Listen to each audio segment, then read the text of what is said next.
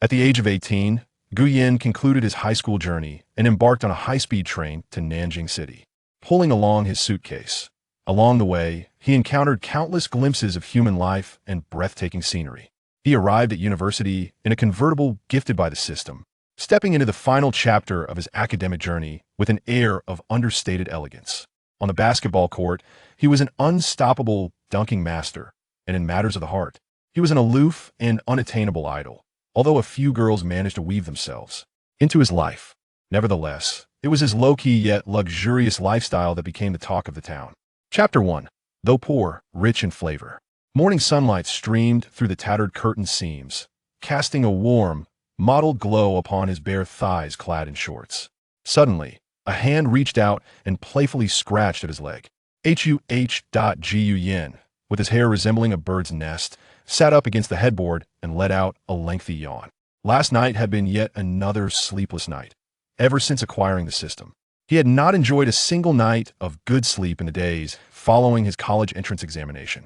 Each midnight, he found himself completing 100 sit-ups in his room, a task mandated by the system. Fortunately, last night was the final night. System, persevering in exercise is essential to relish every day of life. Ahead, this is your first step as a male deity. 1515, task completed. Reward, title of excellent athlete. Excellent athlete. Physique 2, strength 2, spirit 1. At last, this task is concluded. Gu Yin lazily climbed out of bed and donned a pair of long pants, his mind conjuring his current status bar. Host, Gu Yin. Strength, 52 adult 5. Physique, 42 adult 4. Spirit, 31 adult 4. Title, excellent athlete. Skills, none. Wealth, 58 yuan. Assets, a nondescript mountain bike. Attributes are decent to rest. Will suffice. Gu Yin was a slow-paced individual, not particularly sociable. His appearance was strikingly cold, with a high nose and deep-set eyes. His fair complexion, when furrowed in thought, conveyed an air of intensity, while his everyday demeanor appeared melancholic and distant, making him seem unapproachable to outsiders. As a young man, he had experienced infatuation during high school. He once mustered the courage to confess his feelings, only to be met with the dismissive retort, "No dating in high school." After the entrance exam, he contemplated reaching out again, but ultimately abandoned the idea, realizing they might not attend the same university. After all, long-distance relationships often led to heartache. Lazy boy, still not up? Zhao Taiho's nagging voice echoed from outside the door. The robust Zhao Taiho had once been renowned for her beauty in her youth, and, as the saying goes, sons resemble their mothers while daughters take after their fathers. Gu Yin was no exception. Outside, Zhao Wanju knocked twice before pushing the door open. Whose child sleeps until noon every day? Hurry up and tidy yourself, you're about to enter university and still look disheveled. As she spoke, Zhao Taiho drew back the curtains and casually collected Gu Yan's discarded clothes to wash. Mom. The sunlight streamed onto his face, prompting Gu Yan to squint and call out to the incessant Zhao Wanjun. What is it? Zhao Taiho turned back with a glare. I love you. Gu Yan suddenly smiled, forming a heart shape with his hands towards his mother. You little brat, don't think that your charm will spare you from my scolding. Zhao Wanjun laughed while scolding, taking the pile of his dirty clothes and leaving. System. Enjoying the company of family rewards you with 500 yuan. Not bad, a good start to the day. Get a move on, or your dad will be home and have to sort you out again. Zhao Wanjun's voice floated in from the kitchen, their home modest at just over 70 square meters, with a usable area of 65 after communal space was accounted for. Even from a bathroom, Gu Yin could hear his mother's urging. Okay. Gu Yin ruffled his tousled hair, slipped into his slippers, and entered the bathroom, squeezing toothpaste onto his brush and taking his time in front of the mirror. In the square mirror, beneath the messy hair, Gu Yan's strong and handsome features were evident, and at a height of 1.85 meters, he certainly garnered attention among the girls. Unfortunately, his personality did little to foster romantic connections, that he was reticent and socially awkward, unable to articulate pleasant words. After 3 years of high school, he could scarcely recall the names of his classmates. As lunchtime approached, Gu Jianjun, returning from work, likely heard his wife's incessant chatter outside before stepping inside, just as Gu Yin emerged from the bathroom after. Washing his face, he shot his son a disapproving glance that a stern and serious man, Gu Jianjun struggled to comprehend his son's laid-back nature. Fortunately, Gu Yin was not unintelligent otherwise. He might have worried himself sick. Your mother is right, you should get a haircut this afternoon. OK. Gu Yin nodded in agreement, settling onto the sofa with his phone, perusing the class group chat. The previous group name for Class 5 had been changed to a bunch of high school old friends. Numerous classmates were discussing their post-Stexum travels, and some suggested a reunion either today or tomorrow to celebrate the conclusion of their high school journey. Yes, high school was truly over, Gu Yin mused wistfully, faintly hearing his parents conversing in the bedroom. Have we gathered enough for Gu Yan's tuition? Not quite, we're still a bit short, but it should be sufficient once this month's salary arrives. It's not every day we produce a university student, and a prestigious one at that. Your relatives from the Gu family will be quite envious. Gu Jianjun had 2 brothers, all 3 of whom had dropped out of middle school to work. Now, while their children attended vocational colleges, Gu Jianjun's son had earned a place at Nanjing University, a prestigious institution that would surely earn him respect back home. To ensure Gu Yin could pursue his studies, he and his wife Zhao Wanjun had reluctantly spent their life savings to buy a house in the city, making a 30% down payment of over 300,000 yuan, leaving them struggling to meet the subsequent mortgage payments. Naturally, Gu Yan's university tuition was also a pressing concern. Gu Jianjun lit a cigarette and sat at the edge of the bed, taking a deep drag. Whatever it takes, we must support him through to graduation. Across the room, Zhao Wanjun folded several garments and placed them in the cabinet, then casually snatched the cigarette from his lips. Cut back on the smoking.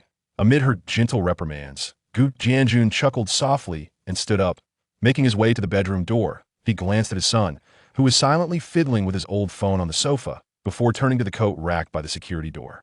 He pulled 2 crisp bills from his jacket pocket and placed them on the coffee table. Then he entered the kitchen, filled a bowl with rice, added last night's leftovers, and hastily ate a few bites while reminding Gu Yan about the haircut before rushing out the door, likely eager to earn extra shifts before the semester began to cover tuition costs. Gu Yan stared blankly at the 200 yuan sitting on the table before glancing at the now-closed security door. A wave of emotion washed over him. His father rarely engaged in conversation, often wearing a stern expression, but Gu Yan understood that his father's reticence was not a lack of love, rather, it was love expressed in silence. System. Realizing the profound nature of paternal love, the host gains insight into the essence of life during growth. Reward. A single voucher, redeemable only for personal grooming. Ding. System task assigned. Task. As a male deity, one should embody the image of a male deity. Please rejuvenate your appearance to leave a lasting impression on friends and family. Task reward. Title of aloof male deity. Finally, the second task has arrived. Gu Yin felt a surge of joy, quickly making his way to the kitchen to set the already warmed meal on the table, calling for Zhao Taiho to join him. After lunch, he informed Zhao Wanjun of his intention to get a haircut, pocketing the 200 yuan from his father along with the 558 yuan in his account, and rode his mountain bike, parked in the community's bike shed, towards the Golden Scissors hair salon on the pedestrian street. Welcome.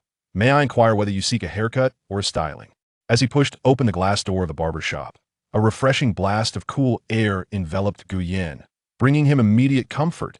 He offered a subtle nod to the young lady at the counter with her tousled blonde hair, gesturing towards his own disheveled locks.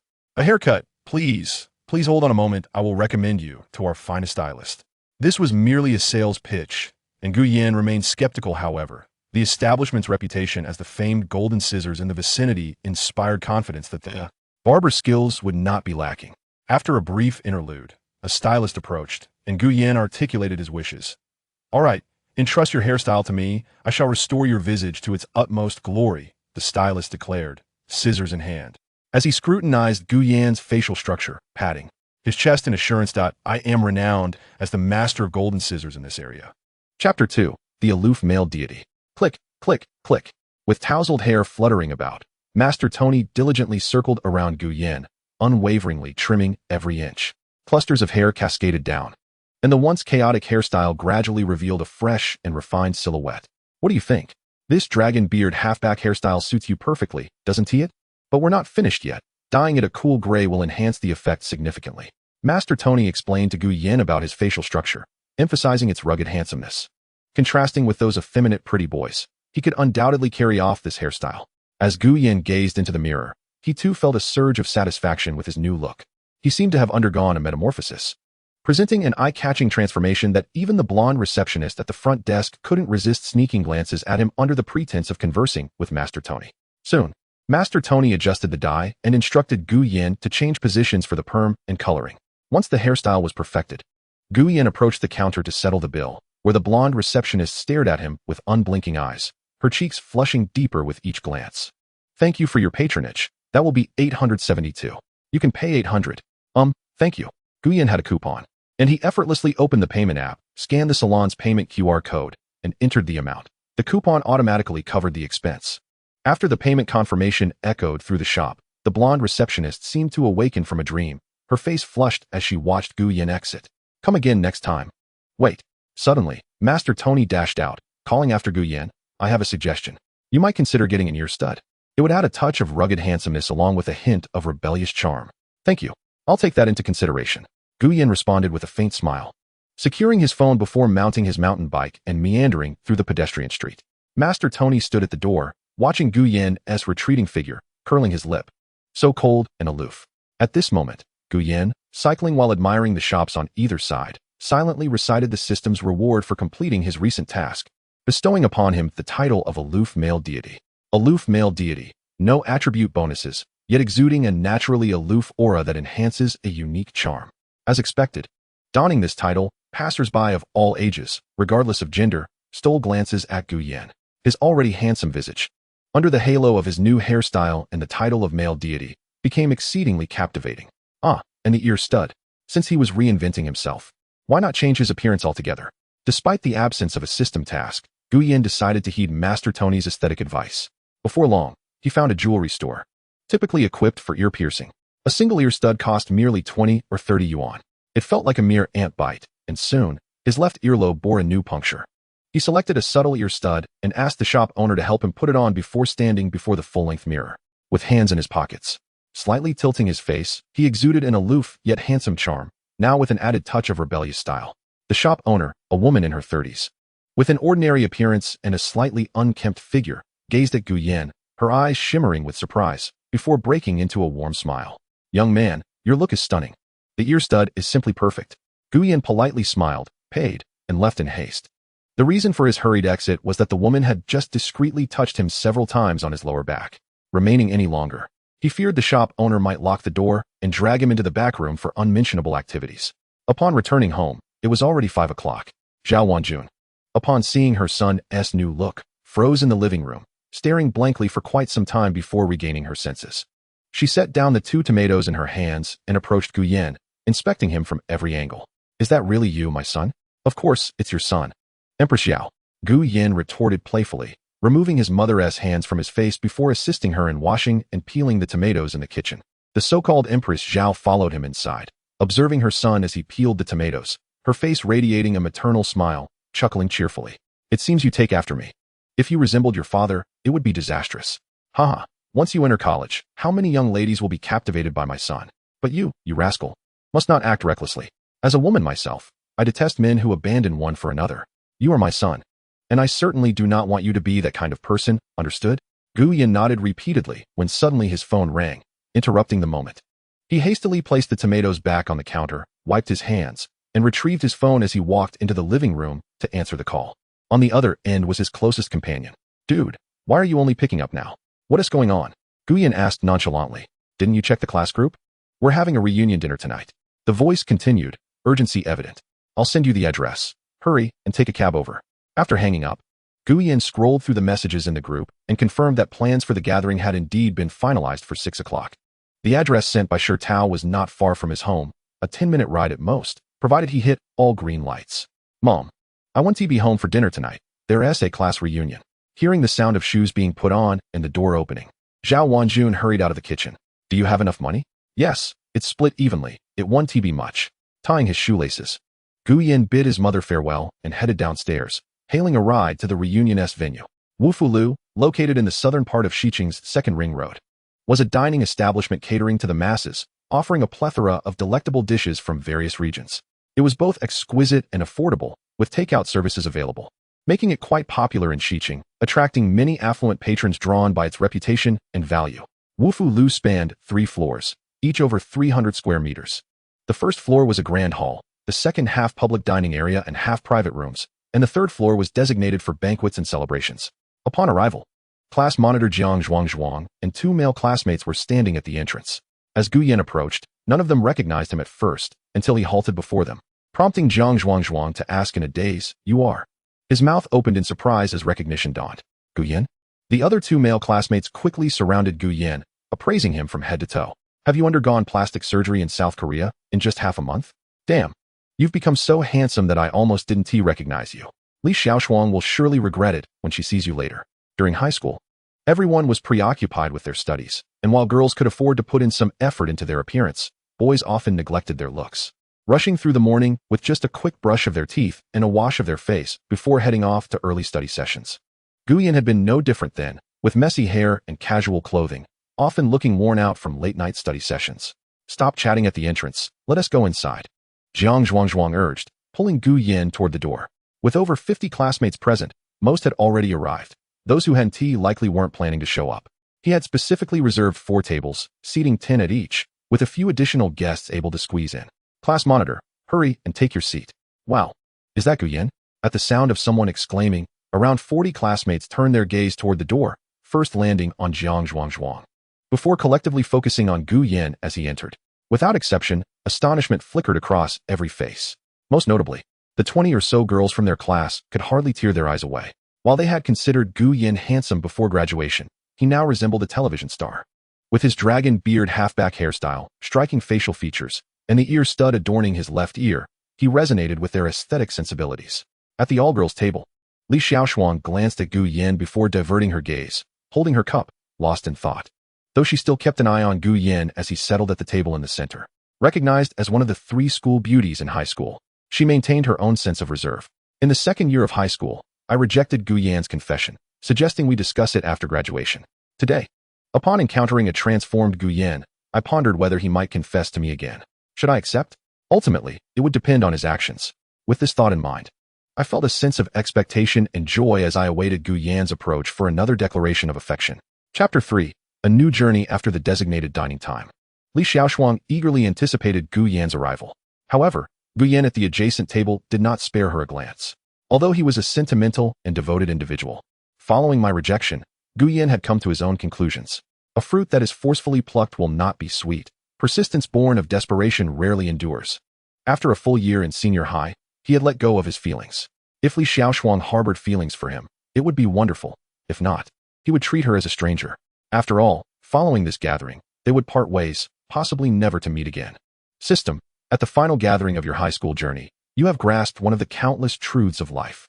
Reward, 5,000 yuan. Gu Yan mused to himself as he savored his meal.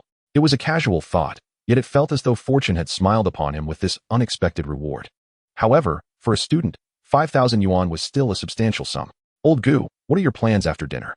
Are you joining us for karaoke, or do you have other arrangements?" Suddenly, Shitao, who was indulging in food beside him, interrupted Gu Yan's thoughts. "What about you?" Gu Yan set down his chopsticks and wiped his mouth. "I think I'll go for a foot massage," he replied. Shitao, whose appearance was somewhat disheveled, had not bothered to groom himself for the gathering. "Do you have enough money? Will 300 yuan suffice?" Gu Yan nodded, knowing that a simple foot massage could be had for over 100 yuan, though the quality of service might match Shitao's current state. At that moment, a robust boy to Gu Yan's right spoke up. "I propose that for those who don't want to go karaoke, we head to the gym for a game of basketball. After all, we've graduated from high school, and opportunities to gather again will be rare. Let us have one last friendly match for those in our class who love basketball." His suggestion was met with immediate agreement from several boys. During high school, many shared a passion for basketball, Gu Yan included. However, due to his reserved nature, he had few friends and rarely played with classmates, mostly practicing alone at a nearby court to alleviate the pressure of impending college entrance exams. "I'll join," Gu Yan suddenly chimed in, surprising the boys at both tables. They hadn't expected him to express interest in basketball. Shitao nudged Gu Yan's arm. "Bro, have you been possessed? Since when did you play basketball?" "Huh. I have many secrets waiting to be discovered." After a brief bout of laughter, the gathering began to wind down. Those heading to karaoke were assembled, including Li Xiaoshuang, who had anticipated a confession that never came. Watching Gu Yan stand alone at the restaurant's entrance filled her with annoyance. Damn it, what is Gu Yan thinking? As the group exited the restaurant, discussing their plans, Li Xiaoshuang was taken aback to hear that Gu Yan and a group of 10 intended to play basketball at the gym. Could Gu Yan actually play basketball? Before she could dwell on it, her 2 best friends pulled her away, joining the larger group heading to KTV. "Shuang, I noticed you were watching Gu Yan. Could it be that you really have feelings for him? One of her friends, Zhao Jining, inquired. Li Xiaoshuang flinched and quickly shook her head in denial. Huh, as if I would ever. How could you not be interested in such a handsome guy? The other friend, Tang Zi, exclaimed in surprise. Shuang, your standards are impossibly high. But if you're not interested, I might take the initiative. He is applying to the same university as us in Nanjing, just a few bus rides away. Are you really not considering it? I'll think about it later, especially if he continues to pursue me, Li Xiaoshuang replied, lifting her chin proudly. Among the three, she considered herself the most beautiful, and her mother often reminded her that such beauty was a valuable asset. She had to cherish herself and not easily accept a boy's pursuit.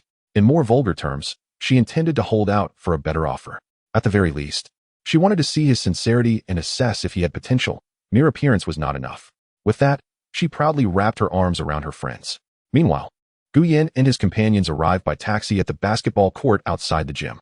Of the 3 courts, 2 were occupied, leaving 1 available. They quickly formed teams for a 5v5 friendly match, with 2 players remaining as substitutes on the sidelines. One of the substitutes approached the center line, tossing the basketball high into the air. Jiang Zhuang and another towering classmate vied for possession. Both had a height advantage, but Jiang Zhuang was notably more robust. As they both grasped the ball, Jiang Zhuang, relying on his strength, forcefully directed the ball to the opposing half.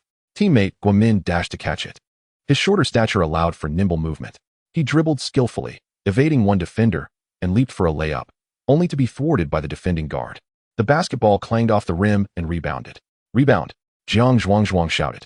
Just as Guomin and Shirtao prepared to jump for the next opportunity, hurried footsteps echoed from behind. Out of the corner of their eyes, they caught a glimpse of a figure soaring past them.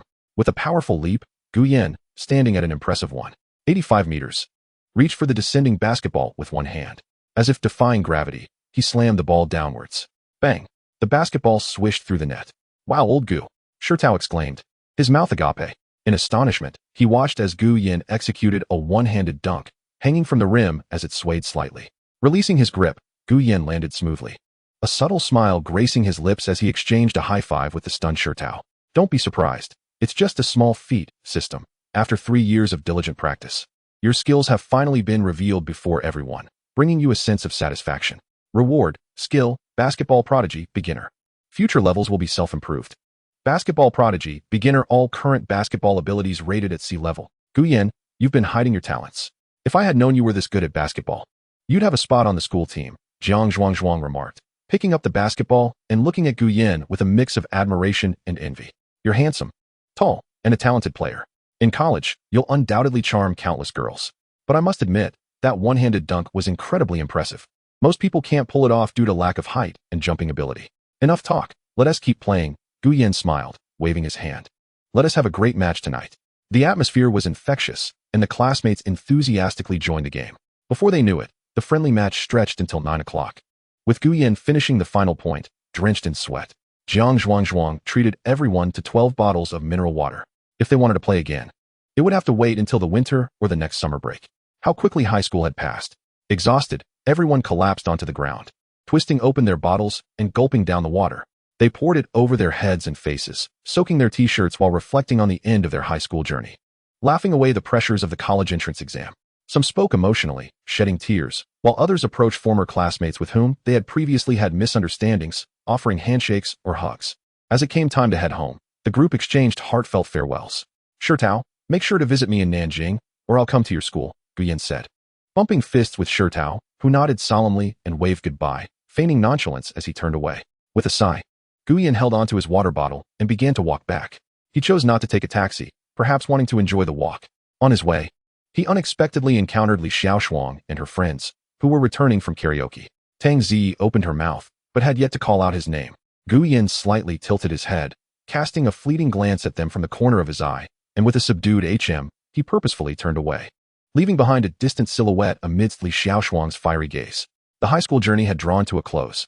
Gu Yan also tucked away his thoughts, dedicating the remaining month to focusing on system tasks. The random missions yielded rewards typically ranging from several hundred to a few thousand yuan, with skills and titles being scarce. Nevertheless, after more than a month, he had managed to accumulate over 40,000 yuan. As the registration day approached, Zhao Wanjun, affectionately known as Zhao Taiho, had already packed Gu Yan's belongings. His father, Gu Jianjun, had even borrowed a domestic new energy off-road vehicle from a colleague. Upon arriving at the high-speed rail station, Gu Jianjun pursed his lips and hesitated for a moment. Are you sure we can't accompany you to Nanjing? No need. It's just registration. I can manage on my own. Gu Yin replied as he took the suitcase from his mother's hands.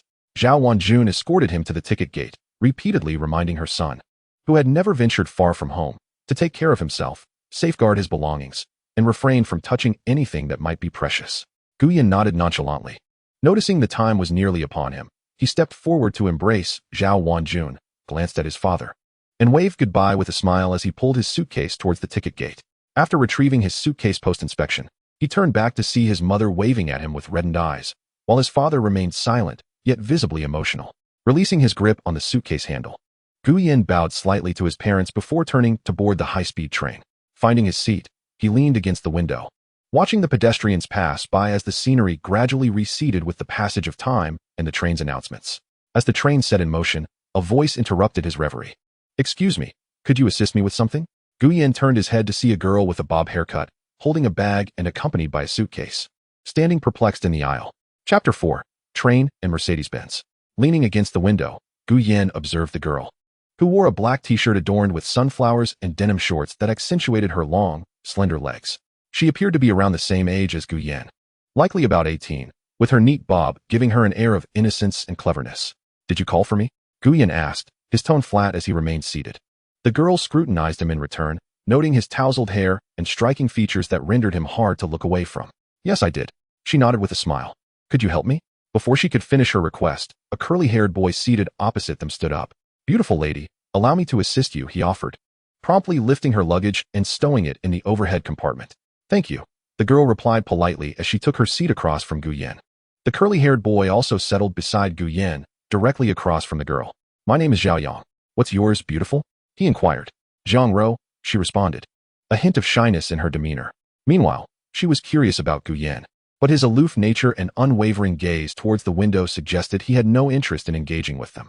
Seeing Gu Yan's indifference, Zhang Ro chose to engage Zhao Yang instead.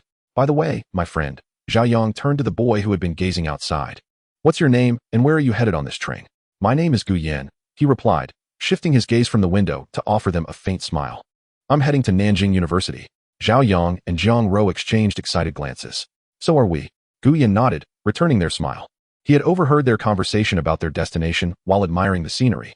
Ah, so you're a freshman too. But with that demeanor, you might not attract any girls. Zhao Yang remarked, initially feeling a twinge of envy upon seeing Gu Yin board the train. He considered himself handsome, yet in comparison, he felt rather plain. However, after the earlier exchange, his confidence began to resurface, as Gu Yan's cool demeanor seemed to draw attention. I've never considered pursuing anyone. If it's meant to be, it will happen, and if not, then so be it, Gu Yin replied, maintaining his calm disposition. It was simply his nature, with the system at his side. He had no need for financial worries. His focus was on enjoying college life without regrets. After all, he was not one to chase after fleeting relationships. This philosophy resonated with Zhang Ro, who nodded in agreement, acknowledging that love indeed relies on fate. If wealth were to accompany it, that would be an added advantage. Dressed in simple, unbranded casual attire that failed to reveal his socioeconomic status, Gu Yin appeared rather ordinary. Consequently, Zhang Ro dismissed any notions of pursuing him romantically. Yet she relished the opportunity to know such a handsome boy, perhaps to meet up casually and satisfy her curiosity. Whether it blossomed into a romantic relationship would depend on the potential suitors available. Zhao Yang, noticing Zhang Ro's unwavering gaze upon Gu Yin, felt a pang of jealousy but kept it to himself. He continued the conversation. I'm majoring in geography. What about you two? Zhang Ro raised her hand like an exemplary student. I'm in business management. I look forward to your guidance in the future. They both turned to Gu Yin, eagerly awaiting his reply. I'm in finance, he stated. Just as he finished speaking, the system's voice echoed in his mind. System, as a newcomer, forging connections with new friends or classmates during your life's journey has expanded your network. Reward, Mercedes-Benz CLE 300 4MATIC convertible AMG line. System, the car keys have been placed in the hostess backpack, and the vehicle is parked at the Nanjing high-speed rail station parking lot, registered in your name. Finally, you've gifted me something tangible, Gu Yin thought, feeling a surge of excitement despite his typically aloof demeanor. This was his first car, holding a significance that was unparalleled. Even if it were a domestic electric vehicle, he would have been delighted.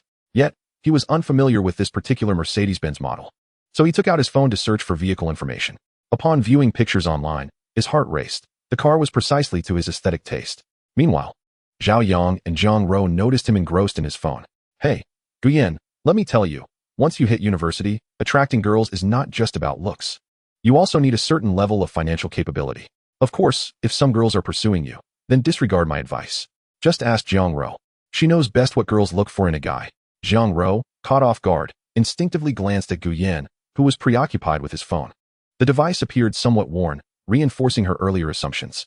Zhao Yang had a point, but it wasn't entirely accurate. Relationships in college didn't necessarily require extravagant spending. Yet having financial stability certainly helped. Realizing that Zhao Yang and Zhang Rou were speaking to him, Guyan was momentarily lost in thought, responding with vague affirmations. He tucked his phone away, suppressing his eagerness to see his car, maintaining a placid expression while occasionally conversing with the duo. The hours drifted by slowly. When they finally arrived at Nanjiang Station, Zhao Yang eagerly offered to help Zhang Rou with her luggage, to which she feigned reluctance before allowing him to take it. Turning around, she looked back at Guyan, who was still occupied with his phone. Gu handsome, let's exchange contact information, and we can carpool to Nanda together? No thanks. I have something to attend to. You two go ahead, Guyan replied. Hearing this, Zhang Rou displayed a hint of disappointment, but quickly masked it with a smile. She nodded. All right, see you at school. Bye.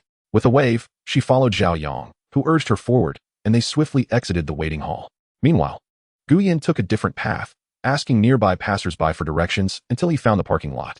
As he walked, he pressed the car key, and soon, in the furthest corner of the parking area, a pearl-white sedan blinked its lights and emitted a honking sound as he approached.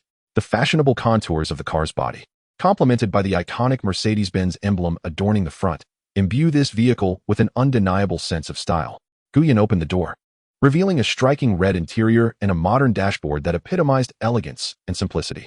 With a little over a month left after the summer vacation, Guyan had already obtained his driver's license. As he settled into the driver's seat, gripping the steering wheel, that familiar sensation washed over him once more. His fingertips gently brushed the ignition button, and the engine roared to life. Swiftly maneuvering out of the parking spot, he turned the wheel to redirect the car's head and exited the parking lot. He activated the navigation on his phone, setting the destination to South River University, and retracted the convertible roof. This action attracted the attention of numerous passers-by, as well as the gaze of vehicles passing by. Guyan was in high spirits, pressing down on the accelerator as he hit the road. Meanwhile, Zhao Yang and Zhang Rou were loading their luggage into a taxi. Out of the corner of their eyes, they spotted a white convertible Mercedes speeding past. As they turned to look, they only caught a glimpse of the figure from behind. The driver seemed strikingly familiar. Zhao Yang murmured, while Zhang Rou rubbed her eyes in disbelief. Was that Guyan from the high-speed train? After all, Zhao Yang had been busy with the luggage, and Zhang Rou, observing from the side, had indeed seen his profile as the convertible zipped by. Was it really him? Zhao Yang stood frozen in place. A Mercedes convertible for college? What an extraordinary configuration. His family must be incredibly affluent. Remembering how he had just lectured others on the train, he felt a flush of embarrassment. Zhang Rou, with a complex expression, climbed into the taxi, never expecting to misjudge. The seemingly ordinary boy she had seen was now driving a Mercedes convertible right after stepping off the high-speed train. South River University was vast, with countless students, making a chance encounter rather improbable. Throughout the ride, she felt a pang of regret. Chapter 5, A New Arrival. Following the navigation's guidance, Guyan meandered through several streets before arriving at the main thoroughfare outside South River University. However, entering through the main gate would be far too conspicuous. He retracted the convertible roof once more, raised the windows, and sought out the side entrance. Presenting his enrollment notification to the security guard, he finally drove his car to the parking lot near the side entrance. Due to its location, the number of vehicles parked here was relatively sparse. With only a handful present, mostly parents of students from out of town who had parked here after failing to find a spot at the main entrance. Upon seeing Guyan arrive in a convertible Mercedes, the parents assisting their children with luggage initially thought he must be the parent of a student. Their surprise grew when they witnessed a young, handsome man step out of the car and retrieve his suitcase from the trunk, pulling it along as he walked by. In the eyes of the older generation, a young person who could afford such a vehicle for their studies undoubtedly hailed from a wealthy background. After all, reality is not like those online novels where millions or even billions are tossed around casually. Even the liquid assets of billionaires have their limits. To purchase a car worth $60,000 to $70,000 for a child's education, one would need family savings starting in the millions, likely reaching into the tens of millions. Unbeknownst to Guyan, the thoughts of these parents were far from his mind as he wheeled his suitcase from the side entrance towards the main gate. Spanning over 4,000 acres, South River University was undeniably vast, and as Gu Yan approached the registration office at the main entrance, his feet began to ache. It seemed he should take the opportunity to buy some better footwear. The cheap shoes he wore were rather uncomfortable. Upon arrival, he was greeted by a sea of people, with parents guiding their children to register, alongside many others like him who had come alone to enroll in their studies. At the various registration points welcoming new students, volunteers in the form of senior students waited eagerly. Some of the seniors, having run back and forth to assist newcomers, were drenched in sweat, gulping down water in the shade. These days marked the peak of registration time, with a bustling crowd coming and going. Gu Yan, dragging his luggage, appeared rather unremarkable amidst the throng. It wasn't until he filled out his major that someone took notice of him.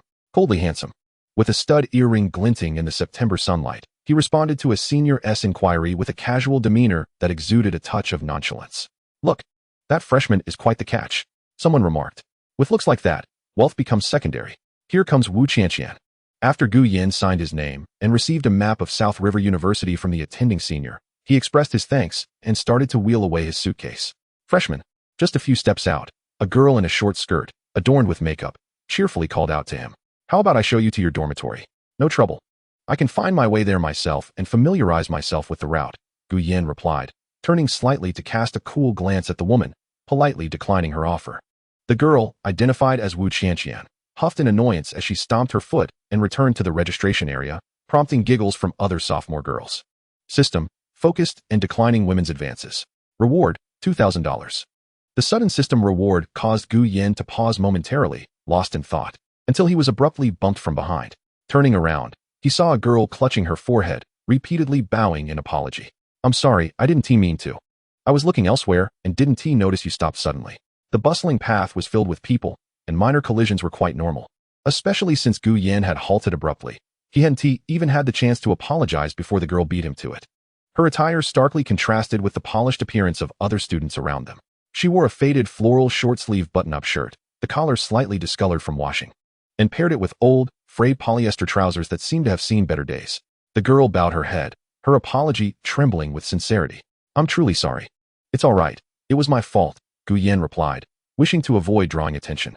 He quickly withdrew his gaze and hastened away, following the directions on his dormitory card to the boys' dormitory, building number 5. After registering with the dormitory supervisor, he ascended the stairs directly to room 502. Upon entering, 5 pairs of eyes turned to him. "Wow, our dorm has yet another handsome guy." The dormitory had 6 beds, with upper bunks and writing desks below. Gu Yan found that the other 5 roommates had already settled in and tidied their beds. "I'm Chen Xian, a local from South River City. My family owns 4 properties." The boy with a side-part haircut and dressed in designer clothing greeted him first, exuding a sense of superiority. "I'm Gu Yan," he responded blandly, acknowledging the other 4 with a nod before heading towards the vacant bed near the wash basin. Being the last to arrive, the prime spots had already been taken by the others. The other 4 also introduced themselves. One, a dark-skinned, stout yet short boy named Chen Qing. Another, a bespectacled boy with short hair named Lu Ping, who wore a smile that suggested he was eager to please. The third roommate was a tall guy in basketball attire, seated and chatting, his messy hair framing a mischievous grin. Upon hearing everyone introduce themselves, he put down his phone and cleared his throat. "I'm Qin Mu, 19. Repeating a year to reapply to South River University. I love basketball." The last one had dyed a few strands of blonde hair, had a well-proportioned figure, and though his looks were average, he exuded an inexplicable confidence as he jumped off his bed and tilted his chin. "I'm Zhao Zhen. We'll be classmates for the next 4 years. Feel free to ask me about any girls you're interested in." Gu Yan, Chen Xian, Chen Qing, Qin Mu. Lu Ping. Chen Xian paused. "I have a girlfriend. She is also from our university." "Wait, you brought a girlfriend to school with you?" Lu Ping and the others stared at him in astonishment. Relishing the attention from his peers, Chen Xian boasted, "Of course. I'm a local from South River. My family owns several properties. Once I graduate, I can easily settle down without worrying about a wedding house." The young man with the yellow hair, Zhao Zhenhuang, noticed that no one was paying him any attention, and his gaze shifted back to Gu Yan, who was tidying up the table. Particularly, upon catching sight of the ear studs adorning Gu Yan's ears, he felt a sense of camaraderie. "Brother, you clearly possess the skills to charm the ladies. Young girls are likely to be enchanted by your style." Gu Yan, however, showed no interest. He glanced at the bare mattress on his bed and descended from the ladder, inquiring, "Where's the nearest supermarket? I need to buy some bedding." "Exit the dormitory, turn right, and you'll find a large supermarket next to the second cafeteria," replied Chen Qing. the robust and dark-skinned fellow, with enthusiasm. "Thank you," Gu Yan said, slinging his bag over his shoulder and leaving the dormitory, while Lu Ping, who was still inquiring about Chun Xian's girlfriend, whispered to Qin Mu, "This Gu Yan seems a bit aloof. He doesn't appear easy to get along with." "I find him quite polite," Lu Ping countered. "The more polite he is, the greater the distance he maintains. Perhaps others hadn't thought much of it. But we seem to be overly critical." True. Let's not dwell on that." Chun Xian nodded and resumed the previous topic. "Let us continue discussing my family's 4 properties." The other 4 chimed in unison. "Shut up." Chapter 6. The Cold and the Not So Cold. The heat of summer lingered, and the incessant cries of cicadas resonated from the treetops. Gu Yan navigated through the raucous boys' dormitory, following the dappled light beneath the sycamore trees until he swiftly located the second cafeteria. Adjacent to it was a supermarket established on campus, its entrance adorned with a glaring promotional poster proclaiming, "New student season. Betting at great discounts." Upon pushing the door open, a rush of cold air enveloped him. The supermarket spanned approximately 300 square meters, bustling with activity as new students, mostly accompanied by their parents, crowded the aisles filled with daily necessities. With a balance of over 40,000 in his account and his tuition fees in his bag, cash provided by his parents, Gu Jianjun and his wife, Gu Yan, armed with a system, was determined not to skimp on his living arrangements. He chose only the finest bedding available. In the somewhat quieter luxury bedding section at the back of the supermarket, under soft lighting, he paused before a set of deep gray pure cotton satin bedding. It bore no excessive patterns. Only the fabric's delicate sheen flowed under the light, feeling cool and smooth to the touch. The price tag read, $22.80. The price is reasonable. Nearby, a girl stood on tiptoe, attempting to reach for the same set, but upon seeing the price of $2,280, she recoiled in shock. Gu Yan had already taken one set down and, under her astonished gaze, requested another from the supermarket attendant to be placed at the checkout. He then patiently selected some toiletries, facial cleanser, toothpaste, toothbrushes, towels, and proceeded to the cash register. During this time, a bold girl approached him, captivated by his demeanor, asking for his WeChat ID, only to be met with his cold and indifferent rejection. A queue had formed at the checkout. Gu Yan walked straight to the back of the line, where a mother and daughter stood before him. The woman, dressed plainly, clutched several hundred-yuan bills tightly, repeatedly confirming the prices of a few bottles of shampoo and soap with the cashier. The daughter, clad in flashy attire, wore an expression of impatience, likely feeling embarrassed by her mother's actions. After patiently explaining the prices, the cashier finally sent the mother and daughter on their way. When it was Gu Yan's turn, the cashier's eyes brightened. "Handsome, what have you bought?" Gu Yan placed the 2 sets of bedding and various toiletries on the counter. The cashier quickly grabbed the scanner, her gaze sweeping over the price tags, pausing momentarily before proceeding to scan them. She lifted her eyes to assess Gu Yan's attire and then the deep gray bedding set. "Are you sure you want these?" Gu Yan nodded. "Just scan them." "All right, that totals 560 yuan, plus 853 for the toiletries." The cashier's voice involuntarily rose a few pitches. The people waiting to check out and those passing by turned their heads, drawn by her exclamation. "Here," Gu Yan said, retrieving his phone and casually waving it over the POS machine's scanning area. Almost simultaneously, a crisp electronic voice announced, "Payment successful," drowning out the supermarket's cacophony. The cashier appeared momentarily stunned, seemingly struggling to comprehend that the payment process had concluded. She quickly bowed. "Thank you for your patronage. We welcome you again." As her voice faded, another voice echoed in Gu Yan's mind. "System, no longer worry about financial constraints. A male deity should elevate his quality of life. Reward, Vulgari rose gold narrow spring earrings." Gu Yan responded with a faint acknowledgement to the cashier as he picked up the vacuum-packed bedding sets and a bag of toiletries before returning to his dormitory. His 5 roommates had already become familiar with one another, some lounging on chairs or beds, engaging in idle chatter. They were somewhat surprised to see Gu Yan return with so many items. "Did you buy all this?" Chen Qing, a warm-hearted individual, approached to help stuff the bedding into the wardrobe, while another roommate assisted Gu Yan in unpacking and setting up the bed. "Isn't this a bit pricey?" Chen Qing remarked, feeling the fabric, which was undoubtedly superior to his own bedding. Hearing the word expensive, Chen Xian leaned in, better acquainted with the costs due to his privileged background. "It should be around 2,000. I recall seeing it sold at the school's Jejia supermarket. I had considered buying it too, but now that autumn is approaching, I might wait to get something thicker. By the way, Gu Yan, since you bought such expensive bedding, why not replace your phone?" Chen Xian raised the new model in his hand. "In my opinion, Apple's devices are the best. This model I bought last year is already outdated. The latest ones cost around 8,000 to 9,000. Gu Yan glanced at the old phone resting on his bedside table, one that had been passed down from Gu Jianjun. I'll find an opportunity to switch it out. I'm not particularly demanding when it comes to phones. His brevity left Chen Xian somewhat disgruntled, and he retreated to his bed, fiddling with his Apple device. Guyan arranged his bedding and took out the earrings he had received as a reward from the supermarket system. Opening the small red plush box, he found a pair of rose gold Bulgari earrings, intricately engraved with letters on the outer side. He checked the price online, 80 yuan. Even individually, they were valued at 400 yuan, a commendable luxury item. He removed his previous pair of inexpensive earrings and replaced them with the Bulgari ones, whose rose gold hue shone brightly without appearing overly feminine, especially given his sun-kissed, robust appearance. Where do I pay my tuition? Are you paying in person? Lu Ping, from the opposite bed, sat up. You can pay directly on the official website. There's no need to make the trip to the administration building. I might as well use the cash my parents gave me when I arrived. It's safer than carrying it around. Having just heard about the tuition payment at the administration building, Guyan refrained from asking further questions. He grabbed his backpack, bid farewell to his roommates, and headed downstairs, following the tree-lined path toward the administration building. Along the way, students bustled about, laughing and joking, some accompanied by their parents touring the campus. Upon arriving at the administration building, the payment area was occupied by a small crowd, some students carrying cash, while a line of about 10 students, along with a few parents, exchanged words occasionally. Various dialects echoed throughout the lobby. Guyan stood at the back of the line, noticing a girl in front of him. Approximately 162 meters tall, sporting a pair of braids, a rather rare hairstyle these days. Her silhouette seemed somewhat familiar, but given Guyan's disposition, he didn't delve into it, and instead picked up his phone to browse Douyin videos. As the students ahead of him paid and departed, it soon became the turn of the girl with the braids. He vaguely heard her anxious voice. It's impossible. I've always kept it in a plastic bag. How could I be short? Can you please count again? Guyan raised his eyes to see the girl leaning against the window frame, her shoulders trembling slightly.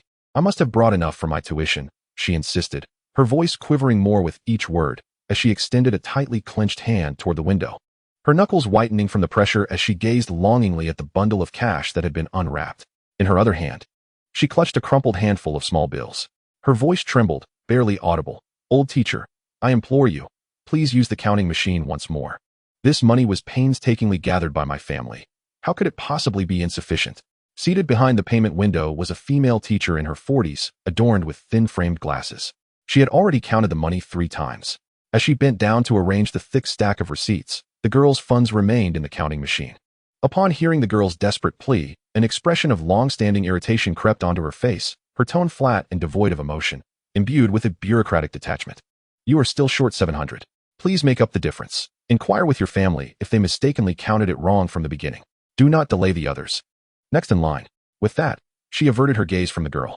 The queue of payers, along with the surrounding students and parents, murmured quietly amongst themselves. Oh, it's truly distressing to witness, a slightly overweight boy muttered softly, his tone laced with sympathy. TCH, can't even gather a few hundred? Their family must be something else. Another boy, clad in fashionable sneakers, scoffed, his superiority evident even in his unfinished sentence. Isn't this teacher just being too unyielding? Can't she show a little leniency? A girl quietly complained. Leniency? Rules are rules. If we start bending them, where would it end? Someone immediately countered. As these remarks floated around, the girl kept her head lowered, tightly clutching the small bills in her hand. Her frail shoulders trembled slightly, tears welling in her eyes and cascading down her cheeks.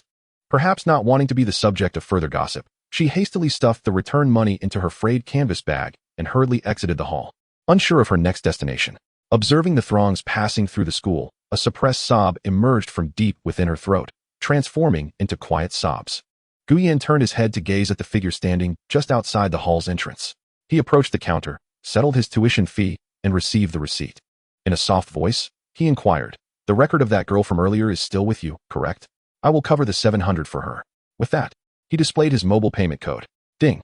The successful scan echoed, followed by the system's voice announcing, "System, acts of kindness, heroically rescuing the damsel in distress. Proving you possess a fervent heart. Reward, Audemars Piguet Royal Oak Offshore Series 15710 mechanical watch." Shenwei sat on the steps, hugging her knees and weeping softly. After finally gaining admission to university and arriving in the bustling city, the tuition fee of over 8,000 had been painstakingly gathered by her family. In order to raise the funds, she had gone door to door with her grandparents, pleading with relatives and neighbors, while her bedridden father had handed her the meager few hundred he could spare, before she embarked on her journey to study far away. Her father had called her to his bedside, tears streaming down his face as he stroked her head. "We are poor. Our family has always been poor in this place. Once you leave, do not return." She vividly recalled that day when her grandfather used a cart to send her off, her father watching her depart. Shenwei had cried throughout the journey. Chapter 7. Is he a low-key rich kid? "Hey, are you Shenwei?" The girl, who had been sobbing while hugging her knees, was suddenly interrupted by the voice. She quickly lifted her head to see a figure standing beside her. Guyan glanced at her briefly. "I've covered your 700. You should go pay the remaining amount." After saying this, he turned and walked away, leaving the girl staring in bewilderment at his retreating figure. By the time she regained her composure, he was already far off. Remembering the boy's earlier words, she clutched her canvas bag and dashed back to the payment window to inquire with the female teacher. Receiving a confirming response, she hurriedly submitted her enrollment documents along with the remaining money. Once she completed the enrollment procedures, Shenwei hesitated before quietly asking, "Teacher, may I ask the name of that classmate who helped me? What department is he in?" "The finance department. His name is." The teacher flipped through the payment receipt and, upon seeing the name, added, "Guyan." "Guyan," Shenwei murmured softly, clenching her fists as she left the hall. She resolved to find a part-time job to repay him and invite him out for a meal. Meanwhile, Guyan had just finished registering and was passing by the basketball court, having come to observe due to his introverted and aloof nature. In high school, he mostly watched others play. Now that he was at Nanda, he had considered trying to fit in. "Never mind, I'll just go with the flow," he thought to himself as he returned to his dormitory. Before he even entered, he heard his 5 roommates wailing. "What's wrong with you guys?" "Guyan, we're going out for dinner tonight." "Sure, sounds good. I'll follow your lead. Just let us split the bill." Guyan was agreeable, fully aware that in a new environment, the 6 of them needed to become acquainted, especially since they would be together for the next 4 years. "Guyan, listen. Isn't Chen Xian dating someone? Tonight, his girlfriend's dorm is joining us." Qin Mu excitedly stood in front of the mirror, fixing his hair and applying pomade, preening as he struck poses. Zhao Zhun, with his trendy yellow hair, scoffed at him. "Let me tell you, winning over girls relies on strategy. Looks comes second. You seem to know a lot." Lu Ping, the arrogant bespectacled boy, was also grooming himself. Chen Qing, the easygoing one, smiled as he watched them fuss. "No matter how you all groom yourselves, none of you can compare to Gu. Good looks don't count for much if he doesn't have 4 houses in Nanjiang." Chun Xian remarked, glancing at Gu Yan, who was focused on something at his desk. He pursed his lips and sent a message to his girlfriend. In the dormitory, there was indeed a handsome guy, but from his attire, it was clear his family was average. "You should tell your sisters to keep their eyes open," he advised. Since the day of enrollment, he had thoroughly assessed all 5 of his roommates. Although he had little conversation with Gu Yan, he had deduced from his clothing and luggage that Gu's family background was likely not very impressive. There was simply no comparison. Thus, in the dormitory, he spoke the loudest, which bolstered his confidence and sense of superiority. The fact that they were networking with girls on the very first day of enrollment was also attributed to him, and he had been the first among them to have a girlfriend. Moreover, she was quite attractive, considered above average among ordinary people. Unbeknownst to Gu Yan, who was absorbed in examining the watch he had received as a reward for his good deed, he had just checked its price, 15,000. This was the second most expensive material reward he had received after the Mercedes-Benz convertible. The cool gray tone suited him quite well. He attempted to fasten the watch onto his wrist, then pulled down his sleeve to conceal it, as long as he did not deliberately roll up his sleeves. Others would hardly notice. Subsequently, he took out his phone and stepped onto the balcony to call Zhao Taiho to report his safety. "Have you arrived at school?" "Yes, I did. I was just thinking about you, so I quickly called." Gu Yan's tone softened as he spoke with his mother, Zhao Wanjun. He was more talkative than usual. "I'm in university now. Dad mostly works overtime. Mom, make sure to play a few rounds of mahjong. Don't just sit alone." Gu Jianjun frequently worked late, often absent for the entire day, and now that Gu Yan had moved to Nanjiang, only Zhao Wanjun was left alone at home. "You little rascal. The house is much quieter without you and your dad. By the way, it's almost the season change. Do you have enough clothes? If you need new ones, just let me know, and I'll send you some." Listening to his mother's endless chatter, he could hear her voice wavering with emotion. After all, her son, who had always been by her side, had suddenly left to study over 1,000 kilometers away. Naturally, she felt a pang in her heart. "When the holidays come, I'll be back, right? Just take good care of yourself at home." Gu Yan too felt the bittersweet ache of being away from home for the first time. Missing his parents. "You and Dad don't need to work so hard. I can take on a part-time job to cover my living expenses and tuition. Studying well is your priority. Dear parents, you are not yet old enough to be immobile, while your aging limbs still have some vitality. Let me assist you in earning the down payment for my future bride." Zhao Wanjun spoke gently over the phone. "I felt as though you had portrayed your son as a helpless dependent, relying on you for everything. Gu Yan possesses a system and is quite handsome. He has no fear of being unable to find a girlfriend. As for housing, he believes it will come in due time, with system rewards becoming ever more bountiful. After a few more exchanges, Zhao Wanjun reluctantly ended the call. Just as Gu Yan hung up, the phone rang again. This time, it was Shirtao calling. His voice was filled with excitement as he informed Gu Yan that he had arrived at school, surrounded by beautiful girls in short skirts, promising a vibrant university life ahead. Following 2 phone calls, the hour had grown late. Chen Xian urged the 5 of them to check their appearances once more. The 6 of them, impeccably dressed, exited the dormitory and made their way to the girls' dormitory to accompany Chen Xian as he awaited his girlfriend. Qin Mu and Lu Ping, too, were eager to see just how beautiful Chen Xian's girlfriend really was. The group waited outside the girls' dormitory for a while, where the flow of female students was considerable. Gu Yan's austere and handsome visage turned heads as girls passed by. Chun Xian and Zhao Zhan, mistakenly believing the attention was directed at them, straightened their backs and wore melancholic expressions. Junior, good to see you again. A sophomore girl suddenly approached, and instinctively, Chun Xian and Zhao Zhan turned to take out their phones. However, the stunning sophomore stood directly in front of Gu Yan, presenting her QR code. This girl was the same one who had previously offered to guide Gu Yan. Other girls around called her Wu Qianqian. With everyone watching, Gu Yan felt his toes tense within his shoes. Not particularly adept at socializing, he usually avoided complications and rejected all advances. Yet, Wu Qianqian's forthrightness left him with little choice. To decline in front of so many would be to risk embarrassing her. Thus, he nodded and retrieved his old phone, scanning her QR code to add her as a friend. Wu Qianqian glanced at his phone, waved cheerfully, and exclaimed, "I'm off." She then joined her 2 roommates and close friends, who were waiting for her, as they laughed and walked away. Chun Xian chuckled awkwardly, quickly attempting to dismiss the earlier awkwardness. Old Gu, you truly have a magnetic charm. Yet, he internally scoffed, believing that merely adding her did not imply the potential for a romantic relationship. After all, while she was indeed attractive, she could not quite compare to his girlfriend. At that moment, 6 figures emerged from the girls' dormitory. Chun Xian, a striking girl, descended the stairs rapidly, flashing a sweet smile at him before waving at Gu Yan. Lu Ping, and the others.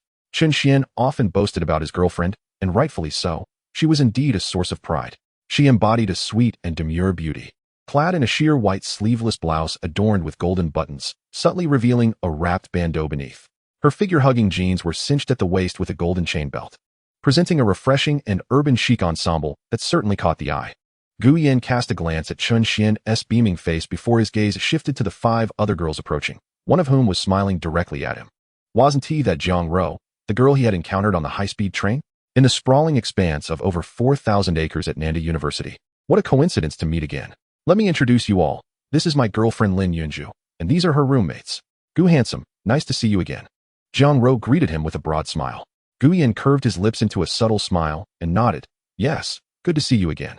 After exchanging a few pleasantries, Chen Xian beckoned the mixed group of boys and girls to head towards the commercial street at the back of Nanda University. Gu Yan, hands tucked into his pockets, trailed behind, while Jiang Ro occasionally stole glances at him. She still wore simple attire, seemingly well-worn, making it difficult to believe she drove a Mercedes to school. Was she perhaps a discreetly affluent second generation? Chapter 8. Some call out to friends, while others sit alone by the pond. Old Gu, do you know that girl named Jiang Ro? On the path leading to the back street of the school, Lu Ping and Qin Mu had noticed Jiang Ro when the group of girls exited the dormitory. Since the 2 had greeted her earlier in front of so many people, they had refrained from asking Gu Yan anything. Now that they were in a less crowded setting, they seized the opportunity to inquire. It was just a brief encounter. We met on the high-speed train. She's probably from Xiqing like me. There are 2 high schools in Xiqing, and I attended Xiqing number 2 high school. I've never seen Jiang Ro in my 3 years there, so she must be from number 1.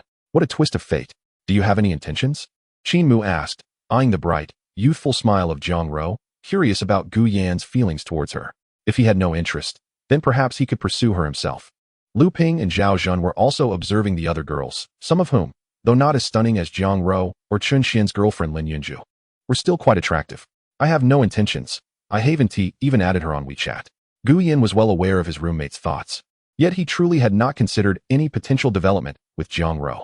Their brief interaction on the train had given him the impression that she was somewhat materialistic.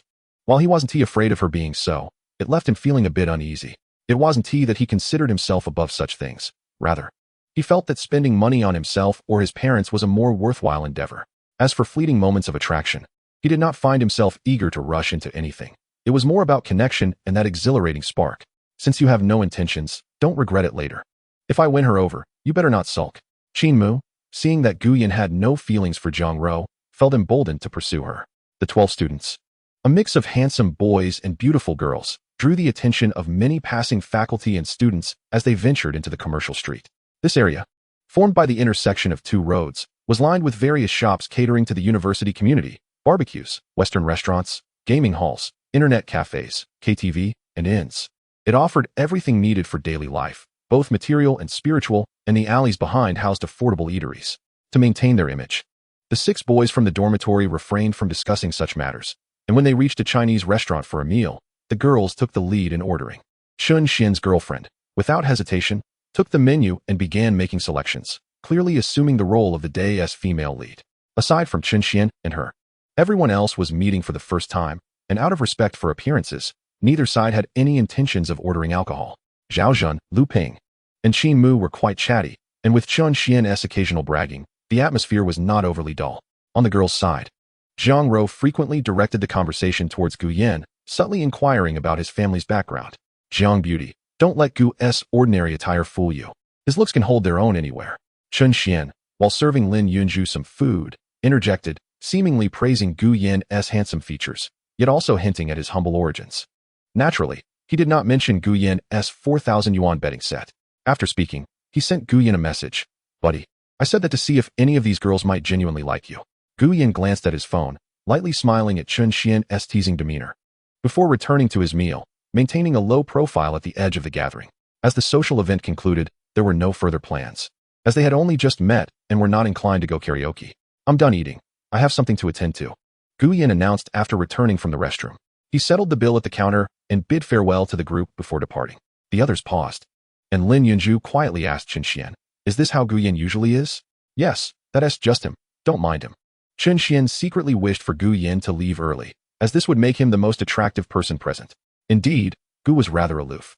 He hardly exchanged words with them in the dormitory. Lu Ping chimed in, "Ladies, don't mind him." Zhao Zhen also stepped in to ease the atmosphere, subtly indicating for Chun Xian to settle the bill, suggesting they could later transfer their share of the expenses privately. Chun Xian nodded, rising to pay, only to be taken aback when the cashier cheerfully informed him that someone had already covered their table. "Who paid?" he inquired. It was that handsome gentleman who just left. Returning with a receipt exceeding 700, Lin Yunju approached, linking her arm with his. After all, it was the boys who were footing the bill, and it was her boyfriend who handled the payment, which certainly added to her pride. "This isn't too expensive, is it? 12 people for just over 700 isn't bad," Chun Xian chuckled awkwardly. However, Gu had already settled the bill before he left. The girls in the dormitory were instantly astonished. They had thought Gu Yan to be unapproachable due to his cold demeanor, yet he exhibited such emotional intelligence.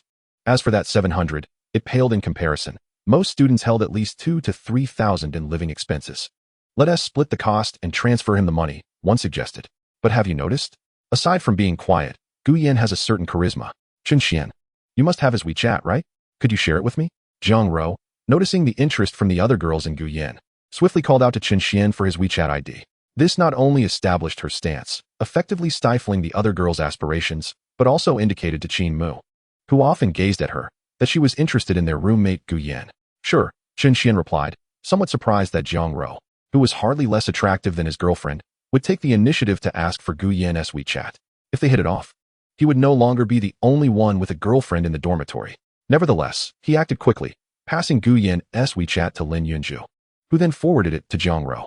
The only one feeling a pang of jealousy was Qin Mu, who, during dinner, had hinted at wanting to add Zhang Rou on WeChat, only to receive no response, while she turned around to request Gu Yan's contact instead. As the group dispersed, Gu Yan had already arrived at the parking lot near the side entrance, taking his convertible Mercedes out for a spin, eager to enjoy the open road. After all, a new car required breaking in, and being his first vehicle, he was keen to take it for a drive. The roof gradually folded back, and as the night breeze tousled his hair, Gu Yan steered with one hand, resting the other casually on the car door, relishing the coolness of the evening air. His earlier decision to cover the bill had a purpose. It was a means to activate a random task from the system. This method had been discovered over the past 2 months. Engaging in activities outside his routine often yielded random rewards from the system. He checked the system's notifications as he drove. System, a new academic journey, a new social circle, Emotional intelligence derived from proactive contributions will invariably yield unexpected rewards. Reward 1 to physical fitness. Indeed, the rewards were indeed random. From his explorations over the past 2 months, Guiyan concluded that the upper limit for random rewards was significantly high, with a guaranteed minimum of several hundred.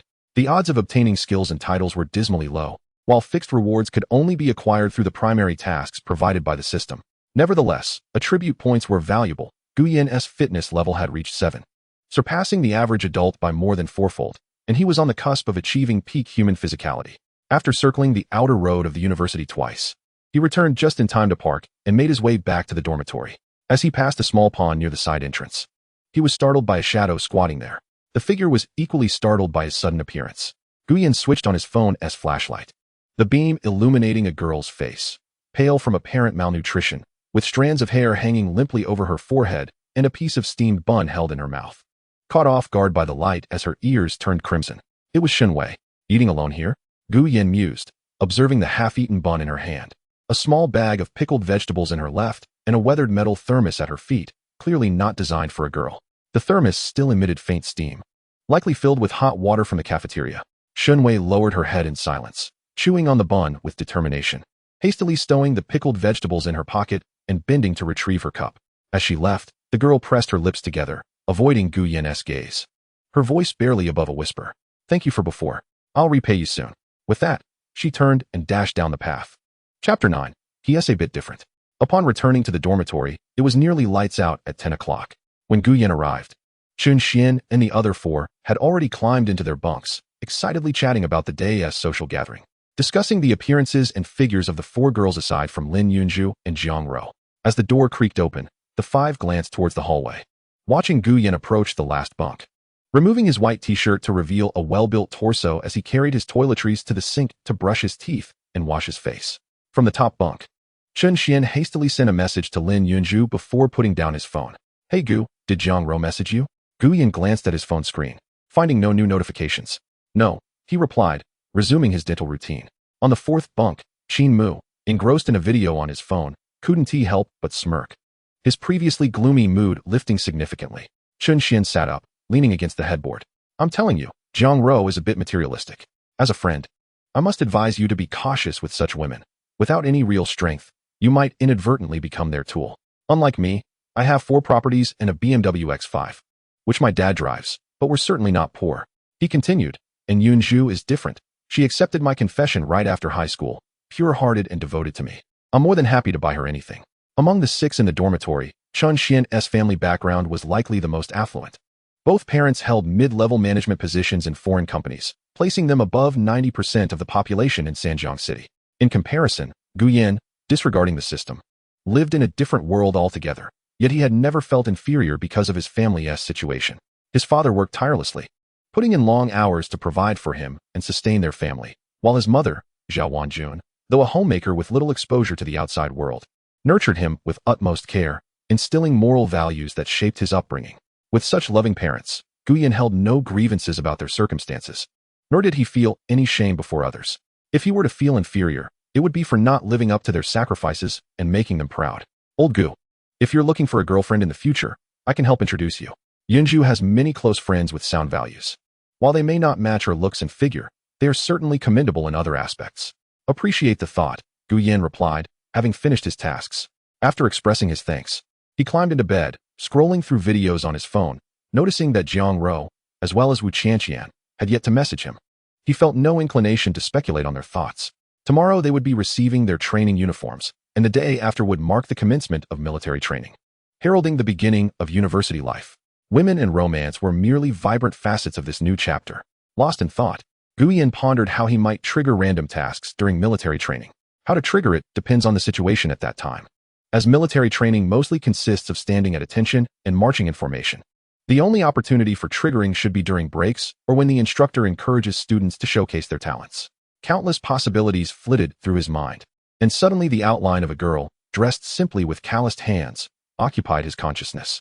Unbeknownst to him, he found himself thinking of that Shenwei he encountered in the evening. Alone, she was hiding in a secluded spot, eating cold steamed buns and drinking plain water, nearly breaking down in tears over 700 yuan. Self-doubting, sensitive, yet stubborn, She managed to secure a place at Nanda, a prestigious university, through sheer intelligence and hard work. Surpassing ordinary individuals, Gu Yan inexplicably pondered more, even becoming somewhat lost in thought. Meanwhile, in the girls' dormitory where Lin Yunju resided, excitement was palpable. 6 girls had washed up early and lay in bed. And like the boys' dormitory, aside from discussions about cosmetics, dresses, and jewelry, the predominant topic remained boys. Yunju, are you and your boyfriend locals? Yes, we attended the same high school. Lin Yunju lay on her bed, ignoring the text message from Chen Xian, slowly scrolling down to browse luxury items and their prices online. Zhao Xian, from bed number 2, gasped, leaning over the edge of her bed, her fair feet playfully swaying as she eavesdropped. So you were together in high school? Exactly. His family owns 4 apartments in Nanjing, so he won't have to worry about buying a house in the future. If I were in your shoes, I'd choose Chen Xian too. I envy you. Lin Yunju, gazing at the luxury item photos on her screen and hearing Zhao Xian's envious remarks, couldn't help but smile. Such words were often echoed by her high school friends, who envied her without restraint. However, her choice of Chen Xian stemmed from a lack of better options. Up to now, they had only held hands, and as a girlfriend, she still needed to give Chen Xian face, proactively linking her arm with his one out. This not only crafted the image of her being devoted to her boyfriend, but also gave Chen Xian face, ensuring he would willingly buy her anything she desired. Such was the art of subtlety. By the way, what do you think of that, Gu Yan? The dormitory fell silent for a moment before Zhao Xian suddenly asked the others, her gaze directed at Jiang Ro in bed number 4, who was similarly engrossed in online shopping, adding items to her cart. He's quite handsome, exuding a cool yet charming vibe. The girl in bed 3 pressed her phone to her chest, exclaiming, I wish he were my boyfriend. Chen Xian told me his family isn't wealthy. Would you still be interested? Lin Yunju set her phone down, responding, of course. It's a travesty to be rich without looks. But a rich and handsome man would never notice an ordinary girl like me. The girl in bed 3 flipped over, mimicking Zhao Xian's gestures, swaying her feet with a look of longing. A guy like Gu Yan, handsome but from a modest background, is my only chance. Even if I have to live on scraps, his looks make it worthwhile. Hee. Another round-faced girl from bed 5 chimed in cheerily, but you're running late. Our beauties from Jiang University are all adding him on WeChat. By the way, Jiang Ro, have you messaged the handsome Gu yet? Just added him as a friend. Sending a message so soon seems too eager, Jiang Ro thought to herself. She understood that Gu Yan owned a Mercedes worth around 600,000 to 700,000. Yet he often dressed modestly, suggesting he was the type of low-key wealthy individual. The more she realized this, the more patient she decided to be. Being overly enthusiastic would make her appear too casual in his eyes. Wealthy men may appreciate proactive women, but they would never marry someone too easygoing. What? You added him, but Haven Team messaged him yet? You need to hurry. I heard a sophomore girl also added Gu Yan today, Zhao Xian announced. With her outgoing personality, she had already mingled with many girls from nearby dormitories, becoming well-versed in the latest gossip. Once the military training ended, the number of beauties attracted to Gu Yan's looks would surely multiply. The privilege of new students in seeking partners generally occurred during military training and the welcoming evening, and someone of Gu Yan's caliber would undoubtedly garner much attention. Jiang Ro felt a twinge of anxiety at this thought, though she stubbornly dismissed it. He's different. He's aloof, so I doubt many girls are interested. On the other side, Lin Yunju glanced at Jiang Ro's bed, catching sight of the expensive items displayed on her phone. She had secretly assessed the personalities and preferences of her 5 roommates on registration day. Jiang Ro was quite discerning, much like herself. But what drew her interest towards someone as ordinary as Gu Yan? Was it merely his looks? Lin Yunju's meticulous mind churned with thoughts. Just as she scrolled past a luxury item, her gaze was suddenly captivated by a pair of earrings in the image. Wait a moment. The rose gold earrings looked familiar. She suddenly recalled that Gu Yan had worn similar rose gold earrings on the day they had lunch together. Upon closer comparison, the resemblance was striking. She quickly opened another webpage to search for Bulgari rose gold earrings and was taken aback by the price. 10,008. This meant that the supposedly modest Gu Yan had earrings worth 5,000 for each. She remembered Jiang Ro's earlier remark. He's different. It seemed indeed that he was exceptional, hiding his true wealth quite cleverly. Chapter 10. The class the next morning, early on. The 6 residents of room 502 had already begun cleaning their dormitory. The previous students had departed, leaving behind remnants of paper scraps and dust in the corners. Despite the chaos, everyone was rather conscientious about dorm cleanliness. None wished to spend their university life amid a mess, and even Chen Xian, who often boasted about his 4 family apartments, was seen diligently mopping the floor. Lu Ping, Chen Qing, Zhao Zhan, Qin Mu, along with Gu Yan, tidied up the wash basin, restroom, and each other's wardrobes and desks. By noon, Chun Xian invited everyone to the second cafeteria for lunch, though the food was served in large pots. It was quite palatable. Gu Yan thought it was certainly better than the meals he had in high school. The cafeteria was particularly crowded today, with both new and returning students present. Zhao Zhen returned with a tray and sat down opposite Gu Yan, while Lu Ping took a mouthful of rice. How did you know? Chun Xian, eating while tapping on his phone, didn't he even look up? Why not ask the aunt serving the food? New students come to familiarize themselves, while old students come to check out the beauties or handsome guys. Qin Mu pointed to a nearby table where several senior girls were stealing glances at them. Being with old Gu makes us feel like stars overshadowed by the bright moon. Gu Yan smiled but remained silent, focusing on his meal while catching sight of a solitary figure in the corner of the cafeteria. Noticing the familiar sight of two braids, he guessed it was Shen Wei. Had she not yet formed bonds with the other girls in her dorm? However, he merely thought this casually, not inclined to meddle in others' affairs. After lunch, the six received a message in their class group indicating that military training would commence the following day. The counselor had notified the class to gather at the classroom at 1 in the afternoon for introductions. As the six of them cleaned up their trays and prepared to leave, Gu Yan took a moment to glance at the solitary girl. In front of her sat a large bowl of rice, but her dish contained only some vegetables, and her side dish featured the familiar pickled mustard greens. Concerned about being laughed at, Shen Wei kept her head down, eating slowly, completely oblivious to Gu Yan passing by. Upon exiting the cafeteria, the six hurried to the academic building and swiftly found their designated classroom 204 with other arriving students. Inside, many had already scattered about, forming small circles based on their dormitory arrangements. Whenever someone enters the room, the crowd cannot help but cast a glance. If it is a roommate from the dormitory, a casual wave and a call for the person to come and sit beside them is inevitable. Gu Yan followed closely behind Chun Xian and his four companions as they stepped into the classroom, his towering height of 185 meters making him particularly conspicuous among the throng, instantly attracting numerous gazes. The finance department boasts a balanced gender ratio, with an ample number of female students present. Is there really such a handsome guy in our class? Can someone please inquire about his name? No need, the instructor will take attendance shortly. The thought of spending 4 years in the same classroom as this strikingly handsome young man sent shivers of excitement through some girls. What if I accidentally end up having a child during college? What if the baby turns out to be unattractive? What kindergarten will they attend? Then primary school, middle school, university, and eventually I'll have to care for grandchildren. I think I'll pass on romance. A few male classmates, overwhelmed by the girl's infatuation, instinctively distanced themselves, covering their faces. Meanwhile, Gu Yan, under the spotlight of attention, felt anything but comfortable. His conspicuousness made it difficult to walk without feeling out of place.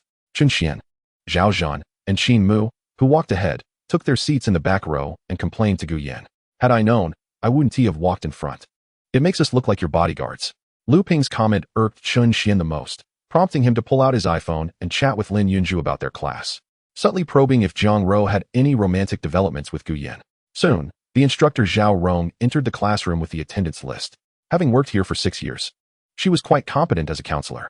She began with a humorous self-introduction and congratulated all the students for arriving at their desired school. All right, everyone. My phone number is written on the blackboard. Please take a moment to save it. My WeChat ID is also my phone number. I hope we can have a pleasant 4 years together. If you encounter any difficulties in life, studies, or emotionally, please feel free to communicate with me so we can overcome them together. Zhao Rong wrote her phone number on the blackboard and then turned to the attendance list, calling each student to introduce themselves. She attentively observed their appearances and physiques, noting them down. Gu Yan.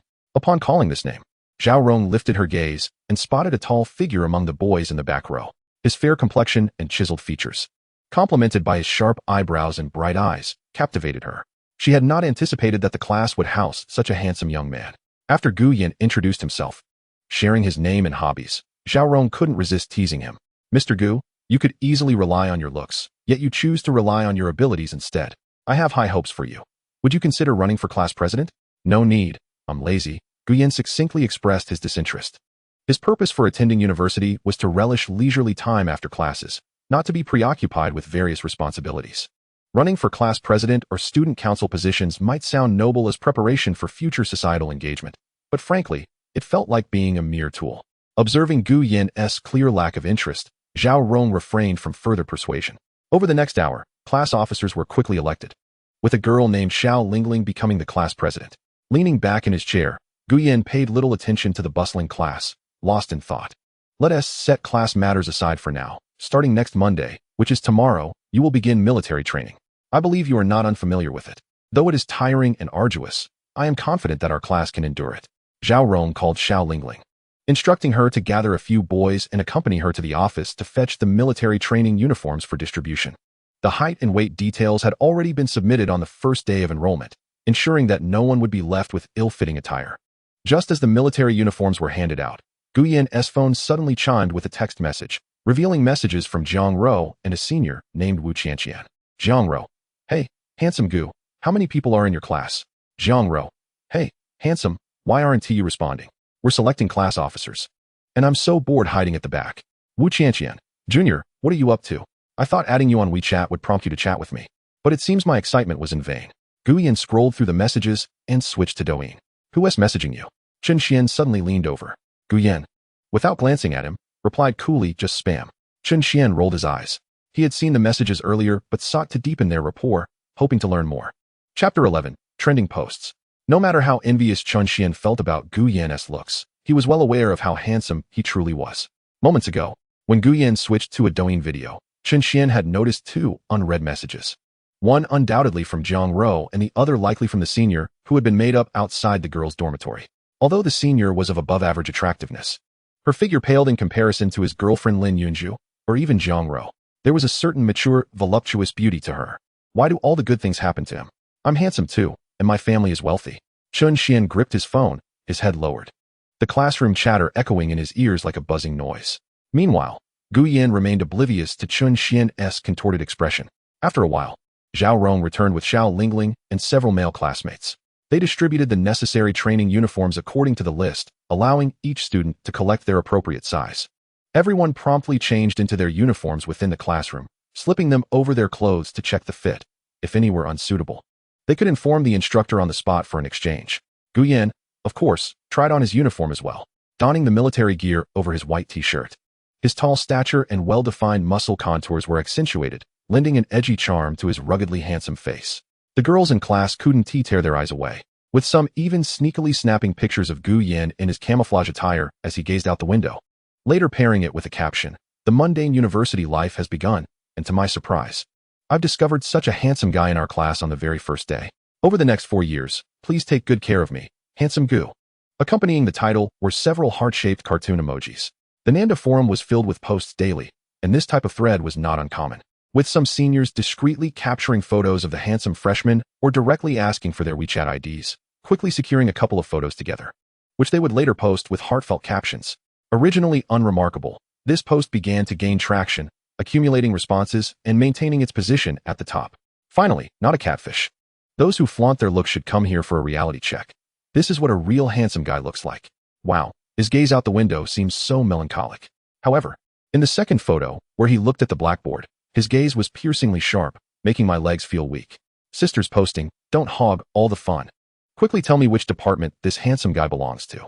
Meanwhile, in the management department, Jiang Ro was removing the camouflage uniform she had tried on, placing it back into the plastic bag when Zhao Xian suddenly exclaimed, "It's him." She then tugged at Jiang Ro's sleeve. "Jiang Ro, look quickly. Gu Yan is trending on the Nanda forum, and so many people are responding. He is about to become famous." "What?" Jiang Ro hastily set down the plastic bag, standing beside Zhao Xian to view the screen showcasing Gu Yan by the window. It was indeed him, and he was surprisingly popular. Of course, he is popular. A guy this handsome would be a top-tier presence even in the entertainment industry, and he doesn't even need makeup. Jiang Ro bit her lip, a smile she could not conceal spreading across her face as she glanced down at her phone, reflecting on the 2 text messages sent out this morning, both of which went unanswered. A palpable sense of disappointment clouded Jiang Ro's visage. Throughout her middle and high school years, she had always been regarded as a goddess, particularly due to her exceptionally long legs that few could rival. Even Lin Yunju, her roommate, could only match her in looks, but when it came to legs, Jiang Ro could easily outshine her by a considerable margin. With such allure, it was inconceivable that her messages would be disregarded. This thought stirred a wave of melancholy within her. How audacious of her to reach out. "Humph, if you choose to ignore me, I shall reciprocate in kind." Lin Yunju, keenly observant, caught the subtle shifts in Jiang Ro's expression.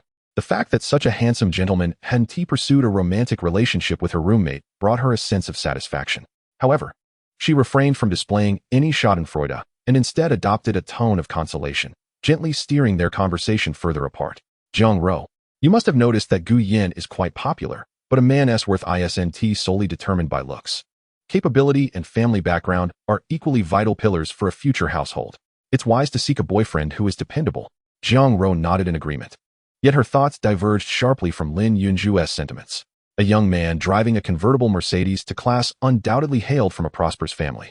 Gu Yan's aloof demeanor surely stemmed from his upbringing, while she, an ordinary girl from a modest family, would need to exert considerable effort to catch up to such a refined and distant second-generation rich heir.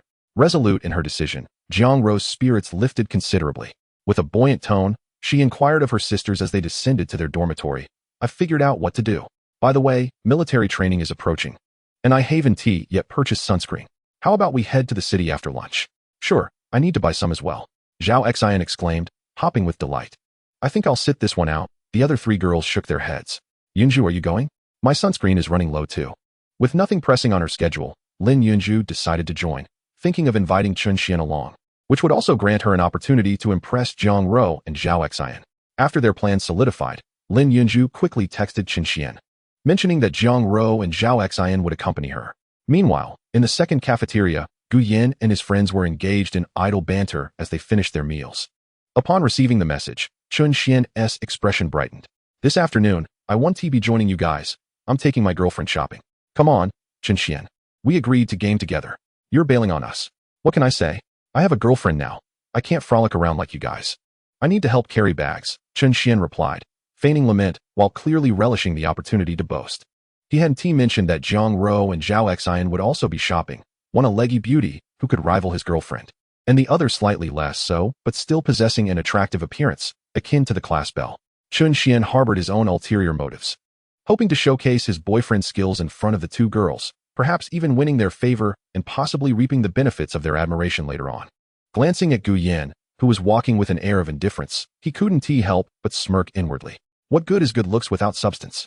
Lu Ping and the others, hearing Chun Xian's declaration, could only shake their heads, turning their attention to Gu Yan, who remained silent, walking past the girls. "Old Gu, since Chun Xian is skipping out on gaming, want to join me?" "I can't. I have other matters to attend to this afternoon." This was not merely an excuse. Gu Yan genuinely didn't know how to play mobile games. Throughout high school, he had devoted himself to studying, and during his leisure time, he could be found shooting hoops at the basketball court. His old phone was too outdated to support any games. However, he had read a fair amount of online literature. After resting for a while in the dormitory, Gu Yan changed into a white t-shirt paired with jeans and white sneakers. As he prepared to leave, he noticed that Chun Xian had already departed. He greeted his four roommates, who were engrossed in gaming, then strolled leisurely to the parking lot near the south gate of the university.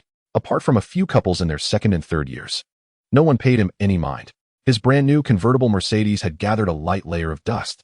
He opened the door, settled into the driver's seat, and soon drove away from the side gate, following the navigation to the bustling holiday square in the city. The plaza was U-shaped, comprising 3 levels. He parked his Mercedes in an outdoor spot and meandered through the first-floor hall, where most shops offered cosmetics, women's lingerie, and jewelry. There were a couple of luxury boutiques, but they appeared rather deserted. With over 30,000 yuan still in his possession, purchasing luxury items seemed pointless. He could always rely on the system to provide for him later. Ascending to the second floor, Gu Yan spotted the Huawei logo in the distance, prompting him to replace his antiquated phone. With that thought, he stepped inside. "Welcome to Huawei, sir," a sales associate greeted him as he entered the store. The layout featured 2 square columns in the center, surrounded by glass display cases arranged in a circular pattern, with experience zones for various phone models on either side. A 20-something saleswoman approached Gu Yan in the experience area. While she might have assumed he wouldn't purchase an expensive phone, she maintained a polite demeanor, clearly pleased to explain the models to a handsome gentleman. "May I inquire about your phone requirements and your approximate budget? This will enable me to recommend the most suitable options for you." Dressed in a sleek black professional skirt, her legs were elegantly encased in flesh-toned stockings, and her black heels clicked rhythmically as she moved among the various models. Gu Yan listened attentively, as he was not particularly knowledgeable in this area, having only used a hand-me-down from his father. He hadn't contemplated his needs much, but he estimated his budget to be around 9,000 yuan. Upon hearing this, the saleswoman's eyes sparkled, and she stepped back, presenting a sleek white model with great enthusiasm. "This is the Huawei Pura 80, priced at 8,999 yuan. Its elegant and minimalistic design not only suits business elites, but also aligns perfectly with your refined taste. I'm a student. That makes it even better." A phone like this is sure to attract envious glances. Sales associates are naturally skilled in persuasion. If you enjoy photography, this model is particularly ideal for you. It features the Kirin 9100 chip with Harmony OS, satellite communication, and AI photography capabilities, making it perfect for both research enthusiasts and photography lovers. Its stylish yet understated design exudes a modern flair. Guyan found himself quite taken with the phone. "I'll take this one. Let us proceed to checkout." The saleswoman's heart swelled with joy as she quickly set aside the display model and led Guyan to the counter to finalize the purchase. Shortly thereafter, a staff member brought the Pura 80, transferring Guyan's contacts from his old phone and processing the payment, finally presenting him with the shopping bag and phone box. After completing his purchase, Guyan stepped out of the store, glancing at his attire, which altogether cost less than 100 yuan. Since he was already out, he might as well buy a few outfits. It was a pity that the system had yet to offer any random tasks, leaving him to rely solely on his savings. Just as he contemplated the system, its voice echoed in his mind. "Ding. As a male deity, how can you appear so shabby in your attire? Please allocate your limited funds wisely to enhance your appearance. Status: incomplete. Reward: monthly pocket money of 100,000 yuan. Pocket money that flows steadily," he mused. Quite pleased with the reward. It alleviated any financial worries for him. Even if random tasks didn't yield significant monetary rewards, this monthly allowance would be more than sufficient for him to enjoy a comfortable and leisurely university life. Resolving this in his mind, he ascended to the third floor's men's clothing section, aware that in many shopping malls, female consumers always reign supreme, leading to most clothing and skincare stores being prominently displayed. Upon reaching the third floor, Guyan contemplated how to make reasonable purchases, considering that he possessed merely a little over 40,000 in savings. It was inconceivable for him to spend extravagantly like the characters in novels, who often splashed out millions without a second thought. Such behavior was scarcely that of a sensible individual. Price was paramount. It must not be too low, yet neither should it be exorbitant, merely reasonable. With this in mind, Guyan first entered the nearest Li Ning specialty store. Meanwhile, 3 girls and 1 boy wandered through various skincare shops on the first floor of the Holiday Plaza. "Yinzhu, how about this sunscreen?" Zhao Xian inquired, pointing through the glass at a bottle adorned with English text. However, upon glimpsing the price tag reading 573, she promptly withdrew her hand. "It's too expensive here. Let us look elsewhere," she declared. Jiang Ro leaned in, discreetly glancing at the price before nodding subtly. "Indeed, it's rather pricey. We should explore other options." Lin Yunzhu, having noticed the price of the sunscreen as well, understood that both girls were reluctant to part with their money. Naturally, she felt the same pang of concern for her own wallet. With a glimmer in her eyes, she turned to the boy trailing behind them, Chun Xian, adopting a pitiful expression. "Xian Xian, you know the sun during military training can be quite harsh. Ordinary sunscreen 1T suffice, and you wouldn't want to see anyone getting tanned, would you?" As she spoke, she playfully tugged at Chun Xian's arm, shaking it gently. Chun Xian was utterly disarmed by her expression and tone, yet the thought of the hefty price sent a twinge of pain through him. However, if he were to falter in front of the 3 girls, not only would Lin Yunzhu lose face, but he would too. And the other 2 girls might regard him with disdain, thwarting any dreams of being embraced by them in the future. "I'll buy it," he resolved, while internally muttering to himself, "It's just a few hundred. I can always sweet-talk my parents into sending more money." "Xian Xian, you're so sweet." Lin Yunzhu cooed, leaning closer. Such treatment was unprecedented for Chun Xian, who, grinning foolishly, fished out his phone to settle the payment. Afterward, Lin Yunzhu released him, merrily swinging her shopping bag as they continued their mall excursion. She frequently inquired if Jiang Ro and Gu Yin had made any progress, occasionally hinting at Gu Yin's family background. They hadn't exchanged many words, so how could she possibly know about his family? Chun Xian shared a dorm with him. Wouldn't he be more informed? Jiang Ro, while providing perfunctory responses, felt an inner turmoil. Gu Yin was simply too aloof. Or perhaps it seemed he had no interest in her. Otherwise, why hadn't he sent her a message, even just a single line, in all this time? "You've come to the right person for this," Chun Xian said, hastening to catch up with the 3 girls, excitement evident in his voice. When Lao Gu arrived, he was dressed entirely in unbranded clothes. Some of his garments looked as if they had been worn for years. His shoes were filthy and worn out. If his family were wealthy, how could he possibly dress so plainly on his first day at Nanda? Zhao Xian and Lin Yunzhu silently nodded, particularly the latter, who instinctively cast a covert glance at Jiang Ro. Could it be that Jiang Ro was merely enamored by Gu Yin's looks? However, she did not pursue further speculation but rather feigned interest, half seriously asking, "By the way, I recalled during our last meal together, I noticed the earring in Gu Yin's left ear. It looked quite familiar, as if it might be Bulgari." Chun Xian chuckled, Haha, Yinju. You're unaware that there are imitations on the market? You can buy a whole bunch for just a few dozen. Lin Yunju suddenly felt enlightened. Indeed, why had she assumed he was from a wealthy family based solely on an earring? If he truly were affluent, would his parents allow him to dress so simply? Bordering on shabby? Wouldn't he that tarnish their family's reputation? With this realization, her spirits lifted considerably. Consequently, she no longer felt as though she had missed out on the opportunity to become a wealthy lady. Come on, she said, affectionately pulling Jiang Ro along. You two haven't chosen a sunscreen yet. Let us check over there. All right, Jiang Ro replied with a smile, fully aware that the cosmetics in that section were rather ordinary. Yet, hearing Lin Yunju's words, she felt a twinge of discomfort. Before long, she and Zhao Xian had selected the same sunscreen, and they decided not to linger as third wheels, heading home first.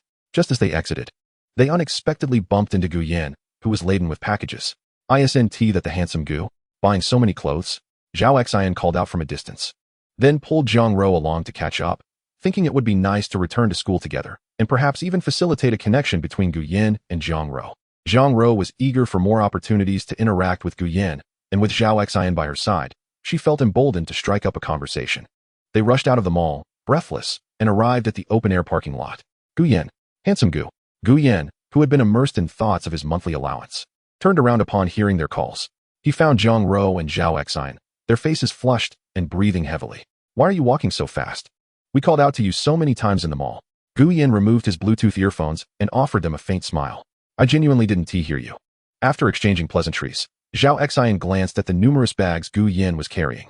Wow, handsome Gu, did you buy all of this? Jiang Ro followed suit. Looking at the array of brands, some familiar, others not, many inscribed in English. The most recognizable were Uniqlo and Adidas, along with Seven Wolves and Peacebird.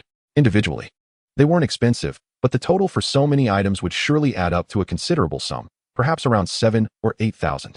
Handsome Gu, what brings you to the parking lot? We're heading back to school together. Zhao Xian pointed towards the bus stop outside the parking area. You're going back too? Gu Yan asked, turning towards the parking space. I'm headed back as well. I can give you a ride. But you're going the wrong way, Zhao Xian began, only to be interrupted by the sound of a horn. A cream-white convertible Mercedes-Benz flashed its lights, leaving her momentarily speechless, her mouth agape in disbelief. Is this your car, handsome Gu? Once she regained her composure, she watched as Gu Yan opened the trunk and tossed his bags inside, her astonishment causing her to cover her mouth. While she glanced at Jiang Ro, who wore an expression of hope. Gu Yan, can we ride in your car too? Jiang Ro cautiously inquired, her heart racing with excitement. Sure, hop in, Gu Yan replied, opening the car door and gesturing for them to get in. At that moment, a notification pinged, alerting him of a deposit. Dear user, you have received 100,000 yuan. Please check your account. Jiang Ro and Zhao Xian exchanged wide-eyed glances. Chapter 13, Bullying. The two girls gingerly settled into the luxurious interior, the red leather seats making them feel somewhat apprehensive. As Gu Yan drove out of the parking lot, Zhao Xian discreetly texted Jiang Ro. He is so wealthy. Jiang Ro glanced at the message on her screen and shot Zhao Xian a look that conveyed a silent warning to refrain from prying further. Little did she know, the typically vivacious Zhao Xian misunderstood, believing Jiang Ro was encouraging her to inquire more. With her naturally extroverted personality, Zhao Xian was not one to conceal her curiosity. She leaned forward, resting her arms on the back of the passenger seat, and asked the driver, Handsome Gu, I didn't realize you were from a wealthy family. Why do you keep such a low profile? Why should I be ostentatious? Gu Yan replied succinctly, focusing on the road while shutting off the notification on his phone. Once we get back to school, please don't mention this to anyone. Of course, we promise we won't say a word, Zhao Xian assured him. Noticing the high-end Huawei phone he had casually tossed onto the passenger seat, which was several times more expensive than their own devices. Handsome Gu, was that 100,000 just now your allowance? Yes, Gu Yan replied without turning his head, his expression neutral as he added, it's my monthly allowance. The two girls in the back seat were left utterly flabbergasted. Jiang Ro tightened her fingers, her heart overwhelmed with an indescribable shock. The notion of a monthly allowance of 100,000 yuan struck her profoundly. Her family resided within the second ring of Shi City. Though not impoverished, they were certainly not affluent either. Being a girl, her monthly living expenses were slightly higher, amounting to around 2,500 yuan, and at times, just over 2,000. Zhao Xian found herself in a similar predicament. After all, 95% of students hailed from ordinary backgrounds, with monthly living costs typically ranging from 1,000 to 2,000 yuan, not to mention those from economically disadvantaged families. What does 100,000 yuan signify? For a considerable number of families, accumulating such an amount in a year is a daunting task. Yet Guyen casually spends that much as pocket money each month. Oh, Guyen, your display of wealth is quite ostentatious, she thought. In the presence of such a wealthy second-generation heir, a chasm seemed to emerge, making her feel somewhat uneasy in conversation. Guyen glanced at the rearview mirror, observing the expressions of the two girls, and offered a faint smile. I'm merely speaking the truth. There's no need to be so tense. Wealthy individuals are still human. Don't you see that my attire is quite modest? Jiang Ro couldn't help but internally scoff at that. Modest, indeed. However, spending 7 or 8,000 yuan in one go could hardly be deemed inexpensive. This was her first close encounter with someone of considerable wealth. Zhao Xian's personality gradually returned, breaking into a carefree laugh. I never imagined that a classmate could be so affluent. If word gets out, that would certainly elevate my status. Jiang Ro smiled in response, striving to maintain her image of decorum. Guyen, with your wealth and good looks, you must have had numerous admirers in high school, right? The Mercedes, cruising steadily, fell silent for a moment. After turning a corner, Guyen finally spoke. Not at all. Aware of the incredulous expressions of the two girls reflected in the rearview mirror, he chuckled and candidly replied, I pursued a girl in my second year, but unfortunately, she turned me down. By my third year, I devoted all my energy to studying, spending most of the summer after graduation at home. Zhao Xian's eyes lit up as she quickly exchanged knowing glances with Jiang Ro, conveying the message, Sister, your opportunity has arrived, seize it. Taking a deep breath, Jiang Ro leaned slightly forward, resting her hand on the armrest. Guyen, have you ever considered finding a girlfriend in college? I have thought about it. It depends on fate, Guyen replied earnestly. He might not believe in love, but he undoubtedly believed in the thrill of attraction. If he felt no spark for a woman, he doubted that any relationship could blossom. If one were to embark on a romantic relationship in college, it should be done openly, without reservations. Settling for less would merely lead to increased bickering, ultimately resulting in an unhappy conclusion. Upon hearing these words, Jiang Ro diverted her gaze and refrained from probing further, especially avoiding foolish questions like what do you think of me? Clearly, he had expressed that he felt no attraction toward her. Moreover, persisting in such inquiries would only lead Guyen to regard her with disdain, jeopardizing even their friendship. Throughout the journey, Zhao Xian enlivened the atmosphere by engaging Jiang Ro in conversation, frequently highlighting her virtues and sharing amusing anecdotes with Guyen. Before long, the trio arrived at the side entrance parking lot. Guyen unloaded the items he had purchased and casually handed a couple of cigarettes to the two security guards, which amounted to just over 200 yuan, hardly a substantial expense. This act undoubtedly earned him points in the eyes of Zhao Xian and Jiang Ro, as it demonstrated a level of social awareness and emotional intelligence. Once they parted ways with Guyen and returned to the girls' dormitory, Zhao Xian exclaimed, Jiang Ro, if you get to eat well in the future, don't forget to share some soup with your sister. Jiang Ro stared at her in bewilderment. Hey, don't get the wrong idea. What I mean is, with a handsome guy like Guyen, who is so wealthy, if you become his girlfriend, you mustn't forget about me. Your matchmaker. That's still a long way off, Jiang Ro thought, feeling a surge of happiness but reluctant to express it fully. What if it didn't work out? She recalled how Lin Yunju cherished that Chen Xian, only to discover that there was another formidable presence in his dormitory. If she found out, Jiang Ro wondered what her reaction would be. Zhao Xian lay back on her bed, lost in thought, giggling to herself. Jiang Ro wiped the sweat from her fair neck and gently smiled. You mustn't speak carelessly. Do you not recall Guyen's admonition in the car? I know, Zhao Xian replied, hugging her pillow. Meanwhile, Guyen returned to dormitory 502 with his spoils of the day. The dorm was empty, and glancing at the time, he noticed it was nearly dinner time. Apart from Chen Xian, who was presumably with his girlfriend, the other four had likely already gone to queue at the cafeteria. Having only reported 2 days earlier, everyone was still captivated by the novelty of their new environment. But in 2 or 3 months, they would probably be resigned to calling their fellow students daddy while asking for takeout. Guyen took out his clothes from the bag and hung them in the wardrobe before leaving the dormitory to head to the second cafeteria. On his way, he encountered Lu Ping, Qin Mu, and the others, who had just finished eating and were smoking. Old Gu, if you come any later, there won't be any food left, Zhao Jun remarked, pulling out a pack of cigarettes and offering one to Guyen. Where did you run off to this afternoon? Lu Ping queried. Only Qin Mu remained somewhat aloof, still harboring resentment from the incident involving Jiang Ro. I was just wandering around the city. I'm off to grab a bite now. Guyen pocketed the cigarette, greeted the four, and headed straight to the cafeteria. With money in his wallet, he had no intention of skimping on himself, so he ascended to the second floor of the cafeteria, ordered 2 dishes and a bowl of kelp noodle soup, and settled down at a window-side table. As he was halfway through his meal, He faintly heard raised voices beneath the window, accompanied by soft sobbing. He set down his chopsticks and approached the window. The side of the second floor was flanked by a red brick wall, closely bordering the cafeteria, creating a narrow alley in between. A group of girls stood with their arms crossed, one of whom was smoking and pointing at a girl with braided hair. The latter cowered against the wall, head bowed, clutching a faded thermos, with scattered pickled vegetables strewn about her worn-out sneakers. Shenwei, from now on, you will be responsible for fetching hot water for everyone in the dorm. If you dare refuse, we have plenty of ways to make your stay here unbearable. The 5 girls exhibited varying postures and bizarre expressions, while the one smoking playfully tousled Shenwei's hair and exhaled smoke into her face. Cough, cough.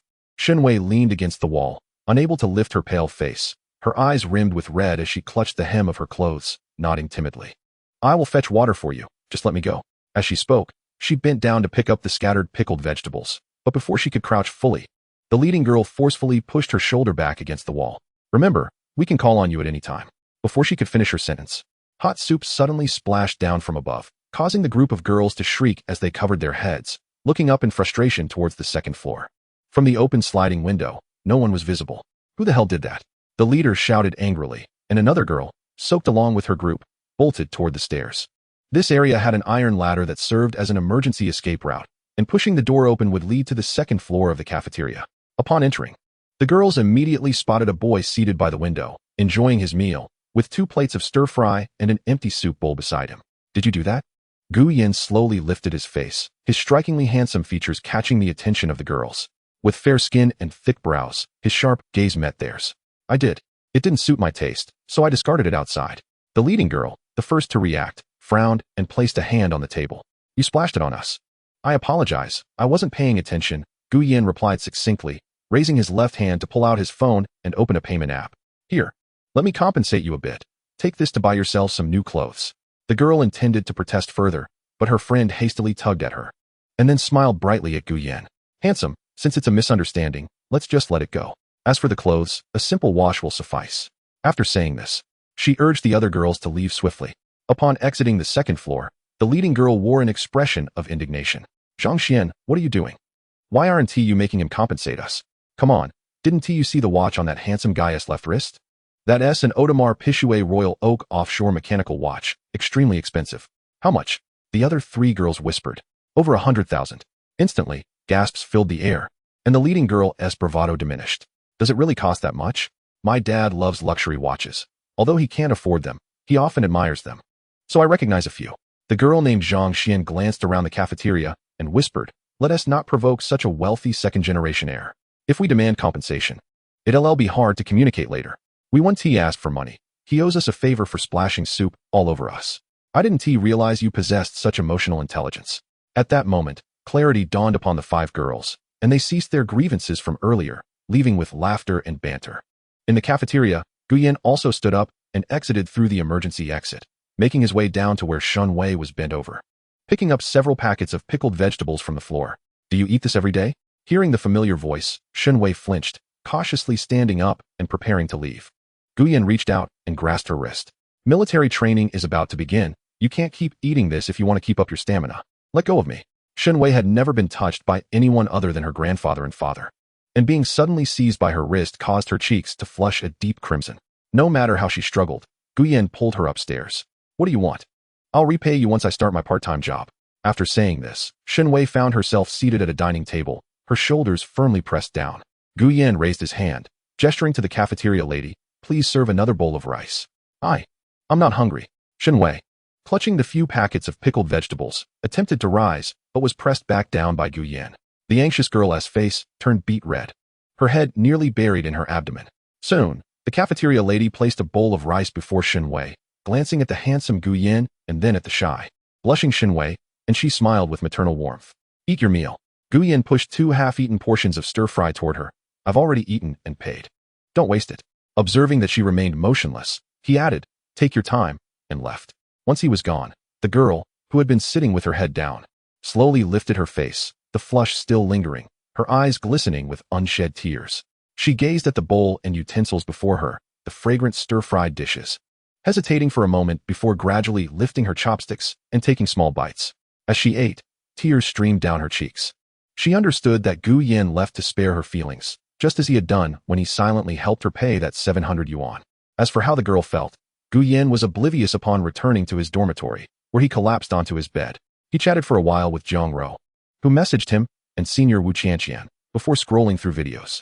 He had no aversion to the content, finding it lighthearted and humorous, even accepting the beauty-related clips, having never considered spending money on them. System: savor every delightful moment without concern for gains or losses, purely for enjoyment. Reward: 1,000 yuan. Well, maintaining a relaxed mindset while browsing a few videos led to a random reward. 1,000 yuan is neither too much nor too little. Even the smallest mosquito is still meat. As the lights were about to go out, Chen Xian returned to the dormitory, instinctively glancing at Gu Yan, who was leaning against the headboard scrolling through his phone. "Oh, have you got a new phone, Lao Gu?" "Yeah, just bought it today." Chen Xian didn't comment further, as the others had yet to notice. After all, Gu Yan lay on his bed without deliberately flaunting it. "This phone looks rather high-end. What brand is it?" Before Gu Yan could respond, Chen Xian chimed in. "It's a domestic brand, but quite pricey. I say, Lao Gu, if you have that kind of money, you might as well get an iPhone." As he spoke, Chen Xian proudly displayed his Apple phone, purchased the previous year. Gu Yan merely chuckled twice, not even turning his head. "Where have you been all day?" The tall Chen Qing poked his head out from his bed and asked. "Of course, I was with my girlfriend. You guys, who have never even held a girl's hand, wouldn't he understand how troublesome it is to accompany a girl shopping?" Chen Xian complained as he sat on the chair, propping his feet up on the desk, lighting a cigarette, and sighing. "You've seen my girlfriend. She is so beautiful. But she is so clingy, afraid I might leave her.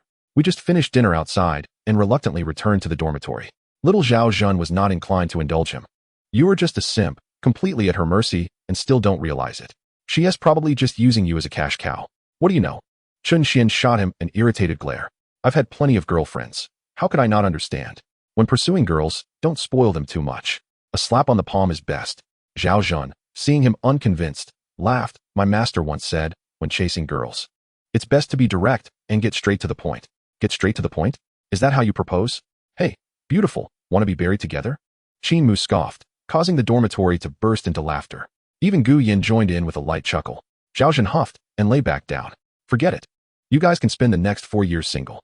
Before the lights went out, Lin Yunju returned to the dormitory, taking out the sunscreen she bought today and a skirt costing over 300, comparing them in front of the mirror. Zhang Rou, when looking for a boyfriend, it's essential to find someone with financial stability. I think you should give up on Gu Yan. Not only does he ignore you, but he also wears cheap clothes. You might end up having to support him. The other 3 girls in the dormitory, unaware of the situation, nodded in agreement. Indeed, Gu Yan is handsome but too cold. He surely doesn't understand romance. Zhang Rou, since you're as pretty as Yunju, why not find someone with conditions similar to Chen Xian? One of the slightly infatuated girls chimed in. If Zhang Rou doesn't pursue him, I will. I don't mind if he is poor. Having tidied up her cosmetics, Lin Yunju turned back, rolling her eyes at the girl, then sat down to apply lotion, continuing her conversation with Zhang Rou. There are probably very few guys with conditions like Chen Xian's. As for those wealthy heirs, they're either studying abroad or spending money to attend better schools. The chances of encountering a rich heir at Nanda are exceedingly slim. Zhao Xian, lying sideways on her bed, watched Lin Yunju pampering her feet and attempted several times to speak up, only to be silenced by Zhang Rou's glances. This made the forthright Zhao Xian stifle her frustration, covering her head with a pillow. I really want to say, your Chen Xian couldn't even afford a car wheel." Fortunately, the lights soon went out, and whether in the boys' or girls' dormitory, the prevailing topic was mostly about the military training scheduled for the next day. The night gradually slipped away. By 8 o'clock the following morning, the once vibrant and lively freshmen donned their standardized camouflage uniforms, hats, and green rubber shoes, gathering on the Nanda playground. The university's military training had finally commenced. Chapter 15, Instructor. I want to challenge you. Under the scorching sun of September, one could sweat profusely even while standing still. This year, Nanda welcomed over 5,000 new students, with a nearly equal ratio of boys to girls. A sea of caps, camouflage uniforms, rubber shoes, and tightly fastened belts stood in formation by class in the spacious area stretching from the gymnasium to the playground. The counselor came over to say a few words, and then everyone turned to the podium where school leaders and representatives from the instructors began their address to the new students about military training. On a vast playground, the blazing sun hung like a fiery orb above the heads of the crowd. Fresh graduates, having just concluded their high school journey, lamented their plight. After standing for barely half an hour, they were drenched in sweat from the oppressive heat. Gu Yan fared somewhat better, endowed with a physique that surpassed the ordinary. Yet, Even he felt a sense of disquiet under the scorching rays.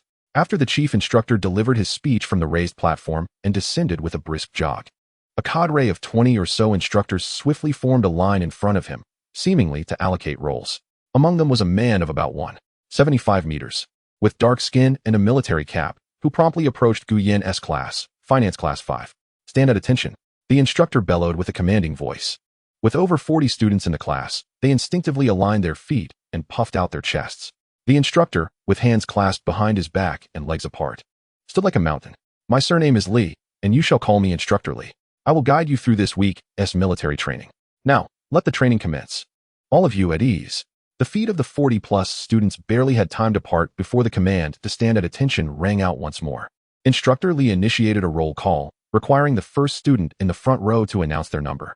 This single command was repeated 7 or 8 times before it was deemed satisfactory. Gu Yan understood well that this was the instructor's way of asserting authority, as well as instilling discipline and unity among the students. However, the morning training did not persist for long. By 11:40, it was dismissed. All newcomers were directed to the first and second cafeterias, where they were offered a uniform menu during the military training period. Forbidden from ordering la carte on the second floor. "Damn, my waist feels like it's about to snap on the very first morning." Upon entering the cafeteria, after collecting his meal and sitting down, Lu Ping removed his cap, grimacing as he rubbed his lower back. "I haven't stood this long in ages. Thinking about the 7 days ahead is exhausting." "You'll get used to it," Gu Yan replied, wiping the beads of sweat from his forehead, maintaining a calm demeanor as he sipped his thin porridge.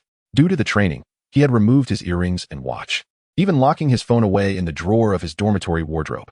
He picked up a pair of chopsticks and glanced around at the throngs of new students. Perhaps due to the sheer number of them, all clad in camouflage uniforms, it was difficult to spot the figure he sought. "Old Gu, which beauty are you staring at?" Zhao Zhen nudged Gu Yan with his elbow. "Let me see. I'm not looking at anyone, just casually observing the surroundings," Gu Yan replied nonchalantly. Chen Xian, Chen Qing, Qin Mu, and Lu Ping were unconvinced, turning their gazes toward the passing and seated girls. The uniform attire and flushed, sweaty faces rendered each girl seemingly indistinguishable, all appearing quite similar. At that moment, while Gu Yan focused on his meal, he was inwardly puzzled as to why he instinctively sought the girl named Xin Wei. Was she pretty? Undoubtedly. She possessed a certain charm. Although her skin appeared somewhat dull and her hands bore calluses, these were trivial matters. What struck him most was her simplicity and genuineness, devoid of any pretentiousness or affectation. Perhaps her modest background stirred within him a sense of empathy. A desire to protect her? "I must be losing my mind," Gu Yan murmured to himself, uncertain of his own feelings. Just then, the system's notification chime echoed in his mind. Ding. Important system task. Become a male deity. You must possess a dazzling aura and leave no regrets in this fervent age. Task 1. Challenge the instructor with your fists and feet at the appropriate moment, and emerge victorious. Task 2. Obtain the title of military training model. System. Completing both tasks will reward you with Reward 1. Elite Soldier Title. Reward 2. A 1-bedroom apartment in New City. Elite Soldier Title. Wearing this title grants 1 strength and 1 spirit, along with the trait of resilience. Resilience. Regardless of life or physical strength, until the very last moment, you can endure for an additional 10 minutes. Upon reading the 2 rewards, Gu Yan felt somewhat dazed. New City was located just east of Nanda, adjacent to an elementary school, a coveted district for housing, where residential units had sold out, leaving only apartments at a hefty price of approximately 800 per square meter. A 1-bedroom apartment of over 50 square meters, minus the shared space, would yield around 43 square meters of usable area. It was indeed a splendid reward, yet it paled in comparison to Reward 1. Resilience. While not particularly useful in daily life, could provide an invaluable 10-minute reprieve in a life-threatening situation, time that money could not buy. Yet, these 2 tasks presented Gu Yan with a conundrum. Challenging the instructor implied a one-on-one bout, and while he was physically superior to the average person, he had no experience in combat. Should it come to blows, he feared he would be the one on the receiving end. As for the title of military training model, it seemed relatively straightforward. With his robust physique, maintaining the qualities expected of a soldier from day 1 to day 7 would likely secure this task. Old Gu, what has got you so lost in thought? Chen Qing waved a hand in front of Gu Yan, interrupting his analysis. Coming back to reality, Gu Yan smiled. Nothing. Just contemplating the upcoming days of training. Let us eat.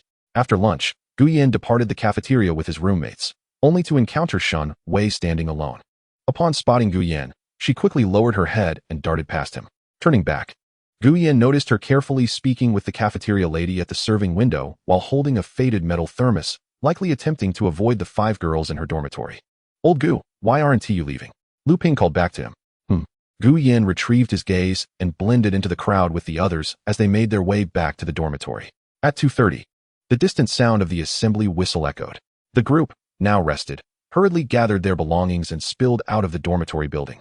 At 2:45, the afternoon military training commenced once again. Thousands of students, under the direction of their instructors, practiced military stances, coordinated turns, and aligned their movements.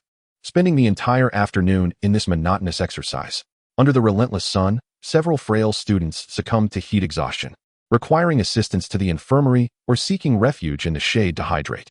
Amidst this, Gu Yan set high standards for himself to fulfill the system's tasks. Every movement, every military stance was executed with precision, and even during breaks, he maintained a solemn demeanor, resembling a crouching predator with a piercing gaze. This drew the attention of Instructor Li, who occasionally approached Gu Yan during breaks for conversation. "Do you have relatives who have served in the military?" "No." "Then you hold yourself to quite a high standard." After chatting for a while, Gu Yan learned that Instructor Li, like all the instructors, was dispatched from local military units, essentially second-tier forces. This significantly reduced the difficulty of Task 1. Had they been first-tier soldiers, Gu Yan would have been at a disadvantage. Save for his superior physique. "Instructor, may I challenge you?" Gu Yan suddenly called out to Instructor Li as he prepared to leave. "Huh?" Instructor Li appeared taken aback. "I would like to learn some combat techniques during the break.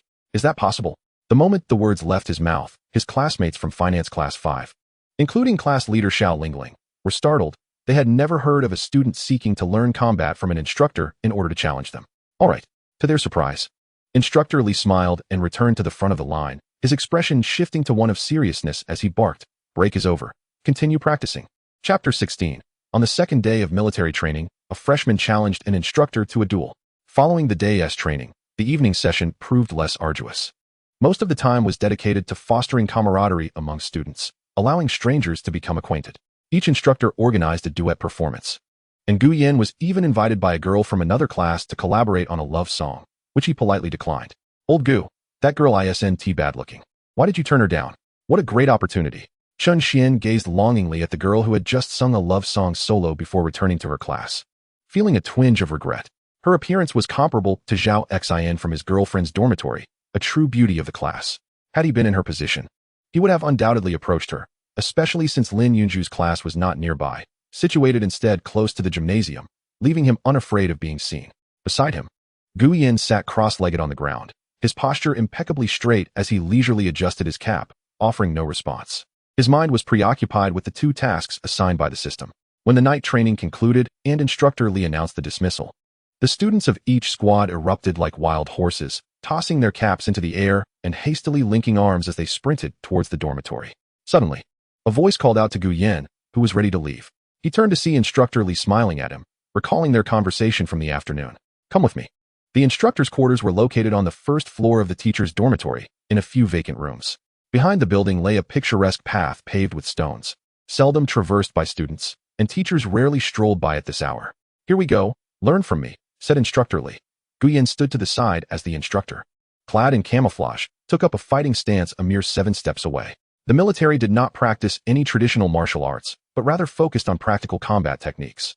Under the dim glow of the streetlights, Instructor Li moved with assured stability. Each strike of his arms radiated lethal force, exhibiting the rugged beauty unique to masculinity.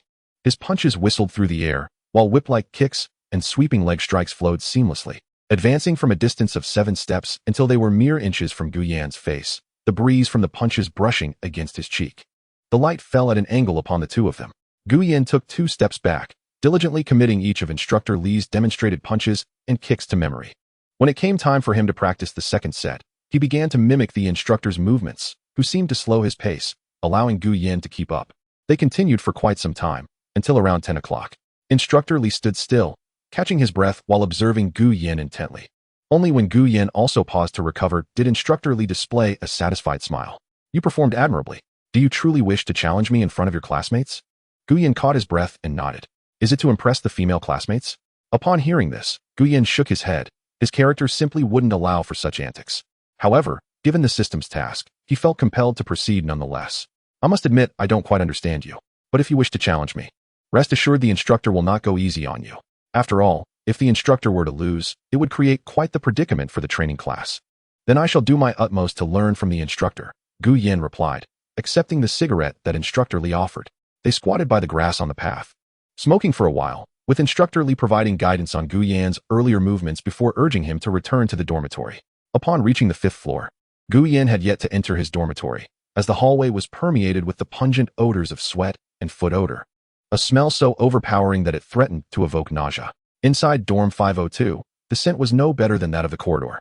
Nonetheless, the group had long since grown accustomed to it, with Lu Ping, Qin Mu, and the others sprawled on their beds, all clamoring to give the instructor a piece of their minds. Naturally, their complaints were mere words. No one dared to act on them. As Gu Yin entered and began to wash up, the large figure of Chun Qing suddenly sat up. Old Gu, I heard them say you want to take on Instructor Li? At this, the others in the dorm also sat up, their expressions a mix of shock as they turned to look at Gu Yin. Chun Xian, who had slacked off earlier while fetching water, was particularly unaware of the situation. Wow, old Gu, take it easy. Even though you're 185 meters tall, that doesn't mean you can show off. Those instructors have combat skills. If you challenge him, it'll be like handing him a free victory. Don't embarrass the 502 dorm. Fearless in challenge, Gu Yin mused to himself as he washed his face, staring at his handsome reflection in the mirror, flashing a bright smile that revealed his pearly white teeth. Youth is not to be regretted. This is our last military training, and I refuse to believe that none of you had thoughts of challenging the instructor during your high school military training.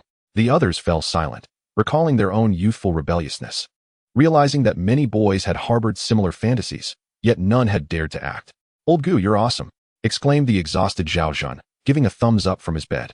Chen Xian, occupying the bed nearest the door, remained silent, instead sending this incident to his girlfriend Lin Yunju, who was lying on her bed with a face mask on. When she saw the text notification mentioning Gu Yin, she couldn't help but open it despite her initial reluctance. Beneath the white mask, her red lips curled slightly. Lin Yunju replied, he's so childish, before turning to Jiang Ro, who had just emerged from the restroom. Your Gu Yin wants to challenge the instructor. Huh? Jiang Ro paused, taken aback. A challenge? I told you he was a bit childish. Despite his aloof demeanor, Lin Yunju replied dismissively. He's already a university student, and he still engages in such antics. Apart from his looks, he seems lacking in every other regard. Indeed, quite immature, Jiang Ro agreed, slightly bewildered by the news. The tall, slender, and cool-faced Gu Yin was actually going to challenge the instructor? Was this immature behavior merely an attempt to attract a particular girl's attention? She returned to her bed and quickly grabbed her phone to text Gu Yin. Gu Yin, I just heard Lin Yunju say you plan to challenge your instructor? Yeah. That's very dangerous. You could get hurt. I'm fine. Gu Yin replied to Jiang Ro's message before ignoring her further, turning off his phone and tucking it beneath his pillow, closing his eyes as he mentally rehearsed the movements Instructor Li had just taught him. The vitality of adulthood manifested itself at this hour, as he tirelessly recalled and mimicked the techniques, feeling no fatigue.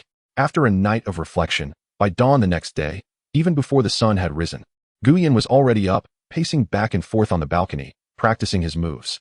In the following days, the morning was spent standing at attention, and by 4 in the afternoon, during the break, various classes began to showcase their artistic performances, with talented boys and girls vying for the privilege of early selection in romantic partnerships during their 4 years at university.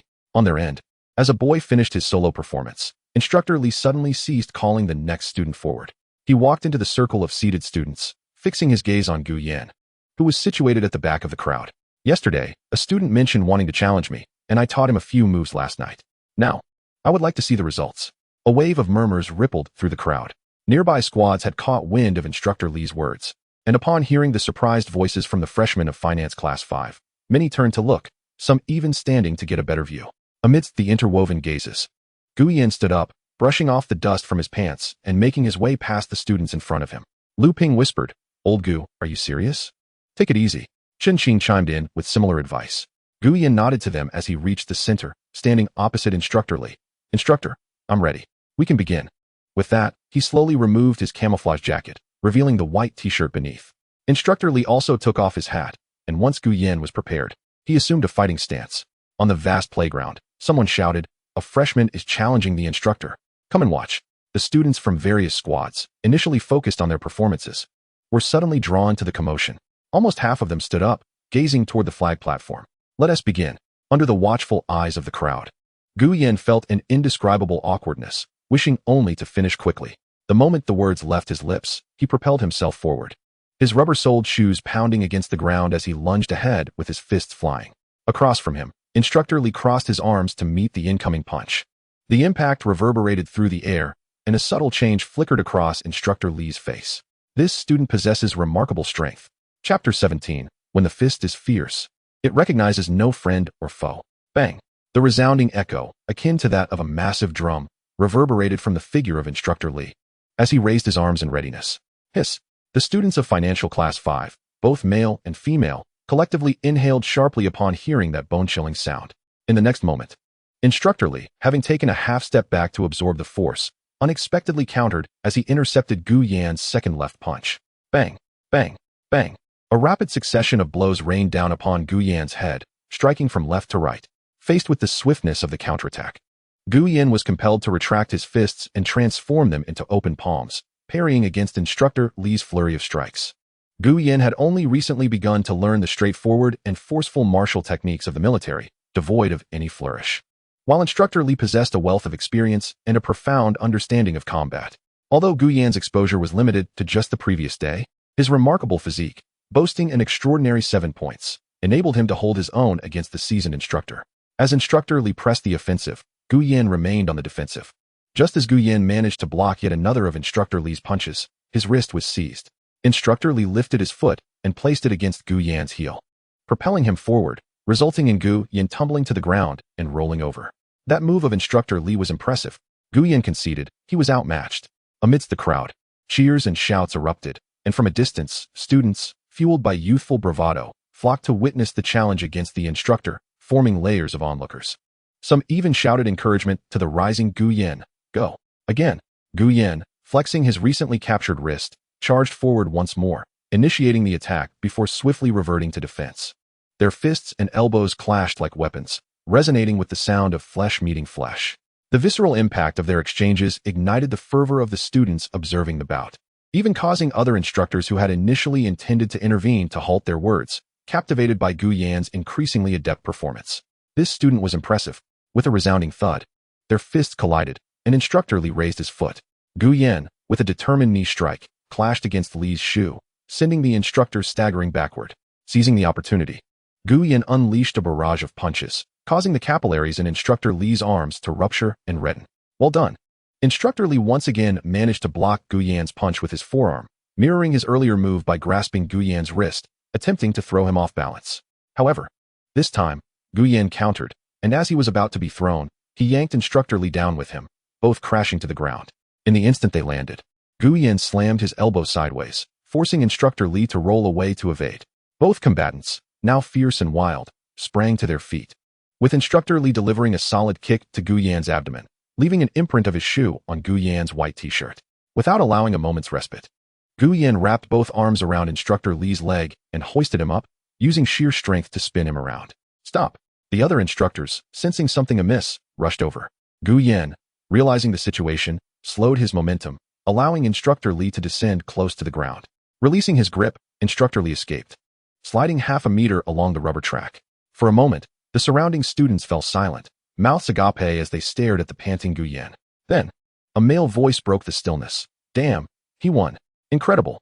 A chorus of male voices erupted in cheers. Amazing. The freshman actually defeated the instructor.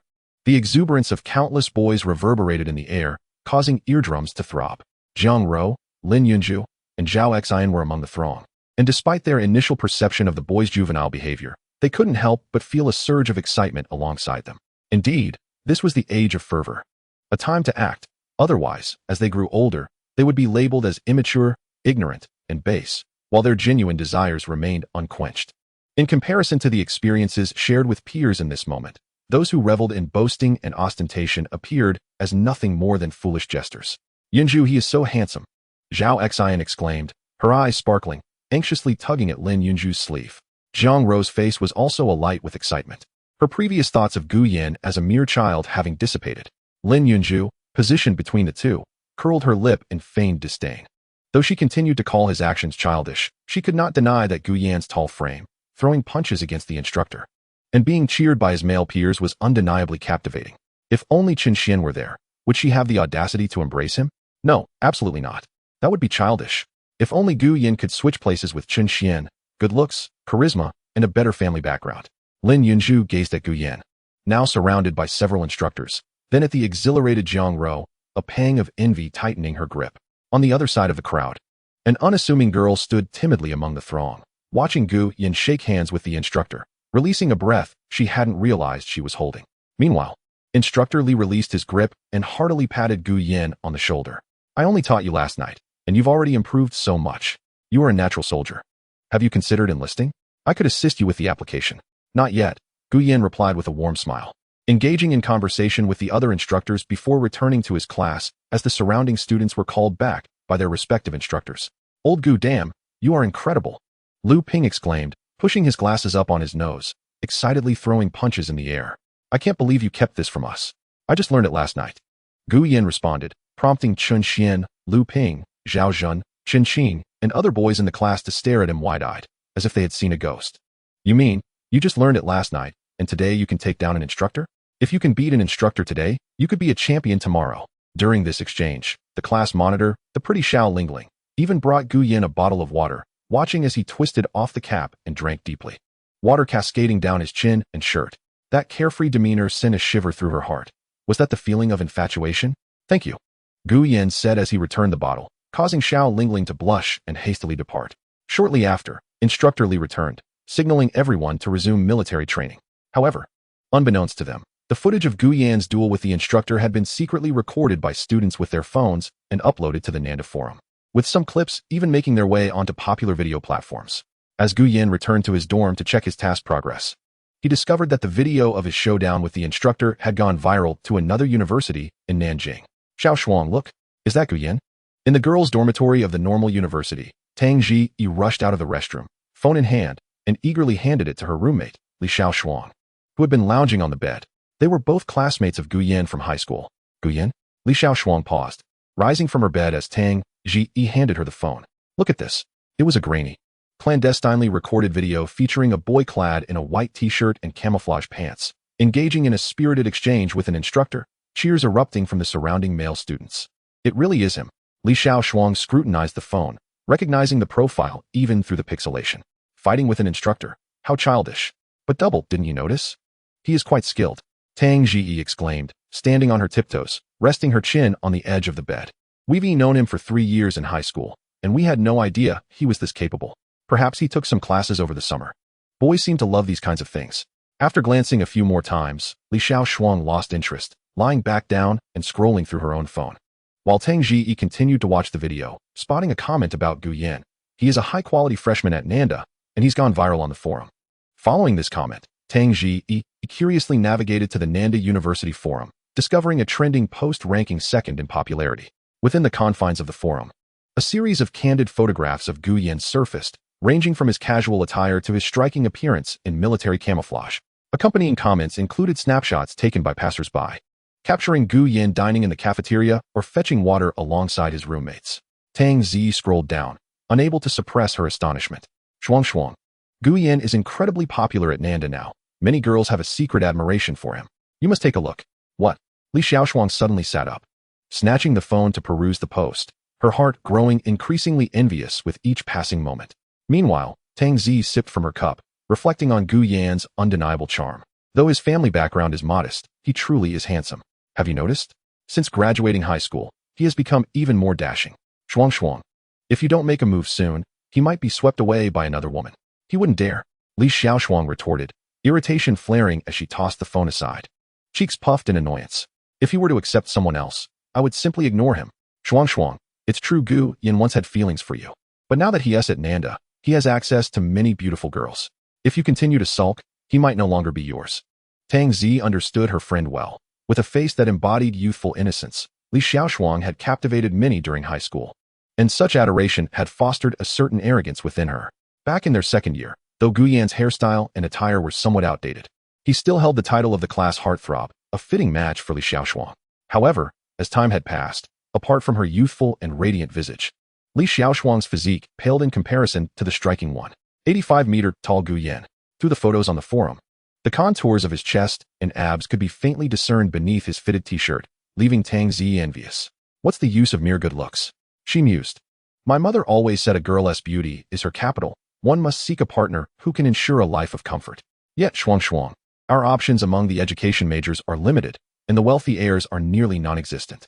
Tang Zi's words struck a nerve, leaving Li Xiaoshuang feeling disheartened as she lay on her bed, replaying the handsome photos of Gu Yin posted by the girls from Nanda, her discomfort mounting. It felt as though something that belonged to her was being coveted. Shuang, once the military training is over, how about we visit Nanda? We can take a look at Gu Yin. Sure, Li Xiaoshuang agreed almost instinctively. Soon, the lights in the dormitory dimmed. At Nanda, Gu Yin had garnered a modest reputation among the male students. As he walked along the path, he was met with appreciative glances and greetings from those he passed. Older students, too, boldly approached him for his contact information, though Gu Yan's aloof demeanor deterred them. Many infatuated girls were aware they would not obtain his number. Yet they still sought opportunities to catch a glimpse of him up close, their faces flushing as they departed. As the military training progressed into its third day, the new students began practicing their marching, a task that, while not difficult, required collective coordination. Under the scorching sun, after enduring a day of rigorous training, each class managed to march with a semblance of proficiency. The instructors made several rounds to remind the students to report any discomfort and offered words of encouragement. Gu Yin was called out separately, advised against challenging the instructors in the future as it would disrupt the training schedule. Lacking a systematic task, Gu Yin was reluctant to engage in such thankless endeavors, assuring that it would not happen again. In contrast to the school's attitude, the instructor team regarded Gu Yin differently. Since defeating instructor Li, Wang Jin, the representative instructor, had approached Gu Yin twice, expressing his willingness to recommend him for military service and even preparing a letter of introduction. Upon hearing Gu Yan's refusal, he remained unfazed, taking a keen interest in Gu Yan's posture and training attitude during the days of military training. In the evenings, he would even take time to teach Gu Yan some combat techniques. As the 7 days of military training came to an end, the final day's parade concluded with the representative instructor announcing the outstanding students. When Gu Yan's name was called, the male students erupted in cheers, none contesting his merit. Wang Jin even presented Gu Yan with a military uniform, joining him for a photograph on the podium. Thus, the first week of university military training concluded. As the arduous days came to a close, the students changed out of their sweat-soaked camouflage uniforms, freshening up and returning to their former selves. In dormitory 502, Chen Xian, clad in designer attire, lounged on the edge of his bed, swinging his legs. Now that the military training is over, shall we go out for a drink? What about your girlfriend? Chen Qin glanced at him. Bring her along. Let us invite the girls from their dorm, Qin Mu interjected. Having not seen Jiang Ro for 7 days, feeling a void during the training. Old Gu, you should join us too, Chen Xian said, glancing at Gu Yan, who was tidying his hairstyle. Gu Yan nodded in affirmation. Sure, he replied coolly, his expression remaining composed as he picked up his phone and exited the dormitory. Where are you off to? I have something to attend to. Once you finalize the location, send me a message. With that, Gu Yan swiftly left the dormitory, avoiding any distractions, heading directly towards the side entrance, eager to claim the rewards for completing his system tasks. The title of elite soldier was already his, and he needed to visit the sales office to finalize the purchase of an apartment. As he walked, his phone buzzed in his bag. Upon checking the unfamiliar number, he assumed it was a telemarketing call and hung up. However, just as he opened his car door in the parking lot, the phone rang again. Upon answering, a familiar voice echoed from the other end. Gu Yan, you hung up on me. Who is this? Can't you recognize my voice? It's Tang Zi. Oh, what is up? Hey, must you be so aloof? Gu Yan slammed the car door shut, rolled down the window for fresh air, and with a slight parting of his lips, asked, what do you want? Nothing much, just that Shuang and I are at Nanjing Normal University. Now that military training is over, we wanted to come find you. When would be a good time? Whenever works for you. Just arrange it. Gu Yan concluded the conversation and hung up, starting his car and pulling out of the parking space, waving back at the smiling security guard as he exited through the side gate of Nanda. On the other side of the gate, at the delivery point, Lin Yunzhu held a package, momentarily stunned as she watched the convertible Mercedes pass by. Inside the car, Gu Yan, dressed in ordinary clothes, caught her off guard. With a thud, the package slipped from her grasp and fell to the ground. How could this be? Lin Yunzhu found herself in a daze. The person driving the convertible Mercedes could not possibly be Gu Yan.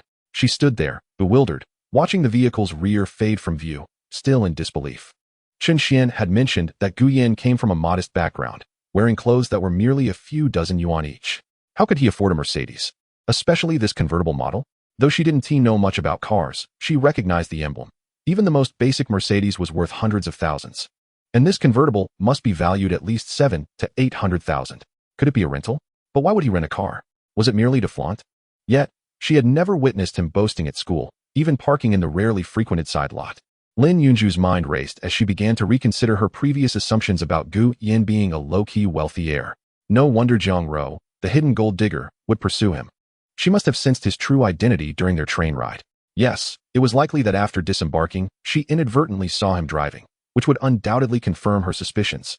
If that is the case, then the Bulgari earrings must also be genuine. The more she pondered, the more exhilarated Lin Yunju became as she picked up the package and gazed at the street where the Mercedes had vanished. Her legs, encased in flesh-colored stockings, clicked rhythmically against the pavement as she retraced her steps. No, if Zhang Ro were to catch up with him, she could only imagine how smug she would become, and the seating arrangement in the dormitory might very well be affected by her newfound superiority. Encountering such a wealthy and handsome young man could indeed be described as meeting a true idol. Boys are naturally drawn to beautiful girls, just as girls are equally attracted to tall and handsome boys. If the latter also happen to come from an affluent background, devoid of any personality flaws, they are practically flawless.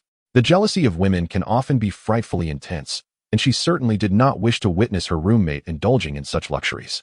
Now, assuming the role of Chun Xian's girlfriend, pursuing Gu Yin would undoubtedly pose significant challenges. If Gu Yin had a good rapport with Chun Xian, he would be even less inclined to accept her advances. As Lin Yunju strolled through the campus on her way back to the dormitory, her mind was rife with analysis. It was akin to how she had initially ensnared Chun Xian, gradually drawing him in. First as a devoted admirer, and ultimately settling on him when no other worthy contenders were available. Even so, she only occasionally allowed Chun Xian to hold her hand or would link her arm with his to offer him a glimpse of sweetness. Overindulgence would only nurture his aspirations for more, and Lin Yunju was not yet prepared to surrender herself so easily. After all, having arrived at a prestigious institution like Nanda, she could very well encounter even more perfect prospects. Now that she had crossed paths with one, meticulous planning was imperative. On her way back, her phone buzzed with a series of text messages, and upon glancing at the screen, she recognized them as coming from Chun Xian. What are you up to? Did you receive the package? Why is my baby silent? Lin Yunju rolled her eyes. The messages were nothing but a string of insipid and unappetizing inquiries. Especially now, having inadvertently discovered that Gu Yin was a hidden scion of wealth, Chun Xian seemed rather dull in comparison. Reflecting on Chun Xian's frequent mentions of the 4 properties in Nanjing, she felt a twinge of embarrassment. She was disinclined to respond and tucked her phone back into her bag, hastening to the dormitory. With military training concluded and a day off for rest, all 6 roommates were present. Zhang Ro was also there, seated at her desk, meticulously applying her makeup. Lin Yunju set down the package, retrieved a paper cutter, and sliced through the tape, casting a glance at Zhang Ro. With such a stunning appearance, was she preparing to win over the handsome Gu tonight? Zhang Ro smiled coyly at her reflection. I would like to, but he isn't interested. He didn't even reply to my messages. I invited him to go shopping today, and he merely responded that he had something to do and left. Something? Lin Yunju recalled seeing Gu Yin driving off alone earlier. Could it be that he had a girlfriend in the city, rendering him indifferent to Zhang Ro? Nonetheless, she had gleaned some information from Chun Xian regarding his roommates. Gu Yin had never mentioned having a girlfriend, and with a hint of apprehension, Lin Yunju cautiously probed, is it possible he has a girlfriend, neglecting the beautiful Jiang? It surely cannot be. Zhang Ro's response was firm. How can you be so certain? Oh, I am quite certain. Zhang Ro smirked, her tone tinged with pride. She had previously returned from a ride with Gu Yin and Zhao Xian, and had heard Gu Yin mention having confessed to a girl in high school, only to be rejected. Consequently, he had devoted an entire year to studying, leaving no time for romantic pursuits. I am equally certain. Zhao Xian, lounging on her bed, raised her hand at the opportune moment. Gu Yin had dated throughout high school, and now that university had just begun with military training, he wouldn't have time for that either. Gu Yin had confessed to a girl in high school and was turned down? Lin Yunju set down the paper cutter, momentarily taken aback. What kind of blindness could lead a girl to overlook such a wealthy and handsome young man? She turned to observe Zhang Ro, who had finished her makeup and was now selecting an outfit, her gaze lingering on Zhang Ro's long, beautiful legs. Lin Yunju glanced down at her own legs. Although the difference wasn't significant, even a slight disparity in length made a considerable visual impact. Black attire not only elongates the figure, but also adds an air of mysterious allure. As she watched Zhang Ro change, Lin Yunju began to rummage through her wardrobe for tonight's ensemble, unearthing a never-before-opened pair of black sheer tights. She absolutely could not afford to be outshone. Meanwhile, at the Kaiyuan Newtown sales office, situated on the tree-lined street east of Nanda, Gu Yin seamlessly drove into the parking lot. With the residential units sold out, Most of the main sales staff had already departed for another project. Those remaining were predominantly newcomers to the industry. Business for the apartments was barely hanging on, and the few female sales representatives present were either idly chatting at the counter or nestled in the corner on the client's sofas, engrossed in their phones. Upon entering the sales hall, Guyen caught the attention of several saleswomen, accustomed as they were to seeing a myriad of clients. Upon spotting such a strikingly youthful, handsome man, they flocked towards him, softly inquiring if he was there to view properties or meet someone.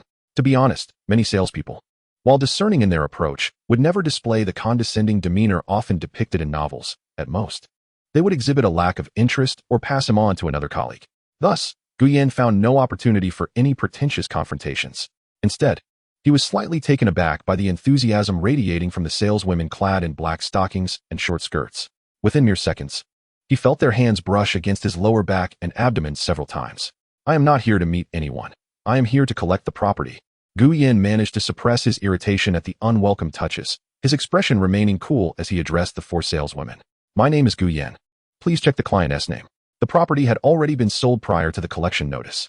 This prompted the four saleswomen to reluctantly withdraw, while the receptionist quickly located Guyen in the electronic contract on her computer and promptly printed out the agreement. "Mr. Gu, you may inspect the property before signing." "All right." Accepting the key that was handed to him, Guyen soon accompanied one of the eager saleswomen to his apartment building. It was a mere half a mile from the sales office, situated alongside a river. After ascending to the 6th floor via the elevator, he entered a well-furnished apartment, comprising a 20-square-meter living room with a balcony, a 12-square-meter bedroom, and the remainder allocated for the bathroom and kitchen. As this was commercial land, the apartment lacked ventilation. The saleswoman suggested converting the kitchen to an open layout, which would visually enlarge the living room. Guyen, however, had no intentions of residing there long-term or cooking meals. He merely intended to stay occasionally, rendering such modifications unnecessary. "No need for that. I'll just be staying occasionally." "Mr. Gu, I see from your ID on the contract that you are only 18 this year." Guyen nodded, not denying it. The saleswoman, with freckles on her face, was taken aback and turned her head in astonishment. As they neared the hall, she reluctantly averted her gaze. Once Guyen had completed the property collection procedures and departed, she was immediately surrounded by several other sales representatives. "Did you get his contact information? I've been here for a year, and oh my goodness, I finally saw a handsome guy. Did you not notice he drives a Mercedes convertible? The ID number on the contract shows he is only 18. He is a university student and already has a car and a house. Sigh, a man of such caliber is simply out of our league." Someone's cold water doused the excitement of the saleswomen, leaving them deflated. The saleswoman who had accompanied Guyen to inspect the property rested her chin on her hand, gazing longingly at the glass door of the hall, her lips pouting in a dreamy expression. "Indeed, have you not noticed that Mr. Gu adorns his left ear with a Bulgari piece? Just now, while at the apartment, when he raised his hand to inspect the water heater. The watch on his wrist was undoubtedly a luxury timepiece. Ah, had I not felt utterly outmatched, I would have impulsively considered taking matters into my own hands." At this moment, Guyen, having departed, unexpectedly halted after traversing a short distance. His gaze flitted towards a nearby CAF, where a familiar figure emerged. Head bowed and burdened by a satchel, her demeanor forlorn. She approached the bus stop ahead, counting the stops as the buses passed by. Beep! The horn blared, startling the young woman into turning around, only to find a creamy white Mercedes idling before her. Upon seeing Guyen's profile through the lowered window, she instinctively averted her gaze, pretending not to recognize him. "You need to transfer to catch the bus back to school, right? Get in." Upon hearing the cold voice, Shenwei remained motionless. Guyen pressed the horn twice more, drawing the attention of others waiting for their rides. At last, Shenwei timidly shuffled to the car door, nervously stammering, "How much is it to get back to school? I can't afford it." "No charge, just get in." With that, Guyen raised the window, while Shenwei, timidly extending her hand to open the door, gazed at the luxurious seats within. Having never ridden in such a vehicle before, she hugged her satchel tightly as she settled inside. Once the door was closed, she pressed herself against it, anxious not to soil the seat. Chapter 20. Reluctance. The Mercedes glided away from the bus stop, cruising steadily along the road leading back to Nanda. Inside the vehicle, Guyen glanced at the rearview mirror. The girl in the back seat still clutched her bag nervously, her gaze fixated on the scenery outside. "Where's your hometown?" Shenwei, staring out the window, quietly replied, "Launching." "That is quite far. Were you looking for a part-time job earlier?" Her response was barely a whisper. Given previous circumstances, Guyen had a rough understanding of Shenwei's family situation, and he opted not to press further. Had it not been for the system's intervention, he might have found himself in a similar predicament as Shenwei. The remainder of the journey passed in silence between them. Upon reaching the side gate of Nanda, Gu Yin parked the car. Xin Wei, like a startled rabbit, swiftly exited and stood awkwardly nearby, waiting for Gu Yin to follow suit. Once he emerged, she respectfully expressed her gratitude, adding, "I will repay you soon," before fleeing in haste. Why the rush? Gu Yin chuckled softly as he observed her retreating figure, locking the car doors just as the system's voice suddenly chimed in. "System, your seemingly effortless act of kindness is akin to a lifeline for someone drowning. Offering warmth to others nourishes your own character. Reward: Chanel Island Forest Collection perfume. Prize has been dispatched to the car's trunk." Perfume? Gu Yin opened the trunk to discover a Chanel gift bag nestled within, the distinctive logo prominently displayed. How unexpectedly random, a fragrance of all things. Regardless of whether it was a men's or women's scent, Gu Yin felt indifferent. After checking, he realized it was indeed a women's fragrance, rather expensive. Should he send it to his mother? Given Zhao Taiho's nature, she would undoubtedly flaunt it to others, and when asked about the price, how could he explain? Just a few days into a new city, and he was already buying her gifts? Not only would Zhao Taiho be skeptical, but he too found it hard to convince himself. Moreover, Zhao Wanjun had no habit of wearing perfume. He decided to simply leave it in the trunk, unwilling to dwell on it further. Just as he closed the trunk, a call from Lu Ping came through. "Old Gu, are you back? We're already at Qin's restaurant on the back street." Gu Yin nearly forgot about the dinner gathering, with the back street still a distance away. He had to reroute from the south gate to the west street and find a parking spot in a corner before quickly locating the restaurant based on Lu Ping's directions. Family-style eateries are quite common along the street behind Nanda, each boasting its unique offerings: Northeastern cuisine, Cantonese, Sichuan, and so forth. The family restaurant reserved by Chun Xian specialized in southern cuisine, likely chosen to cater to his girlfriend's preference for non-spicy dishes. "Old Gu, over here," boomed the tall and boisterous Chen Qing, waiting outside the restaurant, cigarette in hand. "No need to wait for me." Lu Ping sent the address. Gu Yin accepted the cigarette he offered and lit it. Chen Qing shook his head, gesturing inside. "Someone's showing off again. Couldn't handle it and came out to wait for you. By the way, where have you been? You're late to a group gathering." "Just taking care of some matters in the city." Halfway through the cigarette, Gu Yin spotted Jiang Ro emerging from the restaurant, having dressed up for the occasion. She wore a fitted tank top with a knitted cardigan, subtly revealing a glimpse of her navel, paired with figure-hugging jeans and a set of strappy high heels. Her ensemble struck a balance between youthful vibrance and mature sophistication, accentuating her long legs and waistline to perfection. "Gu handsome, why are you outside smoking with Qin Qing? We've been waiting for you." "Just arrived." Gu Yin tossed the remaining half of the cigarette aside, beckoning Qin Qing to join him inside. Jiang Ro deliberately lagged a step behind, walking alongside Gu Yin as if accompanying her boyfriend into the restaurant. "This way." Inside, Lu Ping waved to Gu Yin, signaling that there was a seat next to Qin Mu. Gu Yin noticed that utensils had already been set at the table beside Qin Mu, and he intended to sit down, only to find Jiang Ro swiftly relocating the utensils to the adjacent empty seat, allowing Gu Yin to sit beside Qin Mu. While she nestled close to him, it was evident that Jiang Ro had initially occupied that spot, and upon Gu Yan's arrival, she deftly maneuvered her utensils aside to ensure she sat next to him, distinctly separating herself from Qin Mu. Naturally, Qin Mu's expression soured, though he refrained from voicing his displeasure. The others, including Chun Xian, Lu Ping, and Zhao Zhun, tacitly redirected their attention elsewhere, unwilling to stir the pot further and risk complicating the atmosphere among their dormitory friends. Lin Yunju, engaged in a half-hearted conversation with Chun Xian, cast a sideways glance at Jiang Ro's scheming, unable to suppress a disdainful smirk. Yet, as Gu Yin took his seat, she found herself stealing glances in his direction. Handsome and appealing, with impeccable style, he exuded a cool demeanor that offered a sense of security to women.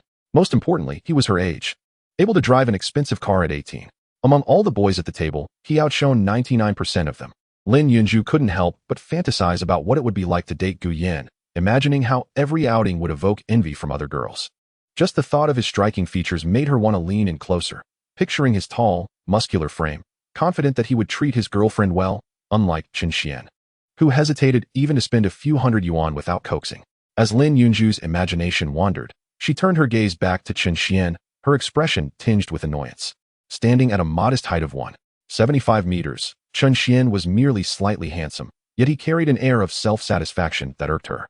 When she noticed his hand reaching toward her thigh, Lin Yunju discreetly brushed it away, having dressed in a short skirt, black stockings, and high heels specifically to catch Gu Yan's attention and showcase her alluring figure. However, Chen Xian, oblivious to her intentions, was utterly captivated by her. From the girls' dormitory to the restaurant, His gaze had not strayed from Lin Yunju, and he had attempted to wrap his arm around her waist several times, only to be evaded. During the meal, Lin Yunju occasionally excused herself under the pretense of going to the restroom, deliberately presenting her curves to Gu Yin as she walked, aware that such intentional displays were highly alluring. Indeed, as she rose, Gu Yin stole a glance at her. No man can resist temptation, she thought, a smirk playing on her lips as she reveled in the thrill of having his attention, swaying her hips as she made her way to the restroom, determined to showcase her most captivating side. I refuse to believe you won't be moved. In this regard, Lin Yunju exuded an air of confidence. After finishing her visit to the restroom, she touched up her makeup in front of the wash basin mirror before returning to her seat. She busily served Chen Xian, her boyfriend, with delicacies, while also engaging in cheerful banter with Lu Ping, Zhao Zhen, and Qin Mu. When the conversation shifted to Gu Yin, no one found it odd. Even Chen Xian felt proud of how gracious and considerate his girlfriend was, attending to each of his roommates. Gu Yin, you are the most handsome among Chen Xian's dormitory. What kind of girlfriend are you seeking? I believe in fate. As long as she is not unattractive, I am open to it. Gu Yan's vague response left Lin Yunju somewhat dissatisfied. However, Jiang Ro's eyes sparkled as she propped her chin, gazing at the side profile of the boy. So, does our encounter on the high-speed train and our gathering through the dormitory event count as fate? Gu Yan was momentarily taken aback. A casual remark he made unexpectedly boomeranged back to him. He chuckled. I suppose it could be considered fate. Jiang Ro's smile widened as she picked up her chopsticks to serve Gu Yan another helping of food. This gesture made Lin Yunju, who had her hands resting on her lap, squeeze her fingers slightly. The meal concluded swiftly, and just as everyone assumed Gu Yan would leave with them, he called out to Jiang Ro, wait a moment, walk with me. Old Gu, you have something going on. Lu Ping teased. Jiang Ro blushed among the group of girls, but chose to stay back, which made Lin Yunju's teeth almost grind in frustration. Once everyone departed, Jiang Ro followed Gu Yan as they strolled along the street. Gu Yan, what do you need me for? I have something to give you. It's of no use to me anymore. Huh. Jiang Ro's expression turned blank as she accompanied Gu Yan to the parking area, where he retrieved a Chanel gift bag from the trunk. She immediately covered her mouth in surprise. You want to give this to me? Isn't it a bit too extravagant? Just a small gift. Gu Yan felt a bit awkward about admitting it was a present from someone else, the system. And since it was of no use in his possession, he thought it better to do a favor. Isn't this quite expensive? Jiang Ro had previously bought perfume and used her mother's Chanel fragrance, but that was merely the bulk product from a supermarket. Spending several hundred on a few milliliters of perfume was still a significant expense for an ordinary family. Not expensive, Gu Yan urged her to get in the car. And as they drove through the back streets to the parking lot by Nanda, Jiang Ro's cheeks flushed, feeling both shy and exhilarated. Her efforts had finally borne fruit. Thank you, Gu Yan, she said with a rosy face as they parted ways, jogging back to her dorm amidst the curious glances of passing students. In the dormitory, the other girls were present, having just finished dinner and not wanting to move. Upon seeing Jiang Ro's slightly flushed face and the gift bag in her hand, they couldn't help but wonder what Gu Yan had wanted with her. Did handsome Gu confess to you? Zhao Xian was the most eager for Jiang Ro to succeed. Lin Yunju, who had been lying on her bed chatting with Chen Xian, sat up upon hearing this, her gaze instinctively falling on the bag Jiang Ro held. The prominent logo was impossible to miss. Is that Chanel? Did Gu Yan give it to you? The other roommates immediately gathered around. Luxury items were still a distant concept for them, fresh from high school and now in their first year of university. It's really Chanel, and it's perfume. Zhao Xian's eager expression prompted. Hurry, open it, and let us see what kind of perfume it is. I want to borrow it later. Of course. Jiang Ro, who had a hint of materialism, reveled in the envious glances from her roommates. She had never opened it before, carefully unwrapping the packaging to reveal a bottle of pale yellow perfume with a black square cap. Along with it was the shopping receipt, which displayed the name of the fragrance, Island Forest Limited Edition. Hearing Zhao Xian's excited squeal, Lin Yunju, sitting on the bed, couldn't help but take out her phone to search for the perfume. Over 8,000. A casual bottle of perfume costs as much as a semester's tuition. Lin Yunju's eyes fixed on the price, her heart swelling with discontent. Chapter 21. The Clamor Among Girls. Over 8,000 for a bottle of perfume. For a working individual, that would require 2 to 5 months of salary without spending a dime. Let alone for a group of students dependent on their parents for living expenses, it's undeniably a considerable sum. And this exorbitant amount is merely for a bottle of perfume. Lin Yunju gripped the blanket tightly, her breath growing heavy as she gazed at the perfume bottle Jiang Ro held, envy and jealousy festering within her.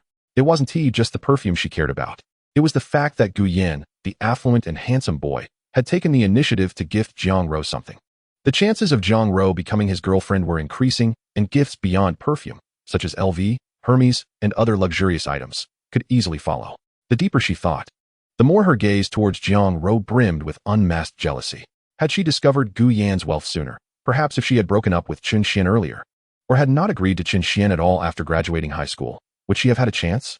Below, Zhao Xian cautiously took the perfume from Jiang Ro, unscrewed the cap, and inhaled from the nozzle, shutting her eyes and feigning an expression of ecstasy. The subtle fragrance, devoid of the overpowering scent characteristic of inferior perfumes, was utterly intoxicating. Let me see how much this perfume costs. Returning the bottle to Jiang Ro, Zhao Xian picked up the receipt from the bag and, upon seeing the printed amount, her eyes widened. 8,170. How much? The other girls in the dormitory were incredulous, their expressions mirroring disbelief. Some descended from their beds, while others rose from chairs to gather around Jiang Ro, scrutinizing the petite perfume bottle. This little thing costs over 8,000. The girl who had previously admired Gu Yan's looks, now astounded, held up 8 fingers, exclaiming, "Goodness, that's nearly a semester's tuition." Jiang Ro was equally taken aback. When Gu Yan gifted her the perfume, she had noted the Chanel label and thought of the bulk Chanel perfumes her mother had bought, estimating this bottle to be around 1 to 2,000. She never imagined it would be over 8,000. However, witnessing the astonished expressions of her roommates filled her with a sense of vanity, and a smile crept onto her lips. Who would have thought Gu Yan would gift such an expensive perfume? If I had known, I might have refused it. This remark incited Lin Yunju's frustration to a boiling point. Was this modesty? It was clearly a display of boasting, a direct show-off towards her. "Yunju, do you want to come down and try this fragrance?" Jiang Ro generously looked at Lin Yunju, who forced a smile and shook her head. "I'm already in bed. I'm too lazy to get up. But it seems that handsome Gu is definitely interested in you. I don't know, he just suddenly gave it to me. It made me a bit embarrassed. How pretentious. When did she become so adept at flattering?" Lin Yunju's hand, concealed beneath the blanket, turned pale from clenching. Despite this, she maintained a faint smile. "That just means he is interested. You should accelerate your efforts. Aim to win him over by the end of the first semester." With the matter of the perfume at hand, Jiang Ro's confidence soared. Feeling emboldened, she invited Zhao Xian and the others to try the fragrance. But, such an expensive perfume, with only this little bit. Using a bit feels like it would be worth dozens or hundreds. Zhao Xian waved her hands repeatedly, and the other girls felt hesitant to use it, given its exorbitant price. "You're my good sister. Don't say a word about using a bit. You can use it every day. I won't complain. It's just a perfume. It will eventually run out." Jiang Ro took Zhao Xian's hand, spraying a little on the back of her finger, then instructed her to rub it behind her ear. The scent was refreshing and delightful. "This fragrance is so comforting to smell for a long time." Zhao Xian tilted her head to inhale, declaring, "I've decided not to shower tonight." The others were instantly amused by her antics. "By the way, Ro, is Gu Yan's family extremely wealthy? How did you two meet on the high-speed train? Did he approach you?" A few girls, eyeing the perfume being put away, began to gossip. Over there, Jiang Ro placed the perfume into her wardrobe, tidied up a bit, and then turned around. "Not at all. It was I who struck up a conversation with him. That day, I was dragging a large suitcase in search of a seat, and his was right across from me. That's how we got acquainted. What a coincidence. But given how affluent his family is, why would he choose to take the high-speed train dressed so ordinarily? At the first dormitory gathering, he was wearing clothes that looked like they came from a street market. That's just his modesty. Humph, you have no idea how wealthy Gu Yan really is." Zhao Xian, known for her exuberance and straightforwardness, didn't wait for Jiang Ro to stop her before revealing the secret she had promised to keep about Gu Yan. "He has a monthly allowance of 100,000. Jiang Ro and I heard the notification of the payment come through." The entire dorm fell silent, and Lin Yunju straightened up, staring intently at Zhao Xian, who wore an expression of triumph. 100,000 a month. A few girls who had regained their composure gasped in disbelief, as they were all children of average families and had never seen such wealth, which was merely a monthly allowance for someone else. "That's incredibly rich." Their expressions toward Jiang Ro transformed, and they began to approach her. "Jiang Ro. Sister Ro, let's not forget our friends in wealth." Jiang Ro shot Zhao Xian a glare, conveying her silent message. "Who told you to say that?" Now, thanks to these big mouths, the news of Gu Yan being a rich and handsome man would spread like wildfire, and she would have countless competitors. Meanwhile, Lin Yunju on the bed remained silent, her mind swirling. What have I missed? 100,000 for a monthly allowance means Gu Yan's family must have a net income of at least 1 million a month, and he might be the only child. The pride she once felt in her decisive choice of Chun Xian was shattered. Regret. She certainly regretted choosing too early. If she hadn't chosen Chun Xian, she would surely be standing on the same starting line as Jiang Ro, vying for Gu Yan's affection, and today, it could have been her receiving that perfume. The prospect of becoming a wealthy wife would have undoubtedly been hers. Looking at the messages from Chun Xian, who was inquiring about what she was doing with a tone akin to a sycophant, she felt an overwhelming urge to block and delete him. The chatter among the girls in the dorm continued, and Zhao Xin, having already spilled Guyan's secrets, went ahead and mentioned that he drove a Mercedes convertible, causing the dorm to plunge into shock once again. He drives a car worth 700,000 to 800,000 while attending school? The offspring of the wealthy truly live lavishly. The girls couldn't help but sigh in admiration, and soon they began to curry favor with Jiang Ro. Knowing that having such a low-key rich second generation around could offer them a taste of luxury during their 4 years of college, provided Jiang Ro remained amicable. Soon, the fervor began to wane, yet the discussions about Gu Yin persisted among the girls. Jiang Ro took a moment to excuse herself to the restroom, then removed her makeup and washed up, reminiscing about the scenes of Gu Yin gifting her presents. Her fair, radiant face flushed slightly. At 10 o'clock, the dorm began to dim the lights. Gu Yin, are you asleep? She sent a text message to Gu Yin in the boys' dormitory. In the boys' dorm, Gu Yin, with his eyes closed, focused his thoughts on his attributes panel after the lights went out. He paused for a moment when he saw the skills section. Basketball expert C level, driving skill beginner, martial arts beginner, resilience. The basketball expertise and resilience were granted by the system. But what was the driving and martial arts skills about? Could it be that they were default driving skills acquired after getting a license? The martial arts skill must be related to the training from Instructor Lee. Suddenly, everything became clear. It turned out that what he learned counted too. Chapter 22, the first day of school. Exiting the attributes page, Guyan noticed the message Jiang Ro had sent him 10 minutes prior. Not asleep yet, and you? In the girls' dorm, Jiang Ro, who had been waiting a long time for a reply, was about to close her phone and sleep when the dark screen suddenly lit up with Guyan's message. Her pretty face blossomed into a smile, and her fingers swiftly tapped the screen to respond. I'm not asleep either. Thank you for the gift, it smells delightful. Jiang Ro knew exactly what to say and what not to say at this moment. Mentioning its value would make her seem vulgar. I'm glad you like it. Sure enough, Guyan replied again. Jiang Ro felt as if she had just cleared a level in a game, her excitement causing her delicate feet to lightly kick under the blanket. You've gifted me something, and I feel quite undeserving. How about I treat you to dinner after class tomorrow? But you mustn't order anything too expensive. My little wallet isn't as ample as yours. She sent a lengthy message, which elicited a smile from Gu Yin in the boys' dorm. He wasn't foolish. He recognized this as the playful strategy of a young girl. It was just a meal, and he accepted it calmly. As for any further developments, he hadn't planned for that yet. Nonetheless, he felt a certain fondness for this somewhat scheming Jiang Ro. Of course, he wouldn't be foolish enough to let her manipulate him. All right, let us eat at the cafeteria. Sounds good. Here's a celebratory emoji. After finishing the chat, Gu Yin suppressed his smile, tucked his phone under his pillow, and gradually drifted into slumber. Meanwhile, in the girls' dorm, Lin Yunju lay on her side, gazing longingly at Jiang Ro's bed, clearly perceiving the glow from her phone seeping through the thin blanket, occasionally hearing her excited giggles. Chatting with Gu Yin? How fortunate for her. She clenched the blanket in frustration and turned back to reply to Chun Xian in their chat. I'm going to sleep. Good night, baby. Wishing you sweet dreams. In the boys' dorm, Chun Xian stared perplexedly at the 3 words I'm going to sleep, wondering why she suddenly said that when everything had been fine just a moment ago. He shrugged it off and decided to sleep as well. As tomorrow marked the first day of classes, as the night deepened, time passed slowly, and when dawn broke, the first rays of sunlight pierced through the clouds, dispelling the morning gloom. The light spread quickly, enveloping the earth. The alarm rang at the designated time in room 502, and Gu Yin, along with his 6 roommates, rubbed their eyes and yawned as they got up to wash up, hastily preparing to leave the dormitory. Just as he stepped outside, Gu Yin spotted a young girl standing gracefully. She held a bag of soup dumplings in one hand and a sealed cup of porridge in the other. Her charming demeanor captivated the stream of boys exiting, including Chun Xian and Lu Ping, who only then realized it was Jiang Ro. Jiang Ro, over there. Jiang Ro tilted her head, smiling brightly at Gu Yin.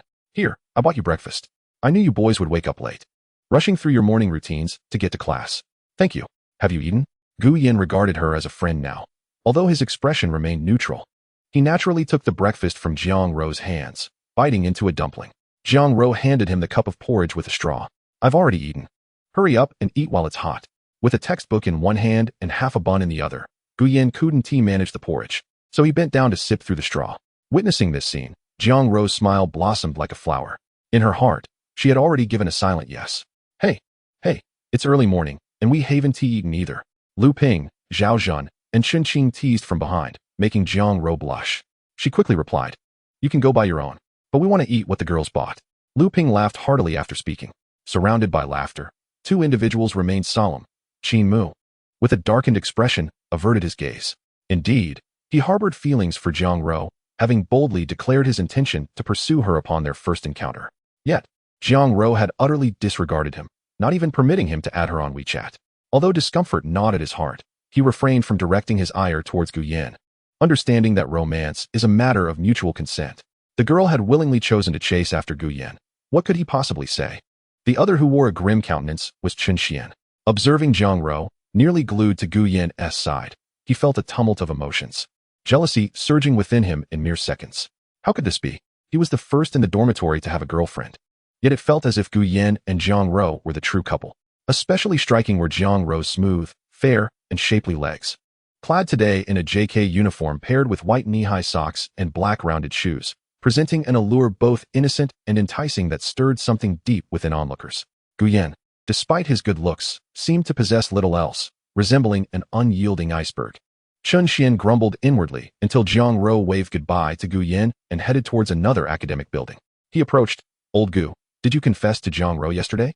No. I merely gifted her something, Gu Yan replied with a faint smile. Perhaps his satisfaction with the gift prompted a more exceptional day today. Now understanding, Chen Xian felt somewhat relieved. He was aware that if Gu Yan were to confess, Jiang Ro would undoubtedly agree to be his girlfriend. Thankfully, no confession had occurred. Chen Xian exhaled, relieved to retain his title as the first in the dormitory to have a girlfriend. Classes commenced thereafter, and today's schedule was notably different. The instructor had meticulously arranged for each class to be conducted, allowing teachers to familiarize themselves with the students while providing a cursory overview of the subjects, along with warnings that failing to attend classes might result in academic failure. After the morning classes, which unfolded like any other day, Gu Yan joined Lu Ping and the others for lunch in the cafeteria. During their meal, they encountered Shen Wei, still clad in a coarse, faded t-shirt. Her braided hair now styled into a ponytail, as she shyly concealed herself in a corner with her tray.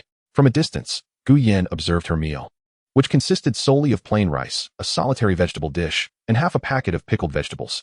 I'll be back shortly, he told Lu Ping, rising to move towards the window, where he discreetly ordered a portion of braised pork strips from the chef, gesturing towards the girl in the corner. She eats slowly. Please take this over to her once it's ready. The chef nodded in acknowledgement. Sure, I'll bring it to her. I've seen that girl a few times. She barely eats anything. Her family situation seems quite dire, he remarked with a sigh, wiping the sweat from his brow with a towel before retreating into the kitchen to prepare the dish. Old Gu, what were you doing at the window? Zhao Jin inquired upon Gu Yan's return. He brushed off the question casually, and, after finishing their meal, they all returned to their dormitory for a rest. Meanwhile, Shen Wei, upon seeing the fragrant braised pork strips before her, was momentarily stunned, nervously waving her hands. I didn't order this. Someone has already paid for it. A handsome guy, the cafeteria lady replied cheerfully. That young man is quite tall and good-looking, with a kind heart. Please enjoy it. Don't let his kindness go to waste. Shen Wei, gripping her chopsticks, lowered her head, and only after the cafeteria lady departed did she cautiously take a piece of meat and taste it. Is it him? The thought of that boy brought her eyes to a misty state once more. Chapter 23, Confusion. In the boys' dormitory, room 502 was filled with a cacophony of voices. Let us go after him. Damn it, he managed to escape. Keep hiding in the bushes. Zhao Jun, Lu Ping, Qin Mu, and Chen Qing were engaged in a computer game, while Chen Xian was absorbed in his mobile game on his bed. Gu Yan, feeling extremely bored, lay on his bed, surprised that his recent actions had not yielded any rewards from the system. He mentally inquired, but the system remained silent. How strange, previously, such spontaneous actions would always grant random rewards. Had the system closed that loophole? If that were the case, it would indeed be a pity. Though significant tasks offered generous rewards, they were seldom presented. Daily, he relied on random tasks to accumulate rewards. If the random task loophole were blocked, Gu Yan would have to rediscover how to engage with these tasks. Lost in thought about the peculiarities of the system, an alert suddenly echoed in his mind. System long-term task, daily morning exercise, running, push-ups, sit-ups, 0-10. Completing daily progress will yield a reward of 100,000. Complete all tasks within 10 days for a base reward, a Land Rover Range Rover long wheelbase. Final reward, a profession card. Profession card randomly selects a basic social profession or identity, granting you the capabilities associated with that profession, limited to foundational skills. He had feared something was amiss, but it turned out the system had been holding back a significant reward, a Land Rover Range Rover long wheelbase. Finally, a sturdy vehicle he truly desired. As for the profession card, he was curious about its potential. Basic social professions. Would a businessman qualify? Old Gu. Class is about to start, Lu Ping called, snapping Gu Yan from his reverie. He opened his eyes, got out of bed, washed his face, and tidied his tousled hair before taking the textbooks for the afternoon classes. Upon returning to the classroom, many students cast complex glances at Gu Yan, particularly some girls whose eyes seemed to blaze with intensity. Old Gu, what is going on? I feel like their gazes are notably different, Zhao Jin noted, sensitive to the atmosphere upon entering the room. You're not some hidden, illegitimate child of a big shot that has been discovered and is now the talk of the school, are you? Get lost. Gu Yan retorted with a laugh, taking a seat in the back. Chun Xian scoffed. There aren't that many illegitimate children. Being wealthy is simply being wealthy. If you're born into poverty, you remain so. Hard work doesn't guarantee you will succeed in society. You're all just being overly sensitive. Look at me. My family has 4 properties and a BMW, yet I'm still unremarkable in class. The others rolled their eyes in unison. Nevertheless, Zhao Jun hurried to inquire about the matter, only to be left dumbstruck. 100,000 a month? A Mercedes coupe? Are you joking with me? Zhao Jun's mouth twitched. He spent every day with Gu Yan and was unaware of his background. Aside from that bed and a recently acquired phone, there was nothing to suggest he was of a wealthy family. I heard it from someone. I don't know who spread it, the girl he questioned replied helplessly, though she was curious. So, Gu Handsome has been very low-key in your dormitory, and you all didn't notice? Notice what? Old Gu has been low-key since he enrolled and completed military training. We never suspected he was from a wealthy family. After a few more exchanges, as class approached, Zhao Jun returned, his gaze towards Gu Yan, who was listening to music and reading with Bluetooth headphones, filled with complexity. What did you find out? Lu Ping, Chen Qing, and Chun Xian eagerly queried. Is it true that Old Gu has a girlfriend? Zhao Jun shook his head in response to both questions, lowering his voice. They're saying Old Gu is a rich second generation. Uffed. Chun Xian was the first to express disbelief. If he is a rich second generation, then I'm a first generation rich. What nonsense. Just because Old Gu is handsome and has a bit of an aristocratic air? It was utterly laughable. But that is what they're saying, Zhao Jun insisted. Why not just ask Old Gu? Chun Xian scoffed again. Asking would be pointless. You're all making a mountain out of a molehill, listening to rumors. If Old Gu were a rich second generation, would we not have noticed? Qin Mu cast a glance at Gu Yan, who was oblivious to their conversation, and quietly spoke up. Nanjing University is not devoid of affluent second-generation students. Upon entering the campus, they are often surrounded by admirers, making their presence widely known. Take, for instance, those studying business management, preparing to inherit their family enterprises. If Old Gu truly belonged to that echelon, he should have opted for a major in business management. As the teacher arrived, silence enveloped the classroom. Lu Ping quickly gestured for his companions to cease their chatter, and the noise dissipated with the entrance of a teacher sporting a Mediterranean hairstyle. As the afternoon lessons gradually came to a close, Gu Yan stepped out of the academic building and received a phone call from his mother, Zhao Taiho. After sharing updates on their well-being and inquiring about any family matters, he reminded her to rest more and not to overexert herself. Upon hanging up, he noticed that Zhao Jun and Lu Ping had already drifted away. Indifferently, he clutched his textbooks and made his way back to the dormitory. Later that evening, Jiang Ro insisted on dragging him to the second floor of the cafeteria, where they casually ordered several dishes. Throughout their meal, Jiang Ro dominated the conversation, keen to avoid any lulls. Occasionally, she would serve Gu Yan some food, subtly probing into the nature of their relationship and if there was potential for it to deepen. Let fate decide. Our current friendship is quite satisfactory, Gu Yan replied with a faint smile. I am someone who values emotional connection and mutual attraction. Despite feeling a hint of disappointment, Jiang Ro cherished the notion of starting as friends, believing that, with time, she could gradually win his affection. As for the rumors of her pursuing him in a less dignified manner, she dismissed them as inconsequential. After their meal, Jiang Ro playfully clung to Gu Yan as they strolled around the campus. Upon returning to the dormitory, he organized his books neatly on his desk. Late into the night, he set his alarm for 6 in the morning and lay down, absorbing the lively atmosphere of the dormitory. It was increasingly reminiscent of the school days he had longed for. In the midst of this, a stranger added him on WeChat, leaving no message. He chose to ignore it, shutting his phone and quickly drifting into slumber.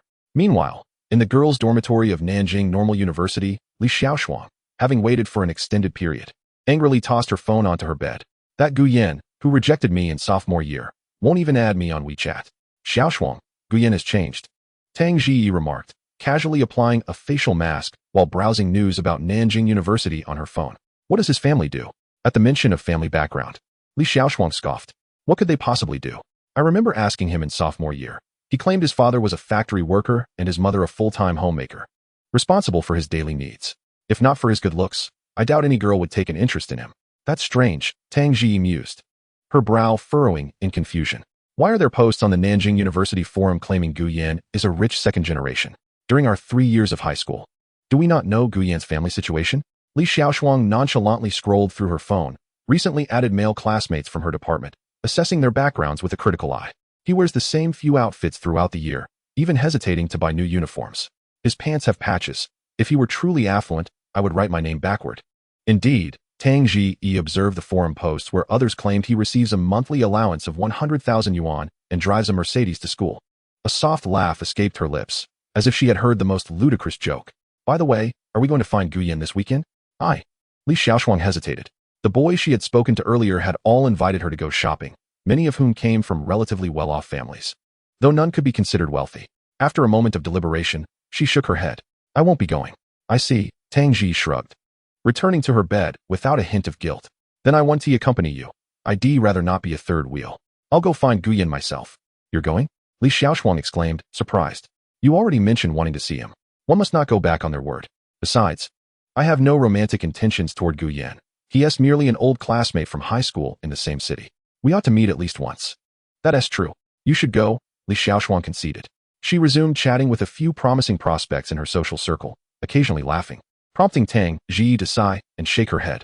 Though not possessing the captivating charm of Li Xiaoshuang's first love looks, Tang Ji had an enduring beauty, characterized by a gentle disposition that invited closeness over time. In high school, Li Xiaoshuang was the belle, and Tang Ji was not without her admirers. Yet she had turned them all down. I hope you won't regret it, Tang Ji murmured softly, pulling the blanket over herself as she surrendered to slumber. At 6 in the morning, the alarm in Nanjing University's male dormitory 502 blared, rousing the 5 roommates from their slumber, their eyes bleary as they watched Gu Yan get dressed. It's still dark out. Old Gu, where are you off to? Lu Ping rubbed his eyes and raised his head. Morning exercise, was Gu Yan's succinct reply as he donned his pants and the white shoes he had purchased earlier, splashed some water on his face, and swiftly departed. Upon reaching the university's sports field, he was pleasantly surprised to find a decent number of individuals already jogging or engaging in warm-up exercises, both male and female, including several faculty members, about 10 in total. Gu Yan seamlessly integrated into the group, drawing little attention.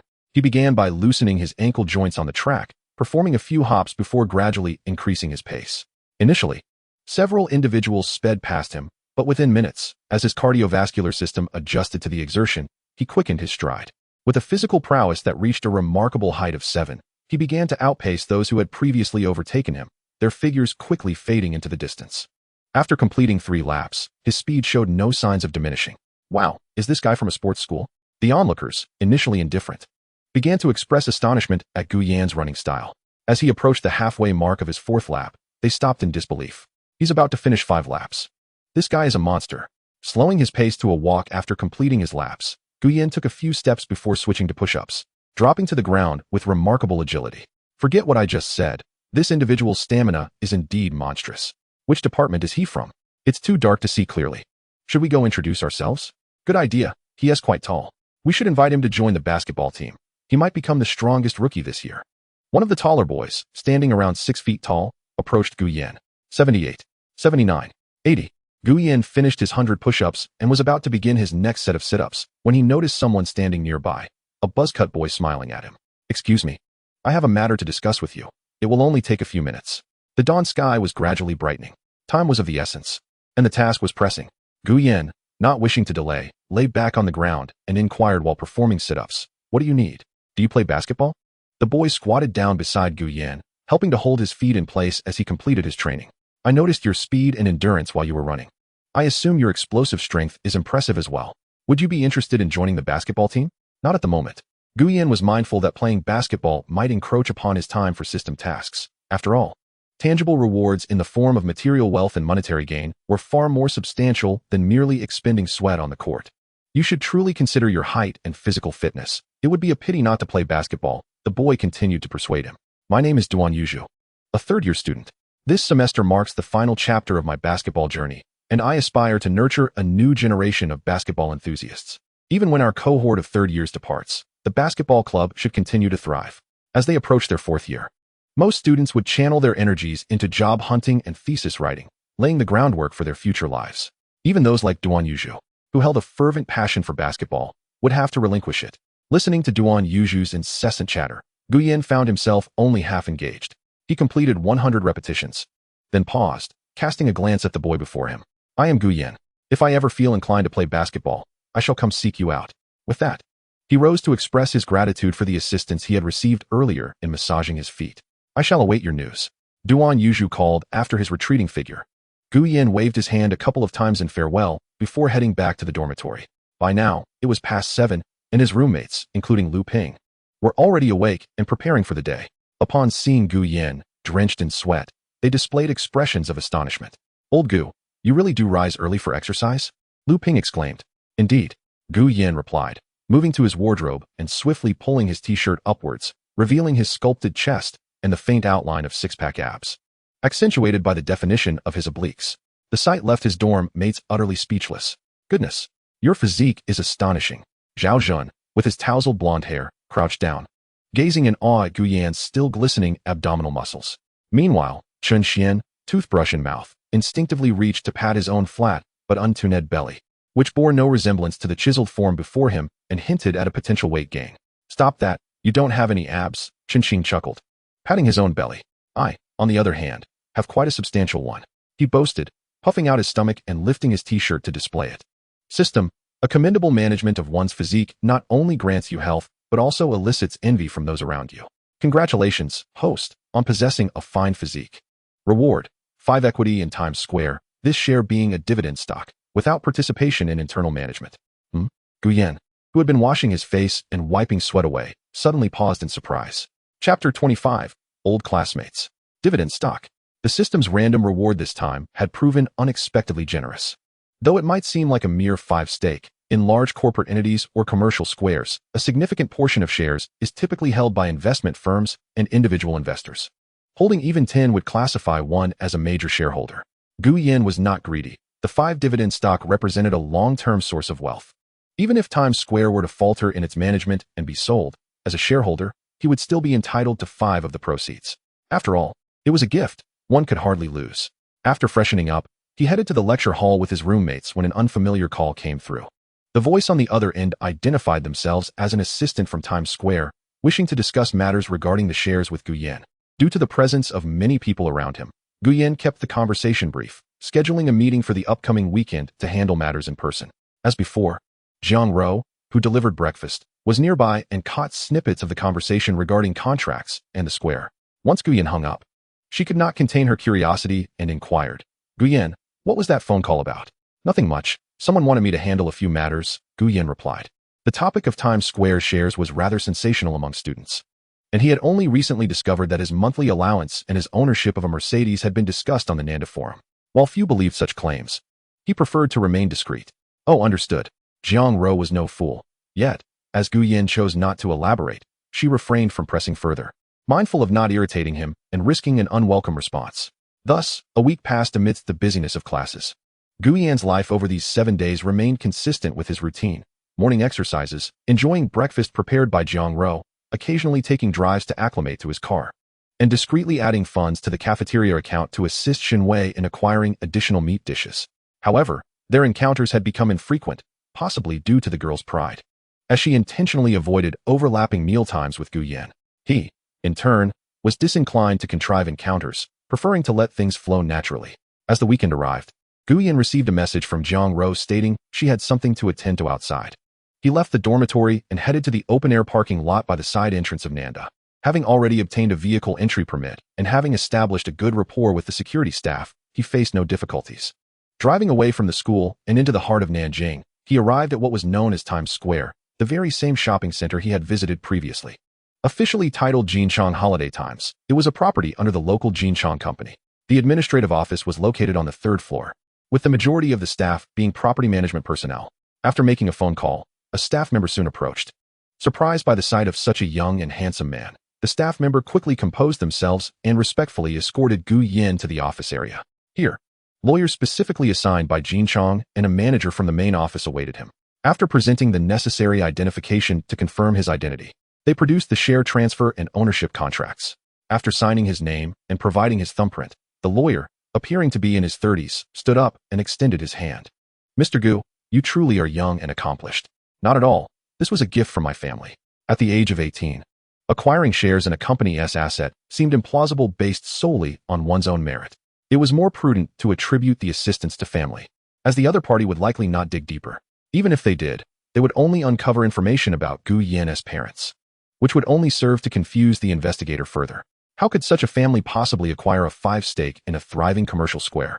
In the end, they would likely conclude that Gu Yan's background was more complex than it appeared, perhaps even conjuring images of a well-connected frontman. Mr. Gu, here is my business card. For any commercial or other disputes, feel free to reach out to me. Gu Yan glanced at the card. Guang Law Firm. Lawyer Zhang Bu. The fact that Jin Chong entrusted this lawyer with full authority suggested he possessed considerable expertise. Very well. Should any issues arise in this domain, I trust Lawyer Zhang will not shy away from assisting. With that, Gu Yan shook his hand and, with the leather bag in tow, exited the office area and took the elevator down. Just as he stepped out of the elevator, his phone rang once more. Hello? Is this Gu Yan? I'm Tang Zi. I'm on my way to Nanda. Coming alone. Shuang, didn't he join me? I'm currently not at Nanda. I'm at Times Square. Are you still coming? Absolutely. I intend to treat you to a lavish meal. All right. I'll wait for you at the entrance of the square. Since Tang Zi planned to come over, Gu Yan decided against returning to school, heading directly to the entrance of the square where an outdoor CF awaited. He selected an unoccupied table, ordered a juice, and began reviewing the contracts while waiting for the girl to arrive. However, he found himself puzzled as to why Tang Zi had come alone, given her close bond with Li Xiaoshuang during high school. Nevertheless, it was perhaps for the best that Li Xiaoshuang was absent. It spared them the potential awkwardness of having little to say upon meeting. After about half an hour, around 10 o'clock, Tang Zi's call came through again. I've arrived. Where are you? Gu Yan held the phone up, scanning the entrance of the square until he spotted a girl in a flowing white dress, standing gracefully. He raised his hand and waved, look to your right. I see you. Following his direction, Tang Zi spotted Gu Yan, who was dressed in a shirt, white jeans, and sneakers, smiling and waving at her. After hanging up the phone, the young girl, clutching her shoulder bag, briskly advanced. Oh, the famous one is quite busy. Coming here alone without accompanying his girlfriend? Single, and here on business, Gu Yan replied, inviting her to sit and asking the waiter to present the menu to the girl. Before you called, I was ready to head back to school. A glass of orange juice was brought to the table. Tang Zi sipped through a straw, then fanned herself with her hand. I initially planned to bring Shuang along, but she couldn't make it, so I came by myself. There was really no need for you to come, Gu Yan responded. Absolutely not. Tang Zi's expression turned serious. We can't just cancel our plans. Besides, in this city, the three of us are all from the same hometown. We have to gather regardless. What? Are you reluctant to spend on lunch? Noticing Gu Yan's astonished gaze, she suddenly chuckled. Just kidding. Lunch will be split evenly. I won't take advantage of you. Gu Yan maintained a calm demeanor and nodded. So, what do you feel like eating? I had quite a bit already after my stroll. Shall we go for a little shopping first? The girl suggested. Sure. After sipping a few mouthfuls of coffee, Gu Yan stood to settle the bill. Tang Zi glanced at her nearly full glass of orange juice and hurriedly took a few more sips. By the time Gu Yan returned to call her, only a small layer of juice remained in the cup. What's wrong? Nothing at all. Tang Zi patted her chest, having gulped too hastily. Let us go. Don't act like a starving ghost. Gu Yan handed her a tissue. She wiped her mouth and followed him, her flat shoes making a crisp sound with each step. Hey, can you say something nice? After all, I am your high school classmate. Calling me a starving ghost is a bit much.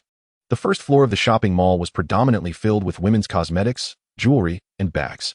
Since mealtime was still a ways off, Gu Yan led her to browse. The dazzling array of products, enhanced by the lighting, made Tang Zi's eyes sparkle. One particular bracelet, glimmering brilliantly, almost captivated her entirely. She rushed over to inquire about the price, only to be left speechless. Over 3,000. Looking up, she caught sight of the store name, Tasaki. Terrified, she quickly exited the shop, tugging Gu Yan along. Just for a bracelet, 3,600. It's outrageous. Do you like it? Gu Yan asked. Tang Zi glanced back at the store, shook her head, and replied, what good is liking it if I can't afford it? Better to stick with the jewelry store near the school. After that, she turned to explore a nearby shoe store. When she emerged, she realized Gu Yan was no longer with her. Just as she was about to pull out her phone to ask where he had gone, he reappeared. After 3 years of being classmates in high school, I have a gift for you. Huh? Tang Zi looked at the Tasaki branded package being handed to her, her hands trembling slightly as she opened it to reveal the very pearl bracelet she had admired earlier. You. She stared at the bracelet, struggling to articulate her thoughts. What do you mean, you? Among our high school classmates, you've been quite kind to me. Just accept this gift. Gu Yin pushed the bracelet back into her hands, stating that once purchased, items could not be returned. Reluctantly, and with a blush creeping onto her cheeks, Tang Ji accepted the gift, fidgeting with the box as thoughts swirled in her mind. When they reached the dining area on the second floor, she finally spoke up. Do you still have feelings for Li Xiaoshuang? Not at all, Gu Yin replied without hesitation. Life is too fleeting to linger on the improbable. It's good that you think that way. Tang Ji wanted to say more, but Gu Yin interrupted, pointing to a hot pot restaurant ahead. I've never tried Hai Di Lao. Shall we go and sample it together? It's just lunch. Isn't Hai Di Lao a bit pricey? Is it more expensive than the pearl bracelet you have? With that, Gu Yin stepped into the restaurant first. The waiter, recognizing the two, seated them at a cozy couple's table by the window, near the air conditioning. Gu Yin, are you really the rich second generation that people talk about on the Nanda forum? Once the dishes were served, Tang Ji gazed at the spread before her, contemplating the bracelet in her bag, and couldn't help but voice the question that had been nagging at her. You assume that's the case, don't you? Gu Yin replied with a smile. Shuang must be feeling dreadful about this. She'll probably regret it. Tang Ji silently mourned for Li Xiaoshuang, then set aside her altruistic thoughts, donned the bracelet, and began snapping photos of the dishes on the table, making sure to include the bracelet in the frame. Naturally, Gu Yin also captured a photo, combining them later with the caption, in a strange city, dining with a familiar classmate. Meanwhile, at a fast food restaurant, Li Xiaoshuang, listening to the loquacious boy across from her, idly scrolled through her social media feed. Suddenly, she stumbled upon Tang Ji's recent post with the accompanying message. She was taken aback, particularly by the pearl bracelet that was subtly visible on Tang Ji's fair wrist. As a close friend, she had never seen this piece on Tang Ji before, and it was evident that it was no cheap trinket. Chapter 26. The Furious Li Xiaoshuang. Shuang, what's wrong? The boy sitting across, noticing her dazed expression, adjusted his glasses and inquired softly. I'm fine. Regaining her composure, Li Xiaoshuang forced a sweet smile. Though her mind was swirling with confusion, Tang Ji had gone to find Gu Yin. They were having lunch at Hai Di Lao, but what about that bracelet? Did Tang Ji buy it herself? That seemed unlikely. Her monthly allowance was just over 2,000, and while she couldn't identify the brand, the bracelet's quality screamed luxury. Could it be a gift from Gu Yin? Suddenly, she recalled what Tang Ji had mentioned the night before about the Nanda forum, speculating that Gu Yin might be from a wealthy family, possessing a monthly allowance of 100,000 and a luxury car. At that moment, she and Tang Ji had dismissed the idea. But now, could it be that she had misjudged him? The more she pondered, the more restless she became. Shuang, why aren't you eating? The boy, noticing her distracted demeanor, pushed the plate of burgers and fries toward her. I have something to take care of, so I want to accompany you shopping. Li Xiaoshuang quickly stood, apologizing to him, and left in a hurry, her mind racing as she stepped outside. She immediately dialed Tang Ji's number. On the other end, Tang Ji, who had just placed a piece of cooked goose intestine into her bowl, glanced at the caller ID and instinctively looked toward Gu Yin. Li Xiaoshuang. Gu Yin set down his chopsticks and took a sip of tea. Are you asking her if she wants to join us? We could use an extra pair of chopsticks. I know her well. She probably wants tea come, he said, continuing to eat as he answered the call. Hello? Tang Ji, why are you suddenly calling me? Li Xiaoshuang's tone was somewhat urgent. Are you having lunch with Gu Yin? You saw the post, didn't you? I was supposed to go find Gu Yin at Nanda, but when I found out he was at Times Square, I decided to browse around here. Tang Ji replied calmly, with no intention of concealing anything. Have you eaten yet? Would you like to come for hot pot? This Hai Di Lao is quite good. Standing at the entrance of the fast food restaurant, Li Xiaoshuang nearly blurted out, I'll come over. But stubbornly, she changed her response to, I've already eaten. I just wanted to check in on you. When will you be back at school? I'll return after lunch. They exchanged a few more words, and after hanging up, Li Xiaoshuang bit her lip, closed her eyes, and took a few deep breaths. She reasoned that nothing could possibly be happening between them. Ji is my good friend. She knows Gu Yin likes me, so she wouldn't do anything like that. Yet, her mind was clouded with thoughts of Tang Ji's social media post, leaving her devoid of the desire to shop. Lost in her thoughts, Li Xiaoshuang took a taxi back to school. On the other side, after finishing their hot pot, Tang Ji, who had initially intended to split the bill, found that Gu Yin had already settled it and was leading her directly to the parking lot.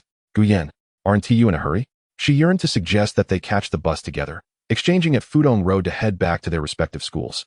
However, before she could articulate her thought, the sound of the car door unlocking interrupted her. A silver convertible Mercedes flashed its lights twice. Gu Yin opened the car door and turned to see Tang Ji, frozen in place with her mouth slightly agape. What are you dawdling for? Get in. I'll take you back to normal university. Oh.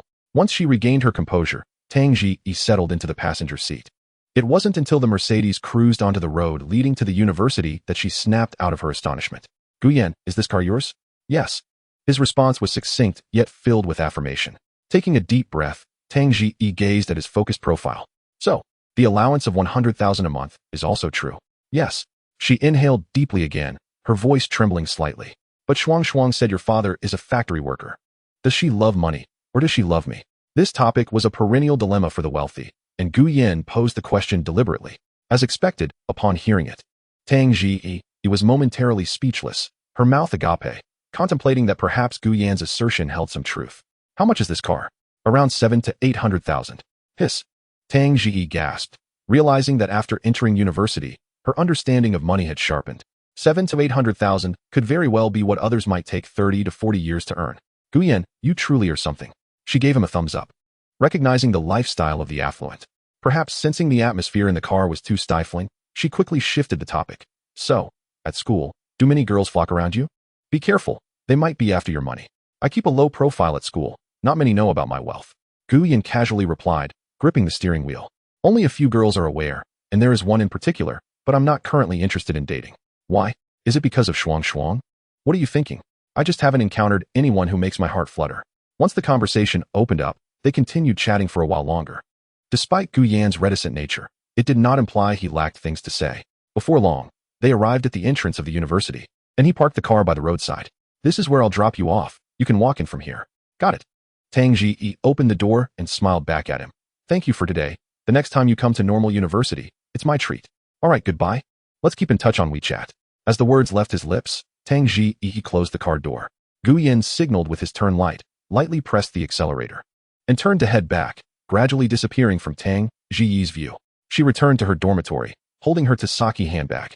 Li Xiaoshuang was lying on her bed and quickly got up upon seeing her best friend return. Ji, you're back so soon?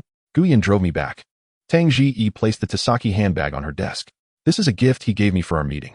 She lifted her wrist to show off a striking pale gold pearl bracelet. Where did he get this car? Li Xiaoshuang's gaze swept over the logo on the handbag, then fixated on the bracelet, as if confirming its authenticity. He gave this to you? Yes, it's over 3,000. I merely glanced at it. And he turned around and bought it for me. Tang Ji, lacking guile, recounted the events at the Tasaki boutique without embellishment. No way. Li Xiaoshuang took a half step back, her demeanor shifting drastically. 3,000. That's more than my monthly allowance. How did he become so wealthy? What about the car? That's exactly what I wanted to tell you. Tang Ji's expression turned serious as she grasped Li Xiaoshuang's hand. The posts on Nanda Forum are true. Gu Yan really does own a Mercedes, a convertible sports car, which he bought right when school started. He mentioned it vaguely, around 7 to 800,000. And he has a monthly allowance of 100,000. Li Xiaoshuang's heart felt as if it were being crushed, as though struck by a heavy hammer, causing her to clutch her chest and stagger back against another bed's wardrobe door. So if I had accepted his confession back in high school, I'd now have a wealthy boyfriend? Tang Ji sighed and nodded regretfully. That is indeed the case. On graduation day, I told you to be more proactive, but you insisted on following me to karaoke. Stop. Li Xiaoshuang shouted in frustration, her eyes reddening.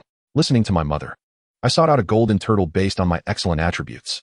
I never imagined that the golden turtle would be right in front of me, and I so extravagantly let it slip away. She suddenly felt like a jester. Ji, do you think I still have a chance? She grasped Tang Ji's hand as if drowning, her eyes glistening with tears. Did you mention me today? What was his reaction? I did mention you. But he seemed to deliberately avoid topics related to you. Avoiding you indicates he still has feelings for me. I need to find him. Give me Gu Yan's number. Shuang. Tang Ji shook Li Xiaoshuang's arm. Calm down for a moment. You didn't call him before, and now after I return to the dorm. If you suddenly call him, it will seem too obvious and could make Gu Yan look down on you. What should I do? Wait a few days. Tang Ji offered this advice merely to comfort Li Xiaoshuang. She longed to say it was futile, for Gu Yan would hardly pay her any mind. Yet, as a longtime friend, she found it difficult to utter such harsh words that might wound her. But whenever I think of it, it feels as though I'm holding my breath. Li Xiaoshuang's gaze landed on the bracelet again, and she felt an overwhelming sense of rage. If she had gone today, that bracelet might very well have been hers. I need to calm down. Yes, calm down. Gu Yan likes me for who I am. I must maintain my best state to find him at Nanda. Next weekend, I will go. After a moment of self-encouragement, she resolved to take action. Chapter 27. Once you enter the system, it's a deep sea. It was now Wednesday. As the faint mist of dawn rose, Gu Yan completed his final lap around the track. Phew. Supporting himself on his knees, the system notification echoed in his mind. Morning run, sit-ups, and push-ups completed. He had finally finished this task. Gu Yin straightened up, wiping the sweat from his brow, as the sun slowly ascended from the rooftop of the teaching building, dispersing the thin morning fog from his view. Hey, Gu Yin, what are your thoughts? Duan Yuzhu had also been running on the track lately and handed Gu Yin a bottle of mineral water. With the autumn sports meet approaching, each department and class will form basketball teams. Your class should do the same. Would you like to join the basketball team? We are the school team. Let's talk about it later. Gu Yin accepted the water, unscrewed the cap, and took a swig. Their camaraderie had deepened considerably after several days of morning workouts together. Thanks for the water. Gu Yin, donning a sweatband, waved goodbye as he stepped off the track. The urgency in his stride stemmed from his eagerness to check the rewards granted by the system. System, congratulations to the host for completing the task. Basic reward, a Range Rover long wheelbase has been issued, and a staff member from the 4S store will contact you. Final reward, a professional card has been deposited into the system, which the host can use at any time. Please note that once used, it will replace your current identity and occupation, and there will be no restoration. Please handle it with caution. Upon reading the warning, his initial casual curiosity vanished without a trace. This meant that as a student, if he used this card, it was highly likely that his identity as a Nanda student would be replaced, effectively expelling him from the school. The risk was considerable. If he accidentally landed a job as a janitor, it would be a loss he could not bear. He could not afford to gamble. Gu Yin hurriedly suppressed his eager anticipation, deciding to reserve the use of this card until his graduation day, ensuring absolute certainty. Even if he ultimately drew the short straw of becoming a janitor, he could resign and revert to a state of carefree idleness. Upon returning to the dormitory, he found Lu Ping and the others lazily getting out of bed to wash up. They had grown accustomed to Gu Yan's morning exercise routine, yawning as they greeted him upon entry, then drifting back into their lethargy. The subsequent hours unfolded as usual, with classes proceeding in a methodical manner. Zhang Ro was steadfastly waiting downstairs, though this time she was accompanied by Lin Yunju, who also held breakfast, not for Gu Yan, but to hand to Qin Xian. This delighted the still drowsy Qin Xian, who stammered excitedly as he accepted the meal. However, he failed to notice that Lin Yunju, the attentive girlfriend, occasionally directed her utmost tenderness toward Gu Yan, her tone laced with warmth as she leaned into Qin Xian, sometimes playfully nudging closer to Gu Yan. Zhang Ro, from her vantage point, was oblivious to this nuance. Gu Yan, too, regarded the lively interactions as quite normal, given the crowded classroom atmosphere, and thus did not dwell on it. Gu Yan, are you free this weekend? Sure, why do you ask? Gu Yan's demeanor was not particularly cold concerning their friendship, though his responses remained succinct. I want to invite you to go shopping. You didn't have time last weekend, so no excuses this time. Gu Yan paused momentarily. All right, let us go shopping this weekend. In truth, he had plans to visit the Land Rover dealership over the weekend, before leaving the dormitory. The sales manager had called him to schedule a visit, as his class timetable was too tight for any other day. Since Zhang Ro was already aware of his situation, he felt no need for subterfuge in taking her along to collect the car. Upon receiving his affirmative response, Zhang Ro's excitement was akin to that of a child who has just acquired their most coveted toy, chattering incessantly on the way to the academic building. Meanwhile, not far away, Lin Yunju discreetly curled her lip in disdain. Her imitation of Zhang Ro was not merely to deliver breakfast to her boyfriend Qin Xian, rather, it was a strategic move to project her image as a devoted girlfriend and a lovesick maiden. Additionally, she intended to leverage this persona to extricate herself from Qin Xian while simultaneously garnering sympathy from others. Eventually, she hoped to approach Gu Yan under the guise of heartbreak, exploiting the inherent protective instincts of men to subtly draw closer to him. After all, she was not like those base individuals who casually discard potential suitors without a plan. As they parted ways, Lin Yunju deftly tucked her long hair behind her ear, her expression warm as she waved goodbye to her boyfriend. Also smiling and waving at the others, including Gu Yan, Zhang Ro stood beside her, mirroring the farewell, akin to two wives bidding adieu to their husbands, casting envious glances at the passing boys. Did you see that, old Gu? Yunju is truly wonderful to me. On their way to the academic building, Qin Xian's penchant for boasting resurfaced. I used to think she was interested in my family S4 properties, but now I realize that that's not the case. A girlfriend as gentle and charming as hers is truly rare. But don't feel disheartened, old Gu. Zhang Ro is a good girl too, albeit a bit materialistic. Make sure to think carefully before making any decisions. Who needs your unsolicited advice, you monster? Lu Ping retorted. Gu Yan merely smiled and remained silent as he followed the group into the academic building to commence classes. Shortly after, 2 lessons concluded, and their instructor, Zhao Rong, unexpectedly entered the classroom, instructing the students who had prepared to leave to return to their seats. I won't take much of your time. It won't affect your meal. Zhao Rong stood at the podium in her high heels, her tone both gentle and brisk. According to Nanda's tradition, once autumn arrives, it's time for the sports meet, which contributes to the Class S standing within the university. Although the weight of this score is minor, participation is essential. She gestured for the class monitor, Xiao Lingling, to bring forth a pen and notebook. Having just graduated from high school, this sports meet is an excellent opportunity for you to integrate into university life, make new friends, and explore various clubs. I hope everyone in our class will actively sign up. Please register with the monitor later. Xiao Lingling promptly began to inquire each student about their participation in events. Notably, many boys expressed interest, eager to showcase another side of themselves in front of the girls. Moreover, Zhao Rong continued, besides the sports meet, there will also be a basketball competition. The winning team will represent the university in regional, provincial, and even national collegiate events. Given that our class has a significant number of boys, surely we can assemble a team of 5? Her gaze inadvertently settled on Gu Yan, who, standing at a height of 185 meters, was hard to overlook. Gu Yan, however, had no intention of participating in any events, including basketball, and had already declined Xiao Lingling's earlier inquiry.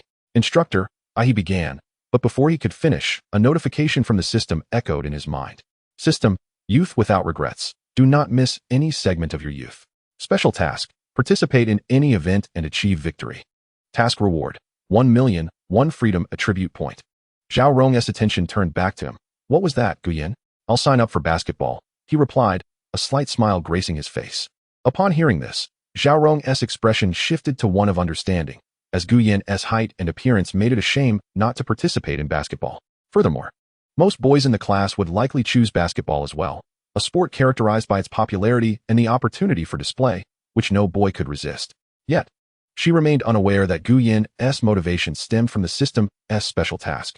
Xiao Lingling, observing Gu Yan's faint smile, momentarily lost her focus until someone called her name, prompting her to quickly jot down Gu Yan's name under basketball before departing, whispering, "Good luck." Gu Yan's enrollment in basketball took Qin Mu by surprise. He too had signed up for basketball. Having expressed his fondness for the sport multiple times since the start of the semester, yet he had never heard Gu Yan mention it. Perhaps he was simply aiming to impress. He hoped Gu Yan wouldn't hold the team back, thinking little of discussing team formation with him, opting instead to persuade other boys in the class. Unfortunately, among the 20 or so boys, they struggled to muster a team of 5. Eventually, he had no choice but to turn to his dorm mates Lu Ping, Chen Xing, and Chen Xian. Are you kidding? You want us to play basketball? Lu Ping, short and bespectacled, protested. I can't even dribble properly. I just run into people with the ball. The towering Chen Xing shook his head vigorously. Chen Xian crossed his arms defiantly. What is the point of this plebeian sport? If we lose, how will I hold my head high in front of Yinju? Nearby, Zhao Zhan, adjusting his blonde hair, slammed his hand on the desk. You guys have no loyalty. I'm joining the basketball team. The other 3 stared at him in surprise. With a smug grin, Zhao Zhan explained, there will be more girls watching the basketball games. Exchanging glances, Chen Xing and Lu Ping chuckled and simultaneously placed their hands on Qin Mu's shoulder. We're joining too, with Gu Yan included. They finally had a team of 5. Qin Mu then sought to recruit 2 more as substitutes, successfully completing the team. Meanwhile, Chen Xian, feeling sidelined, clicked his tongue in disdain, secretly texting his girlfriend to vent his frustrations. Yinju, darling, have you signed up for any events in the sports meet? Those idiots in our dorm signed up for basketball. Aside from Qin Mu, none of them can even dribble. Even I, the high school basketball prince, wouldn't dare to show off like them. How do they have the audacity? He sent several messages, but received no reply from Lin Yunju. Chen Xian waited for a while, but decided not to continue the conversation, likely believing that his girlfriend was engrossed in discussing the upcoming sports event with her classmates. After a brief moment, the instructor collected the registration forms from Xiao Lingling and announced the end of class before exiting the classroom to submit the forms. Observing the hurried figure leaving, Qin Mu turned to Gu Yan, who was organizing his books, and inquired, how proficient are you at basketball? Fairly decent. I should not hold you back, Gu Yan replied with modesty. Let us hope so, Qin Mu thought, harboring some discomfort towards Gu Yan due to the matter concerning Jiang Ro. He felt a lack of advantages in the dormitory. He was neither as handsome as Gu Yan nor as tall at a towering height of 1.85 meters. Moreover, with their academic standings being quite similar, basketball was perhaps the only avenue through which he could reclaim some self-confidence and a sense of presence. It would be even more splendid if he could make an impression on the girls in class or those attending the match. On the way back, Chun Xian expressed his dissatisfaction with the 5 members of their dormitory signing up for basketball, yet he felt hesitant to voice it openly. He subtly tugged at Zhao Zhen's sleeve. You don't seem to know how to play basketball. Why did you sign up? Zhao Zhen brushed back his tousled blonde hair and replied, You don't understand. Whether one plays well or not is inconsequential. What matters is to sweat profusely under the gaze of numerous girls, exuding the charm of youthful vigor. A boy like me, with sun-kissed blonde hair, casually wiping away sweat, will undoubtedly elicit gasps of excitement from many girls. Enough of that. Chen Qin could no longer tolerate it. Nearby, Lu Ping adjusted his glasses before adding, The allure of athletic boys has an impact on girls that you cannot even begin to fathom. If you perform well on the court, even the senior in black stockings, the lowly with twin ponytails, and the mature beauty of a counselor will regard you with newfound admiration. After a few more interactions, who knows? You might even unlock the prelude to a hotel-side quest. Chun Xian's eyes widened at the thought. The blood in his veins seemed to ignite with regret. How could he not have considered this possibility? At that moment, he wished he could chase after the instructor, snatch the form, and add his name to it. What a monumental oversight. Never mind, I still have my beloved Yunju, he thought, pouting slightly to quell his rising frustration. I am different from you all. There is no need to attract the attention of other girls. My girlfriend is the most beautiful. At noon, the 6 of them arrived at the second cafeteria. It was the peak lunch hour, and the cafeteria was perpetually crowded. The lines at the food counters had already formed a long queue. Gazing at the throngs of people and the dwindling number of available seats, the 6 decided to disperse to nearby counters to queue. As Gu Yan was about to approach one of the lines, he seemed to hear someone calling for him. Turning around, he spotted Zhang Rou and Zhao Xine waving at him. They had occupied 3 seats, one of which had a tray placed on it. I've already helped you get your meal, Zhang Rou said. Quick, try it. I asked the cafeteria lady to give you extra ribs. Zhao Xine chimed in. Handsome Gu. My Rou rushed here right after class to get food. Otherwise, by the time you reach the counter, class would probably be starting. How should I thank her? By coming shopping with me this weekend. Zhang Rou teased, knowing full well that their shopping trip had been prearranged. Her heart felt sweet, akin to having consumed honey, as she could tell that her recent efforts towards Gu Yan had begun to elicit a response from him. This was a positive sign of acceptance, and naturally, her tone carried a hint of playful affection. After Lu Ping and the others had gathered their meals, they caught sight of Gu Yan and Zhang Rou dining together. It was a scene of pure innocence. Chen Qing nodded in agreement, while Qin Mu's expression darkened as he chose to sit at a nearby table that had just been vacated by a few classmates, with the others following suit. Over there, Zhang Rou picked out some lean meat from her tray and placed it onto Gu Yan's plate. I heard from Lin Yunju that you signed up for the basketball competition? Yes, Gu Yan replied, instinctively asking, How did you know? Chen Xian mentioned it to Lin Yunju, and he also called you 5 fools. Upon seeing Gu Yan frown, Zhang Rou quickly waved her hands. No, it's not me. It was Chen Xian who sent Lin Yunju a text saying that. In truth, Gu Yan's displeasure was not directed at Zhang Rou, but rather at Chen Xian and Lin Yunju. The former was reckless with his words and spoke ill of others behind their backs, while the latter was hardly any better. She had relayed the message to Zhang Rou, fully aware that Zhang Rou would pass it on to Gu Yan, thus intentionally stirring discontent towards Chen Xian. As Gu Yan contemplated the situation, he sensed that this woman had ulterior motives. Did she have her eyes set on my wealth? Chapter 29, An Ordinary Day. Although Gu Yan was not a paragon of moral purity, being manipulated by a scheming woman and used as a pawn felt profoundly unpleasant. He lifted his gaze and scanned the cafeteria, spotting Lu Ping and the others seated near the window, while Chen Xian animatedly gestured with his chopsticks as he spoke. Likely boasting about his 4 apartments or his girlfriend Lin Yunju, Gu Yan could hardly fathom that the seemingly gentle and beautiful Lin Yunju was, in fact, deceiving Chen Xian. Handsome Gu, what are you lost in thought about? Zhao Xian, Zhang Rou's loyal strategist, jiggled his chopsticks in front of Gu Yan. Are you perhaps admiring some beauty? None here can rival my Rou's beauty. Not at all. I'm just observing where my roommates are eating, planning to return to the dormitory with them after we finish. Upon hearing Gu Yan's words, Zhang Rou felt a twinge of anxiety and added another piece of lean meat onto his plate. Gu Yan, please don't mention that to Chen Xian. He is so enamored with Lin Yunju. If he finds out she relayed those words to me, they will surely quarrel. And it might jeopardize the friendship among you dorm mates.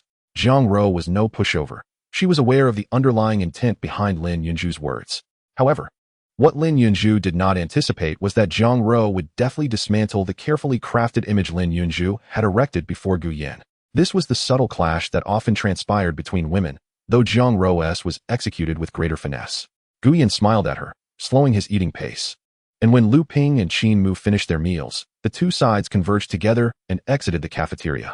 Upon returning to the dormitory, the group, intending to take out their phones for a gaming session, was halted by Qin Mu, who closed the door. Let us set the phones aside for now. Since we've registered for basketball, we cannot afford to be unprepared. If we make fools of ourselves on the court, not only the girls, but even the cleaning staff will likely ignore us. Seizing the rare opportunity to assert dominance over Gu Yan, Qin Mu seized Lu Ping, Chen Qing, and Zhao Zhen to begin discussing the rules of the game, dribbling techniques, and footwork coordination. Gu Yan, you should listen to. Qin Mu took the chance to call over those organizing their notes from the morning class. Otherwise, when it's time to play, you won't even be able to guard against your opponents. I'm listening. Please continue, Gu Yan assured, not wanting to dismiss Qin Mu's enthusiasm. The latter beamed with satisfaction and continued his exposition. Our class has few who have played basketball. You four are not particularly skilled either. With the two substitutes likely being limited in ability, if we want to win the match, just pass the ball to me. Why should it be just you? Zhao Zhen, Lu Ping, and Chen Qing had joined the basketball competition primarily for the social opportunities, and hearing Qin Mu's proposal to hog the spotlight made them immediately resistant. Do you even know how to shoot? Isn't it just about having hands? Chen Qing mimicked a shooting motion. Qin Mu slapped his forehead in exasperation. I'll ask the others in class this afternoon. Meanwhile, Chen Xian, who had been idly messaging on his phone, grew impatient waiting for Lin Yunju's reply and interjected. How about I too? Before he could finish his sentence, Lu Ping interrupted him. It's just passing the ball to you. But the spotlight can't be solely on you. Once we pull ahead, the three of us should get a few shots in too. Deal. A consensus was quickly reached among the group. Wait, mere words won't suffice. After class this afternoon, let us head to the court to practice and refine our teamwork. Chen Qing's suggestion was met with Qin Mu's approval. Gu Yan nodded as well, eager to win the match. He naturally hoped that this hastily assembled team could claim the school championship. Before long, the afternoon classes had concluded. Setting aside Chen Xian, who had gone off to find his girlfriend, the five of them, along with two other male classmates, hurried to the basketball court. However, with many players already engaged, only half the court remained available for their practice. Qin Mu gathered everyone and demonstrated the various techniques he had discussed in the dormitory, his movements fluid and swift. Perhaps several girls nearby were watching the game, as he occasionally showcased some flashy dribbling to capture their attention. Gu Yan acknowledged Qin Mu's fundamental basketball skills, recognizing his capability to instruct Lu Ping and the other novices. Gu Yan, why don't you give it a try? Qin Mu suggested as he dribbled and made a layup, lightly tapping the ball before cradling it in his hands. You all practice first. Gu Yan hesitated, explaining that he was dressed in jeans unsuitable for vigorous movement. Just as he was gracefully declining, he caught sight of a senior, Duan Yuzhu, striding over in a basketball uniform, glistening with sweat. Gu Shuedi, what a coincidence, he remarked, gesturing towards the others practicing nearby. Are they from your class? Yes, we signed up for the class competition, Gu Yan replied. You declined the invitation to join the basketball club, yet here you are, participating in the class competition with great enthusiasm, Duan Yuzhu teased. Taking a sip of water as he stood shoulder to shoulder with Gu Yan, observing Lu Ping and the others train. They are all novices, lacking even the basics. Are you not concerned that teaming up with them will affect your performance? I'm not that skilled either, Gu Yan replied. So you're playing the role of a hidden gem, are you? Duan Yuzhu mused, a spark of excitement igniting within him. From the moment I laid eyes on you, I sensed you were destined to excel at basketball, and not without talent. He continued, I eagerly anticipate your performance on Friday. Do not let me down. Raising his fist, Gu Yan casually swatted it aside. We are not teammates yet, so let us skip that. Afterward, Gu Yan stepped onto the court and casually made a few shots, successfully landing 3 while hitting the rim with 2 others. Among Lu Ping and the others, his shooting percentage was notably high. Gu Yan was aware that achieving such results without employing his prowess as a basketball player was commendable. By Thursday, Gu Yan had acclimated to morning runs. As soon as he awoke, Qin Mu and the others joined him, knowing that with the competition on Friday, their stamina must be up to par. Thus, they rallied Lu Ping and the others to the playground for some running. Qin Mu had always believed his physical fitness surpassed that of Gu Yan's. But upon witnessing Gu Yan sprinting around the track, he was taken aback, feeling as if he had not fully awakened and his vision had blurred. It was only when he heard Lu Ping and the others exclaiming in astonishment that he realized Gu Yan was a veritable powerhouse. Wow. Now I understand how Gu has those chest and abdominal muscles. I'm no longer envious. At the speed, he can run over 4 laps without fear of a lung explosion. As they spoke, Qin Mu urged them on like a flock of ducks, adapting their pace as they watched Gu Yan overtake them, then disappear ahead, only to surge from behind once more. After completing 2 laps, the group collapsed, panting heavily like dogs, while Gu Yan had already finished 100 push-ups and sit-ups. Old Gu, I suspect you must be a special recruit for athletics. Zhao Zhen exclaimed, completely unable to contain himself as he lay on the grass, gasping for breath. The time swiftly approached Friday, and the weather, still warm after the onset of autumn, was more bearable in the morning sun, casting a golden glow over the playground where numerous classes had gathered. Instructors were already motivating their students for the events they had signed up for. The gender ratio at Nanda was relatively balanced, as Guyan observed. Both males and females were in abundance, with no signs of imbalance. The basketball matches were set to commence in the afternoon, and Guyan, like the other boys, sought out a shady spot near the track to await the sight of countless long, slender legs passing by, particularly among the fresh-faced freshmen, who had only recently transitioned from high school and were still quite obedient to their teachers. As Chapter 30 unfolded, Guyan stood with his hands in his pockets, watching alongside Lu Ping and the others as the freshmen gathered, revealing a plethora of unfamiliar beauties. Various clubs had also set up chairs and hung banners proclaiming their names and wishing for the success of the sports meet. As usual, the student council had brought in various sponsors, albeit not without cost. Along one side of the track, banners displayed the names and slogans of several local businesses. At 9 in the morning, following a speech from the school leaders, the student council president, a striking junior girl, took the stage to host the ensuing events. Student council members assumed various roles: scorekeepers, referees, and call officials, while students dispersed to sign up for different events. Guyan spotted Jiang Ro and Zhao Xian, both of whom donned shorts, with Jiang Ro's long, fair legs standing out conspicuously among the crowd. She and Zhao Xian were competing in the women's 400 meters. When the starting gun fired, Guyan quickly realized that this girl was not as delicate as she seemed. Her legs propelled her forward with explosive power, leaving the other 5 competitors far behind. As she passed by Guyan, she playfully winked at him. Upon securing first place, Jiang Ro dashed over to Guyan to boast. "Hurry, praise me. You're incredible, truly impressive." Guyan replied, and upon hearing his words, Jiang Ro beamed radiantly, drawing envious glances from Lu Ping and Zhao Zhen, while Chun Xian smirked, unable to resist stealing another glance at Jiang Ro's long legs. Feeling the weight of Chun Xian's gaze, Jiang Ro shot him a glare before she and Zhao Xian hurried off to change clothes in their dormitory. "Didn't your girlfriend sign up?" Chun Xian inquired. Shaking his head, Chun Xian replied, "She doesn't like sports." Not wishing to fall short, he quickly added, "She excels in tennis and golf, but Nanda doesn't have tennis as an option." Lu Ping and the others internally scoffed. They were aware of Lin Yunju's background. Golf, after all, was a sport reserved for the affluent, one that common folk could hardly partake in. Moreover, as Chun Xian's girlfriend, Lin Yunju had yet to make an appearance. Other couples had already paired off to cheer for their classmates and friends. As noon approached, Jiang Ro returned, looking fresh in a light dress, and pulled Guyan along to the cafeteria for lunch. After their meal, just before 1:30, everyone returned to their dorms to change into tank tops and shorts. However, upon changing, Qin Mu found himself in a panic. "Oh no, I forgot to mention that our tank tops need to match in color." In the midst of the chaos, Guyan wore a white tank top paired with black shorts and white sneakers.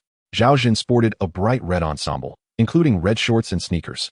The tall, dark-skinned Qin Qing had opted for a yellow tank top and white shorts, while Lu Ping wore a green tank top. The sight was a riot of colors. Chun Xian, who had intended to watch the spectacle, was now rolling on the bed, laughing uproariously. "Are you all trying to make the other team die of laughter?" "Ha!" Qin Mu donned a t-shirt, bracing himself as he said, "It's my fault for not reminding you. Well, since we've come this far, let us embrace the laughter. It's time to go." With that, Guyan and the others said no more, throwing on jackets before setting off for the basketball court. Basketball was quite popular at Nanda. Even before the 2 o'clock start time, the courts were already teeming with spectators, with some classes organizing cheerleading squads to rally their peers. What they had anticipated to be a casual affair was turning out to be quite the spectacle. Guyan concealed his social anxiety deep within, nearly succumbing to it as his group arrived at the basketball court for the match against Class 5. Counselor Zhao Rong rallied a group of girls to cheer for Guyan and his team. Their opponents were the second-year students from the Geosciences University. But there was no need for trepidation. Guyan glanced across the court, spotting a cohort of tall, dark-skinned boys clad in identical white basketball jerseys, warming up with shots. One of them appeared rather familiar. As if sensing Guyan's gaze, he turned his head and waved cheerfully, acknowledging him. It dawned on Guyan that this boy was Zhao Yang, whom he had encountered previously on the high-speed train. However, noticing the other players from Geosciences displaying considerable skill in dribbling and jumping, Guyan turned back to his own side, where Lu Ping, Qin Qing, and others were already lost in the praises led by Xiao Lingling. "Don't be afraid, you're the best. You can definitely take down the seniors from Geosciences. That's right. Show them what it means to be fearless like a newborn calf." Zhao Zhan nodded vigorously, brimming with confidence. The group was electrified, almost as if they had been injected with enthusiasm. In the 2 minutes leading up to the game, after warming up, Qin Mu assigned positions, perhaps out of a sense of personal vendetta, designating Gu Yin as a substitute, under the pretense of saving the ace for a dramatic finale. The starting lineup comprised himself, Zhao Zhan, Chen Qing, Lu Ping, and a male classmate named Su Lu. Gu Yin, why aren't you starting? Xiao Lingling stood beside him, clutching a pile of jackets and bottles of water, while Counselor Zhao Rong expressed mild surprise. You, with your height, aren't in the starting lineup. They've practiced well these past 2 days, and I've been a bit lazy. They are more familiar with each other's play style. Amidst such exchanges, the referee's whistle pierced the air. As the designated player, Qin Mu stood at midcourt, jumping simultaneously with the Geosciences center. Before he could even touch the ball, the opponent swatted it halfway across the court. A player from Geosciences sprinted, leaping under Zhao Zhan's defense to catch the ball smoothly.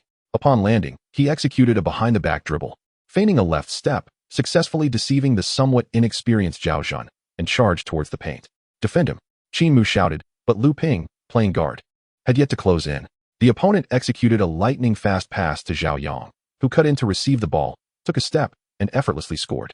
The first point was scored, and Geosciences continued to dominate, overwhelming Qin Mu and his team without any semblance of resistance. The previously exuberant girls from Class 5 fell silent, heads drooping.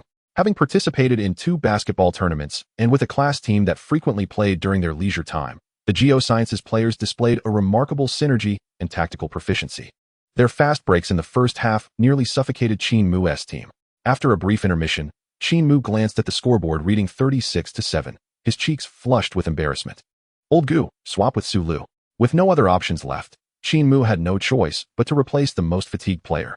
Gu Yin performed a few warm-up exercises, shedding his jacket to reveal a sculpted physique beneath his tank top, captivating the attention of several girls nearby. Gu Yin, if you can't hold your ground, don't push yourself.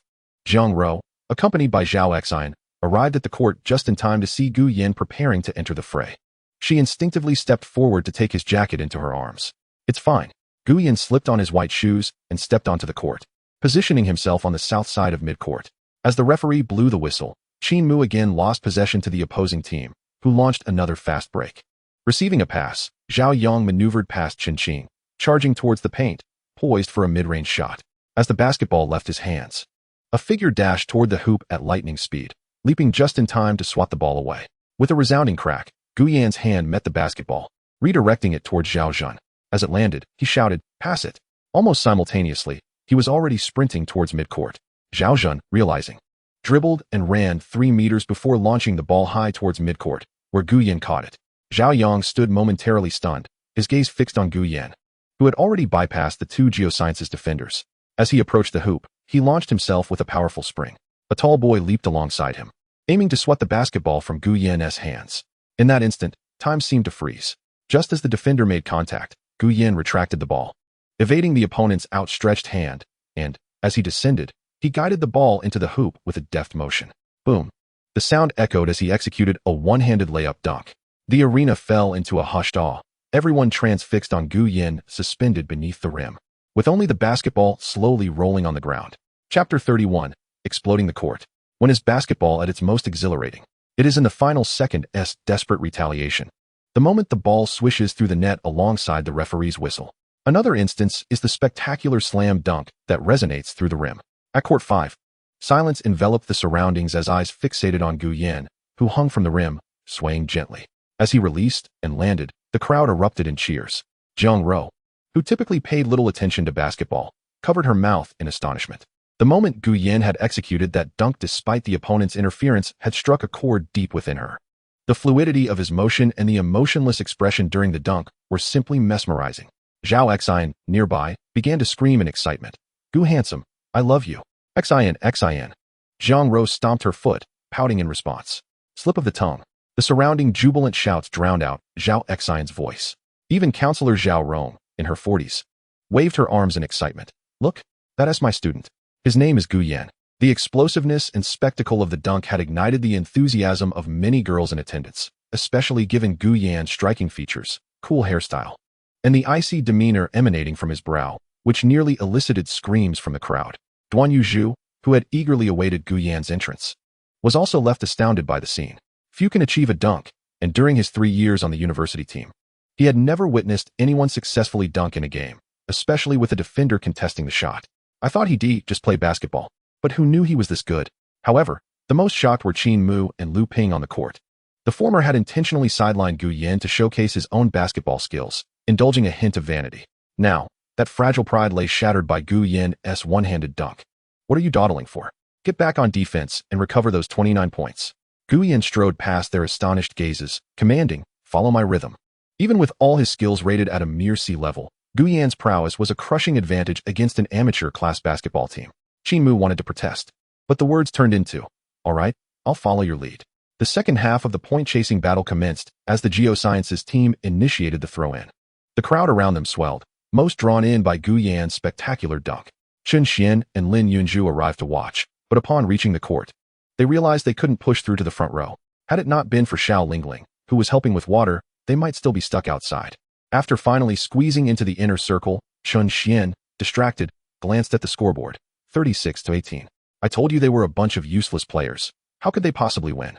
With the score gap this wide in the second half, and only 15 minutes left, what's the point? His words immediately drew Xiao Lingling's ire.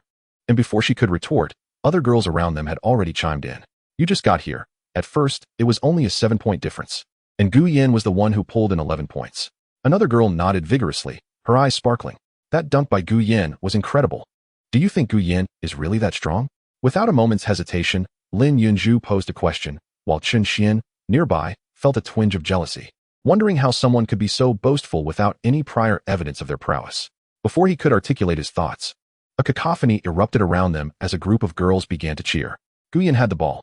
Jiang Ro, equally exhilarated, stood on her toes, her cheeks flushed, cupping her hands around her mouth. "Go, Gu Yan." Through Lin Yunju's eyes, she observed Zhao Yang from the Earth Sciences team swiftly maneuvering past defenders, crossing the midline, and passing the ball to Lu Ping, who stumbled while dribbling. As an opponent approached, he hastily returned the ball to Gu Yan. The moment the ball landed in Gu Yan's hands, he pressed it down firmly. The basketball slammed against the ground before bouncing back into his right hand. In the next instant, he bent his knees and took a stride forward. The basketball prodigy was in action. The Earth Sciences defender barely had time to react as Gu Yan darted past him like lightning. 2 defenders on him. Zhao Yang shouted in desperation upon witnessing Gu Yan's breakthrough.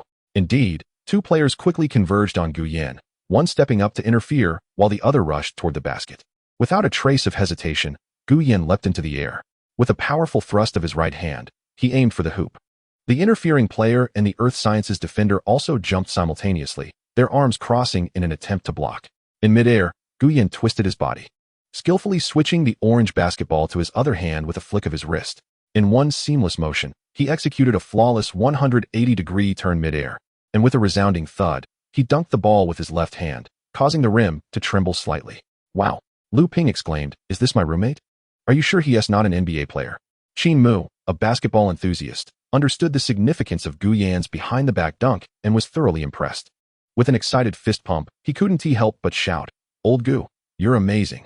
The Earth Sciences team, disheartened, watched as Zhao Yang angrily slammed the basketball onto the ground. "This is ridiculous. It's like playing against professionals." Outside the court, Chen Xian stood dumbfounded, having just declared that he couldn't play, only to witness Gu Yan's commanding performance that had the ball soaring right past him. Noticing the disapproving glances from the girls around him, he quickly decided to keep silent. Meanwhile, Lin Yunju's eyes sparkled like stars as she watched the retreating figure of Gu Yan. The game continued with renewed vigor. Gu Yan executed 2 more acrobatic dunks, diminishing the Earth Sciences team's spirit, while the Finance Class 5 team surged ahead, with Qin Mu and his companions seemingly invigorated, immediately passing the ball to Gu Yan. The score read 36-25. Another basket. Gu Yan remained silent, offering his teammates a look of encouragement before swiftly returning to defense, now closely guarded by 2 opponents. "Pressuring me?" Gu Yan mused, casting a calm glance at the 2 Earth Sciences players blocking his path. Noting their dwindling momentum, he observed their shooting accuracy falter. With a loud thud, the basketball ricocheted off the rim. Qin Mu leaped to catch the descending ball. "Old Gu," he shouted, tossing it high toward the midline. The 2 defenders were caught off guard as one of their teammates unexpectedly dashed forward. He leapt to receive the ball, and upon landing, switched it from his right to his left hand, outmaneuvering 2 players as he approached the midline. Just as everyone anticipated another dunk, and Zhao Yang shouted defensive commands, Gu Yan, positioned in the paint area, elevated his elbow and released the ball. Swish. The basketball sailed silently through the net. The score now stood at 36-27. With only 9 points remaining. After a change of possession, Zhao Yang inbound the ball, but before his teammate could cross midline, Qin Mu intercepted it. Enraged, Zhao Yang yelled and rushed to obstruct him, but Qin Mu delivered a precise pass to Gu Yan at the three-point line. Without a moment's hesitation, Gu Yan lifted his hand and released a flawless shot that swished through the net. 3,630. Wow. He's hitting three-pointers like it's nothing. Who is this kid? Is he cheating? The crowd erupted in cheers, clamoring for more dunks. Gu Yan wiped the sweat from his brow and glanced at the scoreboard and the remaining time. The outcome seemed all but certain. In the final 3 minutes, Gu Yan single-handedly dominated the court. 3,632, 3,635, 3,637. Until the last 20 seconds, he executed a dazzling layup, sealing the victory. Chapter 32, Picking Up the Car. The students surrounding the basketball court erupted into a frenzy. Having witnessed Gu Yan not only equalize the score, but also propel his team ahead, his 2 dunks becoming the talk of the day. After the match concluded, Gu Yan returned to the sidelines, where Jiang Ro immediately opened a bottle of electrolyte water and handed it to him. He gulped it down, savoring the refreshing sensation that quenched his thirst. Jiang Ro, demurely clutching his shirt, quietly watched him drink.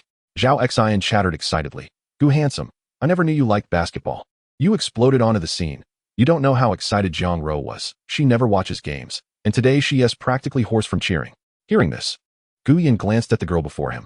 Jiang Ro, blushing, met his gaze and reached for the empty bottle, offering him another unopened bottle of mineral water. Do you want more? I've only had a couple sips from this one. Thank you, Gu Yan replied graciously, opening the cap and taking another sip. Out of the corner of his eye, he noticed a solitary figure in a floral shirt, clutching a faded thermos, quietly turning to leave beneath the basketball hoop. Shenwei? She came to watch the game too? Before Gu Yan could ponder further, his thoughts were interrupted by Qin Mu approaching him. Old Gu, I apologize for the misunderstandings earlier. I was in the wrong.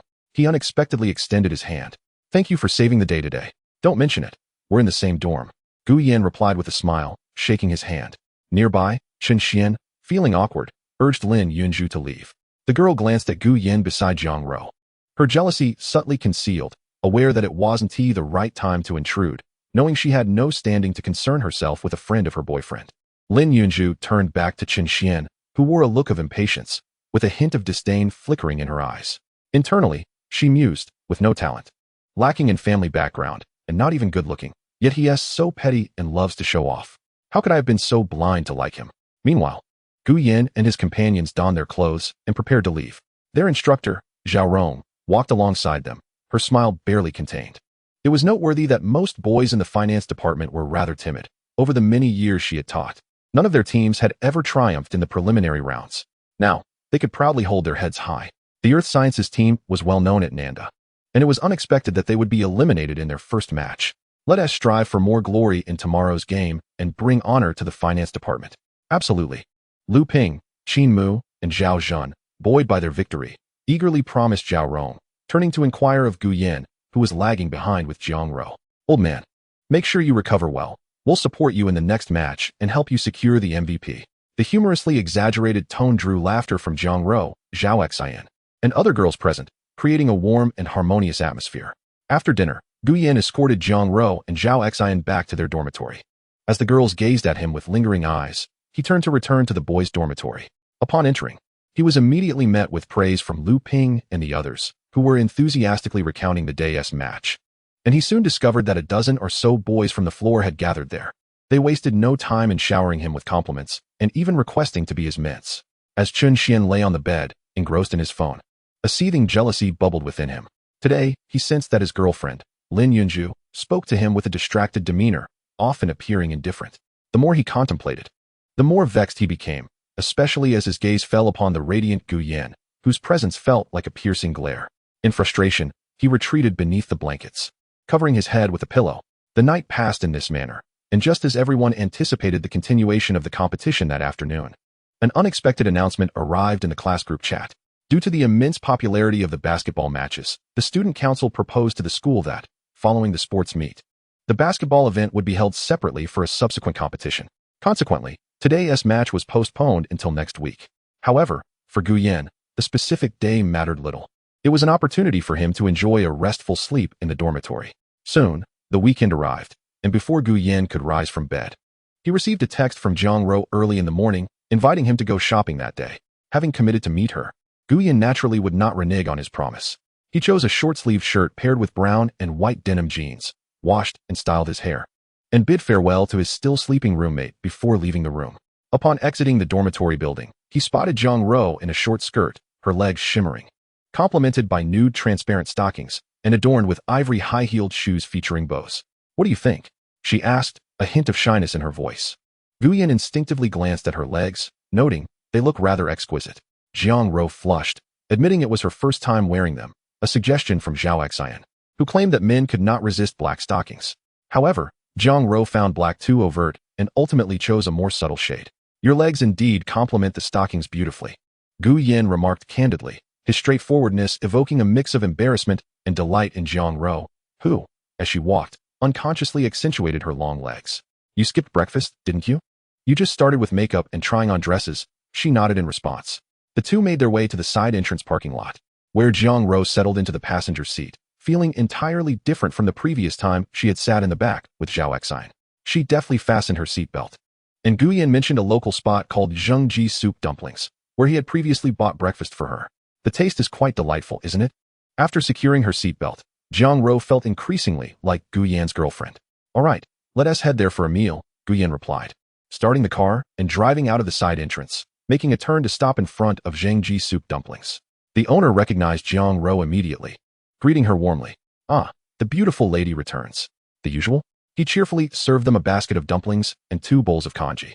Gu Yan understood the intent behind Jiang Ro's choice of venue. She wanted to convey that she had indeed come here to buy breakfast for him. Regardless of any ulterior motives, Gu Yan felt a twinge of appreciation for her thoughtfulness. "No need to travel so far for dumplings in the future," he said. "That is not an option. I want to treat you to the best," Jiang Ro replied, her gaze playfully fixed on him. "Ahem, let us eat. I have something to take care of this morning," Gu Yan interjected, shifting the conversation. Jiang Ro, not offended, retained her youthful, radiant smile, albeit with a hint of curiosity. "What do you need to do?" Just some leisure time. I bought a car," he replied. "What?" Jiang Ro's mind struggled to process that statement. "Buying a car? I ordered it a few days ago." "What kind of car?" "You'll see when we get there." The prospect of accompanying Gu Yan to pick up a car brought a flutter of joy to Jiang Ro's heart. It signified her important place in his life. "Step on it, Jiang Ro. You got this." After finishing breakfast, they navigated to the Land Rover dealership on the City South 2nd Ring Road, situated on Huilin Road, a hub for numerous car brands. This area provided ample space for parking and wide roads, ideal for test drives. A Mercedes convertible was parked along the roadside as they made their way to the spacious and elegant sales center.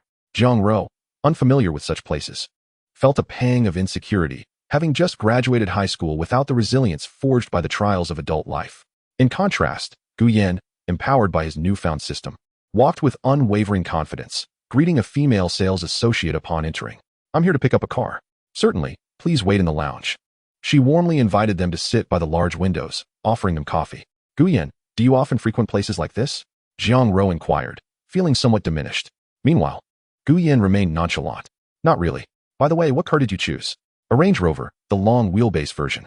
Jiang Ro, not well versed in cars, couldn't gauge its price, but assumed it would be comparable to the nearby Mercedes. When the sales associate presented the purchase contract, she was taken aback by the amount listed. Despite knowing Gu Yan was from a wealthy background, the figures made her heart race. 52 million, including taxes, insurance, and registration fees. The total came to an astonishing 61 million. "Let us proceed with everything," Jiang Ro thought, concealing her astonishment. In her mind, such a sum could easily purchase 2 spacious apartments of around 100 square meters back in her hometown, where her family resided in an old community without even an elevator. The lifestyle of the affluent felt utterly extravagant. Yet, she felt grateful to have met Gu Yan early on, securing her place in his life before someone else could take her spot. Across from them, a saleswoman in a black skirt crouched by the coffee table, softly guiding Gu Yan on where to sign, her knee brushing against his leg, occasionally leaning in a way that subtly revealed her cleavage. Jiang Ro recognized the woman's tactics, but could only watch helplessly. After Gu Yan signed, he calmly informed her, "All done. You can file it now and get the temporary plates." "Of course, Mr. Gu. I'll inform you when it's time for the permanent registration." "May I have your contact number?" "Just call me directly," he replied, declining to share his WeChat. The saleswoman, slightly disappointed, forced a smile before departing. "That woman had her eyes glued to you," Jiang Ro remarked. Jealous? Gu Yan teased. Not at all. She quickly averted her gaze. Just then, the sales manager arrived, accompanied by another sales associate, presenting the purchase contract and vehicle registration. Mr. Gu, impressive indeed. Here are your keys. He presented the car key and a spare, stating, Your vehicle is parked outside. Please drive my Mercedes to Kaifeng New City on the south side and leave the keys with the security. Understood. The sales manager carefully handed over the keys to the Range Rover while taking the keys for the Mercedes, ensuring the young couple was escorted to the exit. Drive safely. Mr. Gu. Gu Yan turned to admire the sleek black vehicle, a symbol of luxury and power, with its elegant design, hidden door handles, and distinctive tail lights accentuating its grandeur. This is his second car. While it does not evoke the same excitement as his first, he still finds great satisfaction in its rugged charm. In contrast to Gu Yan's demeanor, Jiang Ro's figure is quite tall. Yet she appears petite and delicate in the presence of this vehicle. With great care, she gently touches the concealed handle, opens the door, and settles into the passenger seat, her long legs having ample space to stretch. The Windsor leather seats are so broad and inviting that it feels as though she is being embraced in a warm hug. In her mind, a Mercedes priced at 7 to 800,000 yuan qualifies as a luxury car. However, upon entering this 61 million yuan Land Rover, she feels as if she is in a dream, hesitant to shift her position for fear of leaving a mark on the exquisite interior. Gu Yan, what made you decide to purchase such an expensive car? She glances over the minimalist, tech-inspired dashboard, her gaze fixating intently on Gu Yan as he drives away from the dealership. Of course I like it. The SUV offers a commanding view.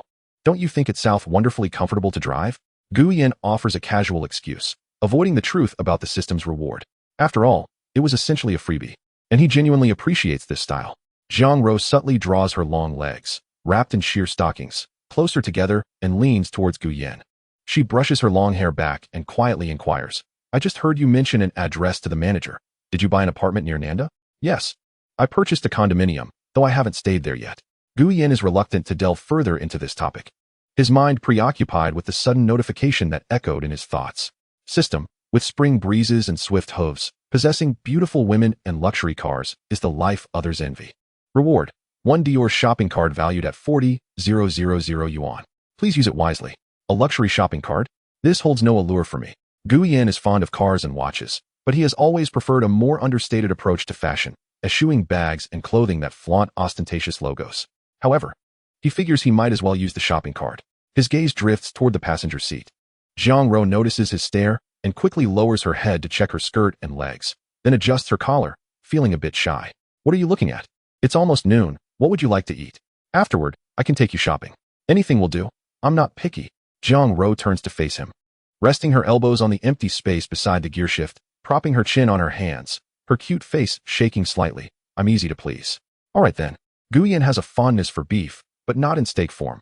Previously, while wandering through Holiday Plaza with Tang Ji, he had been tempted by a restaurant specializing in beef and offal dishes. Soon, they arrived back at the bustling Jinchang Holiday Times Square in the city center, the over 1 million yuan Land Rover drawing the attention of passersby. After all, such a sizable vehicle is hard to ignore. Jiang Ro steps out of the car, reveling in the envious glances cast her way. As Gu Yan locks the vehicle, she instinctively moves closer to him, though due to their relationship, she merely inches toward him without linking arms. On the second floor of the plaza, nestled between the previous Hai Di Lao and several other storefronts, lies the beef restaurant Gu Yan has chosen, a place that could easily be dubbed an all-beef feast. Gu Yan selects 3 dishes from the menu according to his preferences and then hands it to Jiang Ro. Choose whatever you like, no matter how much beef I eat. I won't gain weight, Jiang Ro remarks, though since it's her first meal out with Gu Yan, she opts for a single vegetable dish, aiming to project an image of thriftiness. Ordering too much would be wasteful, and a balanced meal is essential. You truly know how to save money. Whoever marries you will be quite fortunate. Jiang Ro rests her chin on her hand, smiling warmly at the young man across from her. Then perhaps you should be a bit more proactive. No need to be overly reserved. Gu Yan, you don't always have to maintain that aloof demeanor. Jiang Ro bites her lip and suddenly takes Gu Yan's hand. I know you don't easily accept a girl, so I understand you must be someone who takes relationships seriously. Can you give me a chance, or at least us a chance to try? The restaurant staff, particularly the male servers, are taken aback. A stunning girl with a great figure is boldly confessing to a boy. What is the world coming to? Without waiting for Gu Yan to respond, Jiang Ro firmly holds his hand and lifts it, her voice soft and gentle. If you remain silent, I'll take that as a yes. A rare smile breaks across Gu Yan's usually stoic face as he gazes at Jiang Ro. Reflecting on her constant care over the past weeks, the daily breakfasts prepared for him, and the fact that he appears to be the envy of others as the school's heartthrob, he feels a flicker of warmth, even if he harbors a slight materialistic inclination. All right, he suddenly replies. I will certainly be a competent partner. Jiang Ro, halfway through her sentence, suddenly realizes the significance of his words, her astonished expression transforming into pure joy. You agree? We can start dating. That is fantastic, Jiang Ro exclaims, jumping to her feet and bouncing a couple of times before swiftly sitting beside Gu Yan again. She pulls out her phone, positioning it next to him, and makes a heart shape with her hands. Click. The youthful couple, both smiling, is captured in the frame. Meanwhile, a bus halts at the entrance of Nanda, where two girls dressed in dresses disembark, wiping the perspiration from their necks. They are Li Xiaoshuang and Tang Ji. Li Xiaoshuang gazes at Nanda's grand entrance, a determined smile forming on her lips. Let us go, Ji. We need to find Gu Yan. Chapter 34. Who is she? So this is Nanda? It dwarfs our normal university by a considerable margin. After registering with their student IDs at the entrance, Li Xiaoshuang and Tang Ji stroll along the tree-lined avenue behind the main gate of Nanda. In early autumn, many leaves have turned yellow. Walking along the campus path carpeted with fallen leaves, they experience a uniquely melancholic beauty. How beautiful! Why doesn't our school have such scenery? Tang Ji observes the bustling surroundings, catching sight of boys cycling by with their girlfriends, laughing and joking, and feels a twinge of envy. When will I find a boy who loves me and whom I love? Ji, don't get too sentimental. Call Gu Yan and ask him to come pick us up. I called him when we entered, but he didn't answer. Then let us inquire about which dorm he is in and find out more about him before we meet. Li Xiaoshuang, eager to see Gu Yan, hurriedly dragged Tang Ji to Nanda after hastily applying her makeup that morning. Knowing Gu Yan favors white, she deliberately chose a little white dress from high school, planning to reminisce about their shared memories to strengthen their bond. This was her plan, which she had contemplated for a week. Tang Ji had previously analyzed Gu Yan's personality, suggesting that despite his cold exterior, he is a sentimental person, and that nostalgia would be an effective strategy. The two girls are not naive and avoid indiscriminately asking around, opting instead to locate the boys' dormitory. They ask the dormitory supervisor about Gu Yan, given his modest fame among the new students at Nanda. Sure enough, when they inquire at the third building, they learn that Gu Yan resides in room 502. Elder Lu, noticing the two girls sweating in the heat, kindly suggests they rest in the security office while he checks if Gu Yan is available. Ji, try calling again. With many boys coming and going, Li Xiaoshuang feels uneasy as they glance at the two beautiful girls. No one is picking up. Tang Ji shakes her head, tucking her phone back into her bag. Could Gu Yan be out running errands like last week, not at school? What kind of errands could a student possibly have? Li Xiaoshuang complained a bit, grabbing Lu Day's fan and fanning her face. She noticed a former classmate nearby and, in a moment of inspiration, approached him to inquire. Excuse me, do you know Gu Yan? Gu Yan? That name sounds somewhat familiar, the boy replied, gazing at the enchanting visage of his first love before him. Reluctant to part ways. After a brief pause, he continued, I remember now, you're referring to that exceptionally skilled basketball player, aren't you? Just the other day, during the sports meet on Friday, he single-handedly dominated the game against the sophomore team from the geosciences department. In the second half, he outplayed 5 opponents, executing 2 one-handed dunks that sent the crowd into a frenzy. As a fellow basketball enthusiast, the boy became animated while recounting the match, his excitement causing saliva to fly. Li Xiaoshuang patiently listened before interjecting. How does he fare in school? Are there many girls who admire him? How would I know? He scratched his head. But I can tell you that a very beautiful girl delivers breakfast to Gu Yan every morning. As for the number of girls interested in him, I couldn't say. Thank you, classmate, Li Xiaoshuang responded. No problem, he said, lingering for a moment before reluctantly heading upstairs. As soon as he departed, Tang Zi quickly seized Li Xiaoshuang's arm. Did you hear that? A stunning girl brings Gu Yan breakfast every morning. She certainly has the upper hand over you. Li Xiaoshuang bit her lip, at a loss for words. Frustrated, she stomped her foot and turned to gaze out at the dormitory's exterior. So, Gu Yan, it hasn't been long since we last met. And you're already with another girl. I said I wouldn't date in high school, yet you graduated without confessing. What if I had softened my heart and said yes? Regret washed over Li Xiaoshuang. Had she known Gu Yan's merits were so exceptional, she would have accepted his affections back then. With his looks and character, he was undoubtedly the ideal boyfriend. At that moment, Lu Day descended from upstairs and approached the two girls, stating, Gu Yan isn't in his dorm. Haven't you tried calling him? The phone goes unanswered, Tang Zi noted, sensing Li Xiaoshuang's silence and the weight of her regrets. She sighed, Grandpa, could we linger here a little longer to wait for Gu Yan? No trouble at all, You may sit by the entrance and enjoy the fan. It's quite warm outside. He replied. The two girls expressed their gratitude, adjusting their skirts before settling onto the plastic stools by the door. Meanwhile, Guyen, the subject of their conversation, was downstairs with Jiang Ro after finishing lunch, leading her to the Dior boutique. The store was divided into two sections, with clothing and bags displayed separately. The elegant showcases, illuminated to highlight each exquisite item, radiated luxury and opulence. Why have you brought me here? Jiang Ro instinctively clung to Guyan's arm as they entered the store. Aren't we trying to see where this goes? It's only right to buy some gifts for you, especially since you've been bringing me breakfast lately, he replied, patting her hand as they stepped inside. Inside the store, several women, aged around 30 to 40, were selecting bags and shoes. Upon noticing the young couple, they exchanged curious glances but refrained from any derogatory remarks. Each customer focused on their own purchases. A saleswoman approached, her professional smile revealing her scrutiny of Guyan's casual attire, leading her to offer only a brief introduction to a few Dior bags. What do you think of this one? Guyan immediately gravitated toward a white flap bag adorned with metallic chains and star-shaped charms, its glossy surface glistening under the lights. You have a keen eye, sir. This Dior Star hobo bag features intricate embroidery and is perfectly suited for this young lady's elegant demeanor, the saleswoman praised. Jiang Ro's eyes sparkled as she gripped Guyan's arm tighter, captivated by the bag that matched her aesthetic and was from such a prestigious brand. However, upon seeing the price tag, she felt her heart race. Perhaps we should leave. This place isn't quite right for us. Let us get this one, Guyan decided, retrieving a purple card emblazoned with the Dior logo from his pocket. But wait, I want to buy a dress too. He encouraged Jiang Ro, go pick out something nice. Really? You want me to? Of course, he assured her. Feeling somewhat anxious, she approached the clothing section, frequently glancing back, fearful that Guyan might leave her behind in an embarrassing situation. After exploring several collections, she finally relaxed and selected a dress from the early autumn line. The counter rang up the total. The bag was 18,500 and the dress was 20,000, making a grand total of 38,500. Jiang Ro felt breathless, recalling that the most expensive item she had ever worn was a pair of shoes her parents bought her when she was accepted into Nanda, which cost just over 1,000. She had been saving those for a special occasion, and today was the day she wore them out with Guyan. Should I return the dress? She worried, concerned about whether Guyan could afford it after just buying a car. Guyan remained silent, gesturing toward a scarf hanging nearby. Choose one of those. With a successful beep of the card, the total expenditure reached 40,000, leaving no balance behind. As Jiang Ro exited with two bags in hand, she felt her legs weaken, as though she were in a dream. Once in the car, she turned to Guyan, fastening her seatbelt. Guyan focused on driving.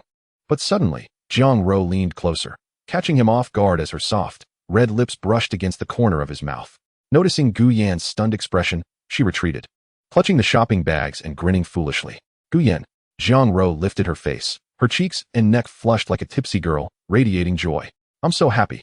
The boy I like finally agreed to be with me and even bought me gifts. You haven't officially gotten together yet. Guyan chuckled warmly. I know.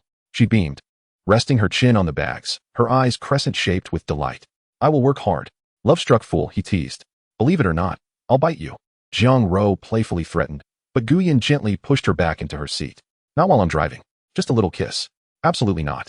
The spacious luxury of the Land Rover echoed with their laughter and playful banter until they reached the parking lot at Nanda's side entrance.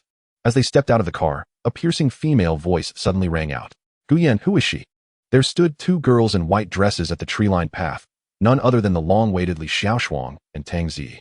After bidding farewell to the dormitory manager, they had decided to stroll around Nanda and unexpectedly found themselves at the side entrance, preparing to catch a bus when they spotted the sleek black Land Rover pulling in. A twinge of envy crept into Li Xiaoshuang as she saw Guyan stepping out of the vehicle, but her eyes widened when she noticed the long-legged girl affectionately linking arms with him. The pent-up anger from waiting was ignited by jealousy. Tang Zi tried to grab her, but failed, watching as Li Xiaoshuang flung her bag aside and stormed over, her fury manifesting like a jilted lover confronting a rival. Chapter 35. Oh no, she has become the regretful female lead. As Li Xiaoshuang advanced angrily, Guyan furrowed his brow slightly. What brings her here? Beside him. Jiang Ro tightened her grip on his arm nervously. Who is that girl? Just an old classmate from high school, and the one over there is as well. Do you recall the girl I was telling you about in the car with Zhao Xian? Jiang Ro's realization dawned upon her, and a wave of relief washed over her. So that is who she is. The two whispered a few words when, in a huff, Li Xiaoshuang stood before them. Her youthful, cherubic face, which evoked a desire for protection, bore a hint of redness around her eyes, brimming with indignation as she glared at Gu Yan and the arm-in-arm Jiang Ro beside him. Gu Yan, who is she to you? Before Gu Yan could respond, Jiang Ro leaned forward, declaring, I am Gu Yan's girlfriend. My name is Jiang Ro, and I hail from Xiqing, specifically from Xiqing No. 1 High School. With that, she graciously extended her hand. You're Li Xiaoshuang, right? I've heard Gu Yan mention you. You. The mention of girlfriend pierced Li Xiaoshuang's heart, causing a pang of sorrow as she locked her gaze on the smiling Jiang Ro, disregarding the offered hand and redirecting her attention solely to Gu Yan. Why didn't you come find me? What? Gu Yan appeared perplexed, his expression nonchalant. Why would I seek you out? In your second year of high school, didn't you say you liked me? Didn't you reject me? That was to avoid affecting my college entrance exams. Now that we're in university, why don't you pursue me? And you're with her? Gu Yan turned his head slightly to glance at Jiang Ro, offering a faint smile. You should head back to the dormitory. I need to talk to her. Okay. I'll await your news. Jiang Ro nodded graciously, positioning herself as the legitimate girlfriend, eager to appear considerate and magnanimous in Gu Yan's presence, overshadowing Li Xiaoshuang. But don't say anything too hurtful that might upset her. With that, Jiang Ro stood on her tiptoes and kissed the corner of Gu Yan's mouth before waving goodbye and leaving with her shopping bags. The scene, accentuated by the shimmering gold Dior logo on the bags, stung Li Xiaoshuang's eyes.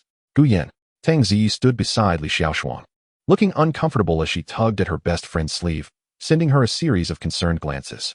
Shuang, don't make a scene. Yet, Li Xiaoshuang paid her no mind. Her gaze fixated on Gu Yan. Get in the car, let's find somewhere to talk. Gu Yan's demeanor was cool and rational, not wishing for the emotionally charged Li Xiaoshuang to create a scene. Your car? Isn't it a Benz?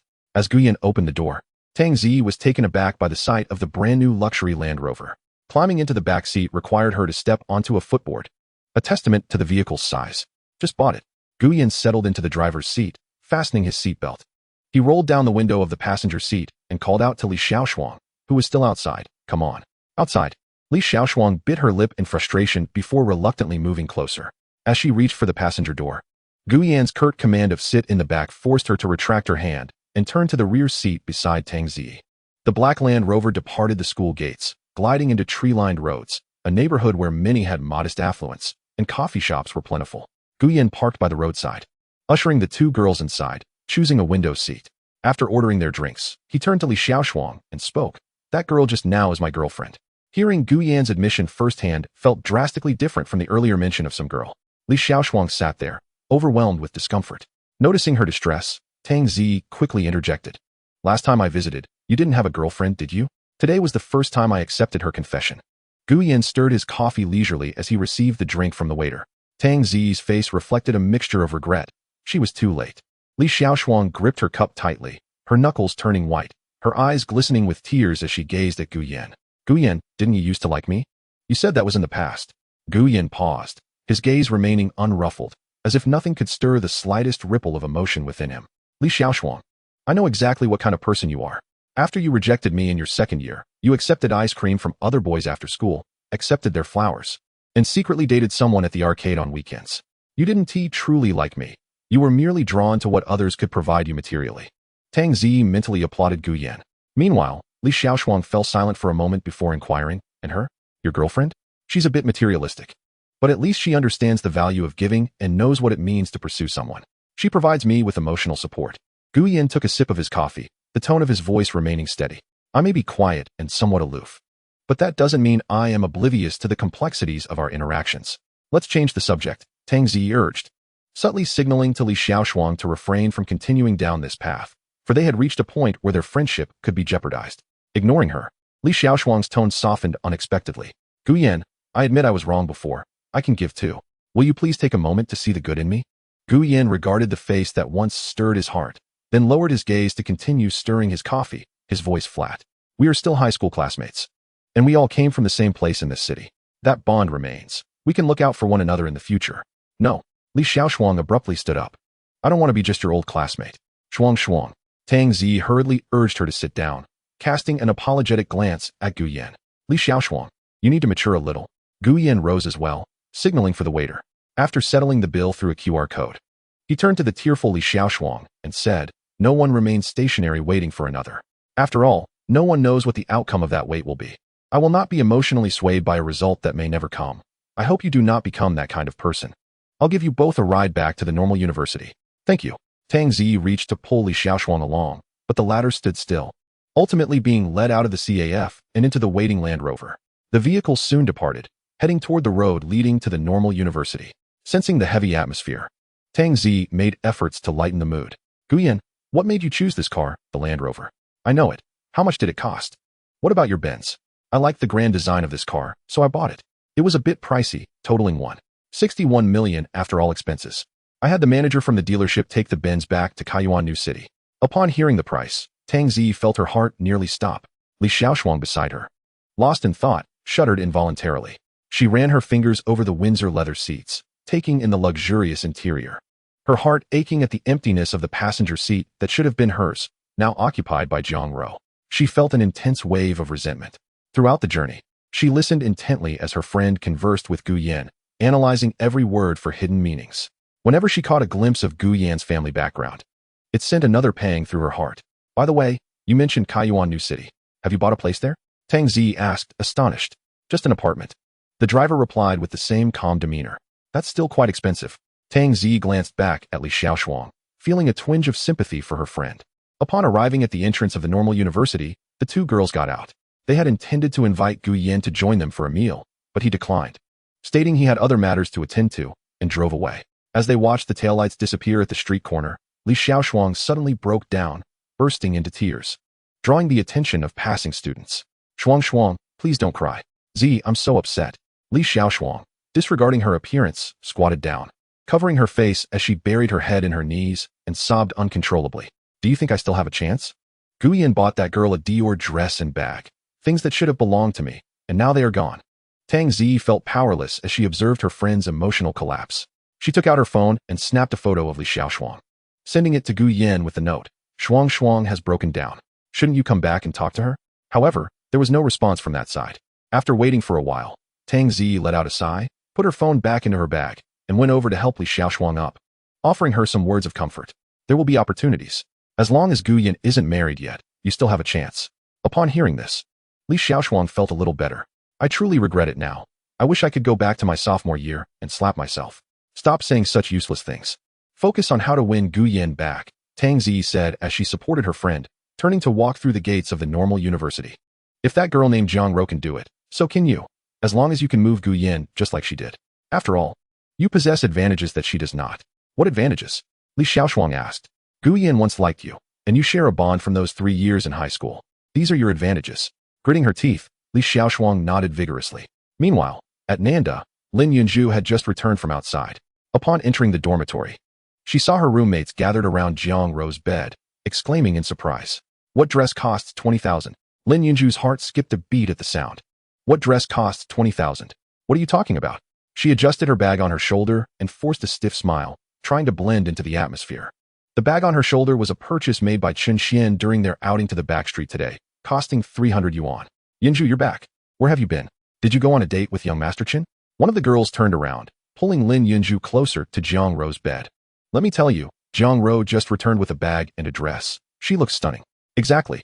Not only is the fabric exquisite, but it's also incredibly expensive. A bag worth 18,500, a dress costing 20,000, and don't forget the silk scarf, which is 1,500. That's a total of 40,000, equivalent to my tuition for 4 years. Upon hearing her roommates, Lin Yunju almost stumbled in her high heels. 20,000 for a dress. Over 10,000 for a bag. She glanced down at the new bag she was carrying, quietly took it off and tossed it back on the desk. Then grabbed a few books to cover it. Turning back to see Jiang Ro surrounded like a queen, adorned with that Dior bag and the dress. Her jealousy flared up once again. It was evident that all these gifts were from Gu Yan. Originally, she had intended to flaunt her own bag, purchased through much coaxing before her breakup with Chen Xian, but now, a mere 300 yuan bag felt utterly embarrassing in comparison to a Dior that cost over 10,000. Yunju, you're back. I have some good news. Zhao Xian, the loud mouth of the group, began again. Did you know Jiang Ro confessed today, and Gu Yan accepted? Now Jiang Ro is officially Gu Yan's girlfriend. Girlfriend? Jiang Ro has become Gu Yan's girlfriend.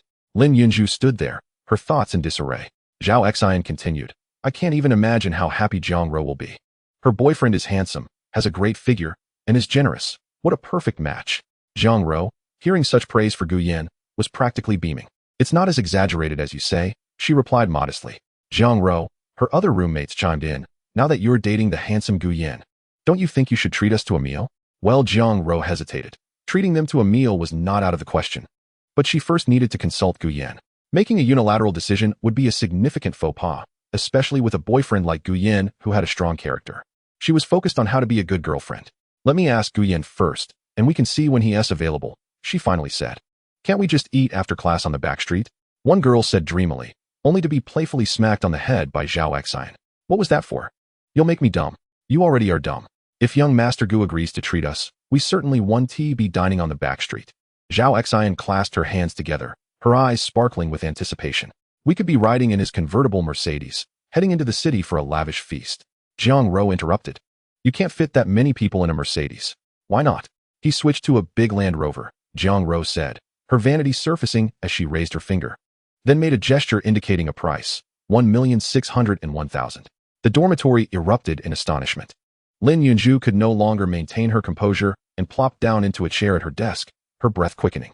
Gu Yan's wealth surpassed her imagination. She had to act quickly. She needed to devise a way to win him over. Lin Yunju forced herself to ignore the provocative remarks surrounding her. Picking up her phone to scroll through WeChat, and then opened a chat window featuring a profile picture of a sultry woman. The matter we discussed last week needs to be expedited. Okay, remember to send the money. I can offer up to 1,500. All right. Just remember to catch him in the act. If you're late, I'll be in deeper trouble, and at 1T, just be this amount. At that moment, Jiang Ro's voice broke through. Yunju, do you think this dress is beautiful? Lin Yunju turned her phone screen off and glanced over at Jiang Ro, who had donned the 2,000 yuan dress. To be fair, expensive items often justify their price. Jiang Ro, with her exquisite features and striking figure, indeed exuded an air of a wealthy young lady when clad in such attire. However, this was only true as long as she remained still. After all, daughters of affluent families are cultivated through elite education, and a girl from a humble background, no matter how beautiful, cannot disguise the essence of her upbringing. It looks quite nice, Lin Yunju managed to smile, all the while secretly diminishing Jiang Ro's appeal in her mind. Meanwhile, Gu Yan had returned to school. Upon spotting the unfamiliar Land Rover, the security guard at the side gate approached to intercept. When he recognized Gu Yan through the lowered window, he was momentarily taken aback. The response came in the form of a cigarette being handed over. We'll handle the official pass when the semester starts. You're too polite, Gu. We know you well enough. Feel free to come and go as you please. After accepting the cigarette, the two guards exchanged pleasantries with Gu Yan, raising the barrier for him to drive into the parking lot. Watching the black Land Rover move away, they couldn't help but feel envious. Being wealthy is indeed wonderful. You can change luxury cars at will. And Gu Yan's girlfriend is a gem, Jiang Ro. She is one of the campus beauties. I saw her just get out of Gu Yan's car today. Those long legs, I envy Gu Yan every single day. Unaware of the guard's chatter behind him, Gu Yan would not have cared even if he had overheard it. After all, who doesn't have people talking about them? Back in high school, Gu Yan had been the subject of ridicule, especially during his sophomore year when he faced rejection from Li Xiaoshuang and was mocked for an entire semester. I was really hot-headed back then, thinking of confessing to her. I was indeed too naive. With such thoughts, he returned to the dormitory, where old Lu stopped him to mention that two girls had come looking for him earlier that afternoon. Those girls were quite pretty. Did you stir up some romantic trouble outside? Gu Yan just chuckled lightly, offering no further explanation as he headed straight up to the 5th floor and returned to his dorm. Upon entering, he saw Qin Mu standing in the middle, while Lu Ping, Zhao Zhun, and Qin Qing had gathered chairs around him, listening to Qin Mu analyze the upcoming match on Monday. Do I need to listen? Gu Yan inquired. Qin Mu turned around upon seeing Gu Yan enter and waved his hand dismissively. No need. I wouldn't dare lecture in front of such a revered figure. On the top bunk, Chen Xian, who was playing with his phone, scoffed. The host has already gone in to start the sewing machine, and you're calling him a revered figure. Just as he finished speaking, a notification popped up on WeChat. Someone had added him as a friend. Upon opening the message, he discovered a captivating profile picture of a beautiful woman. Below was a note. Are you Chen Xian? I would like to get to know you. He swiftly clicked on her profile picture and entered her homepage, where he was greeted by several alluring photographs featuring her enchanting curls, as well as a video of her playing volleyball on the beach. The girl in the video possessed a tall, sultry figure. Although her looks could not quite rival Lin Yunju, they were nonetheless quite impressive. Chen Xian turned over in bed, facing the wall, and quickly tapped the agree button. In an instant, the chat box erupted with a picture of her donning black stockings, causing Chen Xian to salute her with a slight reverence. Yunju, my dear, I love you. Truly, I adore you. He silently repeated this in his mind several times before diving into a fervent conversation with the newly added female acquaintance. The evening breeze wafted through the half-open window, causing the curtains to sway gently toward the floor as the last cicadas clung to the swaying treetops, their incessant cries filling the air. Qin Mu, filled with excitement, spouted words animatedly, while Lu Ping, Zhao Zhen, and Chen Qing, listening intently, began to squint and yawn, leaning back in their chairs. Gu Yan shed his shirt, wiped the sweat from his brow with a towel, and climbed into bed, casually scrolling through a variety of relaxing videos on his phone. Occasionally, Chun Xian's exhilarated laughter could be heard, mingled with Qin Mu's admonitions directed at the three. The small dormitory buzzed with life, resembling a vibrant painting. Chapter 37, The Contest Among Women. Xiaogu, are you there? Just as Gu Yan was engrossed in scrolling through humorous videos, a WeChat notification popped up.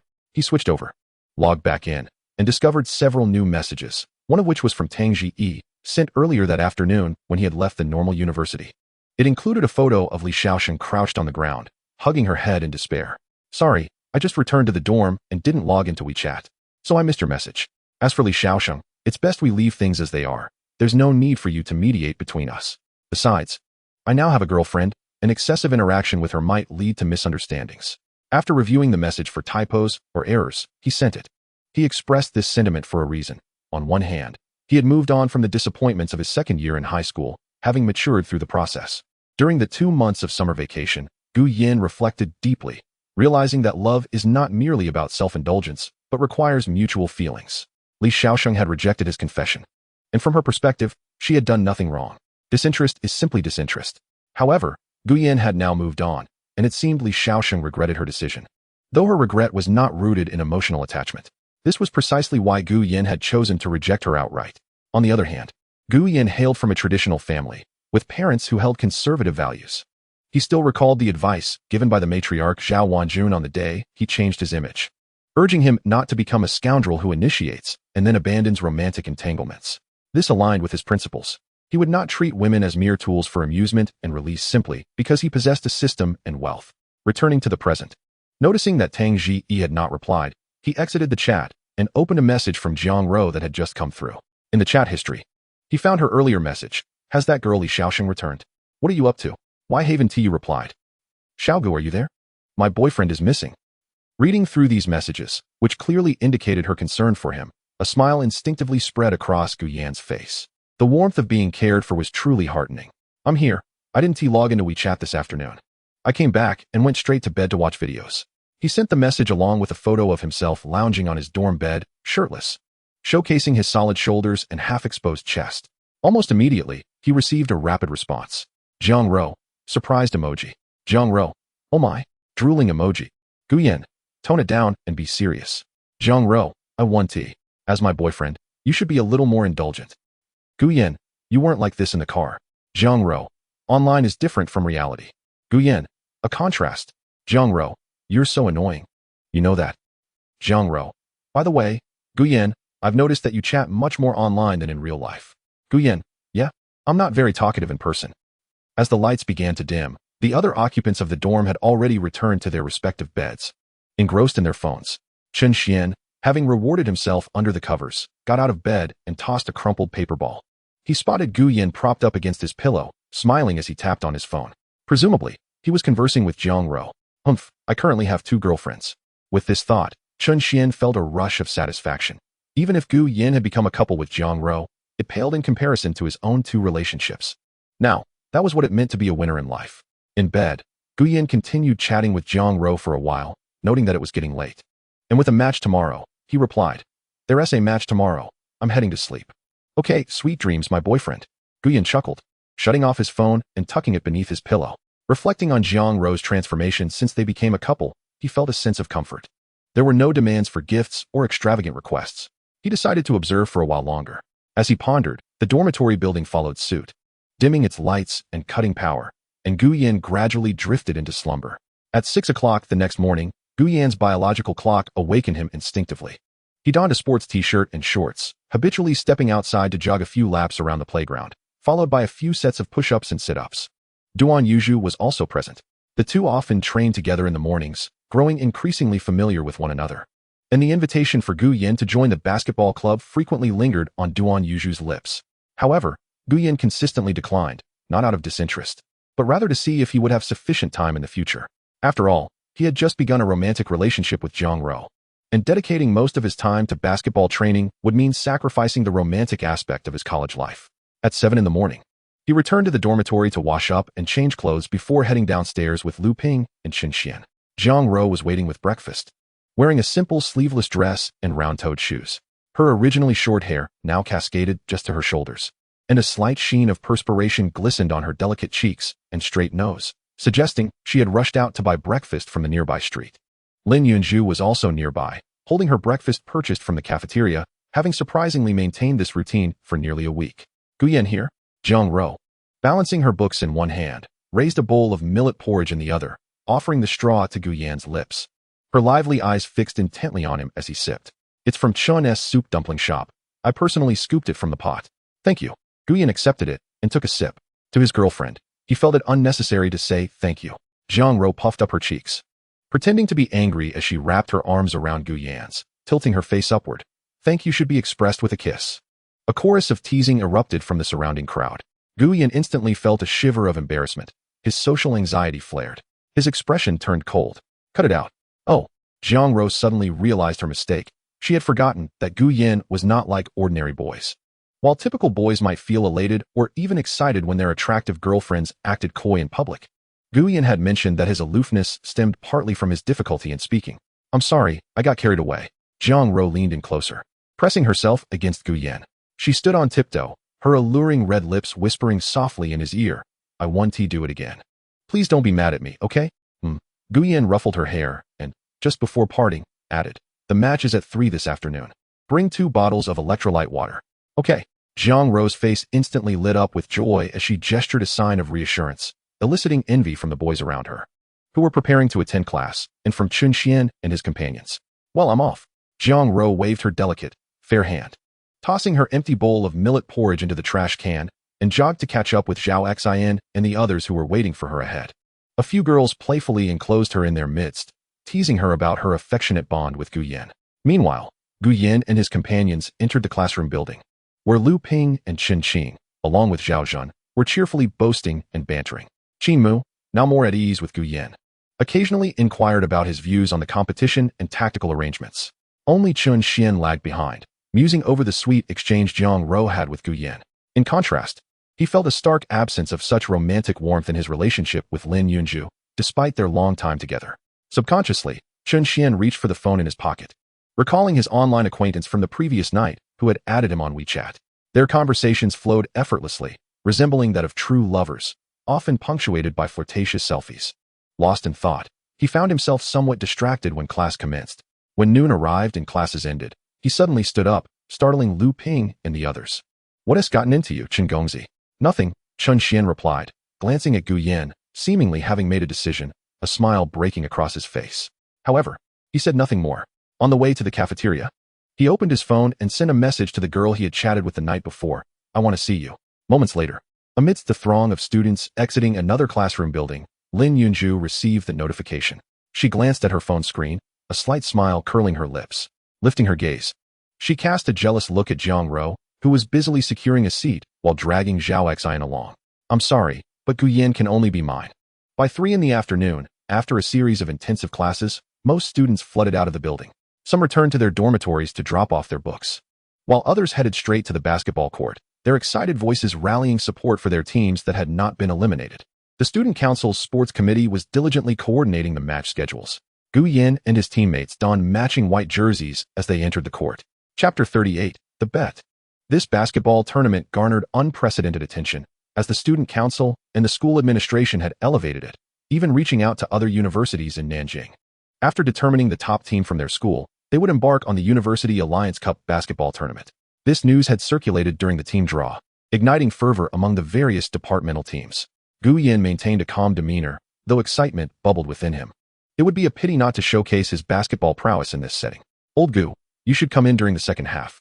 You can't exhaust your energy in the first, Qin Mu advised. Although not as skilled as Guyan, he felt no envy. This strategy had been discussed during their morning break, and Guyan had agreed. It would be rather alarming if he played the entire game without displaying any fatigue. This round was the knockout stage, with 16 teams competing for 8 spots. All teams were formidable, but having previously faced a strong opponent from the geoscience department. Their next match against the journalism department seemed less daunting, as they had advanced easily. As it turned out, Gu Yan sat out the second half and did not get a chance to play. Qin Mu and Chun Qing effectively controlled the game, ultimately securing their advancement with a score of 37-26. After a brief respite of nearly an hour, the third match commenced around 5 o'clock. The teams capable of reaching the top 8 were all quite formidable, and their opponents were the business management team, which included Zhang Rou's class. You all need to be cautious. There are 3 players on our team who were once in the high school team, Zhang Rou warned. Standing beside Gu Yan, shielded from the sun by an umbrella, she was devoid of sweat and exuded a subtle fragrance, the scent of the Chanel perfume Gu Yan had gifted her, providing an intoxicating sense of enjoyment. Gu Yan cast a casual glance her way, his gaze traversing her smiling eyes and rosy lips. Little spy, he remarked. Humph. Zhang Rou crossed her arms and tilted her head back, revealing a delightful smile. What can I say? They're my boyfriend's opponents. Enough, you two. I can barely hold on. How am I supposed to play later? Chun Qing groaned, clutching his stomach as though he had gorged on too much dog food. His expression exaggeratedly pained. Lu Ping quickly rushed over to pat him on the back. Don't throw up. If you do, you'll have even less energy to play. Get lost, you two. Qin Mu playfully punched them in the chest. Meanwhile, Zhang Rou stifled a giggle, glancing at Gu Yan's profile, and leaned closer, whispering, I'll gather intelligence for you. How will you reward me? What do you want? Gu Yan inquired. After a moment's thought, Zhang Rou subtly pointed her finger at his chest, and, in a voice only he could hear, said, I want to touch your chest muscles. Gu Yan tilted his head slightly, casting a sidelong glance at the blushing Zhang Rou. You've been naughty. Before she could finish her thought, she added, and your abs. Go play. Just then, the whistle for the match sounded, and the referee entered the court, signaling both teams to take their positions. Given the strength of their opponents, Qin Mu dared not take chances and altered their previous strategy, allowing Gu Yan to start the game. Upon hearing that Gu Yan would be starting, the initially sparse crowd around court number 3 quickly swelled with spectators eager to watch him play, captivated by his dazzling dunks from past games. Let us go. Zhang Rou cheered, her fists clenched in encouragement for her boyfriend as he stepped onto the court, rendering nearby boys utterly mesmerized. On the court, both teams took their positions, with the business management team featuring the 3 players Zhang Rou mentioned, number 4 Wang Jun, number 8 Lu Sudong, and number 13 Cheng Yuan. Wang Jun approached Gu Yan, ready to defend him. Hey, I hear you're quite the player? Wang Jun stood around 182 meters tall, only slightly shorter than Gu Yan, his tone laced with challenge. How about we add a little wager? If you lose, your team has to perform a dance right here, shirtless. Gu Yan tilted his head, his ear stud glinting in the sunlight as a cold smile graced his lips. Fine. I look forward to seeing you dance, Gu Xiaoqiao. Wang Jun chuckled mockingly and stepped back, preparing to receive the ball. The next moment, beep, the referee's whistle pierced the air, and the orange basketball was tossed high into the air. Qin Mu, standing at 180 meters, leaped up, but he was met by Lu Sudong, who stood at 183 meters, who seized the ball first, passing it to Wang Jun. The two displayed remarkable synergy. Otherwise, Wang Jun wouldn't have been ready to catch the ball. As the basketball soared towards him, he leaned to catch it, but suddenly, a figure darted past him. Before he could even touch the ball, Gu Yan intercepted it midair, triggering a wave of gasps and cheers from the surrounding crowd. In a matter of seconds, Gu Yan dribbled the ball across the center line and charged straight into the lane. Stop him, someone shouted. Cheng Yuan, number 13 from the business management team, who was of average build, had already positioned himself in Gu Yan's path as the call resonated, preparing to collaborate with Wang Jun, who was closing in from behind to intercept the ball. Lu Ping, running on the other side, adjusted his glasses and waved, pass it to me. This prompted another defender from the business management team to closely shadow him, as onlookers anticipated Gu Yan would either pass the ball to the bespectacled player or to someone else. However, as Gu Yan advanced, he pulled the ball back with his right arm, bouncing it from behind him to his left side. The moment he tilted his body to the left, Cheng Yuan swiftly deduced that Gu Yan intended to maneuver past him on that side. Wang Jun, who was trailing behind, also reached out to grab the ball Gu Yan was about to dribble with his left hand. In the very next moment, it seemed as though Gu Yan's back possessed a pair of eyes. Just as Wang Jun was about to make contact with the ball, Gu Yan deftly maneuvered it from behind to his right hand, and in a mere instant, he darted down the right side, effortlessly bypassing number 13, Cheng Yuan, before launching himself towards the basket. In midair, he spun around and executed a reverse dunk. Boom. The basketball thundered into the hoop with a resounding echo. Ah! Zhang Rou excitedly grabbed Zhao Xian and jumped up, exclaiming, that's my boyfriend. The entire arena erupted in a chorus of gasps and shouts, with both boys and girls who had long anticipated Gu Yan's dunk cheering ecstatically, their plastic hands clapping and creating a cacophony of sound. A reverse dunk like that. I've only ever witnessed in the NBA or in anime. Just moments before, his ability to dribble behind his back was impressive. Was that the legendary dual acceleration? Some envious onlookers remarked, if I had his height, I could dunk too. 17 seconds. A dunk just 17 seconds into the game. Goodness, this match is going to be thrilling. Over there, Wang Jun, Cheng Yuan, and Lu Sudong gazed in disbelief as Gu Yin descended from the swaying basketball hoop. Their confidence shattered by the rapid-fire reverse dunk. Impossible. Damn it. Under the hoop, Gu Yin turned his face toward the three, his slightly disheveled long hair glinting with the shine of his ear studs. His gaze was piercing.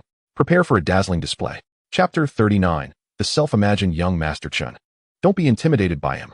With possession of the ball, Wang Jun stood at the free throw line, dribbled twice, and made a short pass to the point guard.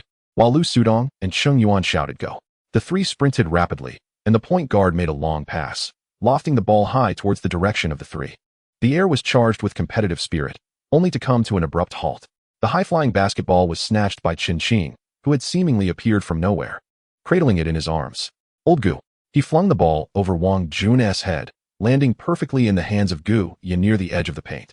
Without a moment's hesitation, Gu Yin stepped back beyond the three-point line, bent his knees, leaped, leaned back, and released the ball in one fluid motion. Despite the basketball talents being rated C-level, his three-point shot boasted an impressive 65% accuracy. Swish. The ball sailed through the net. Another 3 points. The excitement erupted around the court like a tidal wave, with more and more spectators flocking over, forming layers of onlookers peering in. Wow, I barely saw the ball fly by. How can he shoot threes with such precision? If this guy graduates and doesn't go pro, it would be a travesty. With just 43 seconds into the game, Gu Yin had already scored 7 points. Compared to the other matches, those were mere childish play. Someone should call our dorm to come watch. Since it was a match between the finance and management classes, Lin Yunju and Chen Xian were also among the crowd. The girl had specially worn a sleeveless dress that hugged her figure, revealing her beautiful collarbone, the snug fabric accentuating her ample bosom and slender waist. With a rounded backside that left Chen Xian, who held an umbrella for her, parched. Yet, Lin Yunju's attention was not on him, as she applied lipstick. Her lips occasionally parted to cheer for the management class, while her round almond eyes were fixated on Gu Yin, who was dribbling, passing, and shooting on the court. This is the kind of boy who is truly worthy of me. Watching him sweat and move with such agility and flair, Lin Yunju felt her heart race. Aside from family background, what girl could resist such a Gu Yin? Yunju, shall we stop watching? Chen Xian, feeling disgruntled as Gu Yin stole the spotlight.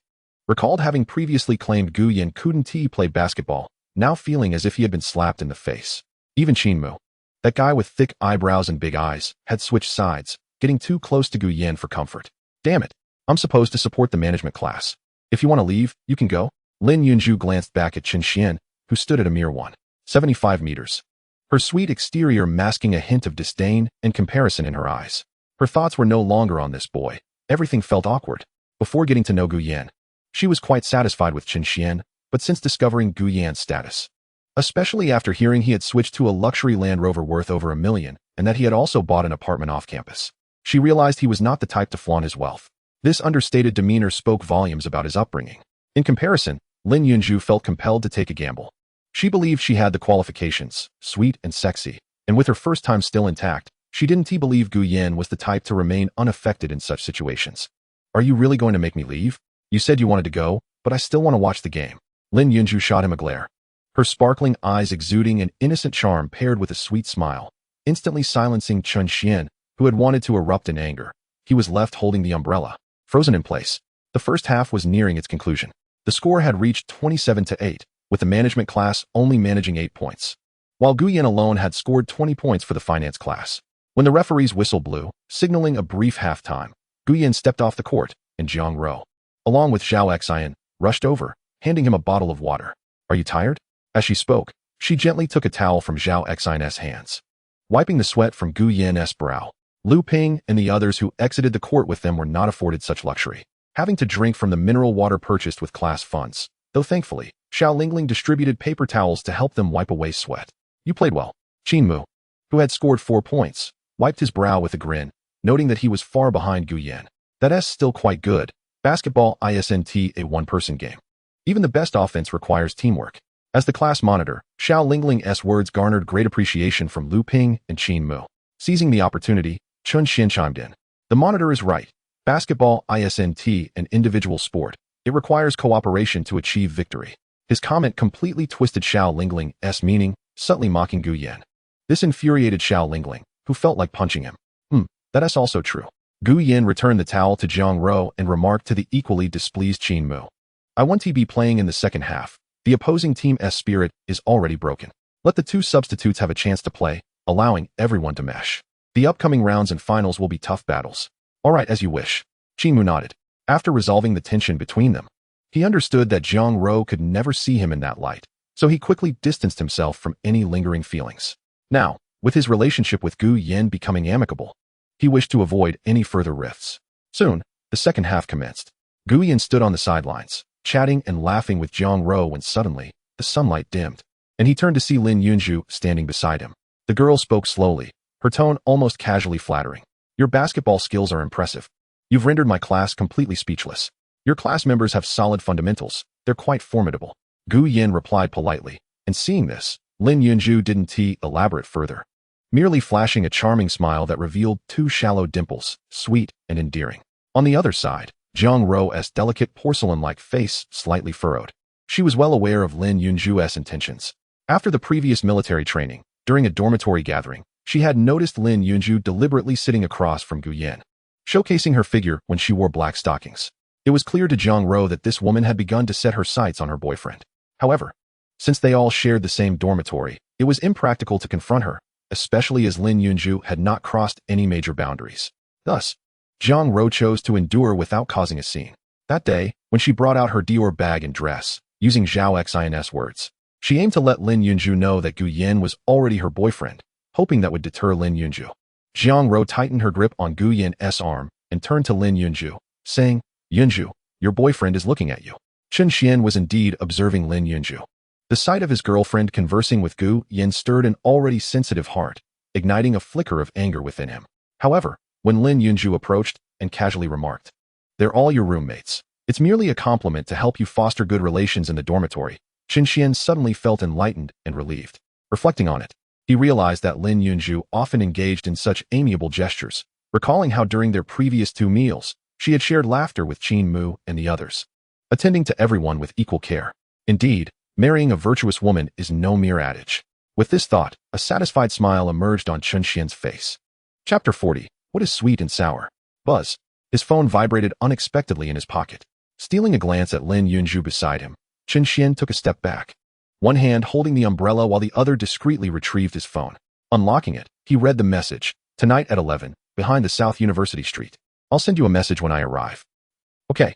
Swiftly replying with a single word, he hastily tucked his phone back into his pocket and resumed watching the second half of the match, though his thoughts had already flown elsewhere.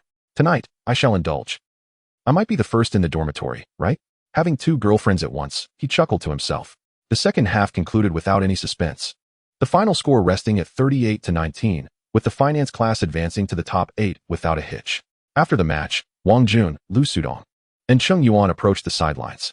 Contrary to expectations of a raucous uproar over a possible loss, the trio instead greeted Gu Yan with handshakes and embraces. Playing against you is truly nerve-wracking, but having you as a teammate would be an absolute delight. Haha, count us in for the next game. Gu Yan, do you accept apprentices? A godson works too. Haha. Their banter elicited laughter from those around, creating a jovial and harmonious atmosphere. To the victor go the spoils. Wang Jun promptly shed his shirt, revealing a sweat-soaked torso, and spontaneously broke into a dance he learned from a nightclub, prompting classmates to whip out their phones to capture the moment. Other members of the management class, including Lu Sudong, followed suit, dancing behind Wang Jun. Their boldness garnered admiration from Gu Yan and the others. Exchanging contact information, it was soon time for dinner. Jiang Ro tugged at Gu Yan as they wove through the crowd, excitedly discussing the day's match. Gu, you have no idea how many girls screamed for you during that dunk. Gu Yan merely hummed an acknowledgement and casually inquired, Did you scream? I did, she replied. How did you scream? Jiang Ro parted her rosy lips, about to answer, when Zhao Xin cleared her throat behind them. Startled, she quickly composed herself, leaning against Gu Yan with a playful pout, lightly tapping his chest. You naughty boy. The sweetness of their intimacy sent a shiver down Zhao Xin's spine. Her expression twisted in distaste. Shall we head back to the dorm to freshen up, and then go out for dinner? As they approached the space between the 2 dormitories, Gu Yan glanced at Qin Mu and the others, who all shook their heads in unison, too exhausted from the day to move, preferring to return to their dorms, shower, and fall into slumber. Reluctantly, Gu Yin led Jiang Ro and Zhao Xian to the second floor of the cafeteria, ordering several dishes. After dinner, Zhao Xian felt it inappropriate to intrude on the couple and returned to the dorm alone. Gu Yin, what does it feel like to have a girlfriend? By the artificial lake in front of the cafeteria, the willows swayed gently, and Jiang Ro leaned against Gu Yin, her upper body nestled close to him. Isn't it sweet? Where's the sweetness? Gu Yin questioned, tilting his head to look down at her. Here, Jiang Ro suddenly lifted her face, her full, luscious lips meeting Gu Yan's. Their lips touched, soft and warm, both gazing wide-eyed at one another. After a moment, they parted. Gu Yin pressed his lips together. Not sweet at all. You. Jiang Ro's fair cheeks blossomed with a rosy hue. Close your eyes. Why? Gu Yin asked. Just do it. Jiang Ro insisted, shaking his hand. Upon hearing her urgency, Gu Yin obediently shut his eyes. No peeking. Seeing him comply, Jiang Ro softly approached, tiptoeing and wrapping her arms around Gu Yin's shoulders, her lips finding his once more. It was moist and slightly sweet. Gu Yin opened his eyes, unable to resist wrapping his arms around her slender waist. As the willow branches swayed, the two embraced beneath the tree, savoring the innocence of their first kiss. After a long moment, their cheeks flushed, they separated, and Gu Yin, noticing others watching, tried to suppress the tremor in his voice as he said nonchalantly, "It's quite sweet. Let us go to the supermarket and buy some snacks for Zhao Xian and the others." Okay. Jiang Ro nodded shyly, seemingly lost in the recollection of their earlier moment. What are you waiting for? Let's go. They're coming. Jiang Ro hurriedly replied, jogging along the winding path, her skirt fluttering, her long, fair legs a sight to behold in the rosy twilight. Walking beside Gu Yin, Jiang Ro asked, "Shall we hold hands?" Their hands gradually drew closer until they entwined. The evening campus life thrummed with vibrancy. The supermarket next to the second cafeteria buzzed with students from 7 to 9, as it would close at 10 and cut off power by 11, prompting many to shop during this window. Jiang Ro, guided by Gu Yin into the supermarket, attracted many glances due to their good looks. Shopping alongside Gu Yin, Jiang Ro hardly needed to spend money, as their cart filled with an array of snacks, chips, spicy chicken feet, and even a dozen lollipops. Carrying large bags, they exited the supermarket and headed back to the girls' dormitory. Gu Yin, these past few days have been so joyful. Each morning, I wake up knowing someone is waiting for me, filling me with energy. Jiang Ro tilted her head slightly, her clear, bright eyes sparkling. Gu Yin took one of the bags from her. You really like me that much? Yes, Jiang Ro retorted, reclaiming the bag and holding it tightly. I really, really do. Why not ask how much I like you? I won't. That is a taboo in romance. Jiang Ro leaned against him. No matter how much you like me now, I will find every way to make you like me even more. They paused at the entrance of the girls' dormitory. Go on in. Gu Yin handed her the bag of snacks. I will remember your words. Miss me. Jiang Ro cheerfully returned to her dorm, greeting her roommates to come and get their share. Wow, so much. It must be from the handsome Gu. Jiang Ro tilted her face up, a smug expression adorning her features as she opened the bags to distribute the snacks, glancing over at Lin Yunju's bed. Is Yunju not here? She hasn't returned to the dorm since this afternoon. I wonder where she is. Zhao Xian tore open a bag of chips, munching loudly with her cheeks puffed. Where else could she be? She is definitely out on a date. Then I'll leave 2 bags for her. Jiang Ro set aside 2 bags of chips on Lin Yunju's desk before placing the remaining snacks back on her own table. While washing her face at the sink, she laughed and chatted with Zhao Xian and the others. Meanwhile, after dropping off Jiang Ro at her dorm, Gu Yin strolled back, a faint smile creeping onto his usually stoic face. The sensation of kissing. It's rather pleasant. To be honest, he had previously pursued girls and ended up being ridiculed as a lovesick fool for an entire semester. Although he now possessed a system promising future wealth, it did not render him infallible. Emotionally, he felt somewhat stagnant. Jiang Ro's declaration of intent to make him like her even more had stirred something within him. Old Gu, have you eaten yet? Upon entering the dormitory, Chen Qing, Lu Ping, Qin Mu, and Zhao Zhen languidly reclined against their beds. We have yet to dine. Is there still food available in the cafeteria at this hour? Gu Yin glanced at his phone. It was already 9:30. Even if there was any left, it would likely be mere remnants. Let us venture out for a meal. I'll treat you all to noodles. The previously lethargic quartet sprang to life in an instant, each enthusiastically leaping from their beds, donning their attire, and tugging Gu Yin toward the exit. Where is Chen Xian? Why didn't you call him to join us? He hasn't returned to the dorm at all. He is probably off on a date with Lin Yunju. The group chattered animatedly as they exited through the back gate of the university. The street behind was lined with eateries and numerous roadside stalls, the tantalizing aroma of barbecued delicacies wafting through the air, making the 4 famished boys swallow hard. I feel as though I could devour an entire cow. They settled on a noodle shop, ordering a variety of meat dishes along with 4 generous bowls of broken flour noodles, devouring their meals with fervor. Let us fill up and regain our strength. We have a competition tomorrow. Mu took a bite of his noodles, shoving several slices of braised beef into his mouth, grease glistening on his lips. After watching them eat for a while, Yen stood up, settled the bill, and remarked, "I'm stepping outside for a smoke." As he exited, he noticed a frail figure making its way toward the school's back gate along the street. The individual walked with a slight wobble, their old, patterned clothing drenched in sweat, and 2 messy braids falling loosely around them. Shenwei? Yen furrowed his brow. Why does this girl appear so unwell? Just as he pondered this, the slender girl suddenly leaned against a nearby lamppost, clutching her chest and dry heaving. The lamplight illuminated her face, which was as pale as parchment, beads of sweat dotting her brow. Yen discarded his cigarette and approached her. Coughing, he saw Shenwei crouched beside the lamppost, dressed in worn, shabby clothes, emanating an unmistakable odor of perspiration. Sensing someone's approach, Shenwei lifted her wan face, attempting to rise, but after a few unsteady movements, her legs buckled, and she collapsed to the ground. Shenwei? Yen promptly scooped her up and hurried toward the side entrance. Chapter 41, Relationship Card. Nanjing First Hospital. The emergency department of a large hospital is perpetually bustling. Yen parked in the underground garage, carrying Shenwei to the elevator and ascending to the first floor of the emergency ward, where patients with medical history forms sat in rows, accompanied by their anxious relatives. The corridor echoed with incessant groans and cries of distress. Nurse, emergency. Yen approached the front desk, where a nurse hurriedly conducted a brief examination of Shenwei, who was clutching her abdomen. She then dashed to the emergency room, shortly returning with a stretcher accompanied by a male nurse and an emergency physician. Bring the imaging results. Quickly, the doctor issued an expedited order, instructing Yen to first register. I appreciate your assistance, doctor. After registering and paying, Yen waited on a bench in the corridor for the doctor's examination report, opting not to enter the emergency room to see Shenwei. The system's notification chimed at that moment. System, beneath your indifferent exterior lies a compassionate heart willing to lend a hand. Reward, 10 relationship cards. Relationship card, consumable item. Present this card to individuals who match the host's current identity level to establish a relationship with a primary level tier. First, there was the profession card, and now a relationship card had appeared. Yen reached into his pocket, retrieving a plain white business card, inscribed with his name and phone number, devoid of any other details. Although this reward is categorized as consumable, its practical value far surpasses that of mere monetary worth. Moreover, the description indicates its limited applicability. For instance, as a university student, presenting this card to a corporate executive would yield no effect. For now, it remains of no use. He tucked the card back into his pocket, and with a fleeting thought, it vanished, returning to the system alongside the profession card. Bored, Yen settled onto the bench and picked up his phone to browse. Lu Ping and the others had sent him messages inquiring about his sudden disappearance. Where are you? What the hell? You stepped out for a smoke and vanished. After a while, Zhang Ro also messaged, asking if he had gone to bed. Yen replied, I'm at the hospital. I found someone who collapsed and helped bring her here. Zhang Ro, do you know her?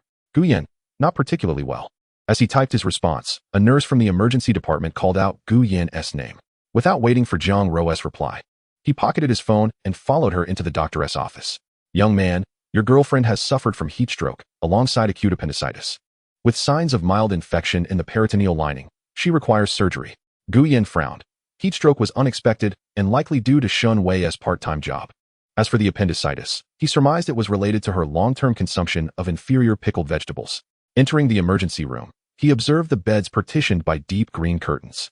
Shenwei lay curled on one of the white hospital beds, her complexion pale and brows furrowed, an anti-inflammatory drip slowly administering through her hand. At this moment, he took a close look at the girl's features. She possessed a delicate appearance, with her arms and calves bearing traces of exposure to the elements, presenting a clean and fresh aura. Can you notify your family? Yen sat beside her, speaking in a hushed tone. The girl tightly sealed her lips, weakly shaking her head. I won't be hospitalized, nor will I undergo surgery. You have appendicitis with mild mucosal infection. The doctor insists on surgery. No, I won't. Shenwei gritted her teeth against the pain, struggling to rise. I'll just buy some medicine and manage it. I've already paid for you. Yen's expression remained impassive as he observed the girl's struggle, gently pressing his hand down. Shenwei could not bear it and collapsed back against the bed. Surgery is a matter of choice. He left the emergency room, leaving behind a cold remark, instructing the nurse to transfer the patient to the inpatient ward. When can the surgery be arranged? Currently, we need to queue. It will take at least until the day after tomorrow. Nurses, often preoccupied with patients, rarely encountered a strikingly handsome young man standing at a height of 6 feet tall. After exchanging words, they lingered, reluctant to depart, as every moment spent in his presence was a delight. The day after tomorrow? At Shinwei's current state, she might not last until then. Furthermore, he could not remain in the hospital indefinitely. Suddenly recalling the relationship card awarded by the system, he turned to the nurse with a smile, causing her heart to flutter, her freckles becoming distinctly visible. May I inquire as to which surgeon is available soon? I believe the most recent surgeon who completed an operation was Dr. Zhao. Do you know him? I don't know him, but I kindly ask you to pass this card to him. Guyan produced a relationship card from his pocket and handed it to the nurse. She glanced at the name printed on it, softly murmuring, Guyan. That is a lovely name. Please wait here. I'll go find Dr. Zhao right away. Meanwhile, the nurse hurried to the inpatient department, where she found Dr. Zhao Renhui conducting his rounds. Upon hearing that a young man had delivered a card to her, he instinctively took it. As he read the name, he pondered who it might belong to, his memory momentarily blurring, a vague sense that it could be the son of a friend with the surname Gu. He then dialed the number listed on the card. Guyan understood that this connection might be bridged by the system. After exchanging pleasantries, he explained that a classmate was suffering from acute appendicitis with infection risks, and it could not be postponed until the day after tomorrow. There are hospital regulations. But let me check my schedule. The sound of paper rustling came through the phone. Moments later, Zhao Renhui's voice resonated once more. Let us schedule for tomorrow at 2 in the afternoon. Although time is tight, it is certainly feasible. Thank you, Uncle Zhao. No need for formalities. When the nurse returned and laid eyes on Gu Yan, her expression shifted slightly. Dr. Zhao was notoriously obstinate in the hospital. Yet upon seeing the business card of this young man, he had altered his principles. Nevertheless, when she approached to request his WeChat contact, her plea was again rebuffed. After arranging all these matters, Guyan leaned against the wall behind the bench, glancing at the time on his phone, which had long surpassed the hour for returning to school. Suddenly, the phone rang. The caller was Lu Ping.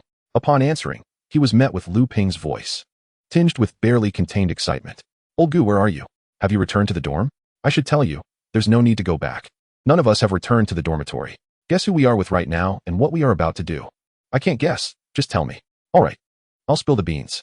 You'll be thrilled to hear this. After finishing our noodles, we were supposed to head back. But then Qin Mu received a call from Lin Yunju, gathering us all. Initially, we thought it was about Chun Xian having a spat with her and needed us to mediate, but it turns out it's about catching him in the act. Despite his typically calm and collected demeanor, Gu Yan's expression momentarily faltered. Catching him in the act? Chun Xian is cheating, and Lin Yunju discovered it? Hey, old Gu. Are you still there? Yes, I'm listening. If you're not in the dorm, do you want to join us? Gu Yan pondered for a moment. Although Chun Xian could be insufferable, he wasn't the type to kick someone when they were down. Moreover, he felt he couldn't leave Shunwei alone for now. I think I'll pass. I'm not interested in Chun Xian's antics. Lu Ping's voice on the other end brimmed with palpable excitement. All right then, after the confrontation, I'll fill you in. Damn, that Chun Xian has such a beautiful girlfriend, yet plays around like this. Gotta go. On the third floor of a hotel illuminated by neon lights on the back street of Nanda, Lu Ping hung up and hurried to catch up with Qin Mu, Zhao Zhan, and Chen Qing, offering words of comfort to the teary-eyed Lin Yunju. That scoundrel Chen Xian, we'll give him a good tongue lashing. The four were not opposed to helping Chen Xian, but his past behavior had left them thoroughly disenchanted. Furthermore, Lin Yunju had become quite familiar with them over previous gatherings, almost like friends, and thus they were more inclined to stand by the victim and champion her cause. Arriving at the designated room number, Lin Yunju pointed to the door. The tall Chen Qing remarked, "Let me handle this." After taking a few steps back to build momentum, he slammed the door open with a resounding crash. The four of them, along with Lin Yunju, rushed inside, and upon crossing the threshold, they beheld Chun Xian, clad in a bathrobe, leaning over a girl in a black miniskirt, attempting a kiss. The sound of the door crashing had startled him, and upon seeing his roommates burst in, followed closely by Lin Yunju, his body went rigid with dread as if the heavens were collapsing upon him. He quickly detached himself from the girl, his legs turning to jelly, and plopped down on the edge of the bed, stammering, "Yunju, what are you doing here? Chun Xian, you scoundrel." Lin Yunju's eyes were red with tears as she hurled her handbag, a purchase from the day before, directly at Chun Xian's head. "How could you betray me?" The bag burst open upon impact, spilling lipstick, hand cream, and tissues all over the bed. "I want to break up with you." Lin Yunju cried out in a fit of anguish, her voice echoing through the room. "Please, Yunju, don't say that." Chun Xian rushed forward, attempting to embrace her. But Lin Yunju shoved him back onto the bed. "Get away from me." Lu Ping, Qin Mu, and the others stood nearby. observing the unfolding drama with expressions akin to spectators at a circus. As midnight struck, in the inpatient department of Nanjing First Hospital, Gu Yin, having finished his 4-drip, rang for the nurse to change his dressing. After she departed, he uncovered the lid of the congee he had purchased from the hospital canteen, allowing it to cool. "Are you working part-time?" "Yes," Shunwei replied through gritted teeth, enduring the pain in her lower abdomen, nodding slightly on her pillow. A new store opened. "I'm distributing flyers in a leather suit." The girl cast a timid glance at Gu Yin, who was peeling an apple by the bedside. "I can't repay you. I'm not short on money." As the long strands of apple peel fell into the trash can, Gu Yin divided the peeled apple in half, placing one half on a paper towel and bringing the other to his lips, savoring the sweet and tart juices that burst forth, the crunch echoing in the quiet room. Hearing the sound of his chewing, Shunwei's gaze fixated on the half apple in his hand, and she couldn't help but swallow hard. Gu Yin glanced at her, prompting her to quickly avert her gaze and shrink back under the covers. "Tomorrow is the surgery. You cannot eat anything after 10 tonight." Discarding the apple core, Gu Yin retrieved the congee, which had cooled for a while, and moved to the window to sip it slowly. It was already past midnight, and Lu Ping had yet to call. Just as this thought crossed his mind, the screen of his phone lit up. It was Lu Ping's number. "Hello, old Gu. You won't believe how explosive today has been." Upon answering, before Gu Yin could even inquire, Lu Ping launched into a rapid-fire recounting of events. Chen Xian really did cheat. If Lin Yunju hadn't happened to go out shopping tonight and run into him hugging another girl, it would have been curtains for him. "Why did Lin Yunju call you all?" Gu Yin queried, intrigued. "I wondered about that too. However, just after leaving the hotel, Lin Yunju explained to us that she wanted us to witness that Chen Xian was the one who strayed first, and it was her who ended things with him. Quite considerate of her, I must say. But what about Chen Xian? Not sure. After we followed Lin Yunju out, we didn't see him leave. He must be held up at the hotel, possibly dealing with the damages from the door he broke. Tomorrow there's essay competition. What will you all do if you can't return to the dorm? We'll find a small inn to crash at for the night. By the way, where are you now? You're not with Jiang Ro in a hotel room, are you? I'm dealing with something outside. You all should find a place to sleep." After hanging up, Gu Yin finished the congee in his hand, approached the hospital bed, and pulled the medical sofa into a makeshift bed, lying down. His mind was a whirlwind, primarily occupied with thoughts of Lin Yunju's confrontation with Chen Xian. Doubts crept in. Previously, he had deliberately allowed Jiang Ro to relay derogatory comments about Chen Xian, hoping to foster disdain for him among the group. Now, Chen Xian's infidelity had conveniently come to light, discovered by Lin Yunju. Was it truly such a coincidence? From the hospital bed came a feeble voice. "Are you going to sleep? Why not come over here? I'm small. There's enough space on the edge." His thoughts interrupted. Gu Yan's voice turned frigid. "Close your eyes and refrain from speaking." Shunwei, clutching the corner of her blanket, lowered her face. "Oh." As the night faded, Gu Yan arose promptly at 6, performing sit-ups and push-ups beneath the window. The eastern horizon began to brighten, the golden rays of morning light swiftly enveloping the azure sky. The city gradually stirred to life. After completing his exercises, Gu Yan approached the bedside to check on Shunwei. The girl had not slept a wink through the night. Her complexion remained pale, and lacking food, she kept swallowing nervously, a sight that evoked an inexplicable sense of pity within him. "Did you not eat before returning to the dorm last night?" "I had saved a piece of steamed bun, intending to eat it upon returning, but now." Shunwei's voice was barely audible, like a whisper. Gu Yan sat in silence, biting into the half apple he had set aside from the previous night, and after a moment, he inquired about Shunwei's family situation. His intention was twofold: to provide a distraction from her pain and to ascertain the truth regarding her background. Upon asking, he learned that Shunwei had a father who was paralyzed and elderly grandparents in declining health. Their family income relied solely on her grandfather's meager earnings from repairing roofs and bricks in town, with the primary source of income stemming from their 2 acres of farmland. Her tuition fees were even borrowed from villagers. "What about your mother?" "My dad is paralyzed, and my mother ran away." Perhaps it is in speaking of sorrow that a girl who has never wept from pain turns her face, pressing it against the pillow as she chokes back her sobs.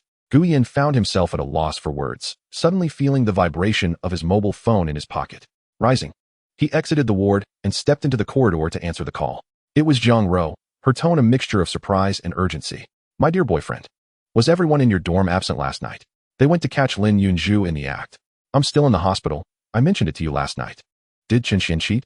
The astonishment in Jiang Ro's voice was palpable, and nearby, Zhao Exine gasped, clearly unaware of the events surrounding Lin Yunju from the previous night. "I'll call Lin Yunju to inquire. Are you coming back for class this morning?" "No." Spotting a nurse pushing a small cart towards him, Gu Yan replied. "I'll return in the afternoon." I'll see if I can take a leave to come and let you rest in the dorm. No need to come. I still have a match this afternoon, don't you remember? After exchanging a few more words, they ended the call. Gu Yin leaned against the doorframe, watching the nurse change Shen Wei's dressings, still focused on anti-inflammatory and pain relief. Time slipped by gradually. At 2 o'clock, medical staff from the operating room arrived, instructing Shen Wei to change into a hospital gown. She lay nervously on the specialized stretcher, turning her head to timidly gaze at Gu Yin until she was wheeled into the operating room. During the wait, Qin Mu's call came through. Old Gu, the match is about to start. Where are you? I'm at the hospital. You go ahead and compete. I can catch up. After a brief exchange, Gu Yin hung up and settled into a chair outside the operating room. Chapter 43. Thankfully, I'm just in time. An appendectomy is not a particularly complex procedure. It is something that any competent surgeon can handle. Moreover, with the seasoned Zhao Renhui at the helm, it took only half an hour before a drowsy Shen Wei was pushed back to her ward by the nurses. Dr. Zhao even took the time to speak with Gu Yin, relaying instructions regarding diet and post-operative care before returning to the operating room for another surgery. Gu Yan's attempts at networking seemed to bear fruit, leaving him with just 9 business cards that he could not afford to use indiscriminately. In her hospital bed, Shen Wei murmured incoherently about her father and grandparents. Checking the time, Gu Yan noted it was nearly 2:30. The match had already commenced for a short while. Since Shen Wei's surgery was complete, he found no reason to linger. He called for a nurse and asked her to find a female caregiver in her 40s. After negotiating a price, he left the inpatient department and returned to his car, heading straight for the university. I should be able to make it. He glanced at the digital display rolling the time. The same sentiment echoed by Qin Mu on the basketball court. I should be able to make it, right? The first half of the quarterfinals had concluded, with the opposing team from the College of Engineering Management's automation major, whose average height hovered around 183 meters. This major had a predominance of male students, with half the crowd surrounding the court comprised of engineering students, each clutching a water bottle filled with pebbles, creating a rhythmic clatter. Their sheer presence overshadowed the more numerous female supporters of Finance Class 5, as well as other freshmen from various departments who had come to watch Gu Yan play. Among the crowd, Jiang Ro clutched Zhao Xian's wrist tightly, frequently glancing towards the path leading to the court. Where's Gu Yan? Zhao Xian wore a worried expression, unsure how to comfort her distressed friend. There's still the second half. He should be able to make it. Lin Yunzhu was also among the throng, dressed more modestly today, lacking her usual sweet and alluring demeanor. She had come with the hope of finding a chance to get closer to Gu Yan, especially after last night's events, which he must surely be aware of. Not far behind her, Chun Xian lingered, his gaze fixed on Lin Yunzhu. At the start of the match, he had attempted to engage her, seeking an opportunity to explain himself. But Lin Yunzhu had shown him no interest, her eyes filled with animosity. After their breakup the previous night, Chun Xian realized he might not be able to win her back. But, with another female acquaintance in mind, he had neglected to pursue her immediately, instead feigning nonchalance as he sought companionship elsewhere. The outcome was disastrous. She had slapped him, berating him for not disclosing he had a girlfriend, which led to his exposure. Subsequently, she had stormed off, attempting to follow her. He was intercepted by hotel staff over the damage to the room door, ultimately having to solicit over 1,000 yuan from his parents to settle the matter. Why am I so unlucky? The thought of his efforts being in vain, coupled with the loss of Lin Yunzhu, left Chun Xian in despair. During halftime, Qin Mu splashed water on his overheated head, while his teammates, Lu Ping and Zhao Zhan, were panting heavily, yet no one spoke, merely exchanging glances. As the last drop of water fell, Qin Mu shook the empty bottle and tossed it back onto the makeshift desk brought from the classroom. In the quarterfinals, regardless of whether old Gu arrives or not, we must finish strong. Let's go, BB. The whistle for the end of the first half sounded, and both teams returned to the court. Qin Mu glanced at the scoreboard, 32-6. The atmosphere among the finance team was tense, while the boys from the automation major seemed invigorated, having dominated the first half. Were it not for Qin Mu's limited skills, they might not have even scored those 6 points. In stark contrast to the finance team's low morale, the 5 players from the automation major appeared relaxed, confident that their best player, who had not shown up, would likely not make an appearance. They were ready to return home and boast to their mothers about their triumph. Haha, what a spirit. The second half commenced, and the crowd supporting the finance team was filled with groans of despair. Jiang Ro and Zhao Xian could barely bear to watch as, within the first 3 minutes, their defense was breached, conceding another point. The score climbed to 34-6. Without Gu Yan on the court, you can't play? Some spectators could no longer contain their sarcasm. On the sidelines, Jiang Ro focused intently on the scoreboard, the gap widening. Even if Gu Yan returned at this point, could he realistically close the score in such a short time? Students cheering for the finance team began to drift away, some disgruntled voices lamenting, with such a score, Even I could score a few points if I were playing. 5 players should at least manage to reach double digits, right? You brought me here to watch this? The speaker was Duan Yuju, who had specially come to see the match, bringing along 2 key players from the basketball team. Yet this was the outcome, drawing complaints from his teammates. Feeling somewhat embarrassed, he awkwardly smiled, attempting to suggest that perhaps a miracle could still happen. 17 minutes left. Just as one of the basketball team's main players was speaking, Duan Yuju sensed something and turned to see a familiar figure making his way through the dispersing crowd. Sorry for being late. The surrounding onlookers turned, gasping in astonishment. Whoa, we thought you wouldn't come. Get on the court. Guyan had arrived. Upon hearing the commotion, Jiang Rou's gloomy expression brightened as she rushed to hug Guyan's arm. Why did you take so long? There are still 17 minutes left. Now there are 16 minutes, Zhao Xian interjected, dampening the excitement. BB. The whistle blew for a timeout for the finance team. Lu Ping, exhausted, was substituted out, and he high-fived Gu Yan as he entered the court. Old Gu, it's all in your hands now. The automation team also stirred with chatter. The guy who just entered is Gu Yan? I've seen him play. He's impressive. What good is that? With such a score disparity, how could he possibly make a difference on his own in such a short time? Lin Yunju, part of the crowd, noticed Gu Yan stepping onto the court, a slight smile gracing her lips. Regardless of the outcome of the match, this was her chance to draw closer to him. As Gu Yan took to the court, the students who had initially departed returned one by one, alerted by their friends. The atmosphere on the automated side shifted from the previous ease, as the dwindling time and the daunting 28-point deficit instilled a newfound determination. With the sound of the whistle, the towering Chen Qing unleashed a powerful pass, launching the basketball towards the midcourt. Typically, such a high pass would be deemed audacious, but he was confident that Gu Yan would undoubtedly catch it. The orange ball soared through the air, and as it descended in a graceful arc, Gu Yan leapt to receive it. Upon landing, the moment the ball struck the ground, he swiftly bent down to dribble past the defender from the automation major. With lightning speed, he charged toward the paint, as 2 defenders converged to block him. Gu Yan effortlessly passed the ball to Qin Mu on his left. Noticing the signal in Gu Yan's eyes, Qin Mu raised his hand and forcefully flicked the ball towards the backboard. Clang! The basketball ricocheted off the rim, and in midair, Gu Yan had already evaded the 2 defenders. As the others scrambled for the rebound, he darted between them, raised his hand to cradle the basketball, and without hesitation, tossed it upward. Gu Yan retreated after landing. The ball spun around the rim twice before finally falling through, amidst the gaze of everyone present. Swish! The basketball found its net. The stagnant 6 points finally shattered, morphing into 8. Chapter 44, The Personal Showcase. I knew he could do it. Lu Ping, crouched in the resting area, leaped to his feet, bursting with excitement. He was not alone. The long-anticipating audience finally had a reason to cheer, waving their prepared plastic clappers with fervor. Gu Yan, one more shot. The students from the automation major exchanged bewildered glances, wondering why such excitement erupted over a mere alley-oop layup, especially given the 26-point gap they needed to close to even the score. The game continued.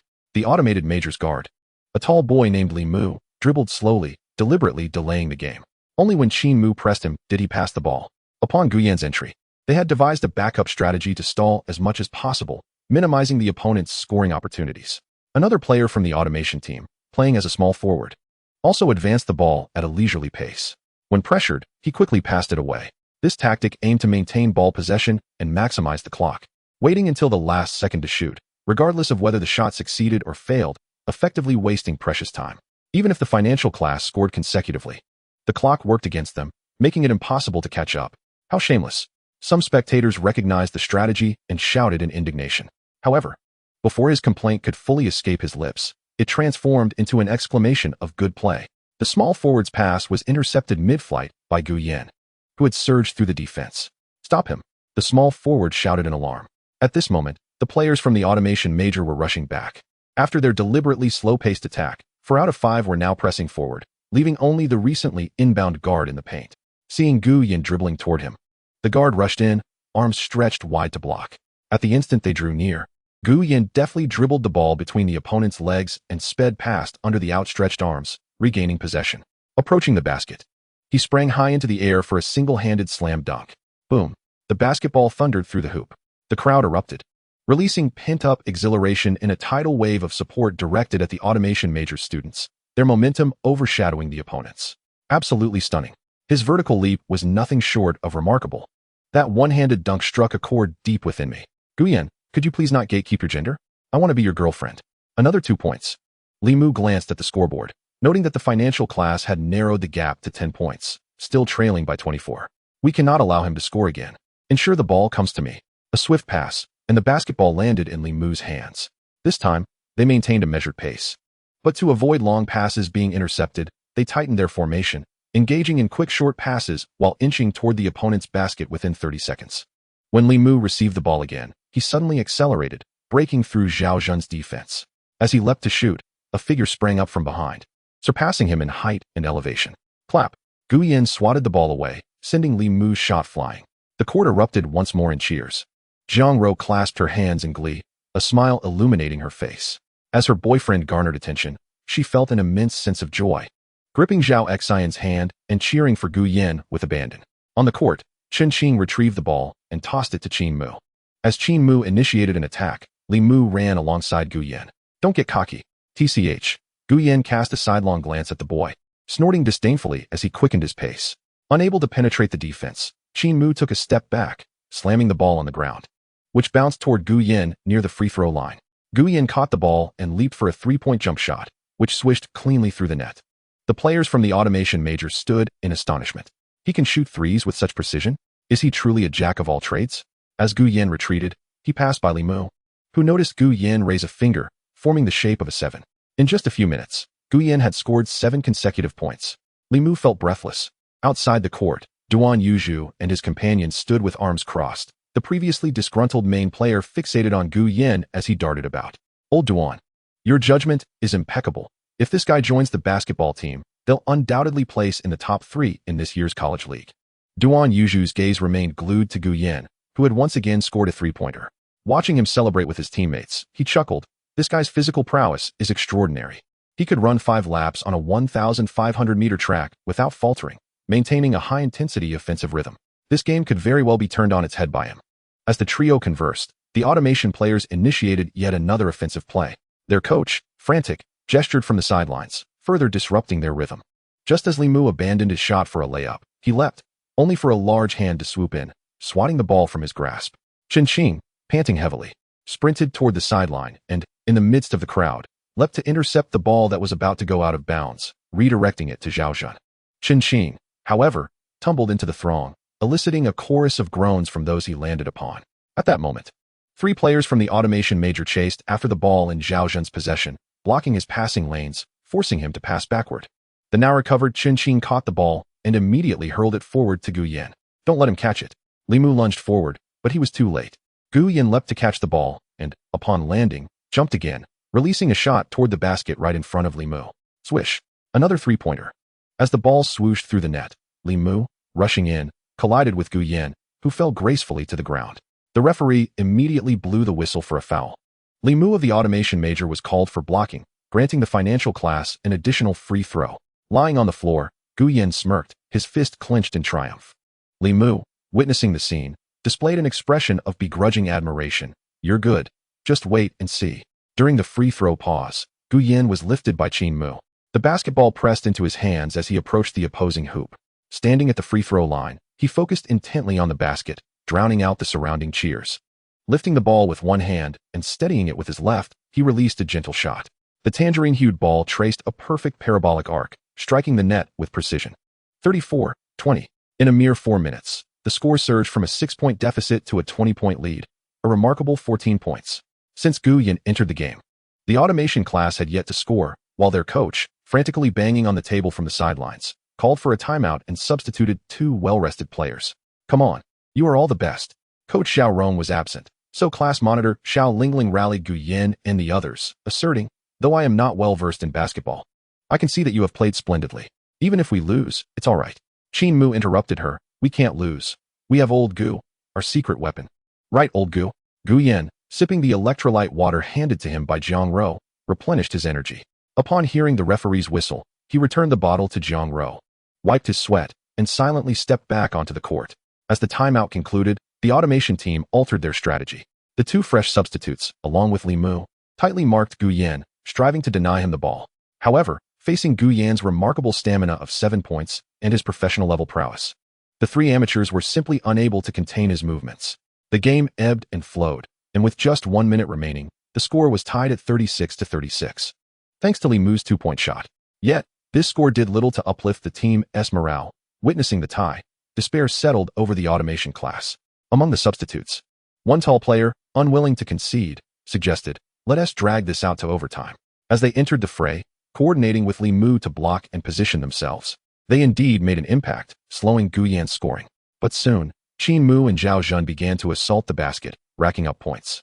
Just as Li Mu assigned one player to guard Qin Mu, Guyan seized the opportunity to reclaim the ball. Two can defend against you. Li Mu and the tall teammate positioned themselves to obscure Gu Yan's vision, adopting defensive stances. The game clock began its countdown. "Old Gu, time is running out," Lu Ping shouted from the sidelines. 10 seconds. 9 seconds. In their line of sight, Gu Yan's lips curled into a cold smile, his Bulgari earring glinting momentarily. In the next instant, lowering his center of gravity, Gu Yan propelled himself between Li Mu and the tall player with lightning speed. His movement so swift it blurred the eye. Before they could react, he surged into the free throw line. 6 seconds. The automation classes won. 87-meter guard quickly retreated, spreading his arms beneath the basket, his eyes fixed on Gu Yan's feet.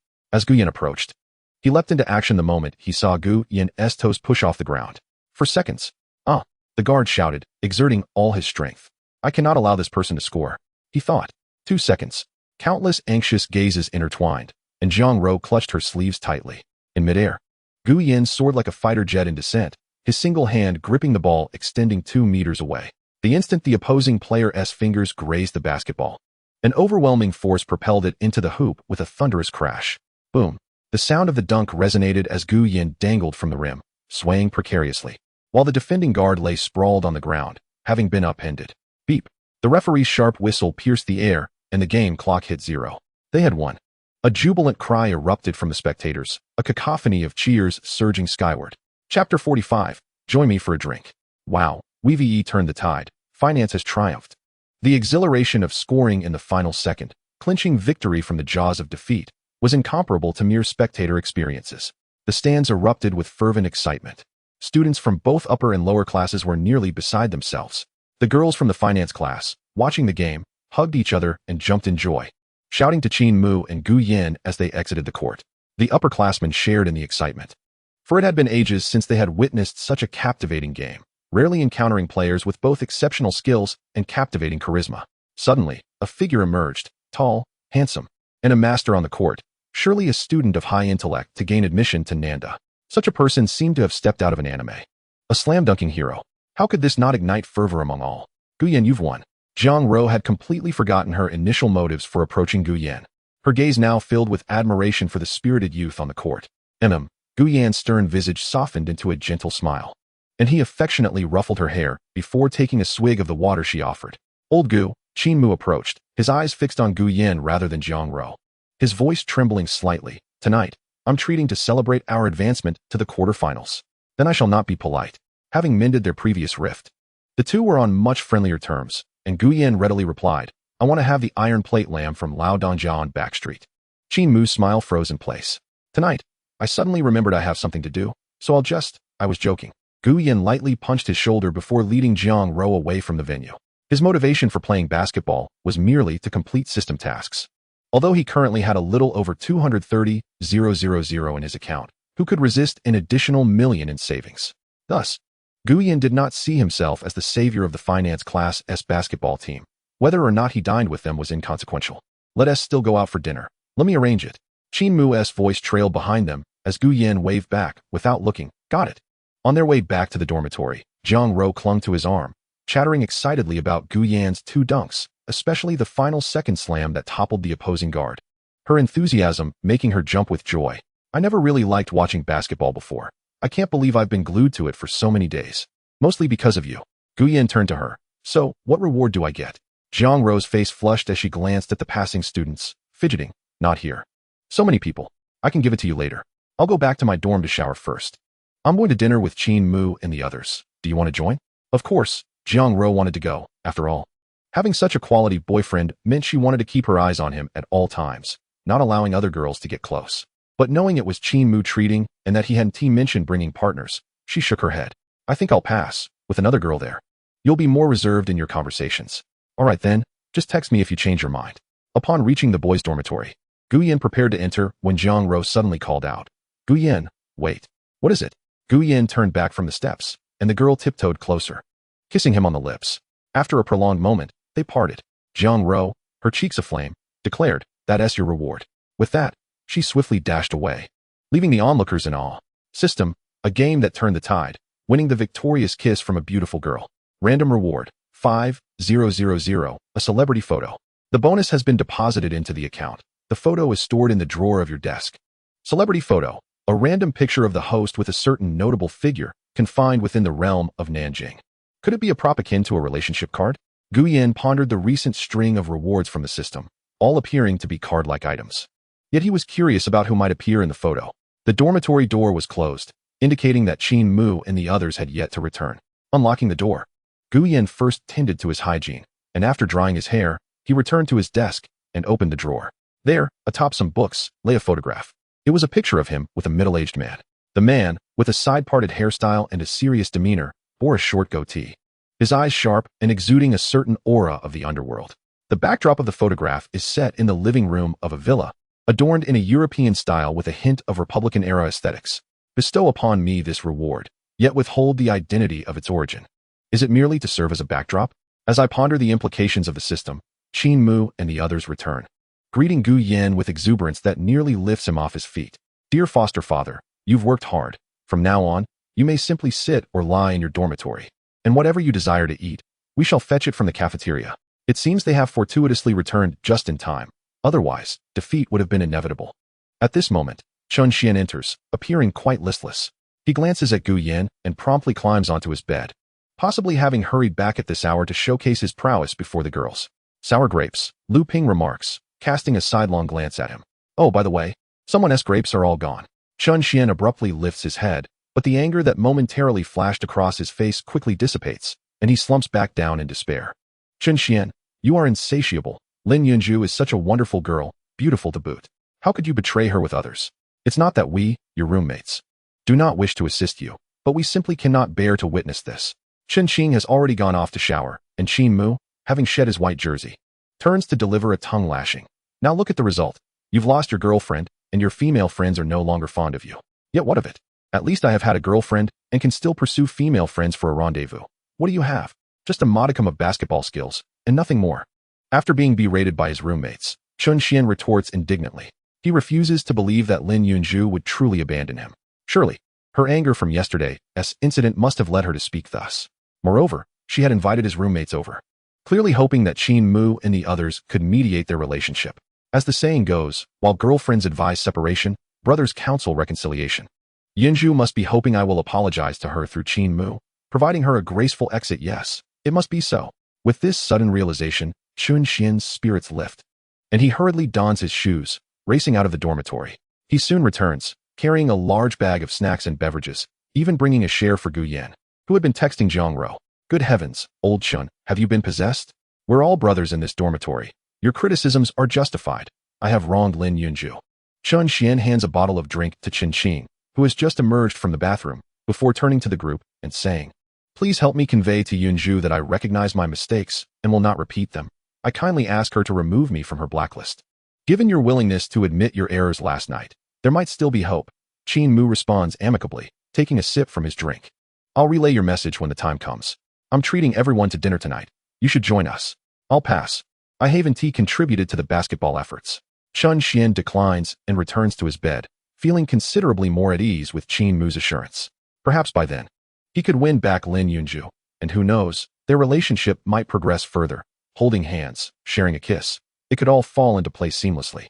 Lost in this thought, he glances at Gu Yan, who is engaged in a conversation with Jiang Ro. Regardless of his budding romance with Jiang Ro, Chun Xian muses. Perhaps they haven't even held hands yet. Yunju once remarked that Jiang Ro is quite materialistic. It would be no surprise if such a gold digger drained him dry. Unbeknownst to Chun Xian, Gu Yan continues his chat with Jiang Ro, who sends him a series of alluring photos, showcasing her legs and unadorned beauty. Jiang Ro, oh, by the way, there's something I almost forgot in my excitement today. Gu Yan, what is it? Jiang Ro, the girls in the dormitory say that since we've confirmed our relationship, we should treat them to a meal. What do you think? Gu Yan chuckles as his fingers dance over the keyboard. Of course, let us do it tomorrow night. Jiang Ro, isn't that a bit too soon? Gu Yan, not at all. I can handle the reservations. Jiang Ro, A handsome and considerate boyfriend like you is indeed rare to find. But I'm glad I did. Gu Yan, then relish in your good fortune. Gu Yan can almost envision Jiang Ro reclining on her bed, her expression radiating pride. However, their conversation doesn't linger for long. After lying down for a brief while, he unknowingly drifts into slumber until 6 in the evening, when Qin Mu rouses them all, announcing that he is treating them to dinner at a popular seafood hot pot restaurant down the street. This establishment has been in business for several years, maintaining a good reputation with reasonable prices, significantly cheaper than the Haidaleo Gu Yan had previously taken Tangji to. With a base fee of 78 per person, it comfortably fits within Qin Mu's budget. As the pot and ingredients are laid out, Jiang Ro messages Gu Yan, requesting a photo to see what they're enjoying, followed by a string of envious emojis. When I find the time, I'll take you for hot pot. Now that they are officially a couple, Gu Yan does not wish to quibble over money. What matters is the joy of being together. After their meal, Gu Yan plans to visit the hospital to see Xin Wei. He bids farewell to Qin Mu and the others, taking a detour through a tree-lined path by the side gate. In the distance, he catches sight of a graceful figure seated by a stone bench, softly sobbing. Occasionally, the sharp sound of a fallen bottle colliding with the ground punctuates the air. As he passes by, Gu Yan's wrist is suddenly seized, and he turns to face the familiar sweet face of Lin Yunju, flushed with the rosy hue of inebriation. Gu Yan, please sit down and drink with me, will you? Gu Yan furrows his brow, gently twisting his wrist to free himself from her grasp, his gaze sweeping over the scattered beer bottles strewn about the stone bench. Is there something wrong? Is it not permissible to invite you for a drink if there is nothing troubling me? Lin Yunju, seemingly intoxicated, speaks with a slight slur, her once sweet demeanor now clouded by confusion. Are we not friends? When one feels down, should they not share a drink with a friend? Is this about Qin Xian? Gu Yan remains standing, observing her. If this is due to him, then I believe drinking one tea resolve anything. What else can I do if not drink? Back in high school, he wrote me love letters, one after another. I was genuinely pleased, believing I had found someone who truly loved me. The drunken girl's eyes flicker, and she lets out a hiccup, her cheeks flushed with an unnatural crimson. You must have heard about yesterday. He actually sought out a female friend online for a rendezvous. Had I not stumbled upon him, I would have never known he was fooling around behind my back. Am I not foolish for believing such a person and entering a relationship with him? That is indeed rather foolish. Finish your drink and head back early. With that, Gu Yan turns to leave, leaving Lin Yunju momentarily stunned, her drunken haze disrupted by his unexpected response that deviated from her script. No, I must keep him here. Gu Yan. The bottles crash to the ground as Lin Yunju kneels, clutching her knee and crying out in pain, having scraped it against the ground. It hurts. Can you help me up? The departing figure suddenly halts. Lin Yunju's cheeks are flushed like the dawn, her eyes once again clouded, her gaze lingering on the tall silhouette of the boy. Oh, I still have him in my grasp. A half-smirk dances on her lips. But as she sees Gu Yan turn back, her expression shifts to one of feigned vulnerability. Her demeanor oscillates between ethereal and precariously fragile, her hand weakly reaching out. Gu Yan turns back, pulls out his phone, and captures a photograph of her on the ground, promptly sending it to Jiang Ro. In your dormitory, Lin Yunju finds herself alone, drowning her sorrows in alcohol, and you, alongside Zhao Exine, arrive to escort her back. Jiang Ro expresses her frustration. What is wrong with this woman? And promptly adds, on my way. Gu Yan sends his location via WeChat, pockets his phone, and glances at the inebriated girl on the ground, contemplating the absurdity of the situation, reminiscent of trivial tropes found in female-centered web novels. Instead of offering assistance, he takes a seat on a nearby stone bench, his gaze icy as he observes her. Why not speak candidly? What do you think? Lin Yunju appears momentarily taken aback, the feigned intoxication evaporating, leaving only her flushed cheeks. What do you mean? You think you can deceive me like you did with Qin Xian? Gu Yan gestures towards the stone bench where she had been seated, urging her to sit down for a proper conversation. What is your intent with these antics? Are you attempting to undermine Jiang Ro? At this juncture, Lin Yunju can no longer maintain her faade. She brushes off the dust from her clothing and winces at the scrape on her knee. You figured it out, didn't you? Too obvious, Gu Yan responds, lighting a cigarette, the ember illuminating his features for a brief moment. From the moment you delivered breakfast to Qin Xian, to messaging Jiang Ro about how Qin Xian insulted us, I sensed something was amiss. The scene last night was clearly orchestrated by you, maintaining your devoted persona while crafting the image of a heartbroken woman. This way, when you pursue a relationship in the future, no one will slander you. Lin Yunju falls silent on the opposite bench. After a brief pause, she speaks softly, Gu Yan, will you give me a chance? Absolutely not. Gu Yan's response is straightforward. I am already with Jiang Ro, and unless I end that relationship, I will not consider another girlfriend. Lin Yunju, clearly agitated, retorts, What does she have that I don't? We are cut from the same cloth. Not entirely. I cherish every moment spent with her, and I am easily satisfied. Jiang Ro knows how to give, unlike your unscrupulous ways. However, you do possess certain strengths. Guyan articulates his perspective, ensuring he does not belittle Lin Yunju to elevate Jiang Ro. You have advantages too. Your relentless pursuit of your goals is something many women lack. If you choose to depend on yourself rather than on a man, you might find greater success. Guyan, I am not interested in hearing this. Just look at my figure. She hastily stands, adjusting her dress to accentuate her slender waist and long legs. I can offer everything Jiang Ro can, and I have never been intimate with Chen Xian. I am still pure. Lin Yunju tosses her wavy hair over her shoulder, deliberately adopting a seductive expression. I am not unattractive. Men are drawn to beauty, and you are no exception, right? You seem a bit obsessed, Guyan remarks, his brow furrowing slightly. I am indeed desperate. Realizing her approach is ineffective, Lin Yunju swiftly kneels before Gu Yin in her high heels. I merely seek a wealthy boyfriend. Is that such a crime? Why should Jiang Ro monopolize all the good prospects? Is that all you've got? Jiang Ro and the others should be arriving shortly. Gu Yin pushes her hand away as distant footsteps approach. Hearing the commotion, Lin Yunju quickly retracts her hand and rises, her gaze pleading as she looks at Gu Yin. Please, don't mention what I just said to Jiang Ro and the others. We share the same dorm. It would be disastrous if this got out. Do you think Jiang Ro is oblivious? Have you told her? Lin Yunju's eyes widen in concern. Gu Yin shakes his head. You underestimate Jiang Ro. She has likely sensed something amiss, but has chosen to endure it for the sake of harmony in the dorm. Just then, Jiang Ro's voice calls out, Gu Yin, over here. Gu Yin extinguishes his cigarette and watches as Jiang Ro and Zhao Xian hurriedly approach. Take her back. His gaze shifts back to Lin Yunju. Don't do this again. It's dangerous for a girl to drink alone. What if something were to happen? Jiang Ro and Zhao Xian rush to assist Lin Yunju, and Jiang Ro then wraps her arm around Gu Yan's. So, my handsome boyfriend, what brings you here alone? I was going to visit the hospital, but now that time has slipped away, I shall forego it. Let us return together. Gu Yan lightly pats her head, allowing her to lead him along the tranquil, tree-lined path. Zhao Xian, unaware of the underlying tension, assumes Lin Yunju's state is related to Chun Xian's infidelity and proceeds to berate him. Yunju, we are in the same dorm. If you have troubles, confide in us. It's not worth damaging your health over a scoundrel like him. Lin Yunju remains silent, her gaze inadvertently drawn to the couple ahead, jealousy swirling in her heart. Meanwhile, Gu Yin and Jiang Ro walk closely, and she retrieves a large white rabbit candy from her pajama pocket, unwrapping it and feeding it to him. You did wonderfully today. Here, as a reward. Is it sweet? Not as sweet as you. How rude. Jiang Ro feigns annoyance, then bursts into laughter, snuggling closer to him. What did Lin Yunju say to you? If I hadn't come, would you have really considered her? Not a chance. I have my principles. Gu Yin gently holds her hand, whispering, unless we were to part ways. I would never let that happen. Jiang Ro pouts, playfully huffing at him. Don't even think about it. I'm sticking by your side. Gu Yin chuckles, finding her words delightful. After escorting Jiang Ro to the girls' dormitory, they share a lingering embrace before parting. Lin Yunju, watching their retreating figures, turns to Jiang Ro, who is approaching to assist her, and whispers, Jiang Ro, I truly envy you. Envy won't change anything. It's all about this. Jiang Ro taps her heart knowingly, delivering a pointed rebuttal. Upon returning to the dorm, Lin Yunju sits down to drink water while Jiang Ro announces to the other girls, Dear sisters, remember how you all wanted Gu Yin to treat us to a meal? He has agreed, and it's set for tomorrow evening.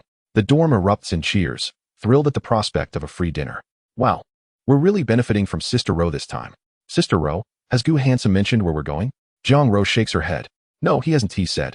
But I'm sure wherever he chooses will be fine, as long as I'm with him. You're totally smitten. Zhao Xian teases, mimicking lines from a movie. Only Lin Yunju remains silent, sitting with her hands clenched under the table, though a smile soon graces her face as she joins the festive atmosphere. She understands she still possesses advantages in looks and figure. One must maintain a positive mindset and present the best version of oneself. There will always be opportunities to seize. Chapter 47, Dining Invitation. System, resist temptation, remain true to oneself, and avoid making impulsive decisions. Reward, exclusive access card to a private club. Private club access card grants entry to any high-end members-only venue within Nanjiang City. This card is randomly assigned and is not a consumable item. Will the host choose to use it? After escorting Jiang Ro and the others to the girls' dorm, Gu Yin steps into the boys' dormitory building, the system's notification echoing in his mind. A private club? This must be a means of expanding connections, with opportunities for photos and networking. It's not a consumable, so I can use it indefinitely?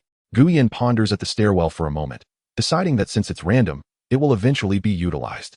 Resolute. He focuses his thoughts. Using random selection for private club access card in progress. Ding. Congratulations. Host has been granted membership to the Earl's Castle in Nanjiang City. This card allows free entry, within 20 discount for business meetings, private gatherings, and solo dining. What a delightful stroke of luck. Gu Yin was preparing to return to his dormitory to search online for suitable dining options to invite the girls from Jiang Rou's dormitory for dinner the following evening.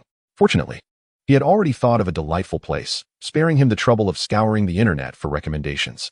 Hey Gu, where have you been? Qin Mu, spinning a basketball on his fingertips, noticed Gu Yin returning and quickly snatched the ball back. He gleefully raised his phone, exclaiming, I have to tell you. On my way back from dinner tonight, a girl actually asked for my WeChat. That's wonderful, Gu Yin replied sincerely, genuinely wishing him well. After the incident involving Jiang Rou, he had been concerned that Qin Mu might still harbor unresolved feelings, despite their basketball game serving as a distraction. The fact that Qin Mu was eager to share this news indicated that he had moved on from the past misunderstandings. Let us have a good chat, Gu Yin said, giving him a reassuring pat on the shoulder. He returned to his desk, requesting Lu Ping, who was sprawled out behind him, to lend him his class notes from that morning. Of course, Lu Ping replied, quickly getting out of bed to hand over the neatly organized notes. You were called out during roll call this morning. It was hard to miss you. He chuckled. By the way, where did you go last night? The others, too, were intrigued. Chun Xian from the first bed glanced over, unable to contain his curiosity. Gu Yin, not wishing to conceal anything, recounted how he had stepped out to smoke at the noodle shop and had witnessed Shunwei collapse, explaining her family's circumstances in the process. So you helped her? Someone noted. Just remember to ask her to pay you back. We can't just throw money away. Shin Qing chimed in, ever the straightforward one. Her family is in such a dire situation. Her mother is truly despicable, abandoning her husband who is bedridden. Qin Mu slammed the ball down, his youthful fervor igniting in response to the injustice. I can't believe you're insulting someone, Zhao Jin teased, picking up on the tone of the conversation. Of course I am. Women like that deserve it. The dormitory erupted into a cacophony of voices, while Chun Xian remained quiet. His gaze fixed on his phone as he repeatedly attempted to add Lin Yunzhu as a friend, composing various apologies, yet receiving no response. Even a female acquaintance from a previous hotel stay had blocked him. Suddenly, an idea struck him, prompting him to sit up straight. Gu, can you do me a favor? Gu Yan, in the midst of transcribing his notes, turned to him. What do you need help with? Chun Xian leaned forward, raising a finger in thought. Jiang Rou shares a dorm with Yunzhu. Can you ask her to put in a good word for me? Just to set up a meeting. Even if it's just for a moment. Gu Yan recalled Lin Yunzhu's earlier words on the shaded path and couldn't help but advise. I think Lin Yunzhu may not be right for you. This statement ignited Chun Xian's temper. What do you mean by that? You're being reckless. We just had a misunderstanding. It can be resolved easily. Besides, I merely made a mistake that any man could make. She promised to be with me after high school, and we would marry after college. My father even promised to buy us a house for our wedding, with such favorable conditions. How could she possibly want to break up with me? It's all just empty words out of anger. Laughter erupted from Qin Mu, Qin Qing, Zhao Zhan, and Lu Ping. Lu Ping retorted, stop talking nonsense. If we had such beautiful girlfriends, we wouldn't make such mistakes. Just look at Gu. He is handsome. And there are plenty of girls chasing after him, yet he doesn't stray. That is different. If those girls were Lin Yunzhu, I doubt Gu could resist. Chun Xian was genuinely enraged, even bringing Lin Yunzhu into the discussion without realizing the absurdity of it. The expressions in the dormitory shifted to one of disbelief, and soon, they all returned to their respective activities, shaking their heads and sighing at his folly. Gu Yan, too, opted to ignore him, focusing on completing his notes before lights out at 11. After finishing, he returned the notes to Lu Ping and proceeded to wash up and get ready for bed. Upon opening his phone, he noticed several messages from Jiang Rou. About dinner, I've already informed all the girls in the dorm. They're all excited, especially Zhao Xian, who has already started ordering from afar. Hey Gu, what are you up to? Yu Haven T replied to me for ages. A little cat peeking out JPG. Reading these messages filled Gu Yan with a warm sense of being cared for. Jiang Rou truly knew how to provide him with emotional value. He typed back, I was just copying class notes, so I didn't check my phone. As for dinner, I'm glad you're happy. As soon as he sent the message, it was as if Jiang Rou had been waiting by her phone, for a reply came immediately. My boyfriend finally decided to reply. Oh, by the way, I got you a gift. I'll give it to you tomorrow. A gift? Of course, it's a girlfriend-esque gift. You'll find out tomorrow. What if I don't like it? Not allowed. If you don't like it, I'll just reward you with something else. In two separate dorms, the two lay under their blankets, exchanging messages and images, until the lights went out and they bid each other goodnight. The following morning, After returning from his morning exercise and freshening up, Gu Yin joined Lu Ping and Qin Mu as they headed downstairs, where they received breakfast from Jiang Rou before making their way to the teaching building. The 4-on-2 basketball tournament was scheduled for the following week, prompting Gu Yin to shift back into study mode, attending 6 full classes throughout the day. However, he was summoned to the office by the counselor, Zhao Rong, who inquired about his absence from class the previous morning. Upon seeing the payment record on his phone and understanding that he had assisted a fellow student, Zhao Rong refrained from further reprimanding him. She even called each of the 3 teachers whose classes he had missed to clear his attendance record. In the future, if anything like this arises, let me know immediately, and I will assist you in requesting leave. Thank you, counselor. Gu Yin expressed his gratitude as he exited the office. Just as the last class was nearing its conclusion, he sent Jiang Rou a message in the corridor. Class is about to end. I'll return to the dorm briefly to change clothes. After class, you all should change and meet me at the side entrance. As Jiang Rou felt her phone vibrate while taking notes, she glanced at the message and her almond-shaped eyes curved into crescents. Her fingers flew over the screen. Okay, I'll message them shortly. After a brief conversation, she sent a notification to the group chat of room 322. Dinner tonight. Hurry back to the dorm and change after class. As soon as the message was sent, several girls in the classroom lowered their heads, rapidly typing on their phones. Long live the feast, Zhao Xian exclaimed. Shouldn't it be long live Gu, the handsome guy? The infatuated Zhang Xiaoyin chimed in. You should call him brother-in-law. Want you from bed, 3 added. In the group chat, only Lin Yunju remained silent, though she had seen the messages. Her heart was filled with conflicting emotions as she read through the cheerful exchanges. Yet, she could not simply abandon her feelings. Chapter 48, Matters on the Car. After class, Jiang Rou and her group of girlfriends hurried back to their dormitory. They immediately began rifling through their wardrobes for the perfect outfit, understanding that dining out was a different affair compared to eating in the cafeteria. Moreover, the girls held the impression that Gu Yin was a wealthy young master who frequented upscale venues. They certainly did not want to appear shabby and embarrass him as the one treating them to dinner. Naturally, as young women, they could not allow themselves to do so. Jiang Rou promptly chose the elegant Dior dress that Gu Yin had gifted her during their last outing. The dress, a pristine white adorned with handcrafted floral embroidery, fell just to her knees, complemented by a delicate golden belt that accentuated her waist, creating an alluring silhouette. She completed her look with perfume and high heels. Adorning herself with pristine white high heels and a touch of perfume on her neck, Jiang Rou picked up her makeup mirror, commencing the delicate task of defining her brows and applying lipstick. Her features were exquisitely refined, her complexion fair, requiring no heavy makeup. A mere embellishment was sufficient to render her breathtakingly beautiful, captivating all gazes.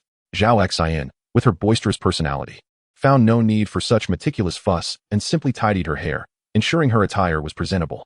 She washed her hands at the sink and glanced at Jiang Rou, who was engrossed in her makeup. Has your handsome Gu mentioned where we'll dine? Not a word. If he doesn't say, I can't inquire, Jiang Rou replied, lightly pressing her rose-hued lipstick to achieve a more even application. The infatuated Zhang Xiaoyin struggled to pull on a pair of jeans, then peeked out from her upper body. I don't care where we go, as long as it's with Gu. Speaking of food, I'm feeling quite famished. By the door at bed 1. Lin Yunju had also donned a form-fitting dress, her legs clad in sheer nude stockings and black stilettos, exuding a sweet yet alluring charm. She adeptly applied foundation to mask the remnants of last night's revelry, having frequently watched beauty vloggers since graduating high school, as a beautiful visage and figure had always been her greatest assets. The other 2 girls busied themselves with changing and applying simple makeup. Time's nearly up. Jiang Rou glanced at the time displayed on her phone, nearly 6 o'clock. She quickly gathered her cosmetics, urging her dormitory companions to hurry downstairs. My boyfriend mentioned waiting by the side door. We shouldn't keep him waiting. Oh, Rou, you're already bending your elbow outward before leaving. Zhao Xian teased from the side. Stop it. Jiang Rou's cheeks flushed slightly. Although she had recently become Gu Yan's girlfriend, the relationship was still in its infancy, and their most intimate act had been a kiss. Teased by her roommates, she felt a twinge of shyness. Indeed, she had contemplated surrendering herself to Gu Yan. Yet their brief acquaintance made her wary of being perceived as frivolous. As these conflicting thoughts swirled, Lin Yunju, the last to finish preparing, finally stood. Ladies of dorm 322, let us embark on our adventure and indulge. Zhao Xian playfully gestured grandly toward the door, striding ahead with an air of righteousness, eliciting a few chuckles from her friends. Once outside the dormitory, Jiang Rou and Lin Yunju were the center of attention, drawing the eyes of those accompanying their girlfriends back to the dorms, especially Jiang Rou's long, shapely legs, which gleamed like jade without the adornment of stockings. Even Lin Yunju, possessing beauty to rival Jiang Rou's, could not help but envy her unique attribute. By the way, why didn't Gu drive over? Murmured a petite girl named Wang Yu, trailing behind. The walk from the girls' dormitory to the side door was lengthy, and in preparation for this meal, they had all donned heels, which, while not excessively high, still made their ankles ache. Foolish. I told you to familiarize yourself with the Nanda map during the school opening, but you didn't listen. Now look at the predicament. Zhao Xian pointed towards several pathways ahead. Which of those roads can accommodate a vehicle? The side door is not accessible by car. Entry is only permitted through the main gate. The group strolled leisurely, taking almost 20 minutes to reach the parking lot at Nanda's side entrance, during which a few bold boys approached, bravely requesting Jiang Ro and Lin Yunju's contact information. Naturally, Jiang Ro declined, while Lin Yunju, with a clear objective, didn't even spare a glance at the boys. Approaching the parking lot, Jiang Ro sent a message to Gu Yan. We've arrived. Where is your car parked?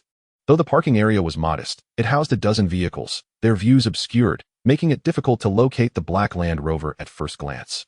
Not long after sending the message, a horn blared in the parking lot.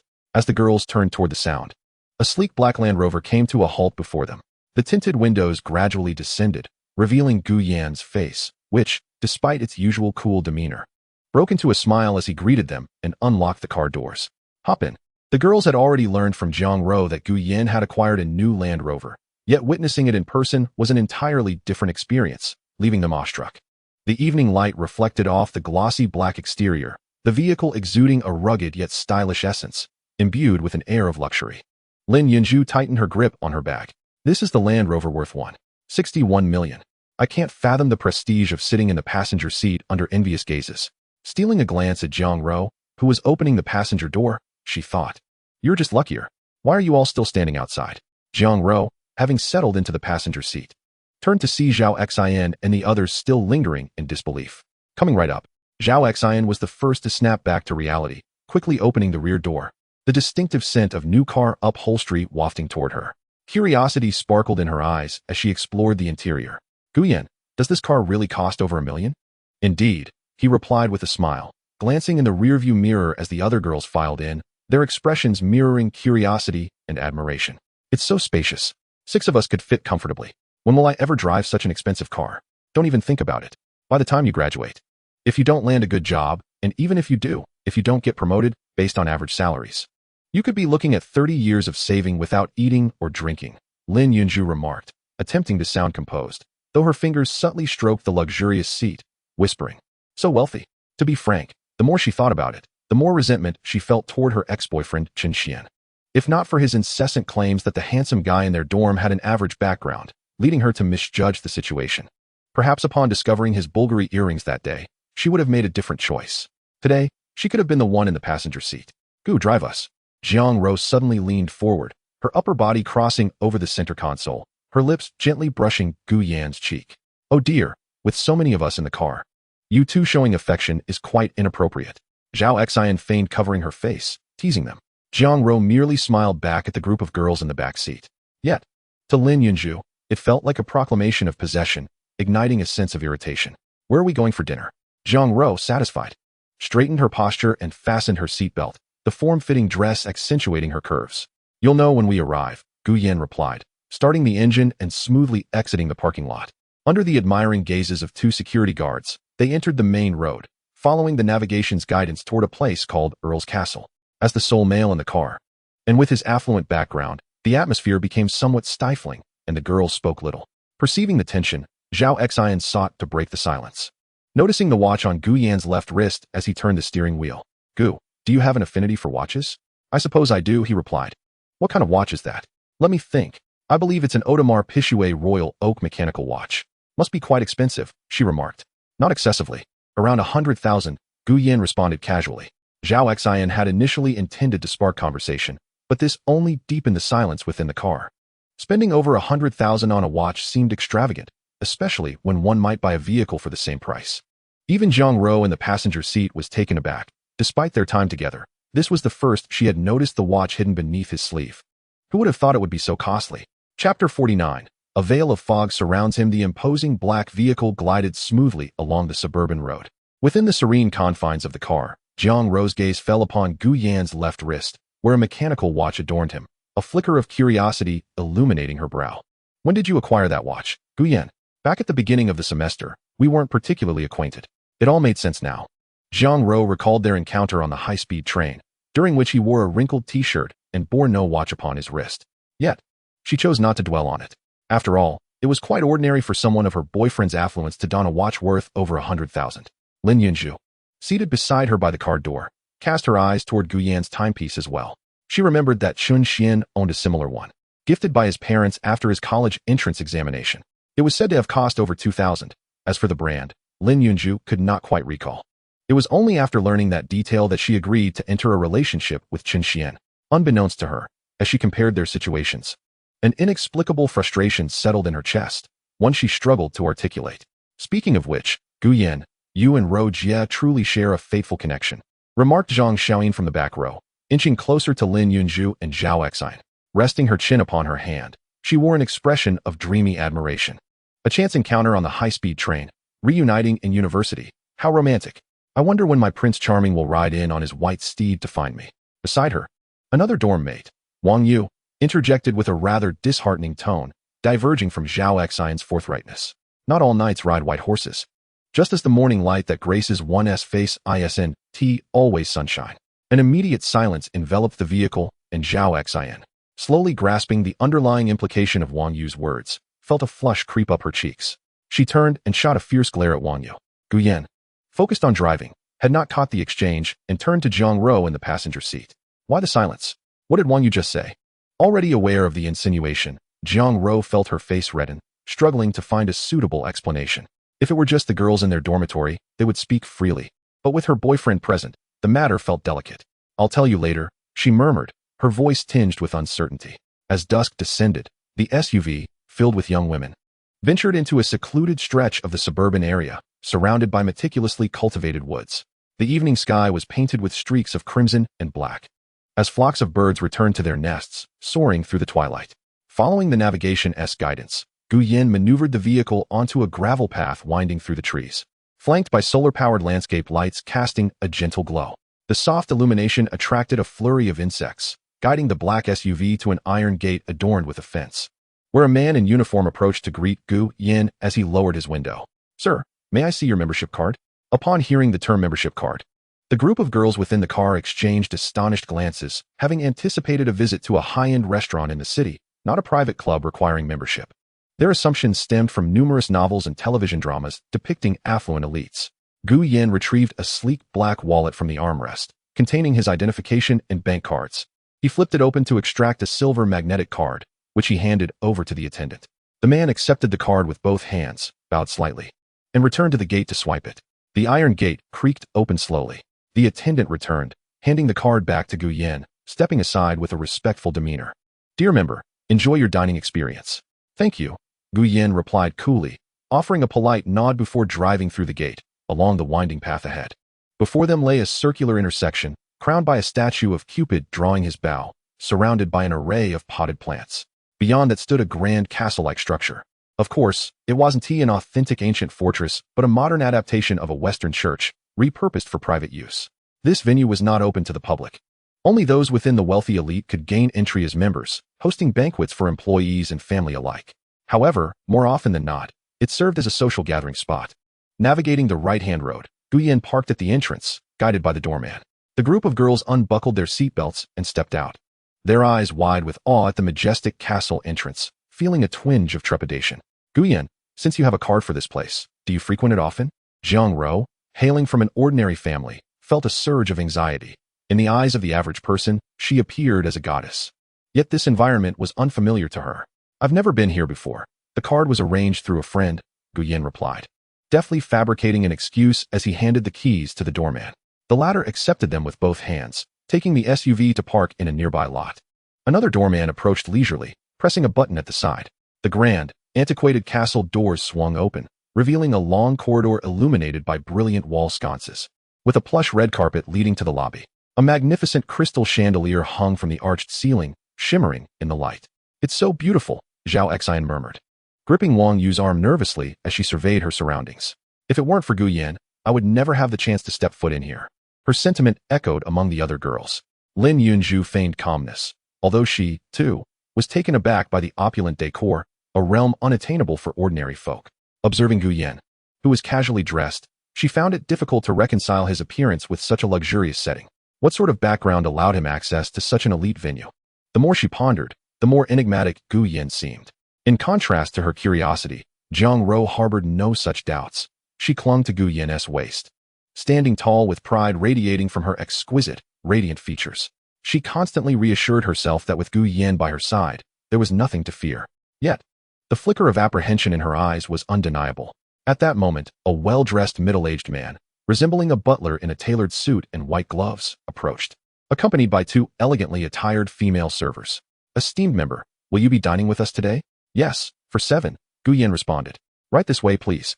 The butler, sporting a well-groomed mustache and a slicked-back hairstyle, led the group upstairs, where most of the rooms were private dining suites. Naturally, a boy accompanying 6 girls would prefer to avoid disturbance, making the suites the ideal arrangement.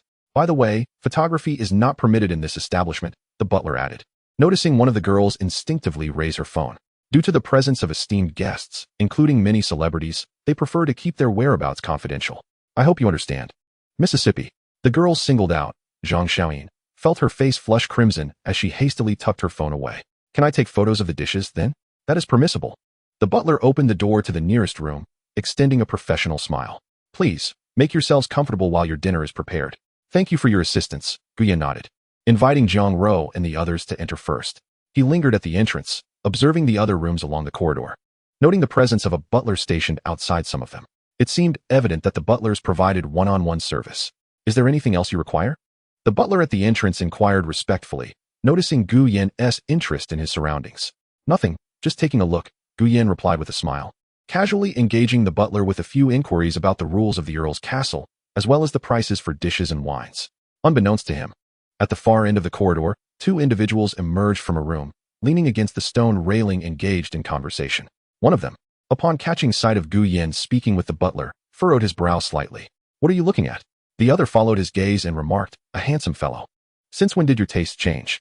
"Get lost. I merely feel as though I've seen him somewhere before," the first man replied, his brow knitted in contemplation. Meanwhile, in the boys' dormitory room 502, Lu Ping descended from his bed, clutching his phone. "Could someone lend me their phone? Mine has suddenly lost signal." "There's an old phone in Gu Yan's drawer. Try using that," came the suggestion. The dormitory residents were engrossed in their games, leaving no room to lend him their phones for a SIM card swap. Lu Ping settled at Gu Yan's desk, opened the drawer, and after a moment of rummaging, he unearthed the old phone Gu Yan had replaced.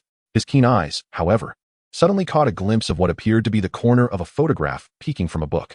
A smirk crept onto his lips. "Old Gu, do you still keep a photo of your first love?" At the mention of first love, the other dorm mates perked up, leaning forward to peer at Lu Ping.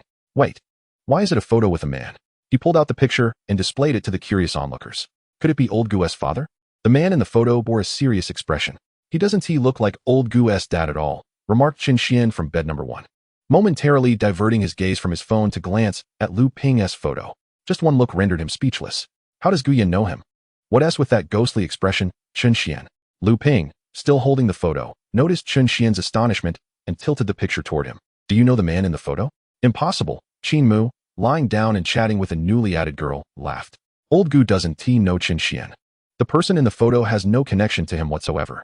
Yet, Chen Xian fixated on the image, managing to utter, "I've seen this person before." At this revelation, the previously preoccupied Chen Xing and Qin Mu exchanged glances, their curiosity ignited. "Elaborate," they urged. "Indeed, who is the one in the photo with old Gu?" Chen Xian pressed his lips together, disbelief evident in his expression. "He is a renowned entrepreneur from Nanjiang City. You can find him online." The room fell silent as the boys processed this information, quickly reaching for their phones to search for Nanjing's prominent entrepreneurs. In an instant, the names of notable entrepreneurs appeared at the top of the search results. "Du and who?" Chen Xing's eyes widened as a realization struck him. How is old Gu connected to him? Could it be that old Gu is his illegitimate son? Unlikely. They don't resemble each other at all. One has a round face while the other has an oval one. Zhao Jin swiftly dismissed Chen Xing's theory. Old Gu is quite the enigma, hiding his true self so well. Who would have guessed he could sit alongside a big shot from Nanjiang City for a picture? Qin Mu hopped off his bed and took the photo from Lu Ping, scrutinizing it closely. There are plenty of people who latch onto celebrities for fame, especially those in the micro-business scene who pose with stars to fool the uninformed into thinking they're successful enough to be in such company. However, this photo shows the two seated on the same couch in a living room. indicating that Gu Yin must have either been a guest at the man's home or vice versa. Could old Gu really be the offspring of a magnate? Lu Ping finally voiced the suspicion that had been gnawing at him. After all, there had been rumors about old Gu being from a wealthy family, driving a convertible Mercedes with a monthly allowance of 100,000. Chen Qing quickly added, if the photo is genuine, then those rumors might hold some truth. Qin Mu, holding the photo, widened his eyes in disbelief. Then we've been living with a real-life VIP all this time, and we had no idea. Chun Xian's complexion darkened. No way. It must be a fabrication. There's absolutely no way he could be a rich heir. Reflecting on how he had previously flaunted his superiority while Gu Yin maintained a calm demeanor, Chun Xian began to realize that perhaps Gu Yin simply had no need to compete with him. The more he pondered, the more his face flushed crimson. After several minutes of stunned silence, he retreated under the covers, pulling the thin blanket over his head. The other dorm mates, witnessing this, refrained from teasing him, while they marveled at the photo. Meanwhile, in the southern part of the city, at the private club of Earl Castle, a waitress clad in a maid's outfit gracefully served a platter of delicacies to the table. Her long legs adorned in white knee-high socks complemented her elegant figure as she placed 2 servings of appetizers in front of each guest. The setting, designed in a European style, matched the gourmet offerings. The butler, standing beside Gu Yan, observed the 2 appetizers being served and began his introduction. Mr. Gu. The first appetizer is a black truffle caviar crab meat shark fin soup, featuring thinly sliced truffles paired with freshly extracted king crab meat.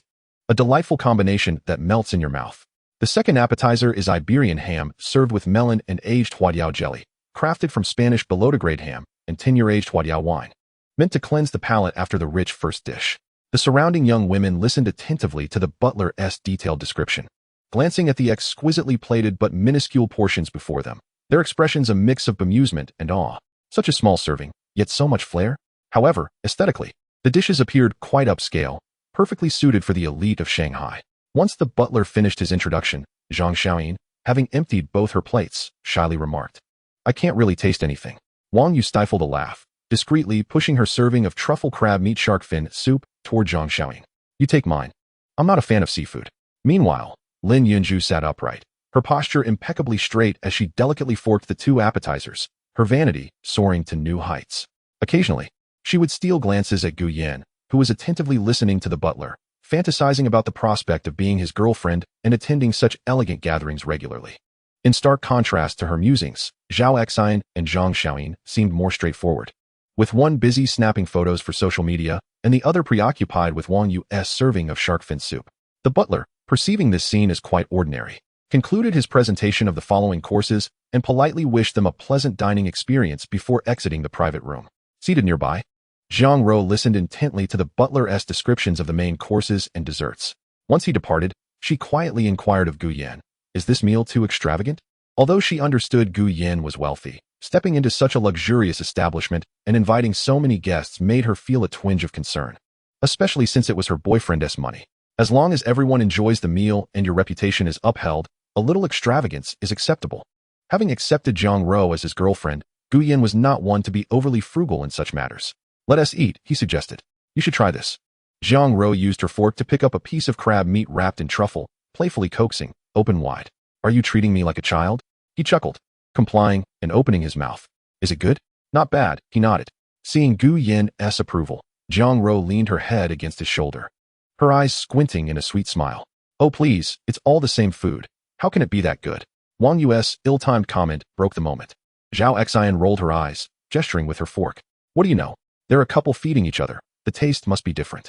Zhao Exine's carefree disposition allowed her to leap past the phase of being mere lovers, transforming their relationship into that of a married couple. Exine. What? Zhang Ro blinked at her, grinning widely to reveal her teeth. You truly have a way with words. After the appetizers, the main course arrived. A grand steak suspended from a stand, wheeled in on a dining cart, and subsequently sliced into 7 portions by the waitstaff before being served at the table. Following this were golden fish maw chicken soup, boiled blue lobster, and wagyu cubes paired with duck liver mousse. As the ladies began to feel satiated, the final dessert, a bird's nest mango coconut Napoleon, was presented. This exquisite creation featured layers of flaky pastry enveloping Indonesian bird's nest, mango coconut mousse, and was adorned with Japanese gold leaf, complemented by freshly squeezed grapefruit pearls. Can we take this to go? I'm too full. Even the gluttonous Zhang Xiaoyin, enticed by the dessert's alluring appearance, could only plead for mercy. Moreover, during the meal, Gu Yin had also summoned the sommelier to uncork a bottle of red wine and champagne, leading the ladies to make 2 or 3 trips to the restroom. By the time the dining experience drew to a close, it was nearly 8 o'clock. Observing that the group of women had nearly finished their meal, Gu Yin raised a final toast to everyone. After dispersing the gathering, he was escorted downstairs by Jiang Ro to settle the bill. Dear esteemed member, your total dining expenditure amounts to 42,000 yuan. After applying the membership discount, the amount due is 33,600 yuan. A collective gasp of astonishment echoed from the girls trailing behind Gu Yin. A meal costing 42,000 yuan. They barely managed to scrape together that sum for an entire year's worth of living expenses, and here it vanished in a single dining experience. Jiang Ro felt a pang of regret. Had she known it would be so exorbitant, she would have dissuaded Gu Yin from choosing this venue for the treat. Perhaps noticing the incredulity etched on the faces of the women behind Gu Yin, the front desk maid, donned in a service uniform, patiently elucidated, this is a 7-person meal, with ingredients comprising air-freighted seafood, wagyu, and truffles, priced at 21,000 yuan. The wine pairing, custom selected by the sommelier, along with the champagne, totals 12,000 yuan. The exclusive chef and service, including tableside service, amounts to 6,000 yuan. The ambience, coupled with the premium private room and bespoke menu, incurs a further 3,000 yuan. Upon scrutinizing the detailed bill, Gu Yin nodded in acknowledgement and, without hesitation, opened the payment app. Just as he reached to scan the code, a man's voice suddenly interjected. Allow me to cover this table. Turning towards the source of the voice, Gu Yin beheld a dapper gentleman clad in a floral shirt and white trousers, accompanied by a companion. Chapter 51, A Sweet Night. The hall was ablaze with lights, with maids in service attire occasionally passing by. Descending the winding staircase were 2 unfamiliar young men, and Gu Yin was certain he had never encountered them before. Notably, those dining here were typically of considerable wealth, and his current social circle did not include affluent individuals. The individual who had just spoken, dressed in a floral shirt and white trousers, even wore white leather shoes. He was quite handsome, yet his demeanor bore a hint of the streets. As the two approached, Gu Yin furrowed his brow and inquired, "Who are you? You may not recognize me, but I am acquainted with you," the man responded, exuding an air of sincerity despite his streetwise appearance. "To be precise, I have seen your photograph." Photograph? Gu Yan's heart skipped a beat, his immediate thought drifting to the celebrity photo randomly chosen by the system. He glanced back at Jiang Ro and the other 5 girls. "You all go summon the doorman to bring the car to the entrance and wait for me there. I need to have a word with him." He instructed them to leave, uncertain if the stranger was friend or foe. It would be unfortunate if Jiang Ro and the others were inadvertently entangled in a conflict with the man from the photograph. Alone, with his martial arts skills, he could manage a 2-on-1 scenario. Meanwhile, Jiang Ro felt a twinge of worry. The young man in the floral shirt certainly exuded a rough edge, and she wished to stay with Gu Yin. However, upon seeing the determination in his eyes, she relented and led the other girls away. Before departing, she whispered, "If you're not out in 10 minutes, I'll call the police." "There's no need for that. Just wait at the entrance for me." Jiang Ro nodded and hurried after Zhao Xian and Lin Yunju. The hall gradually emptied as the man observed the departing Jiang Ro and her companions. "Good taste," he remarked. "Shall we sit?" With that, he invited Gu Yin to the sofa in the lounge area, while his companion sat beside him, occasionally scrutinizing Gu Yin, who was seated opposite. "Let me formally introduce myself. My name is Li Weidong." The young man in the floral shirt extended his hand. Gu Yin reciprocated, shaking his hand firmly. "Gu Yin." As his previously anxious demeanor began to settle, Gu Yin recalled the man's earlier comment and cautiously probed, "You have seen my photograph?" "Of course, it's from Tiger Yi." He referred to the middle-aged man in the photo. As Gu Yin pondered this, a system notification resounded in his mind. Celebrity photo activated. System, Du Wenhu. A well-known entrepreneur in Nanjing, initially made his fortune through automobile smuggling, holding a number of great businesses, including Jinchong Company, which is one of his ventures. The host is currently perceived in the early stages of his memory, having only a fleeting encounter that resulted in a photo together. So he is a brother of Tiger Yi. With the system's endorsement, Gu Yan's understanding solidified. "I can't claim to be a brother. I merely assist Tiger Yi in managing Jinchong Company." Li Weidong observed Gu Yan's composed demeanor, his mind racing. The reason he had offered to pay was twofold. First, the rarity of someone appearing in a photo with Du Wenhu, and second, he felt a sense of familiarity with Gu Yan, as if he had encountered him before. Suddenly recalling the equity transfer, he recognized Gu Yan's details and portrait. The equity transfer regarding Jinchong Holiday's 5 stake. Could it be a gift from Tiger Yi? It was crucial for Du Wenhu, who sought to cleanse his reputation, to safeguard his visible assets. Such a significant matter as equity would not be easily relinquished. Thus, this young man before him held connections worthy of cultivating. The more Li Weidong pondered, the more convinced he became of this notion. During their first meeting, the two exchanged little conversation. After a few pleasantries, Gu Yin noted the time. He didn't want Zhang Ro to genuinely call the police. I'll see you off. Li Weidong volunteered, rising to walk side by side with Gu Yin towards the castle's entrance. Let us exchange contact information. Should you encounter any troublesome matters in Nanjing that are difficult to address, feel free to reach out. I have a dozen or so capable brothers at my disposal. This was a show of his strength. All right, if I do run into any issues, Brother Dong, don't shy away. Gu Yin exchanged WeChat IDs, and they shook hands once more. Meanwhile, inside the parked Range Rover, the 6 girls fidgeted restlessly. Zhang Ro gripped her phone tightly, her gaze fixated on the castle's closed doors. Rojia, there's no need to worry. Gu de Shui is quite capable. Those people wouldn't dare to harm him. Wang Yu consoled from the rear, while Zhang Xiaoyin beside her nodded in affirmation. Exactly. If they had ill intentions, they wouldn't have covered our bill. Zhao Xian's usual boisterous nature resurfaced. Did you all hear that? That person recognized Gu de Shui from a photograph. Could it be that Gu Yin has taken a picture with someone influential? Her excitement bubbled forth. Ro, has Gu Yin ever mentioned what his family does? I can't shake the feeling that the more I get to know him, the more mysterious he appears. How would I know? Zhang Ro replied absently, her focus still on the entrance, just as the castle doors began to slowly open, revealing Gu Yin walking out alongside the man in the floral shirt. Exchanging handshakes as they parted, Zhang Xiaoyin leaned against the car window to observe. I told you there was nothing to worry about. They seem as if they've known each other for ages. So Gu Yin truly knows that person? Given the wealth of those dining here, it would be quite normal for Gu Yin to have acquaintances among them, wouldn't it? Lin Yunju, who had been silent, suddenly chimed in. Here. Gu Yin waved goodbye to Li Weidong, maneuvered around the front of the car, opened the door, and settled into the driver's seat. This time, he had abstained from alcohol during dinner, thus avoiding any costs. Upon driving out of the Earl's castle, Zhang Ro promptly leaned closer to Gu Yin, her hands exploring him for any injuries. Only after confirming he was unharmed did she let out a sigh of relief. Understanding her intentions, Gu Yin playfully tapped her on the head with one hand. What are you thinking? That person merely made my acquaintance. We are friends now. No head tapping allowed.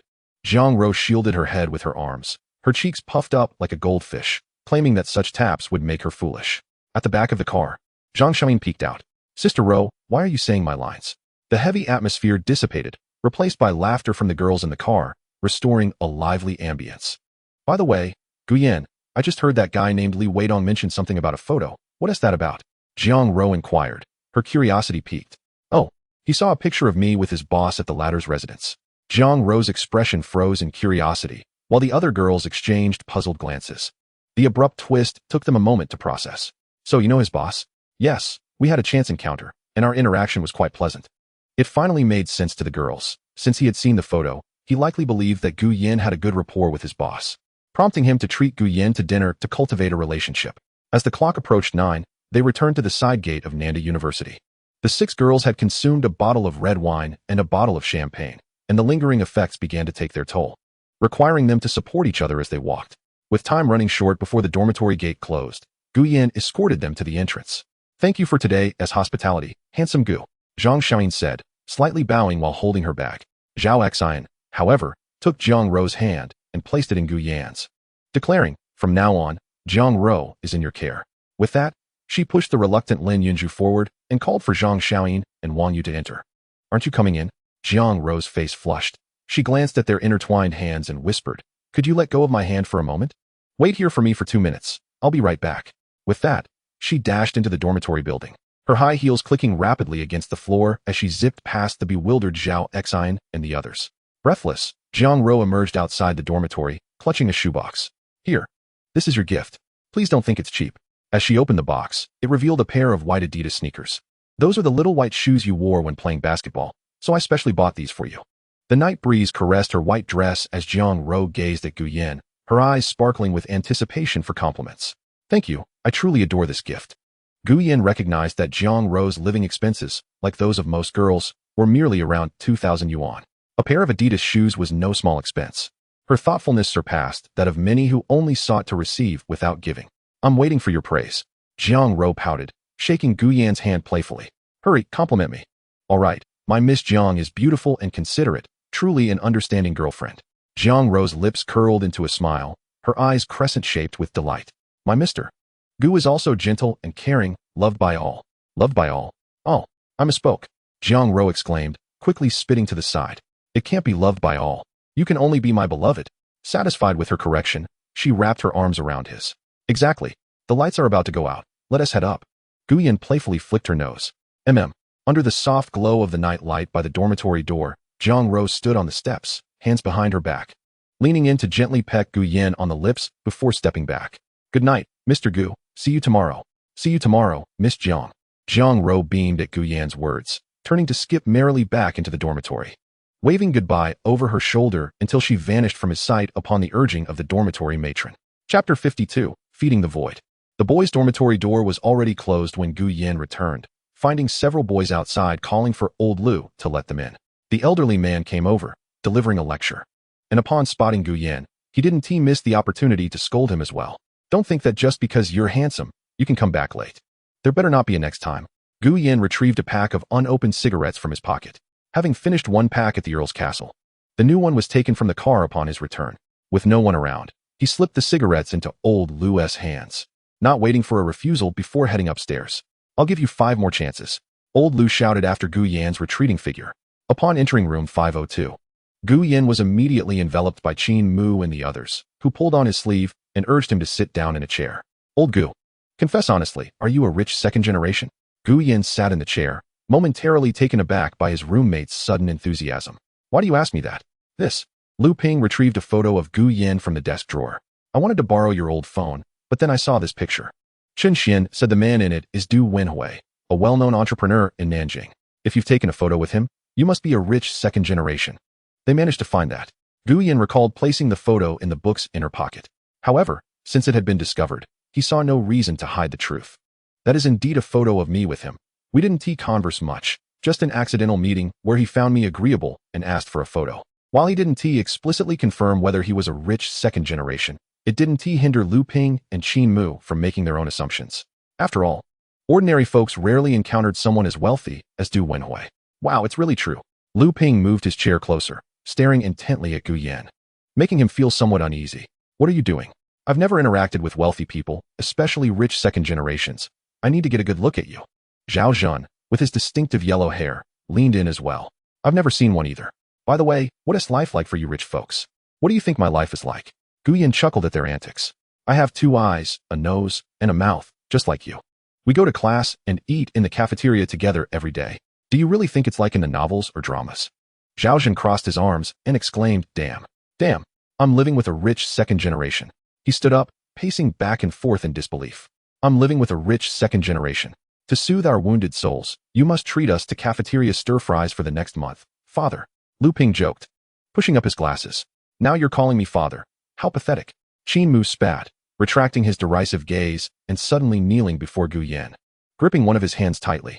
Bro, from today onward, you are my brother from another mother. The dormitory's light tubes flickered as Qin Mu continued. The dormitory lights, internet fees, and my ever-favorite instant noodles. You're covering it all. Gu Yan, noticing Qin Mu's grip, saw the luxurious mechanical watch peeking from beneath the cuff of his sleeve. It's just a watch, nothing significant. He subtly adjusted his sleeve to cover it. There was no need for further explanations. The more he spoke, the more he feared creating distance between them. However, Gu Yan seemed to underestimate the persistence of Qin Mu and Lu Ping. Their thick skins only made Gu Yan feel more embarrassed. It's almost lights out. I'm going to wash up first. Quickly, Gu Yan found an excuse to escape their enthusiastic onslaught, brushing his teeth, washing his face, and then lying in bed to chat with Jiang Ro. On the other side of the room, Chen Xian was also present in the dormitory, but felt too ashamed to engage with Gu Yan, particularly witnessing the fervor of Lu Ping and the others, which left him feeling quite displeased. They all act like love-struck puppies. Is being wealthy really that impressive? Health is indeed the utmost priority. A modest fortune that brings peace is sufficient.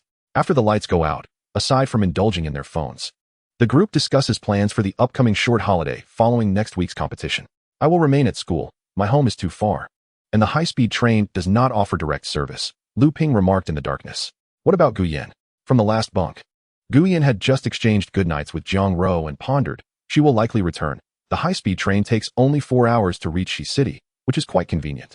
Without the system, Gu Yan's meager allowance would hardly support such trips, and he had no desire to burden his family, especially considering the relatively high cost of train tickets. Now that money was no longer an issue, it would be nice to visit his parents. And Chun Xian? Qin Mu inquired. But before Chun Xian from the first bunk could respond, he interrupted. Never mind, I want to ask you. As a local, you're bound to return. Chun Xian, feeling somewhat tricked, turned to face the wall, pulled out his phone, and, seeing that Lin Yunju had still not added him, felt a wave of irritation wash over him. Undeterred, he repeatedly sent friend requests. Meanwhile, in the girls' dormitory, room 322, Lin Yunju heard the incessant notification sounds and, feeling annoyed, closed the luxury goods website, turned off her phone, and tucked it beneath her pillow, casting a sidelong glance at Jiang Ro, who had already fallen asleep with her phone off. Her mind was a tangled mess. She had originally made some plans for today, but Jiang Ro was overly protective of Gu Yan, leaving little room for her to approach him. Even during meals, they went to the restroom together. Was she really that guarded against her? How infuriating. Unbeknownst to Jiang Ro, who was blissfully cuddling her plush bear pillow in slumber, a pair of eyes in the darkness were watching her. She slept sweetly, occasionally twitching her lips, then pouting slightly. As the night passed, dawn broke the following day, with the first light filtering in and birds chirping on the balcony. Jiang Ro, resembling a sleepy octopus as she clutched her pillow, rubbed her bleary eyes awake, got out of bed, changed out of her pajamas into simple denim jeans and a t-shirt, and slipped on a pair of flats before heading out early. So early today? The owner of Chin's Soup Dumplings recognized her, as she frequented the place almost daily. Yes. A bit earlier today, Jiang Ro replied, standing tall with her long legs as she accepted the soup dumplings and 2 cups of millet porridge from the owner, sipping 1 cup while messaging the boy she had pinned at the top of her contacts. Have you finished your morning exercise, Mr. Gu? Recalling how they had addressed each other the previous day outside the girls' dormitory made her cheeks slightly flush. Upon entering the school gates, Gu Yan's message finally arrived. You're up quite early today, Miss Jiang. Jiang Ro replied. Of course, followed by, I'm waiting for you downstairs. Hurry up so the breakfast doesn't get cold. Gu Yan responded with an acknowledgement and returned to his dormitory to freshen up, changing out of his sportswear just as others began to rise.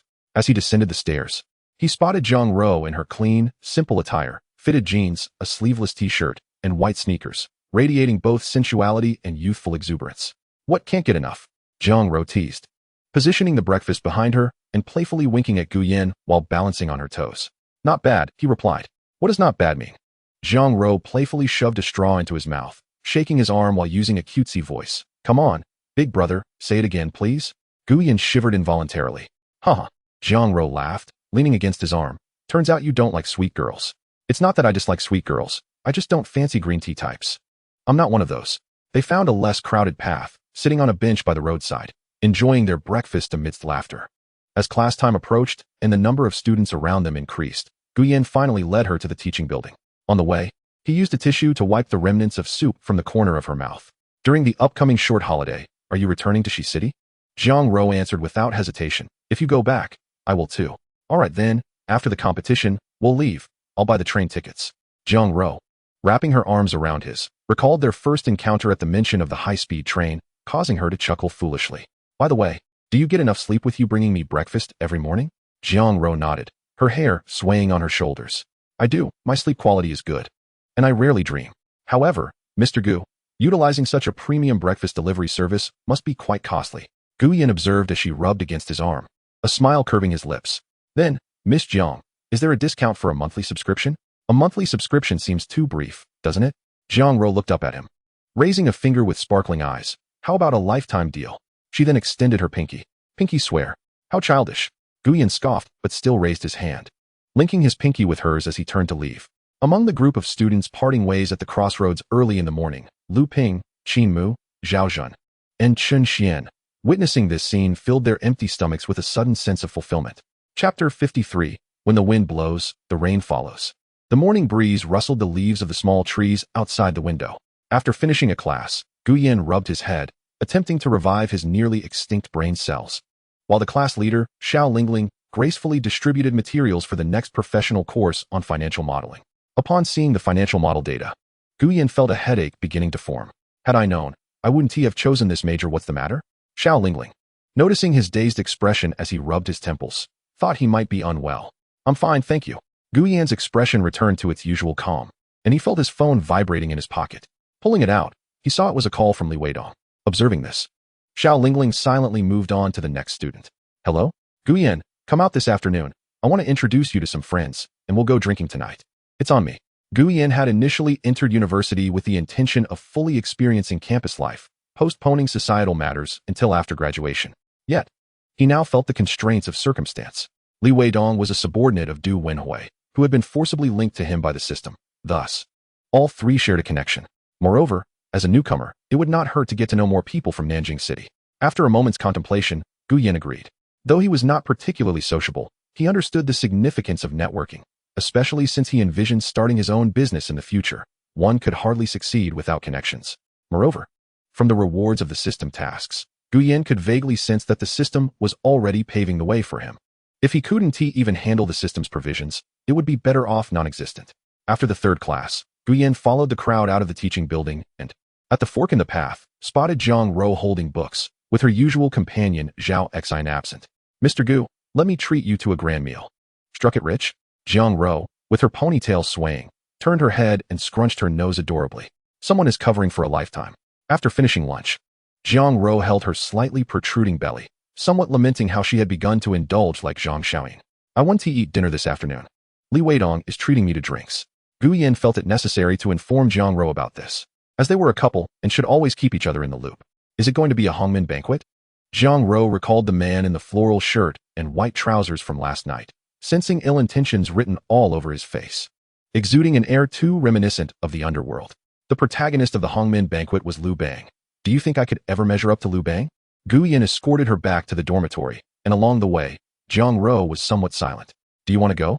Zhang Ro lifted her face, her eyes lighting up for a moment. Is that possible? No.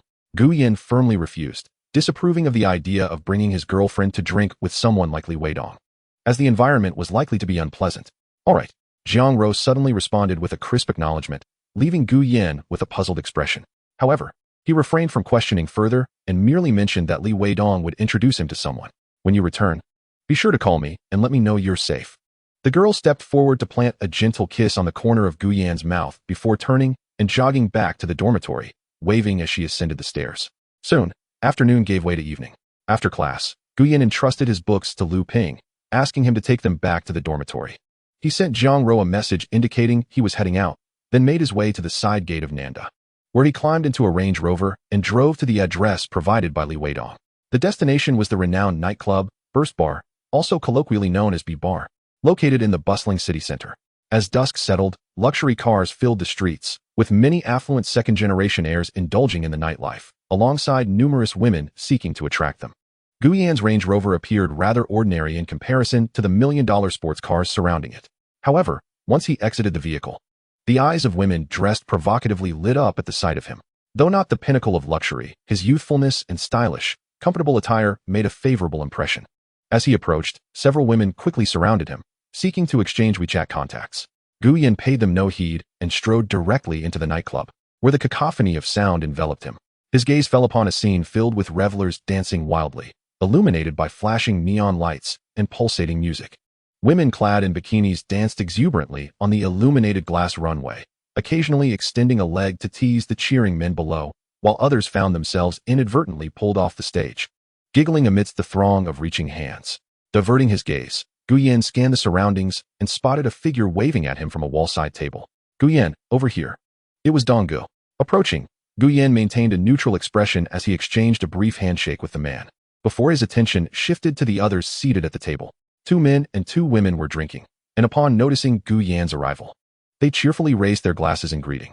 Li Weidong, with a warm demeanor, returned to his previous seat and gestured toward Gu Yan, introducing him to the 2 men. This is Gu Yan, a friend of Tiger Yi and a shareholder in Holiday Era. He then proceeded to introduce the men. This one with glasses, whom you met last night, is Yao Dadong. His father is an associate of Tiger Yi and runs a lending company.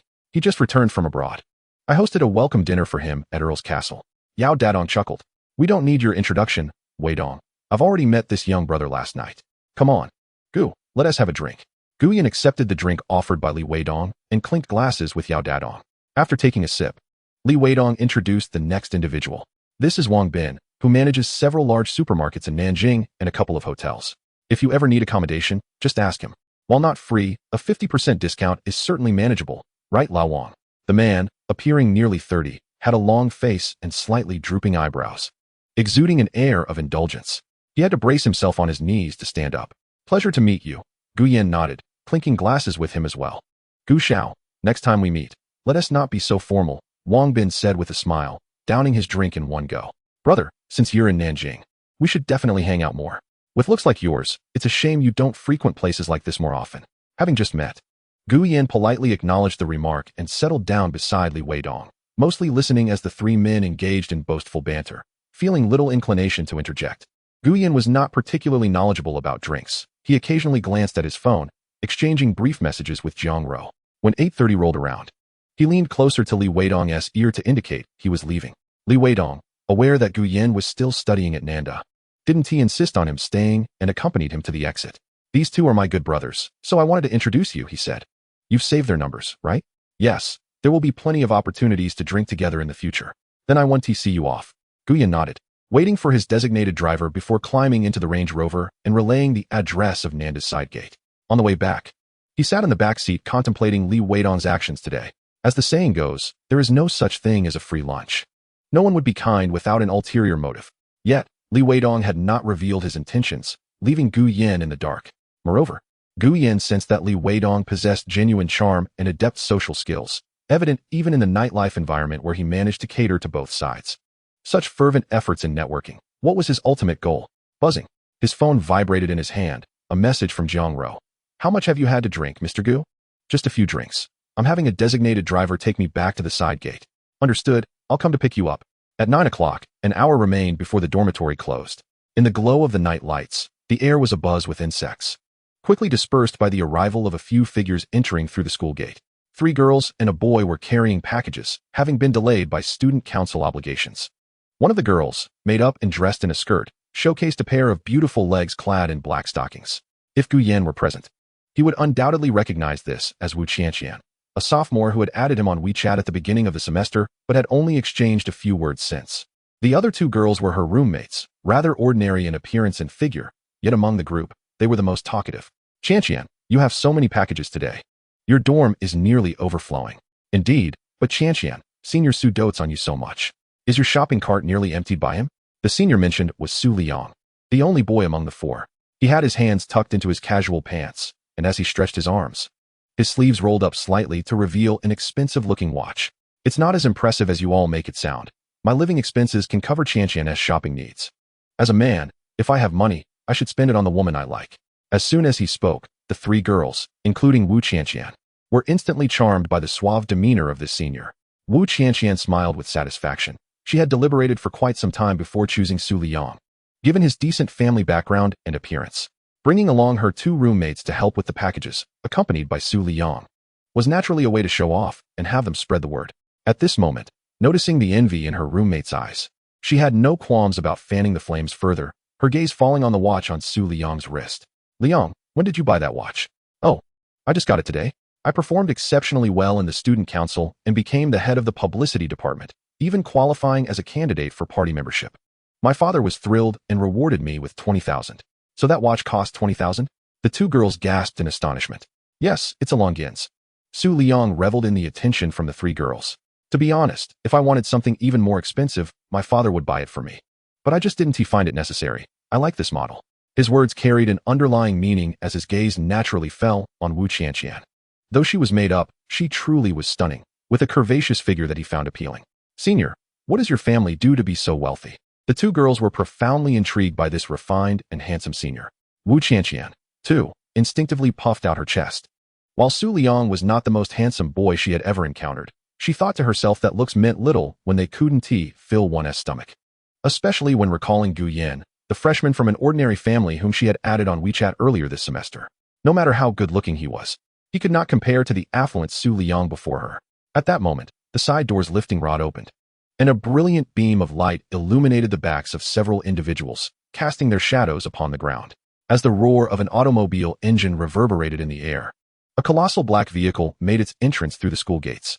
Chapter 54. A misjudgment arrives with such swiftness. When mentioning the new student Gu Yan, Wu Qianqian could not help but recall the recent heated discussions on the Nanda forum. Whispers suggested he was a wealthy second-generation heir, with a monthly allowance amounting to a staggering sum. She dismissed such claims with disdain. Those individuals had merely taken a few distant photographs. She had taken the initiative to add him on WeChat, yet refrained from further engagement, primarily due to his outdated mobile phone. A wealthy heir, no matter how low-key, could hardly be seen using such a dilapidated device. Would he not fear ridicule from other affluent scions? Contemplating this, Wu Qianqian began to compare Gu Yin with Su Liang, and she did not hesitate to inquire of her two roommates. What do you think of the well-known new student Gu Yin in comparison to Senior Su? The two roommates were momentarily taken aback. Is there truly a basis for comparison? Qianqian, what do the two have in common? We have seen Gu Yin play basketball. He is indeed handsome, possesses remarkable skills, and has a commendable demeanor. Yet, Senior Su is equally handsome, hailing from a distinguished family. Can a boy from an ordinary household truly be compared to a scion of wealth? Another girl nodded in agreement. Exactly. As I suspected. Satisfied at last, Wu Qianqian felt vindicated in her judgment. Just then, the revving of an engine broke the tension, and as the light cast their silhouettes larger on the ground, the four of them instinctively turned to witness the imposing black vehicle shifting in their line of sight before parking. Naturally, their eyes were drawn to the luxurious model. Is that a Land Rover? I don't recall it being this large. It's an extended version, replied Su Liang, who was surrounded by the admiration of three girls. His tone casual and untroubled. My father's current vehicle is a Land Rover Range Rover, but he is considering a change. This extended model is within his scope of consideration. Wu Qianqian's eyes sparkled with intrigue. Liang, is the extended version of the Land Rover expensive? Perhaps around $1 million or so, not excessively pricey. There are luxury cars that cost over $10 million. Su Liang observed the black Range Rover backing into its parking spot, adding nonchalantly. But a car is merely a means of transportation. There's no need to be ostentatious. Wu Qianqian chimed in, playing the supportive role. Liang's family is evidently affluent. So why the modesty? Is it your uncle's way of toughening you up? Yes, that's the intention.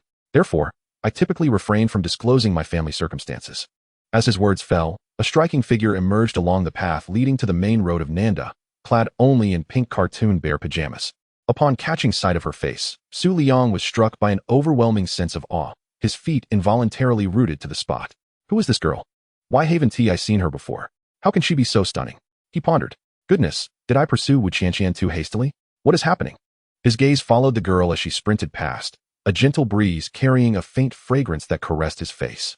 Wu Qianqian, noticing her, felt her expression darken. Her eyes filled with resentment as she glared at the girl dashing toward the Land Rover. Could she be a kept woman? The thought made sense. $1 million Land Rover entering the campus at such an hour must surely be there to pick up this girl. The atmosphere at Nanda had deteriorated over the years. Wu Qianqian could not help but voice her disdain before Su Liang, her expression dripping with contempt. Look, when the car door opens, it will surely reveal a rotund, bald old man. Su Liang fell silent, yet inwardly he lamented, such a fine catch. Please do not let her be taken by a bald old man. Amidst the intertwining gazes, the driver's door swung open, revealing a uniformed chauffeur who approached the rear door, opening it to assist a young man clad in a white shirt and black casual trousers. Sir, your keys. The car has been parked for you. Thank you. Gu Yin replied calmly, only to notice Jiang Ro approaching, her delicate porcelain face adorned with a light flush from running. She immediately took one of his arms and draped it over her shoulder. My dear Mr. Gu, have you had too much to drink? Alcohol. I'm not accustomed to it. Not to worry. Miss Jiang can handle her liquor. I'll take care of you. With a free hand, Jiang Ro patted her chest, causing her prominent assets to sway slightly, leaving Gu Yin somewhat dazed. What's wrong? Feeling dizzy? Understanding his condition, Jiang Ro gently thumped his chest and shot him a playful glare. From now on, I'll wear thicker clothing. That won't do. I've always enjoyed challenging my weaknesses. Perhaps due to the alcohol, Gu Yin found himself more loquacious and daring than usual, rendering Jiang Ro flustered, her cheeks ablaze, leaving her at a loss for words. Meanwhile, at the path's entrance, the trio of girls and one boy stood in a daze, gazing at the approaching couple. With the aid of the nearby lights, Wu Qianqian discerned the young man's face, her expression frozen in shock, mirroring that of her companions. How is this possible? The one driving the Land Rover is Gu Yin? Wasn't he using a shabby phone? His attire is also quite ordinary. How did he come to own a Land Rover? Handsome Gu. Wu Qianqian's roommates waved eagerly at the approaching young man. Leaning against Jiang Ro, Gu Yin cast a sidelong glance at them. Do you know them? The question rendered the two girls speechless, their hands suspended awkwardly in midair. Beside them, Wu Qianqian, clutching a package, felt a tumult of emotions, instinctively creating some distance from Su Liang. This student, Su Liang, oblivious to Wu Qianqian's gesture, was more interested in the girl beside Gu Yin. Of course, if he could befriend the young man driving a Land Rover, that would be even better. Connections made during school could prove invaluable after graduation. The alumni network often held great worth. What? Gu Yin turned back to him. I'm Su Liang, a junior, the head of the student union's publicity department. Would you and your companion like to join the student union? I can facilitate your entry. Not interested, Jiang Ro interjected. Having noticed the way Su Liang had been eyeing her when she approached, she then turned to Gu Yin. My Mr. Gu does not like troublesome matters, does he? Indeed. I do not. Let us go. The lights are about to turn off. Su Liang, undeterred, called out to the departing couple. If you encounter any troubles at school, feel free to seek me out. Silence met his declaration. Following this little drama, the four of them found no desire to converse, and Su Liang bid them farewell midway. Once the senior departed, the remaining three girls finally spoke. Qianqian, is this the handsome new student you mentioned who lacks wealth? This is a god. I recall the forum stating he drove a Mercedes, and now he is in $1 million Land Rover. Wu Qianqian's expression soured. I distinctly saw him using a broken phone. The screen was shattered in several places, and scanning QR codes was a struggle. With that, she hastily pulled out her phone, navigating to WeChat before her roommates. Swiftly scrolling until she found Gu Yan's chat window. After weighing her words, her manicured fingers flew across the screen. Junior, I noticed you seemed unwell after drinking. I happen to have a bottle of honey water in my dorm. Don't worry, it's entirely natural. A little will make you feel much better. Glancing over her message, she eagerly hit send.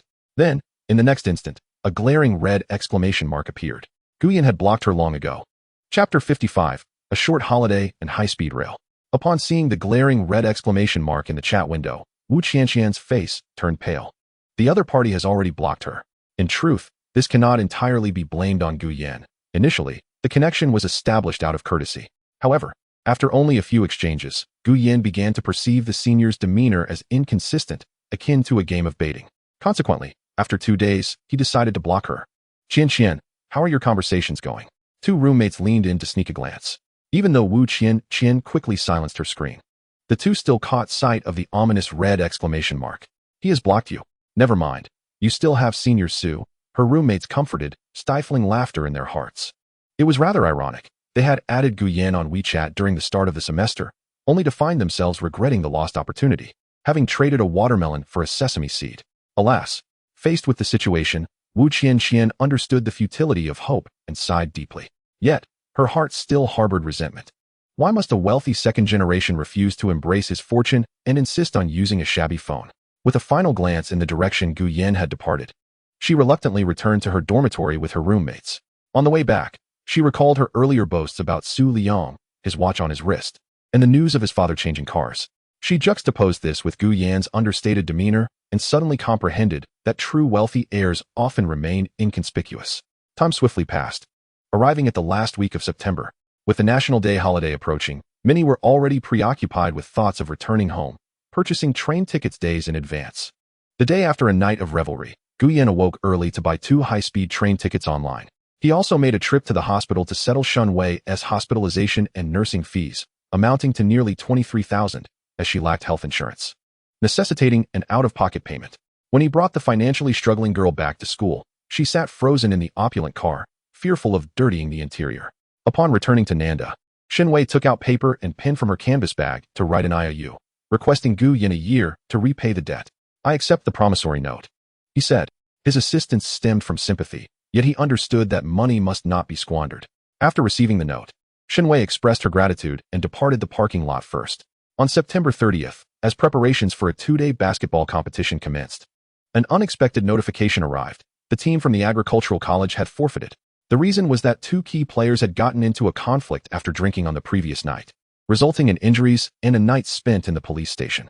This news only reached them today. In light of their misconduct, the school not only imposed disciplinary actions, but the student council also revoked the agricultural college's right to compete. Initially, Qin Mu and Lu Ping felt a pang of regret, but that sentiment dissipated in 10 minutes as they began packing their belongings. Qin Mu, Qin Qing, and Zhao Zhan, who had already bought tickets to return home, hurriedly exited, reminding Lu Ping, who remained in the dormitory, to keep the place tidy. Holding a bowl of instant noodles, Lu Ping glanced at the scattered tissue on the floor and cursed, "Those 3 idiots." Turning back, he saw Gu Yan packing a few clothes into his suitcase. "Old Gu, when are you leaving?" The 2 o'clock train. Lu Ping had hoped for some parting comfort from Gu Yan, but as Gu Yan dragged his suitcase out, he turned back to admonish, "Don't litter with tissues. They're not trash." With a huff, Lu Ping slammed the door behind him. As for the last roommate, Chen Xian, he had already left for home that morning, being a local, and had taken the opportunity to flaunt his advantage to the others.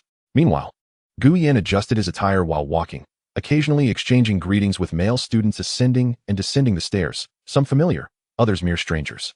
Upon exiting the dormitory, he spotted numerous students leaving in pairs, leading him to stand under a cedar tree in the landscaping area while leaning against his suitcase. One by one, girls emerged, beautifully dressed and made up, handing their luggage to their boyfriends before departing cheerfully.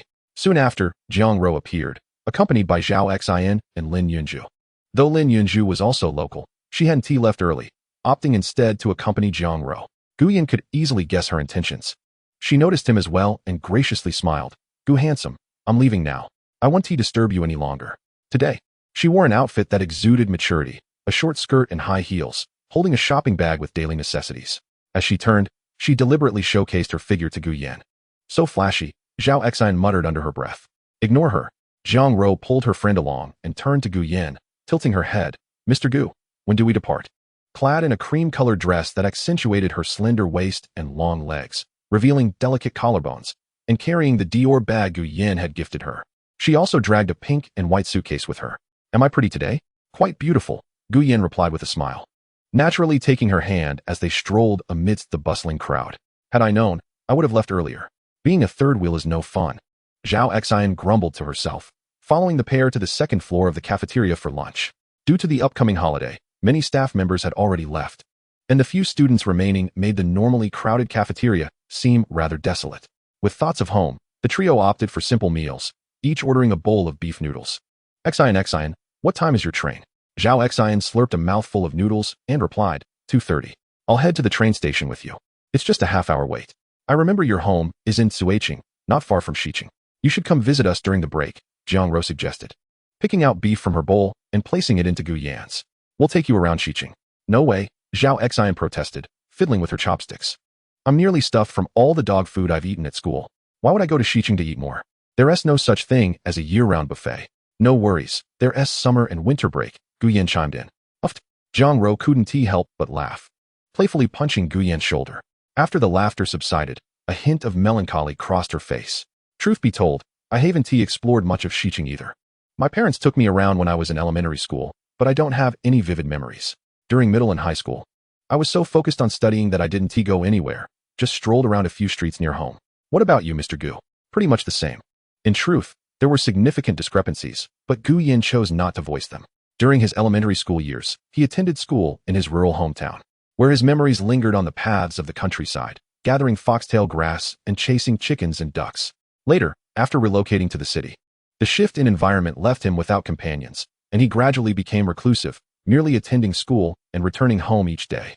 Xiqing, while not particularly large, had many streets and alleys he had never traversed, and he had not heard of numerous local place names.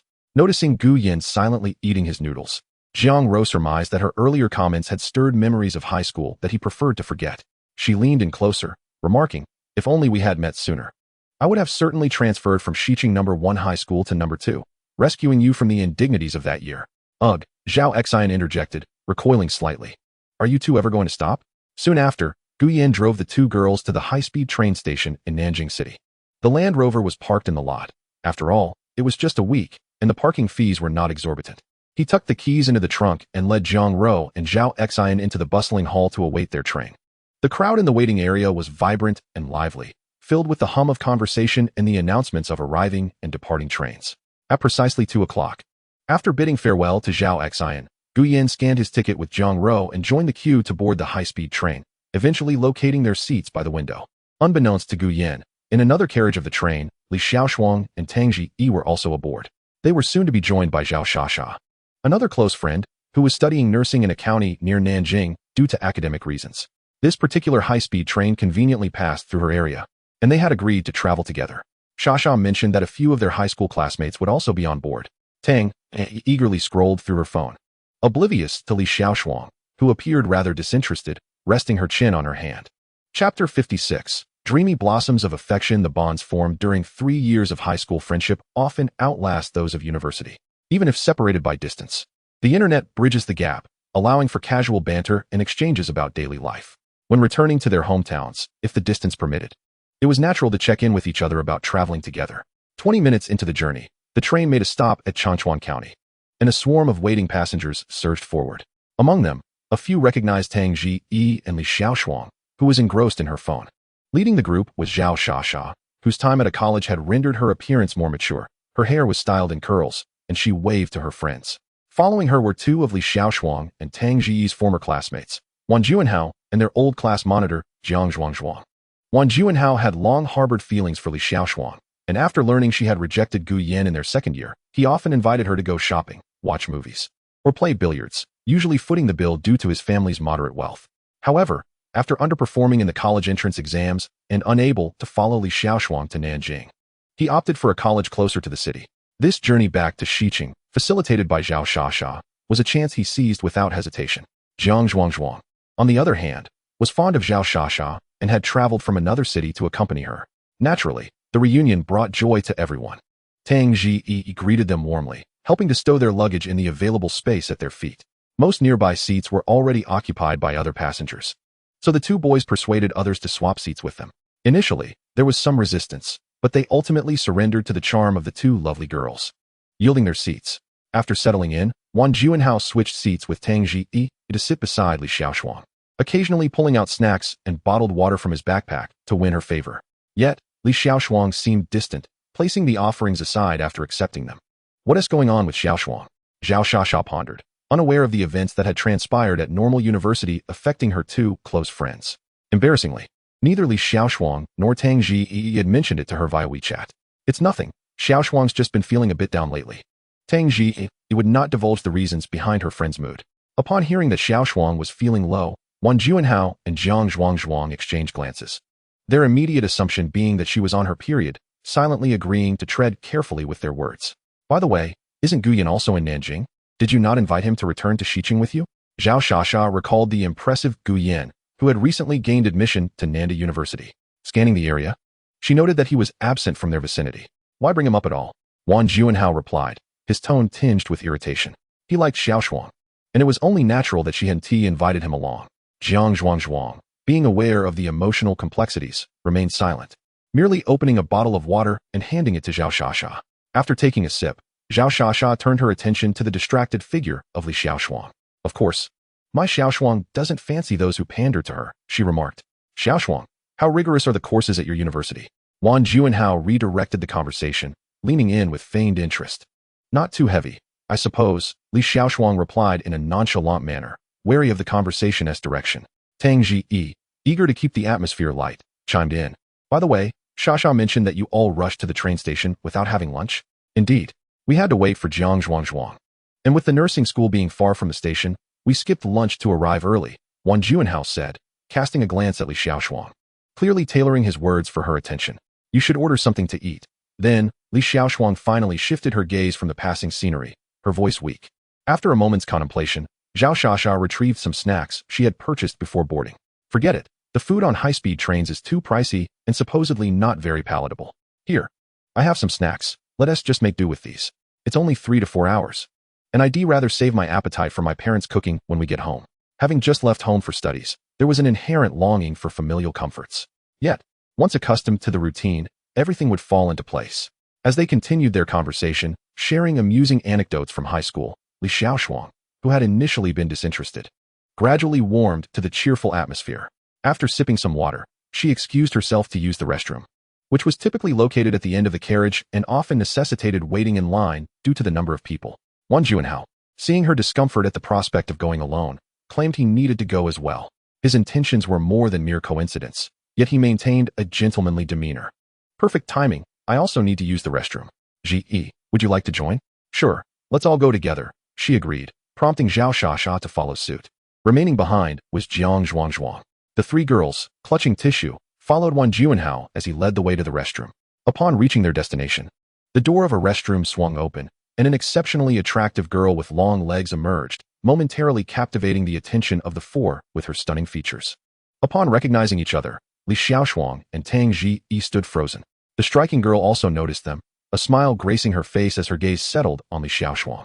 Li Xiaoshuang, what a surprise to see you here, she exclaimed, her attention then shifting to Tang Ji, greeting her with a polite smile. Hello, Tang Ji responded, her expression mixed with complexity at the unexpected encounter. Hi. Are you headed back to Xiqing as well? Yes, I'm traveling with Gu Yan. Jiang Ro, adjusting a stray lock of hair that had fallen across her forehead, stood poised.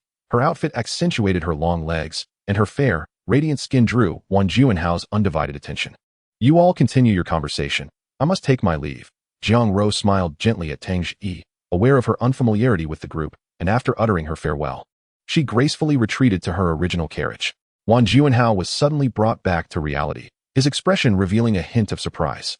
That person just now had such striking features. Wait, why did they seem so familiar? They bore a resemblance to Jiang Ro from Xiqing No. 1 High School. Being a native of Xiqing, he had some elementary school classmates who attended Xiqing No. 1, and during weekends and holidays, they would often play together. Naturally, he had heard the praises sung about the school's beauty and had even glimpsed her appearance through candid photos taken by his elementary school friends. Indeed, it was her. Upon hearing Tang Zi's confirmation, Wan Juanhao let out a sharp intake of breath. Was she on this high-speed train? Was she in Nanjiang? She was studying at Nan University. As Tang Zi spoke, she noticed that Li Xiaoshuang's expression darkened, prompting her to quickly halt the conversation. When someone emerged from the restroom, she hastily called for Zhao Shasha and urged Li Xiaoshuang to go inside. Once everyone had returned to their seats after attending to their needs, Zhao Shasha, who had been munching on potato chips, suddenly recalled something. I just heard that girl mention Gu Yan. Upon hearing Gu Yan's name, Li Xiaoshuang fluttered her eyelashes but remained silent, turning her attractive face towards the window. Unaware of the awkward atmosphere, Jiang Zhuang diverted his gaze from his phone. What girl? What's going on with Gu Yan? Sitting beside them, Zhao Shasha was eager for gossip and recounted the encounter with the beautiful girl in the restroom, noting that she had mentioned Gu Yan, who was returning to Xiqing with her. So what if they're returning together? That doesn't imply any relationship between them, at most. They're just fellow townsfolk. Wan Juanhao scoffed, as it had only been a short time since school had started. He couldn't believe Gu Yan could easily find such a beautiful girlfriend at Nan University. The most likely scenario was that they were just acquaintances from the same hometown returning together. I think Gu Yan is quite capable, Jiang Zhuang retorted. It was this very statement that prompted Li Xiaoshuang to suddenly interject. Can we not talk about this? What was going on? Jiang Zhuang and Zhao Shasha exchanged bewildered glances, but soon realized that something must have transpired between Li Xiaoshuang and Gu Yan in Nanjiang. Tang Zi, seated across the aisle, rubbed her temples and bluntly stated, that girl is Gu Yan's girlfriend. Wan Juanhao felt a wave of dread wash over him, his heart twisting with jealousy. After all, she was the school beauty of Xiqing No. 1 High School, the object of many boys' dreams. He incredulously managed to utter, Are you sure Gu Yan isn't having Jiang Ro impersonate her? It's not impersonation. Tang Zi glanced at Li Xiaoshuang, noting her silence before recounting what they had witnessed in the parking lot that day. The girl named Jiang Ro had confirmed it herself. And Gu Yan had no idea they were suddenly visiting Nan University, making impersonation unnecessary and impractical. If it's not that Jiang Ro, then how do you explain Gu Yan driving a Range Rover? Zhao Shasha suddenly grasped the crux of the matter, her eyes nearly popping out. He must have rented it, right? The fact that the goddess of Xiqing No. 1 High School was Gu Yan's girlfriend was already too much for Wan Juanhao to digest. And hearing that she also drove a luxurious Range Rover made him feel utterly miserable, squirming uncomfortably in his seat. So, Li Xiaoshuang actually wanted to pursue Gu Yan. But now he already had a girlfriend, and on top of that, he was driving a luxury car? After finally piecing together all the details, Zhao Shasha understood why Li Xiaoshuang appeared so despondent. Wan Juanhao still felt a twinge of disbelief. No way, during our 3 years of high school, we've seen everything Gu Yan wore and ate. Is it possible that was all an act? Tang Zi whispered. This suggestion struck Wan Juanhao and Zhao Shasha like a bolt from the blue. Throughout their 3 years of high school, Gu Yan had maintained only ordinary relationships, to the extent that they didn't even know where he lived. Among them, only Jiang Zhuang relished their shocked expressions, feeling secretly pleased. However, considering Gu Yan's striking looks, his school beauty girlfriend, and the fact that he was driving a Range Rover, he truly embodied the archetype of a modern-day male idol. How could such a significant gap appear in less than half a year since graduation? Deep down, he was also worried about his friend's struggles, yet envious of Gu Yan enjoying such luxury. Imagining Gu Yan embracing a beauty while driving a Range Rover, Jiang Zhuang swiftly switched to his game and opened WeChat, searching for Gu Yan's profile to initiate a private chat. Gu Yan, it's Jiang Zhuang. Which carriage are you in? However, there was no reply. At that moment, Gu Yan was leaning against the window in a light slumber, while Jiang Ro, having returned from the restroom, had peeled sunflower seeds and placed them on a tissue, likely waiting to feed him upon his awakening. When Gu Yan's phone vibrated and the screen lit up with a message, Jiang Ro smiled to herself. Earlier, while she had intentionally lingered to converse with Li Xiaoshuang and Tang Zi after exiting the restroom. She aimed to take the opportunity to expose the events at Nan University to others, hoping to avenge a past embarrassment Gu Yin had faced in their second year. At this moment, she could already envision the astonished expressions of those across the aisle, causing her to curl the corners of her lips in a satisfied smirk. Gently brushing aside a strand of hair that had fallen over Gu Yan's forehead, she whispered, "I won't allow anyone to bully my Mr. Gu." With that, she leaned against his shoulder and drifted into a brief nap. The high-speed train was steady, but the deceleration and acceleration as it approached and departed from stations eventually roused Gu Yan, feeling a slight ache in his shoulder and a bit numbness. He turned to see Jiang Ro, her delicate face partially obscured by her hair, asleep against him, with a hint of drool at the corner of her mouth. Her arms were tightly wrapped around his waist, as if afraid he might escape. Glancing at his phone, he noted he had been asleep for nearly 3 hours. Just one more hour until they reached their destination. Gu Yan noticed the message that Jiang Zhuangzhuang had sent 2 hours prior, and after realizing it was from him, he casually chatted for a bit. "Jiang Ro, Miss Jiang, wake up, we're almost there." Estimating the time, Gu Yan gently nudged the still drowsy Jiang Ro. She stirred, moving slightly while still hugging his waist, mumbling through half-closed eyes, "I'm a sleeping beauty. I need a kiss from Mr. Gu to awaken." Such playful whimsy. Gu Yan glanced around, ensuring no one was watching before he leaned down and pressed his lips to hers. Jiang Ro fluttered her eyelashes, pretending to be oblivious as she straightened up, stretching comfortably while her fitted dress accentuated her figure like a beautiful, sinuous serpent. "You just stole a kiss from me." Jiang Ro, with a blush on one side of her face, cast a cunning glance at Gu Yan. This left Gu Yan somewhat speechless, as it was she who had initiated it. "Then I have to return the favor." Before Gu Yan could respond, Jiang Ro quickly pecked his right cheek and playfully gestured an okay sign. That settled. Although Jiang Ro was not materialistic, she ultimately came from a humble background, and the importance of money had been instilled in her by her parents. Nonetheless, during their first encounter on the high-speed train, she had mentioned that while money was indeed important, the essence of a relationship depended on the connection between two people. Throughout this time, Jiang Ro had never actively requested Gu Yan to buy her anything. Instead, she focused on making him like her more. After all, as a blossoming young woman nearing 19, having found her ideal boyfriend, she naturally wanted to present her best self. "Should we go home first, or take a stroll?" Gu Yan offered a tissue to wipe the remnants of drool from her lips. "Let us go home. Mr. Gu must be missing home too." "Whose home? Yours or mine?" "Huh." Realizing the implication, Jiang Ro blushed and buried her face into his chest, sweetly murmuring, "You're so annoying. I'm not easily teased." The surrounding passengers instantly felt a chill down their spines. Fortunately, after an hour, the high-speed train arrived at Xiqing Station, and seeing the couple finally disembark with their luggage brought a collective sigh of relief from the other passengers. If they had to endure this couple any longer, they might all develop diabetes. Outside Xiqing high-speed train station, after a month away from the city, Gu Yan felt a tinge of familiarity as he ordered a DD ride. Glancing at the time, anticipating its arrival, Gu Yan, just as he waited for the car alongside Jiang Ro, the voice of Tang Ji echoed from the exit behind him. Turning around, he spotted Tang Ji dragging a suitcase, accompanied by Li Xiaoshuang, Wan Junhao, Zhao Shasha, and their former class monitor, Jiang Zhuangzhuang. Gu Yan was not surprised to see them. During his chat with Jiang Zhuangzhuang on the train, he had already learned they were on the same high-speed rail. Long time no see, old classmates. Wan Junhao, who was not particularly close to Gu Yan during high school, approached him, curiosity piqued regarding how he managed to drive a Land Rover at Nanda, and more importantly, whether the former school beauty, Jiang Ro, was genuinely dating him. Why the skepticism? He found it hard to believe that anyone could remain unperturbed while dating someone so enchanting. "Hello," Gu Yan replied tersely, his cold demeanor belying the rapid thoughts racing through his mind, struggling to recall the name of this former classmate. "I hear you're quite impressive at Nanda," Jiang Zhuangzhuang remarked with a playful wink, subtly indicating Jiang Ro beside him. "Don't listen to her exaggerations." After exchanging a few more pleasantries, Gu Yan caught a glimpse of Li Xiaoshuang, who seemed eager to speak, prompting him to grasp Jiang Ro's hand and declare, "Our ride has arrived. We must take our leave." Li Xiaoshuang, momentarily stunned, watched as Gu Yan led Jiang Ro away, climbing into a DD that swiftly vanished down the road. Before Wan Junhao could assist her with her luggage, she shot him an irritable glare and turned away, dragging her suitcase behind her. The DD, following Gu Yan's directions, first delivered Jiang Ro home. Upon arrival, the girl, holding her suitcase, gazed at Gu Yan with reluctance, her eyes glistening with unshed tears. "Can I call you when I want to?" she asked softly. "Yes, anytime," he replied. "Thank you, Mr. Gu." With that, Jiang Ro released her suitcase and stepped forward to embrace Gu Yan briefly. I promise to be good and not disturb you when you're busy. She took a few steps back, grasped her suitcase, and waved goodbye as she entered the aged community. Only when she was out of sight did Gu Yin return to the car.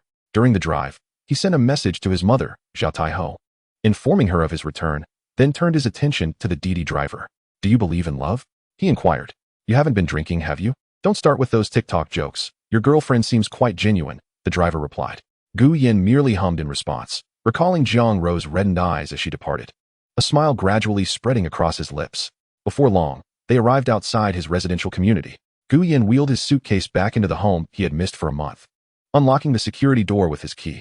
Before he could step inside, Zhao Wanjun rushed out of the kitchen, wearing an apron, and enveloped her tall son in a warm embrace. After a moment, she wiped her eyes and scrutinized him. Wow, my son has become even more handsome. I can only imagine how the girls at school are smitten. You're exaggerating, Gu Yin replied, changing into slippers and hauling his suitcase to his small room. To his surprise, it was spotless, indicating that his mother had diligently cleaned it every couple of days. The bedding was freshly changed, and lying down, he was enveloped by the familiar scent and ambience, finally feeling truly at home. Chapter 58, Elevating Parent Status. Are you home, my dear Gu? Buzz. His phone vibrated twice, rousing Gu Yin from a near slumber. Lazily, he reached for his phone and saw a WeChat message from Jiang Ro. I just arrived. Nearly fell asleep in bed. After exchanging a few messages, he heard his mother calling from the living room. You little rascal, come wash your hands and eat. Your father will be home soon. After the long National Day holiday, Zhao Wanjun was overjoyed to see her son after a month apart. She had been busy in the kitchen, preparing a lavish spread. Due to the limited space in their home, the dishes were all laid out on the coffee table. After washing his hands, Gu Yin helped arrange the plates, skillfully perching on a small plastic stool facing the television. The aroma of the food wafting from the table made his mouth water, and he momentarily shed his aloof demeanor from his time outside. He sat there, motionless, watching Zhao Wanjun as she removed her apron. Dad, when will you be back? He asked. He just called. He said he'll be home soon, she replied. Just as she finished speaking, a knock sounded at the door. Zhao Wanjun opened it to reveal Gu Jianjun, still clad in his blue work uniform. Why knock when you have a key? She chided playfully, stepping forward to assist her husband in removing his work clothes, hanging them on a rack by the door. Hey, Dad, Gu Yin greeted, standing up. At 185 meters tall, he towered over his father, who stood at 176 meters. How's school? Is studying difficult? Gu Jianjun, as usual, had many thoughts swirling in his mind, but found it challenging to articulate them. He observed the changes in his son, his rugged face breaking into a rare smile. Gu Yin had been accepted into a prestigious university, and news of his success had spread back home, with many colleagues at the factory praising him. The summer break was quite enjoyable. Even though it was tiring, it felt worthwhile, Gu Yin recounted. School is manageable, the workload isn't too heavy, and I occasionally find time for part-time jobs. He had a cold 210,000 yuan in his bank account, but felt unable to share that with his parents, knowing their inquisitive nature would lead to questions about every detail, including transaction records. Gu Jianjun was a serious man by nature. Part-time jobs? Like handing out flyers or waiting tables? Zhao Wanjun inquired, her eyes searching Gu Yan's. Something like that, he replied. Wouldn't that be too exhausting? And you're at Nanda. Won't people think? Zhao Wanjun began, but Gu Jianjun interrupted her. As long as he is not stealing or cheating, earning money through hard work is nothing to be ashamed of. I support my son's endeavors, as long as they're legal. Zhao Wanjun elbowed her husband, her face revealing her displeasure. That's not what I meant. I'm just worried about people talking behind his back. I'm just correcting your misunderstanding, Gu Jianjun shot back. Sensing his wife's rising irritation, he quickly placed a serving of spicy potato shreds into her bowl. Humph. Zhao Wanjun huffed, turning to the son engrossed in his meal. Suddenly, her expression brightened. Son, are you dating anyone at school?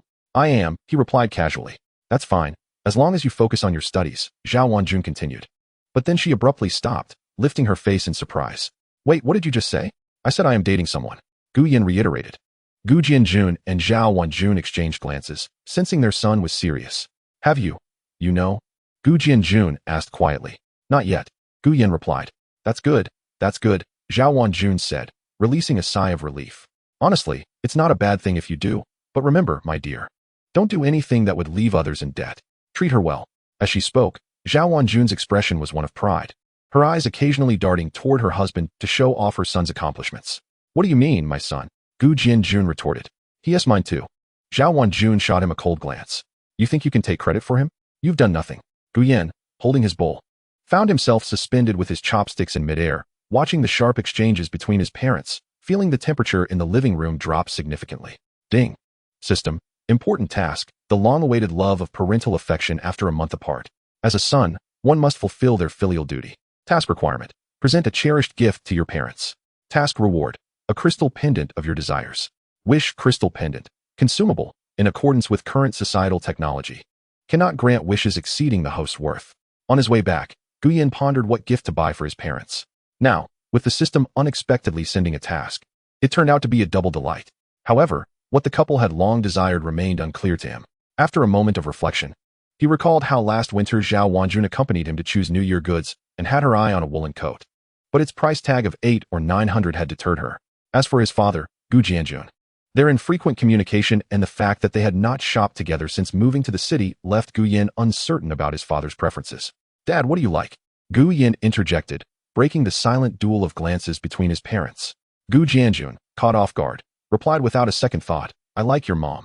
Gu Yin retorted, I feel like you're just trying to make a joke. How is that a joke? I genuinely adore your mother. What else with that expression? Put down the bowl. I'm serious. And that means I like your mom. To Gu Yan's astonishment, his usually earnest and serious father displayed a surprisingly strong survival instinct, leaving him utterly taken aback. After dinner, Gu Yan willingly took on the arduous task of washing dishes. The rare moment of leisure allowed Zhao Wanjun to enter the bedroom and sit beside her husband. Did you hear our son is dating? Is it true? Gu Yan never jested about such matters, a fact Gu Jianjun was well aware of. Dating must be quite expensive, right? Should we increase his allowance?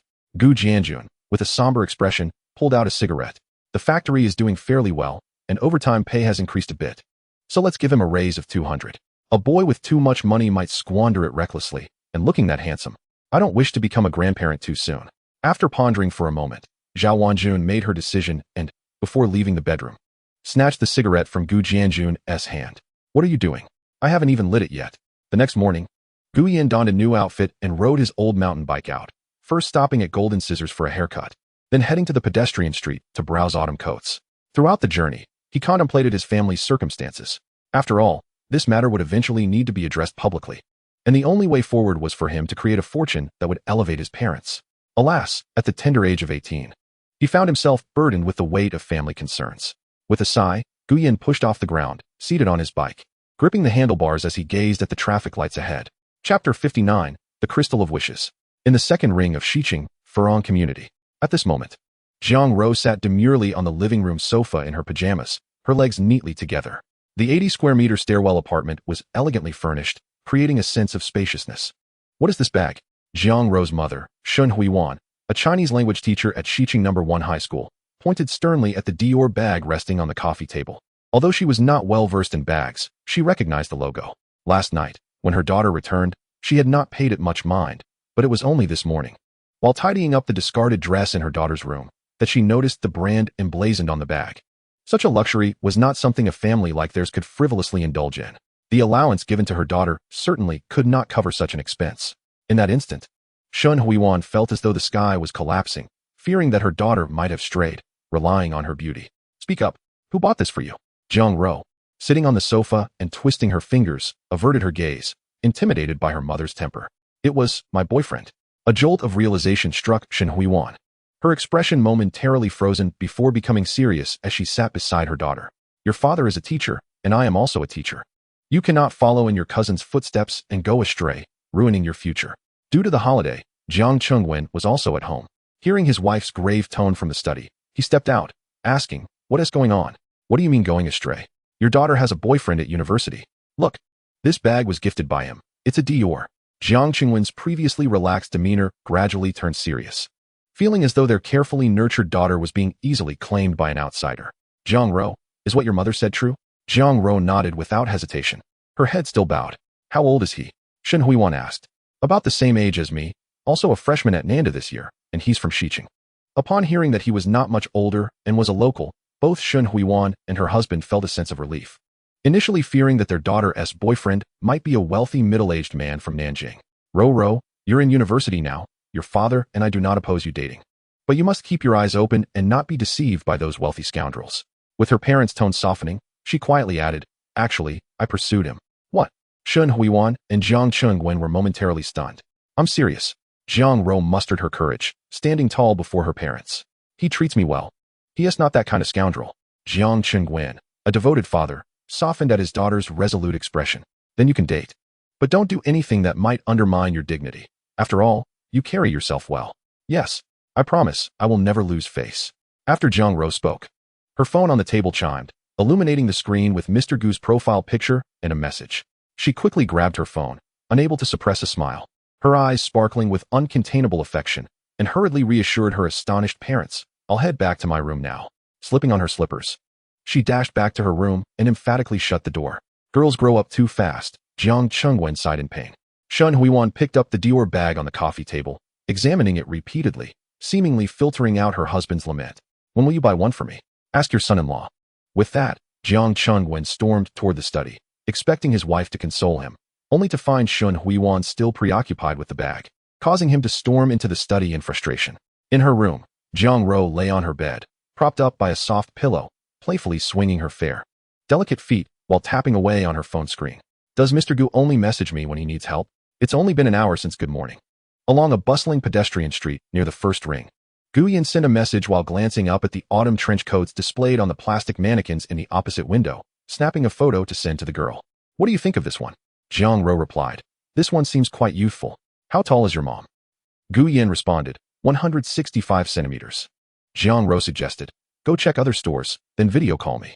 After replying, Guyan sought out a second shop. Upon entering, he immediately video called Jiang Ro, who beamed at him with crescent-shaped eyes. "Mr. Gu, you won't believe it. I just faced an interrogation from my parents." "What happened?" "I forgot to hide the bag in my suitcase on the way home." "How did you explain?" "I said it was a gift from my boyfriend." Seeing Gu Yin freeze in the video, Jiang Ro burst into laughter, prompting Shun Huijuan's voice from the next room, "Be a bit more reserved." Jiang Ro quickly stuck out her tongue at the camera. "My mom is so fierce." "No worries, I'll protect you from now on." Jiang Ro's ears turned slightly warm. "Oh, stop teasing me.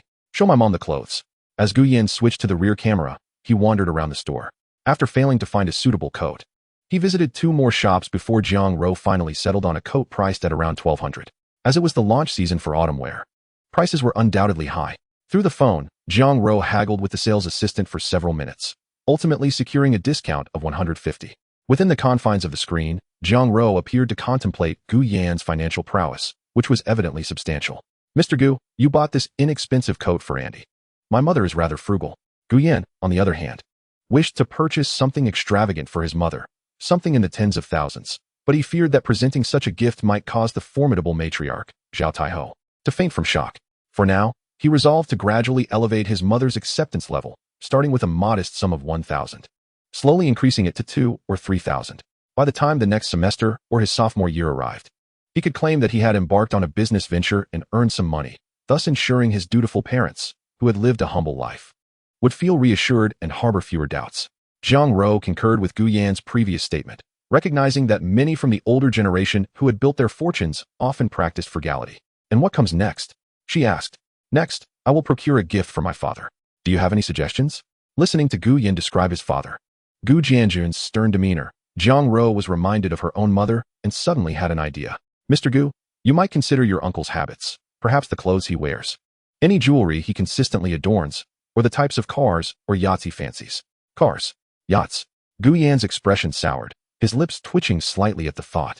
Even if his father had an affinity for such luxuries, he was currently unable to afford them. Purchasing even a modest vehicle would be futile since his father did not possess a driver's license.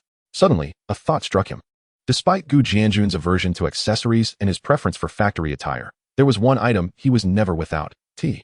"I've got it. I'll hang up now and find a tea shop." Jiang Ro dutifully replied, "All right," reluctantly closing the video call. Meanwhile, Gu Yan, carrying a bag, pedaled through the bustling pedestrian street until he discovered a tea shop. His father, Gu Jianjun, relished tea but would never splurge on the expensive varieties available in such establishments. After inquiring about various types of tea and their health benefits, Gu Yan chose a premium red tea from Wui Mountain, an authentic small leaf variety sourced from ancient wild trees. The price was relatively steep, ranging from 600 to 2,000 per pound. Naturally, Gu Yan opted for the $2,000 high-grade tea, but to avoid alarming his father, he only purchased 8 ounces. Exiting the shop, he casually discarded the receipt into a nearby trash bin, sparing his father any unnecessary shock. As noon approached, Gu Yan returned home, bags in hand, to discover Zhao Wanjun bustling in the kitchen while Gu Jianjun sat on the sofa. engrossed in the latest news updates on his phone. Hearing the commotion at the door, he looked up to see Gu Yan with 2 bags.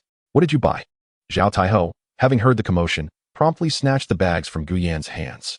Unfolding the elegant, mature coat, her eyes welled with tears. Take it back. The receipt is torn. It can't be returned. Gu Yan smiled, placing the tea box in front of his father. This is your gift. Gu Jianjun opened the box to reveal 2 sealed canisters of tea, the rich aroma wafting through the air, causing him to look puzzled. Where did you get the money? I mentioned my part-time job before. I earned 2,000 in a month. Is it so unreasonable to buy a gift for my parents? Just know how to spend money wisely, Zhao Wanjun retorted, her eyes still glistening as she accepted the coat. Gu Jianjun turned the tea canisters over in his hands, inquiring, is it expensive? Should I give you a little extra? Not at all, it was on sale. Upon hearing this, Gu Jianjun accepted the tea with a smile. Ding. System, congratulations to the host for completing an important task. Reward, 1 crystal pendant for wishes. Feeling a slight weight in his pocket, Gu Yan seized the opportunity to retreat to his room. He retrieved the crystal pendant, its silver chain glinting, with a diamond-shaped crystal that held shifting grains within. This was the system's reward, a tool for wishes. After contemplating, he grasped the pendant and tentatively made a wish. May there be world peace. Exceeds the host's worth range. Wish invalid. My father is a hidden high official. Exceeds the host's worth range. Wish invalid.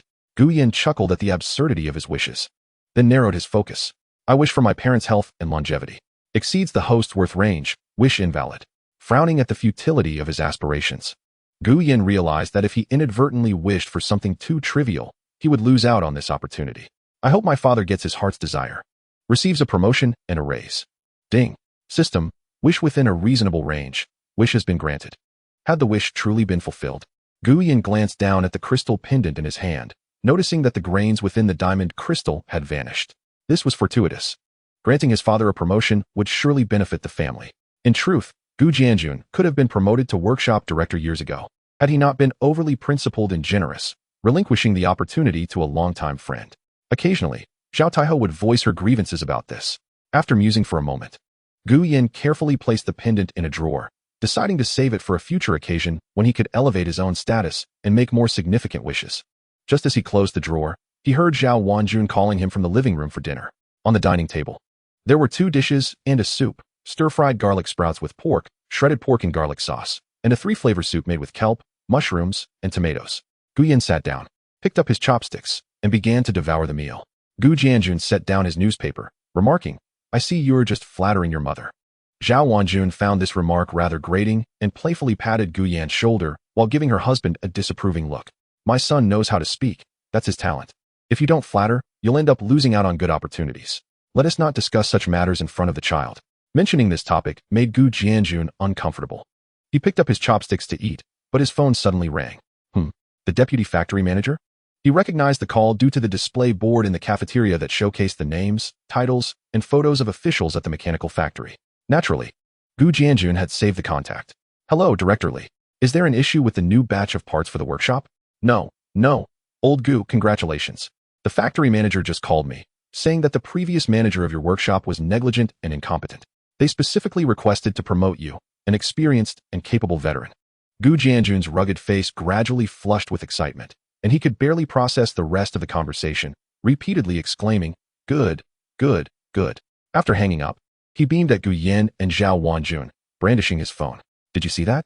As long as you have true talent, there will always be a day when you shine. That's great.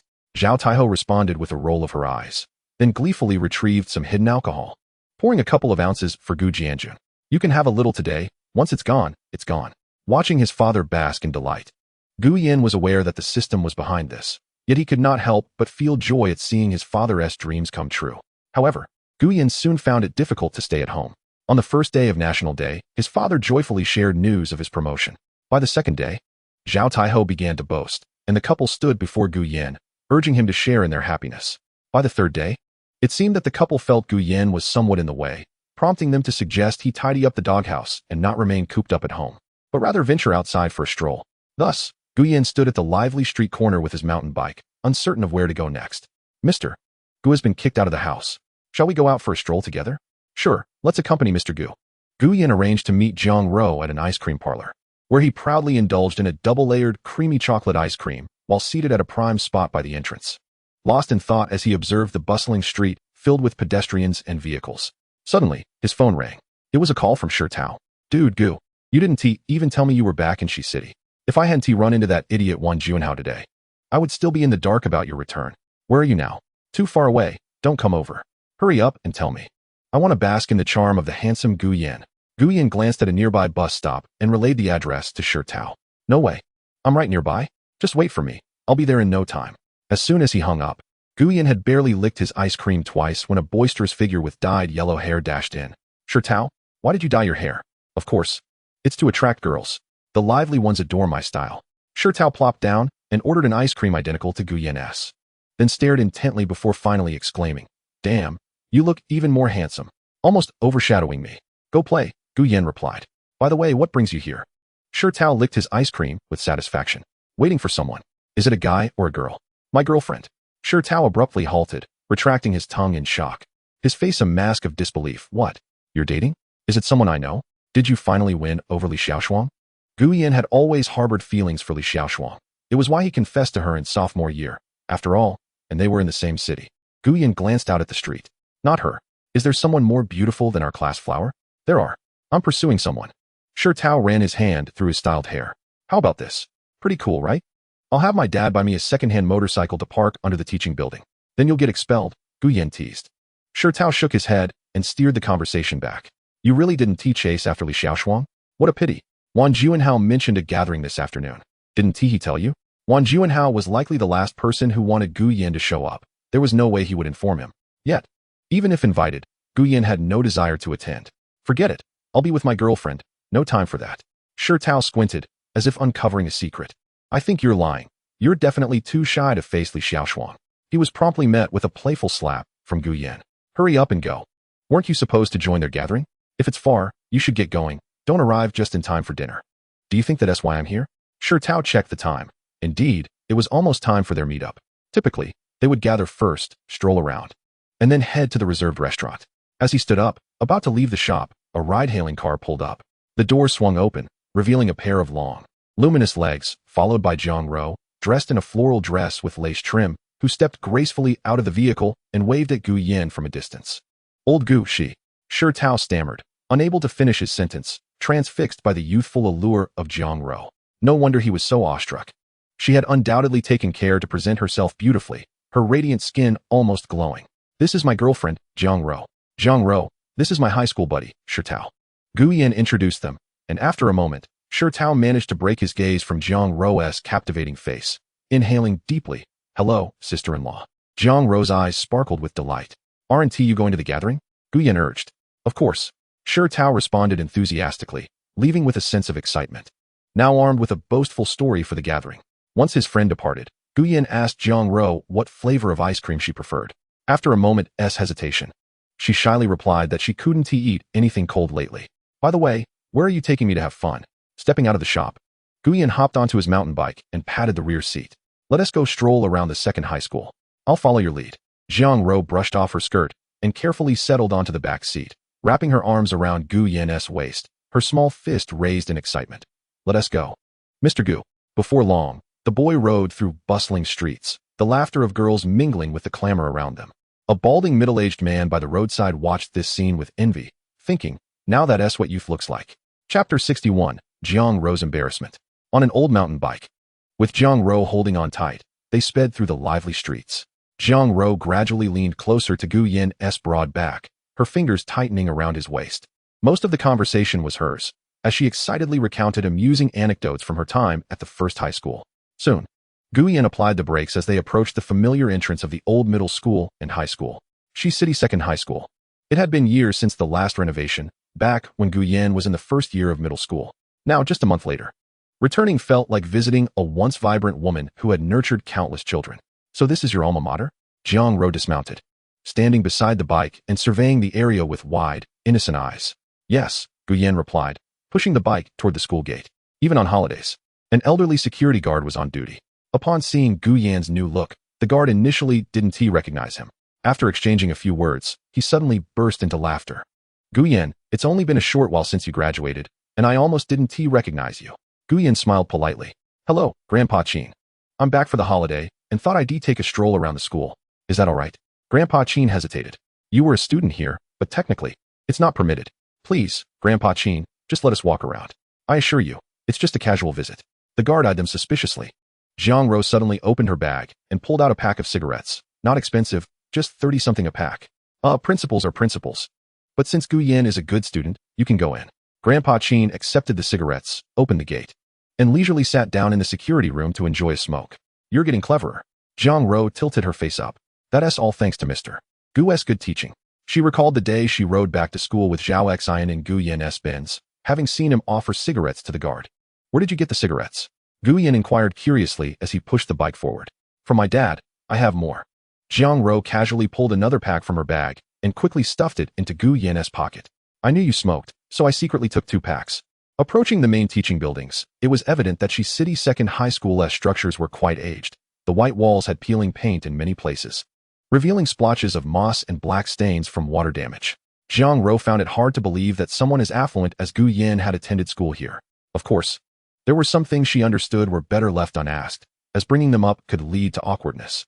Feel free to ask anything you're curious about, Gu Yan said, nostalgic as he gazed at the familiar buildings. How does Mr. Gu know what I want to ask? It's all written on your face. Jiang Rou's cheeks flushed, and she quickly shook her head, defiantly asserting, I'm not. Gu Yan had initially considered going upstairs, but alas, the stairwell was locked. Regrettably, he turned back, and Jiang Rou followed in silence, recognizing that he was lost in memories of his middle and high school days. Exiting the school grounds, Gu Yan patted the rear seat. Thank you for accompanying me here. Hop on. I'll treat you to dinner, Miss Jiang. Where are we eating? Somewhere bustling with the essence of life. Before long, the two of them departed from Shiqing No. 2 Middle School on their bicycles, retracing their route to the ice cream shop they had previously visited. They then veered into an alley, and amidst Jiang Rou's startled exclamations, they surged onto the street at the other end of the lane. The air was filled with a cacophony of voices, accompanied by a delightful mlang of enticing aromas. This was the Shiqing night market, and as the clock approached 5, various food stalls had already begun to set up along the roadside. The vendors, with cheerful smiles, arranged tables and chairs, beckoning couples pushing carts to come and enjoy a leisurely sit. Jiang Rou strolled alongside Gu Yan down the narrow street, her almond-shaped eyes sparkling as they fixated on the array of barbecue grills and steaming baskets of snacks, some familiar, others entirely new. As they passed a particular stall, she suddenly backtracked, her gaze glued to the vendor who was skillfully pouring syrup to shape a lifelike sugar rabbit. Want to try it? Gu Yan inquired, pointing at the freshly molded sugary creature.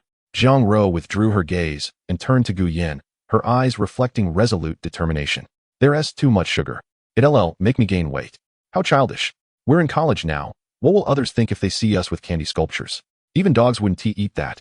A moment later, Jiang Rou proudly held a freshly crafted peacock sugar sculpture as she walked ahead of Gu Yan, her little tongue occasionally darting out to lick the treat.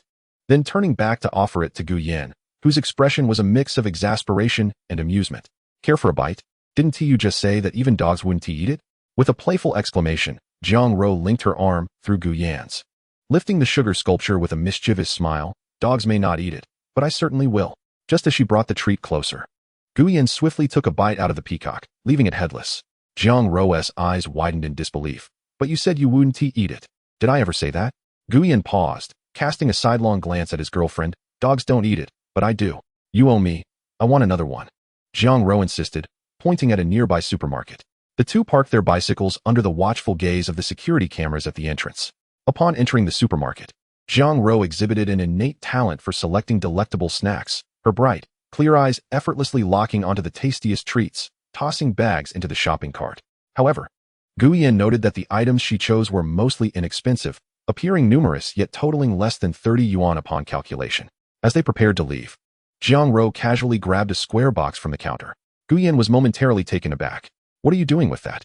He asked, bewildered. Eating it. Jiang Rou replied, perplexed. Eating. Both Gu Yan and the cashier were stunned into silence. Little girl, that's not for eating. Why can I eat gum? Jiang Rou exclaimed, lifting the box to reveal a brand she had never seen before. Upon flipping it over, she noticed a small line of text beneath the brand name, her face instantly flushing a deep crimson. Acutely aware of the gazes directed her way, she felt mortified. I misread it, she stammered, hastily returning the box to the shelf before bolting outside, flustered. When Gu Yan emerged from the checkout with bags of snacks dangling from the handlebars, he regarded her with an amused smile. Don't look at me like that, Jiang Rou pleaded, her face still flushed, mumbling behind her hands. Who puts packaging that looks so much like gum right under the gum section? Come on, no one knows you here. Let us see what else we can eat. He encouraged, giving her hand a gentle squeeze as they re-entered the bustling night market. Meanwhile, 2 streets away, a restaurant named Juk Lu welcomed a group of 8 or 9 teenagers, all around 18 or 19 years old, who filed into a reserved private room and took their seats. Shirtao, did you come alone? After settling in, Tang Ji, dressed in a petite sundress, quietly asked a scruffy-looking boy with dyed yellow hair seated beside her. A sudden cough from Wan Junhao drew the attention of the group. As he was the organizer of this gathering, the previously murmuring table fell into silence, all eyes on him, including that of the important girl. He poured himself a glass of beer, a satisfied grin on his face. Let us raise a toast to our reunion. As they transitioned from high school to university, many realized the value of old friends and cherished bonds. Hence, no matter how much time passes or how far apart they may be, may we never forget each other or the friendships we forged. Wan Junhao lifted his glass, casting a sidelong glance at Li Xiaoshuang, who remained silent, gripping her glass tightly while her gaze drifted toward the door. At this moment, the others at the table rose to toast. Junhao, you're really becoming quite the figure. Of course, my old man owns a factory. Once we graduate, I won't have to scramble for a job like the rest of us. Junhao, you could help out an old classmate in the future. Having left high school for university, many had learned the art of flattery, feeling no shame in it.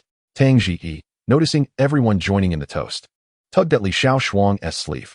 Are you thinking about Guyan? Who is thinking about him? Li Xiaoshuang replied, her expression flat. She had heard Wan Junhao mention organizing this gathering and assumed Guyan would attend, so she had put on makeup and donned a white dress, only to find herself waiting in vain. Ever since their last encounter at Nanjing University, she hadn't been in touch with Guyan.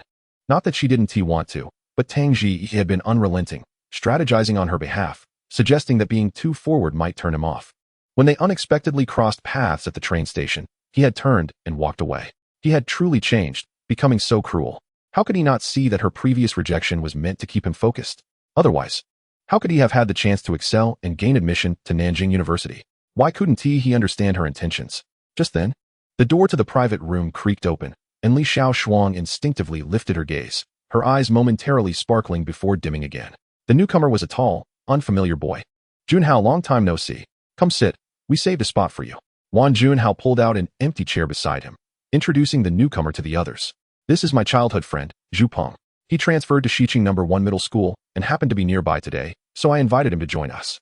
Hope no one minds. As the gathering was organized by Wan Junhao, he was naturally the host, though others felt a bit uneasy about the additional presence. They could only voice their agreement. With the arrival of an outsider, the conversation at the table dwindled. Tang Ji seized the opportunity to ask Shirtao a question she had previously forgotten. Did you tell Guyan about the gathering? I did, Shirtao replied, aware that Wan Junhao hadn't informed Guyan.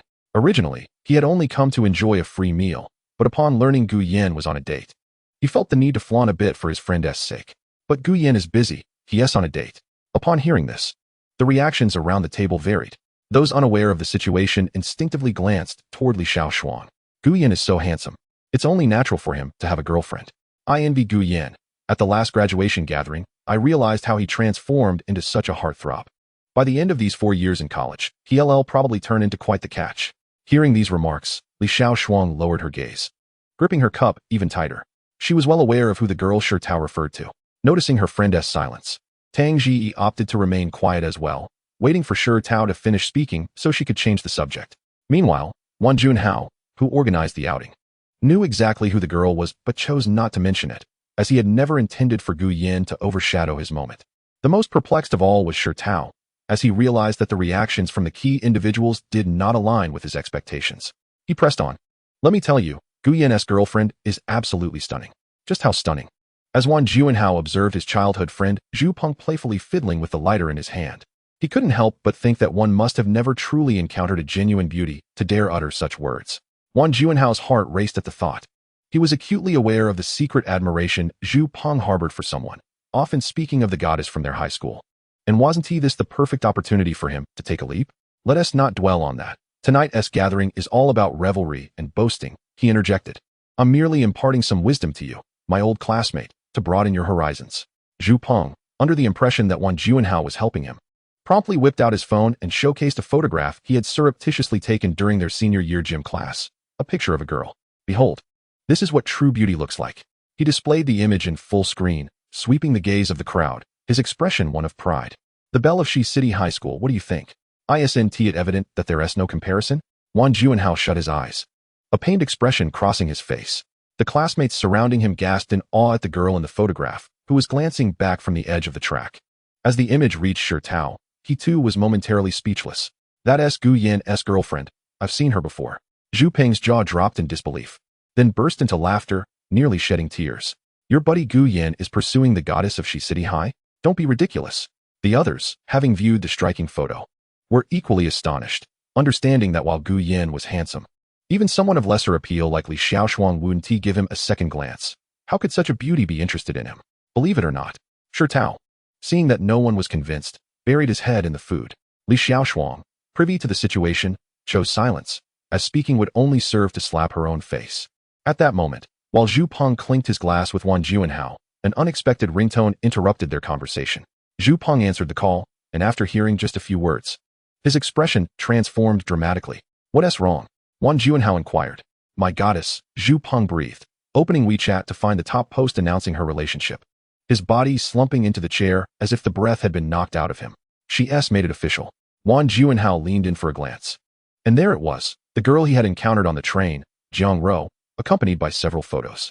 In one, she was embracing a dashing young man at a snack stall, and in another, they were taking a selfie on a bicycle. The caption read, in the midst of earthly delights, I have Mr. Gu accompanying me. The young man's face was unmistakably Gu Yan's. The other boys crowded around, their astonishment palpable. That's Gu Yan. The moment the words left their lips, the once playful high school friends rushed over to witness the revelation. The goddess of Shi City High was indeed Gu Yan's girlfriend. Shirtao didn't lie. See, I told you it was her, yet you didn't believe me. Having finished his meal, Shirtao wiped his mouth with a napkin and stood up, waving goodbye. Thank you, Wang Juanhao, for the feast. I must take my leave. As Shirtao exited the private room, Tang Ji grasped Li Xiaoshuang's hand reassuringly. Let it be, she has already made it public. But Li Xiaoshuang remained expressionless, staring at her untouched chopsticks. Moments later, she slammed her hand on the table, grabbed her bag, and stormed out of the room. Shuang. Wang Juanhao called after her, but all he received in response was the closing door. Tang Ji stood up as well. I'm sorry, Shuang is feeling down today, and it's affecting you all. I'll check on her. With that, she too departed. This gathering had been orchestrated primarily to pursue Li Xiaoshuang, with plans for singing and confessions later, which was why Gu Yan hadn't been invited. Now, before the meal was even finished, the leading lady had vanished. Wang Juanhao cast a glance at his weeping childhood friend and slammed his palm on the table in frustration. Damn it, those who should leave don't, while those who shouldn't are the first to go. The moment his angry words escaped, the expressions of his fellow high school classmates shifted dramatically. Is this how we speak to one another? Even if we're merely the comedic relief today, such humiliation is unwarranted. One by one, the friends rose, faces flushed with indignation, and strode out of the room without a backward glance. What was once a lively gathering was now reduced to just two people. Wang Juanhao frantically raked his fingers through his hair, unable to comprehend how a perfectly good reunion had spiraled into chaos. Chapter 63, Versailles. System. Having traversed the earthly delights, one is naturally accompanied by beauty.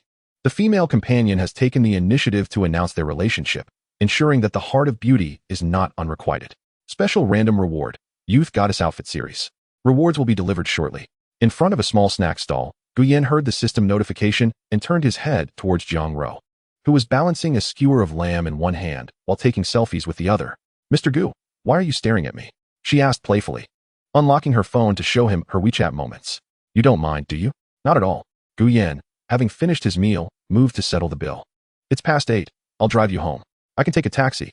No way. It's not safe for a girl to take a taxi at night. Guyen understood that Jiang Ro didn't want to impose, but recalling news he had read years ago, his concern deepened. They walked back through the night market, heading towards the end of the street.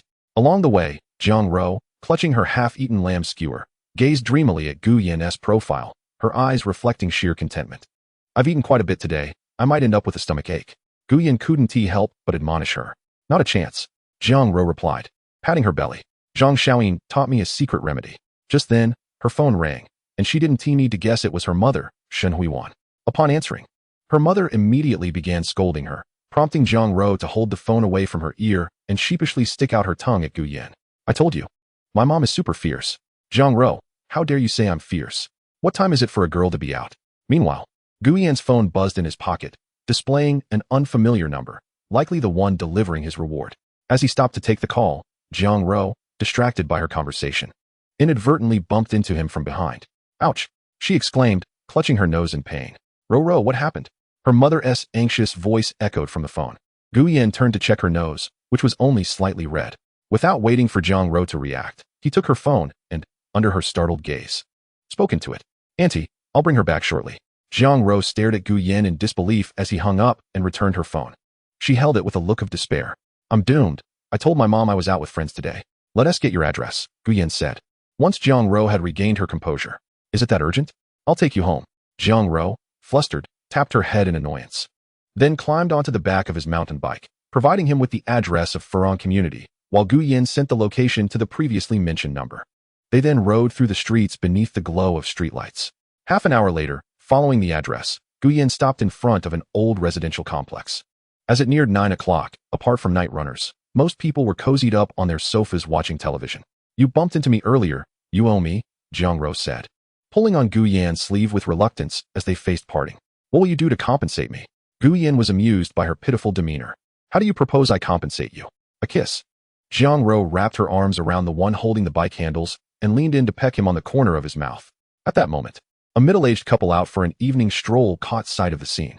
"Look at these young people, how outrageous," the wife remarked, nodding in agreement. "In our day, they'd have been charged with indecency." The husband, reminiscing about his own well-behaved daughter, couldn't help but smirk. "If my daughter did that, I'd have a fit. But our Ro is a good girl. She'd never do such things." A sense of familiarity washed over Jiang Ro as she gazed at the girl before her. The elderly couple stood frozen in place, their intrigue growing with each passing moment. Wasn't this their beloved daughter? Hadn't she gone out to spend time with her friends? It seemed utterly implausible. Jiang Chengwen rolled up his sleeves, ready to confront the situation. But his wife pulled him back. "If you go over like this, where will Ro's dignity be left?" At that moment, Guyan and Jiang Ro parted ways, and Guyan gently caressed the girl's face, which felt as if it could yield water. "I must take my leave now. I've purchased a few items that should be delivered to your home shortly." Jiang Ro blinked in curiosity. "What items? Could you tell me now?" "You'll find out soon enough. It's getting late. I must be off." Guyan waved goodbye and swiftly rode away under the streetlight at the entrance of the community, gradually disappearing into the distance. Jiang Ro, who had been intently watching Guyan depart, was startled nearly into jumping at the sudden booming voice from behind her. Turning around, she saw her parents, Jiang Chengwen and Shun Huiwan, and quickly lowered her head, nervously tugging at her earlobes as she whispered, "Dad, Mom. What am I to say to you? That boy just now, he's your boyfriend? The one who gifted you a bag?" Jiang Ro nodded with her head bowed. "Forget it." Old Jiang, Shun Huiwan, though internally chastising her daughter for her lack of discretion, realized she could not reprimand her here without giving the security guard a spectacle. "We'll discuss this at home." Jiang Chengwen turned to leave, and Shun Huiwan followed suit, only to realize her daughter hadn't kept up. Ro, what are you doing? "Let us go home." "I'll wait a moment. Guyan said someone would be bringing something over." Jiang Chengwen turned around irritably. "The delivery will just be left at the security desk. You can pick it up tomorrow." "It shouldn't be a delivery," Jiang Ro murmured softly, showing no intention of moving as she contemplated arguing with her parents. Just then, a black business vehicle approached, and a man disembarked to make a phone call. At that instant, Jiang Ro's phone also began to ring. The man standing by the front of the vehicle walked over and inquired tentatively, "Miss Jiang?" Jiang Ro glanced at her parents standing a few steps away and nodded. "That's me. Mr. Gu has sent you a gift. Please sign for it." As he spoke, the man opened the rear door of the vehicle and dragged out a long wooden box, positioning it before Jiang Ro, nearly 6 feet tall. Jiang Chengwen and Shun Huiwan exchanged glances and hurried over to stand protectively by their daughter. Even the security guard approached. "What's inside?" Jiang Ro knew Guyan wouldn't send anything strange, but the size of the package left her puzzled about its contents. "This is the Goddess of Youth Ensemble, specially customized for you by Mr. Gu." The delivery man pried open the outer wooden box to reveal a display case made entirely of transparent acrylic, which wasn't particularly heavy. Once all the wooden panels were removed, the display case showcased a plastic mannequin adorned in a perfectly coordinated outfit, complete with shoes and accessories. The mannequin held a bag in one hand, while its base was adorned with skincare products. Chanel tweed suit, kitten heels, Chanel mini flap bag, VCA 4-leaf clover bracelet, and Dior compass rose necklace. La Mer Essentials set, makeup collection. The delivery man wiped his brow as he read the list aloud, handing it to Jiang Ro for her to verify. Upon seeing the price tags next to each item, Jiang Chengwen and his wife gasped in astonishment. The total was nearly 100,000. That was the entirety of their savings accumulated over a year. Zhang Ro, trembling slightly, signed for the delivery and asked the delivery man and security guard to help carry the items back home, planning to slip the guard a few dollars for their efforts. After the delivery man departed, Jiang Chengwen promptly shut the door. Ro, is this really a gift from him? Did you not hear everything?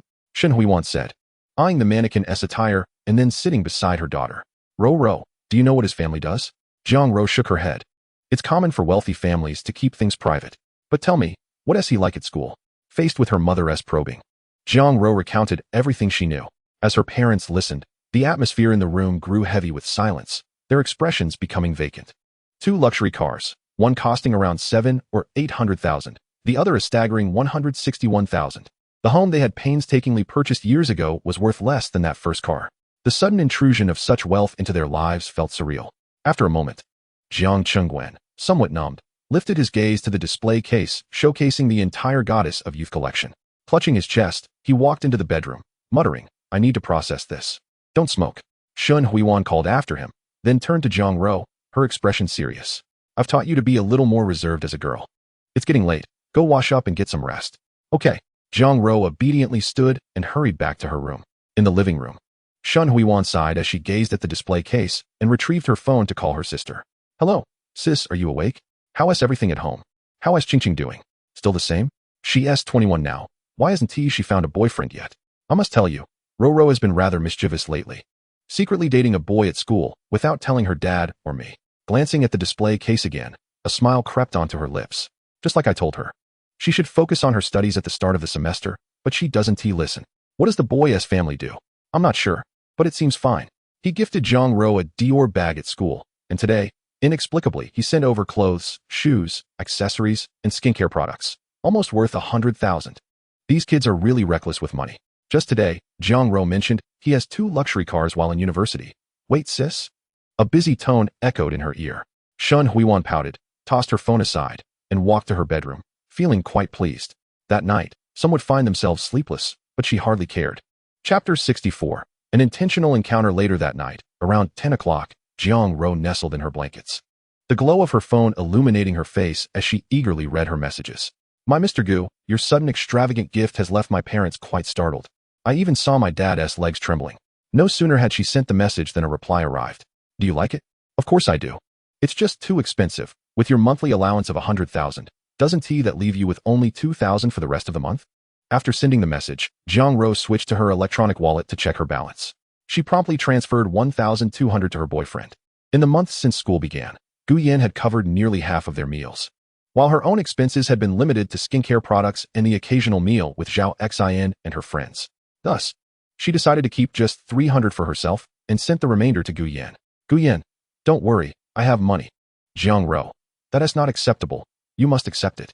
I only need 300 for our breakfasts. You can take me out for meals at other times. Gu Yan, trying to be clever again. Jiang Ro, just a tiny bit. The transfer was accepted, and Jiang Ro couldn't help but smile. On the other end, Gu Yan was well aware of Jiang Ro's little tricks. This 1,200 was her entire fortune for the month. But it meant they could enjoy meals together more often. Though it was a small scheme, it was endearing rather than annoying. Gu Yan had yet to retire for the night. His old computer was still humming with a nostalgic buzz. The website displayed on the monitor is an entrepreneurial forum, brimming with various ingenious yet chaotic business ideas. Upon returning, Gu Yan has been perusing the posts, discovering that the vast majority are mere flights of fancy, articulating creative concepts without any regard for practical realities. When Jiang Ro messaged him, his eyes weary from reading, he took a moment to rest and engage in conversation with his girlfriend. Have you tried the Youth Goddess ensemble I sent you? No. My mother sent me to my room to sleep. However, I heard her talking to my aunt through the wall, and I initially thought she was complaining. But she was actually boasting about her life, which left my aunt so exasperated that she hung up.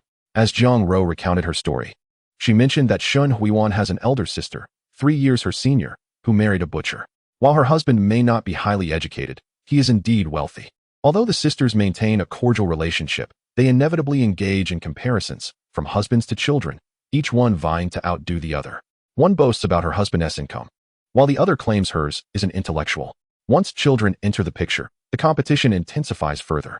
Shen Hui's daughter, Liao Qingqing, who is also Jiang Ro's cousin, is 21 and, influenced by her mother, is fervently seeking a wealthy husband, frequently frequenting upscale nightclubs and spending lavishly to enhance her appearance. Last year, she fell victim to a scam, losing over 200,000 to a fraudulent scheme. Thus, Shen Huiwan cautioned Jiang Ro to remain vigilant and not to emulate her cousin. Given that Jiang Ro's mother had previously been taken advantage of, Shen Huiwan seized the opportunity to tease Jiang Ro, claiming she had found a wealthy boyfriend to provoke Shen Hui. She boasted about Liao Qingqing's strenuous efforts to secure a wealthy partner, while Jiang Ro seemingly achieved this on her first attempt. After listening to these tales, Gu Yin regarded them merely as narratives, devoid of significant contemplation. Do not dwell on the affairs of the previous generation. Indeed, I shall heed Mr. Gu's advice. Good, very obedient. I shall gift you something next time. Do not squander money. Then shall I present you with a gift next time? Yes. Upon uttering this word, Jiang Ro abruptly pressed her phone against her chest, curling up in bed and rolling about. She realized that Gu Yin was becoming increasingly adept at charming her. As for gifts, who could resist? After all, she was not devoid of desires, and a touch of vanity was only natural. Hereafter, Gu Yin continued his conversation with Jiang Ro for a few more moments before redirecting his attention back to the entrepreneurial forum, skimming through several posts that seemed relatively reasonable, only to close his laptop in disinterest. None of the ventures inspired him or appeared promising. However, he remained unperturbed. With his father's recent promotion and salary increase, the family was on an upward trajectory, his parents in good health and buoyant over the promotion. He planned to revisit the projects once back at school and establish a solid platform thereafter. The following 2 days passed quietly, as Gu Yin and Shi Tao leisurely rode their bicycles around the city, visiting the gaming hall they used to frequent. At home, despite his father, Gu Jianjun, no longer working overtime, he was busier than ever, perpetually shuttling between the factory and home with a briefcase in hand. Zhao Taiho continued to manage household affairs, occasionally inquiring about Gu Yin's girlfriend, suggesting that once their relationship stabilized, she should be brought home to meet the family. On the final day of the short holiday, Gu Yin had already purchased a high-speed train ticket for 3 p.m. During this time, Tang Ji had messaged him to inquire about his departure and the time of his ticket. It was evident that Li Xiaoshuang had asked her to check on him. To avoid disturbances or encounters with Li Xiaoshuang, Gu Yin deliberately mentioned a 2 o'clock ticket. After returning home for lunch, Zhao Wanjun had already packed his clothes, but she also unearthed a set of car keys from the bottom of the suitcase. What was this? Oh, a lighter, readily available near the school entrance. Gu Yin was unsure if his mother had ever used it. However, given Zhao Wanjun's character, she would not easily meddle with his belongings, especially since she was unfamiliar with cars. Really? Zhao Wanjun looked at her son with suspicion. Of course it is true. Gu Yin casually picked up the keys from the coffee table, shook them, and then stowed them in his luggage. I am leaving now. There is no need to see me off. I will take a taxi to the train station. Are you sure you have enough money? Zhao Wanjun accompanied her son to the entrance of the community, suggesting they wait for his father to return and take him to the train station together. No need. You know how busy Dad has been lately. The booked Didi car had already arrived. After bidding farewell to Zhao Wanjun, he took a seat in the back, with the route set for Jiang Ro's home. Off we go. Lowering the car window, Gu Yin waved to his mother by the roadside, feeling none of the heartache that accompanied his initial departure. Subsequently, upon arriving at the Furong community where Jiang Ro lived, he found her waiting with a cartoon-themed suitcase, along with Jiang Chengwen and Shen Huiwan. The former, observing the young man helping his daughter with her luggage, couldn't shake the impression that he resembled a Navi youth. Uncle, Auntie, I will take Jiang Ro to the train station. Gu Yin shut the trunk of the Didi car and approached the couple to greet them. Shen Huiwan lacked her husband's sullen demeanor and instead smiled as she scrutinized the young man before her, growing increasingly pleased with her observations. She even took out her phone to snap a picture. Mom, what on earth are you doing? Jiang Ro, taken aback by her mother's sudden action, tugged at her hand in playful reproach. Do not ask so many questions. Hurry and get in the car with Xiao Gu. Jiang Ro shot a sheepish glance at her boyfriend, who merely smiled casually. It's fine. Let us go. Shortly after they departed, Shen Huiwan sent the photo to her sister Shen Hui, her fingers flying over the virtual keyboard with the speed of youth. This is the boyfriend Ro found. I wonder what she sees in him. He looks decent enough, and he is of reasonable height. The young man is quite youthful, but his demeanor and cultivation are commendable. It's evident he was well raised. Sister, what do you think? On the return journey, Shen Huiwan glanced at the unread messages, envisioning the person on the other side of the screen smashing things in a fit of rage. What are you laughing at, dear? Jiang Chengwen observed his wife chuckling while holding her phone. Don't get involved in online romances. I'm too old to handle it. What are you thinking? Shen Huiwan rolled her eyes at him. contentedly holding her husband's hand. Let us head home first. We'll go grocery shopping later. And I'll prepare something delicious for you tonight. Upon arriving at the train station, Gu Yan and Zhang Ro each wheeled their suitcases. Keeping an eye on the time as they passed through security and located their window-side seats, F13 and D12, which were adjacent to one another. Just as they settled in with their luggage, two figures approached and sat down opposite them. Gu Yan looked up, his expression freezing, while Zhang Ro frowned slightly, instinctively leaning closer to her boyfriend. Across from them, Tang Ji greeted him with a smile. Hello, we meet again. Beside her, occupying the window seat, was Li Xiaoshuang, who stared unblinkingly at Gu Yan. What are you doing here? I guessed it. Tang Ji leaned back slightly to make herself more comfortable. You mentioned 2 o'clock, and I figured you must be lying, so I opted for the later train. Gu Yan maintained a stoic expression, though his lips twitched involuntarily. This is bad. It seemed these two had become cleverer. Chapter 65. He suddenly became the brightest star. The high-speed train to Nanjing began to move slowly. Gu Yan averted his gaze, staring out at the platform sliding past the window, bewildered by the coincidence of these two sitting directly opposite him, despite their calculations of his 3 o'clock ticket. Don't worry about it. Zhang Ro leaned in close to his ear, whispering softly, so only they could hear. It's just 4 hours. We can sleep through it. As she observed Gu Yan and the beautiful girl named Zhang Ro so intimately close, Li Xiaoshuang's expression darkened, though it wasn't entirely somber. After she boarded the car and spotted Zhang Ro, her mood soured instantly. She was unable to add Gu Yan as a friend on WeChat, nor could she frequently rely on her best friend to speak on her behalf. If she overstepped, she might even risk being blocked by Tang Ji. As for phone calls, she had long since been blocked. At times, she pondered why Gu Yan was so cold-hearted towards her. Even if he had to reject her, they could still maintain a semblance of friendship. In truth, seeing Gu Yan face-to-face today brought her joy, but the presence of Zhang Ro dampened her spirits.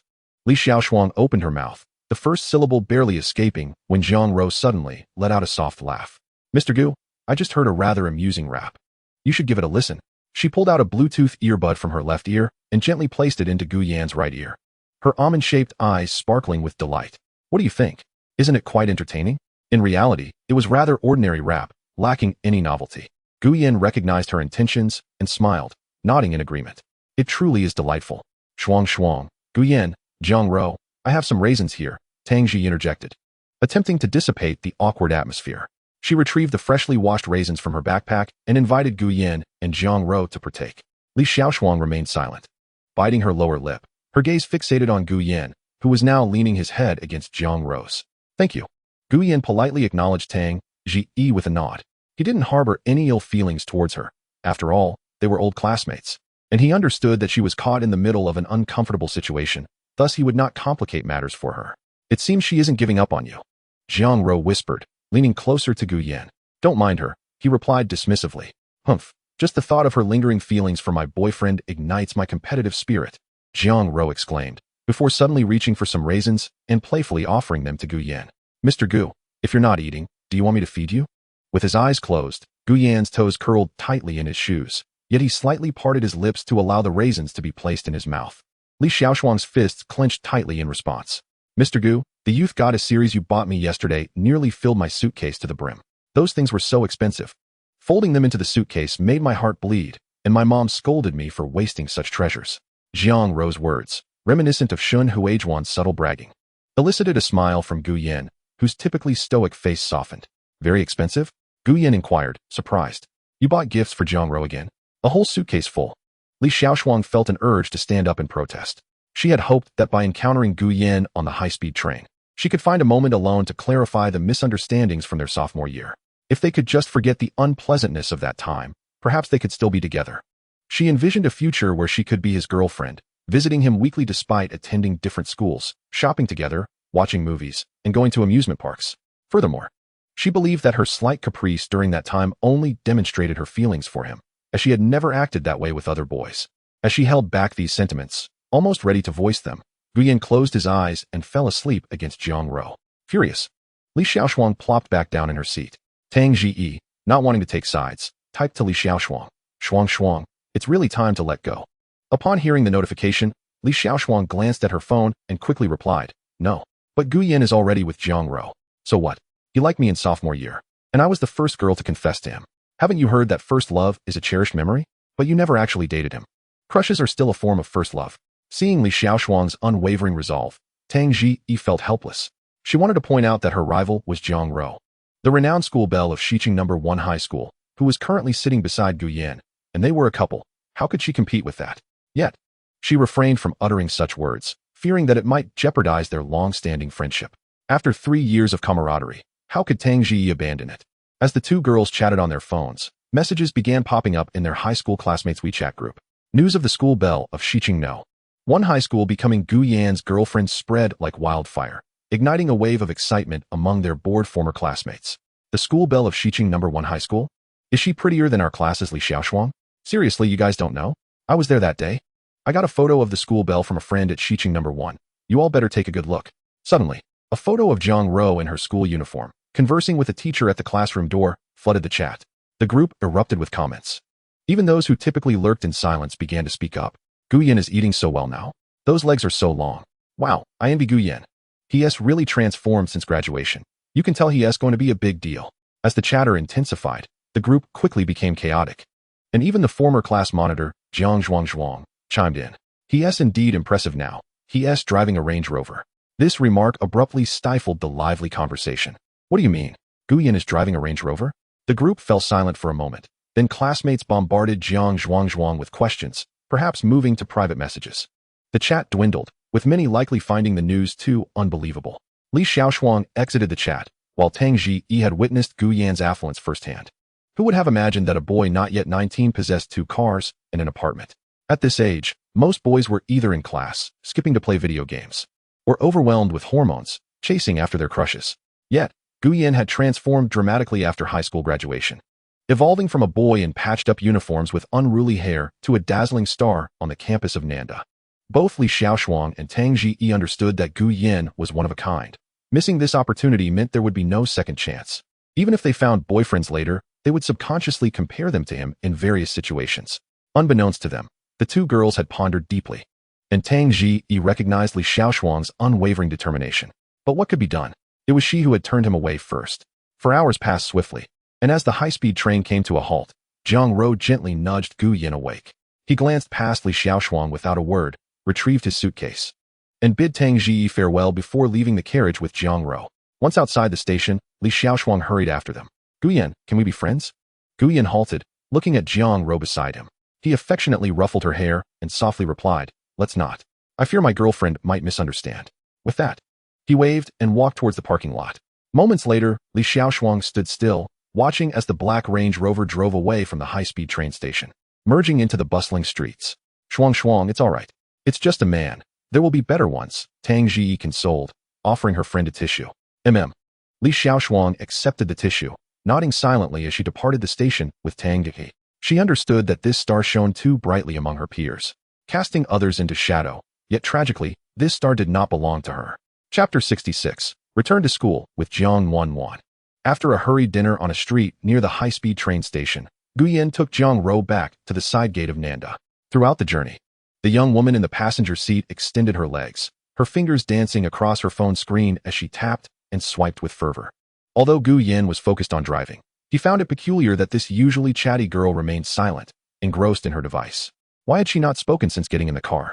Startled by his sudden inquiry, she quickly pressed the phone screen against her chest, her gaze flitting toward the window. Gu Yan cast her a sidelong glance, a slight frown creasing his brow as he veered the car to the roadside. You seemed restless during dinner. Was it because of Li Xiaoshuang? Upon hearing that name, Jiang Ro appeared to come alive, her eyes brimming with determination. I am now Mr. Gu's girlfriend. I won't be intimidated by her. Then why are you in the car? Jiang Ro, a bit shy, handed her phone to him, curling her legs up against the seat as she murmured, I was thinking of selling the Dior bag you gifted me on Xianyu. Why? Are you in need of money? Gu Yan's expression turned frosty as he glanced at the bag listed on the screen, his frown deepening. I'm not short on cash. Jiang Ro quickly shook her head, counting on her slender fingers. I just thought your expenses must be considerable, even with the 1,200 I transferred to you. It's surely not enough for a bag that costs 18,000. I calculated that I could sell it for 15. Gu Yan returned the phone to her, quietly observing as Jiang Ro leaned back against the seat, counting the expenses she would need for October, a warmth blossoming in his heart. You come from a wealthy family. Socializing is inevitable. You can't expect to treat your friends to street food. As she spoke, Gu Yan presented his own phone to her. Look here. Jiang Ro lowered her gaze to the screen, where a staggering balance of 310,000 was displayed, along with a transfer notification for 100,000. This was the monthly allowance sent on the 1st of October. Such a large sum. Jiang Ro gasped, covering her mouth in astonishment as her eyes met Gu Yan's. Suddenly realizing something, she hurriedly tapped her phone to remove the bag from her listing, letting out a relieved sigh. Thank goodness I know my Mr. Gu is not short on funds. Otherwise, I would have been in quite a bind. Gu Yan couldn't help but chuckle, playfully flicking her forehead. Ouch, she exclaimed, cradling her head with a pout. Next time, don't sell things I gift you. Okay, I understand. Jiang Ro rubbed her forehead obediently, a smile tugging at her lips, revealing her inner joy. With the car back on the road, Jiang Ro reverted to her usual chatter, filling Gu Yan's ear with endless conversation. With just 2 blocks to go, she nearly divulged every secret about her family. It's already 8 o'clock. After handing a cigarette to the security guard at the side door, Gu Yan parked the Land Rover, wheeling Jiang Ro's suitcase toward her dormitory. The dormitory beds had been unoccupied for 7 days, likely gathering a thick layer of dust. Just outside the girls' dormitory, they encountered Zhao Xian, who had just returned with snacks. Upon seeing Gu Yan and Jiang Ro, she excitedly rushed over, pulling Jiang Ro into conversation. Ro, it feels like ages since I last saw you. Why are you just coming back to school now? The distance from Xiqing is quite far, and besides, my Mr. Gu didn't want to come back too early. Jiang Ro blinked her eyes, exuding a sense of marital harmony. All right, you go back to the dorm with Zhao Xian. Jiang Ro tiptoed to plant a quick kiss on Gu Yan's lips before entering the dormitory with Zhao Xian. After seeing off his girlfriend, Gu Yan strolled back to the boys' dormitory under the glow of streetlights. Many returning students greeted him warmly. Upon entering room 502, he was greeted by an overwhelming stench mingled with the odor of unwashed socks.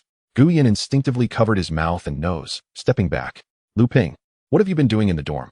The other residents, including Qin Mu, Zhao Zhen, Chen Qing, and Chen Xian, had arrived in the afternoon. Resembling couch potatoes sprawled on their beds. Lu Ping's desk was piled high with instant noodle containers. Clearly having spent the majority of the past week consuming noodles in the dorm. Stepfather is back, Lu Ping exclaimed, tossing aside his broom as he rushed to greet Gu Yan. The others quickly rose, especially Qin Mu, who leaped from his bed as if serving royalty. Taking Gu Yan's suitcase from him. If you have something to say, just say it. Nothing. We're just warmly welcoming young Master Gu back to room 502.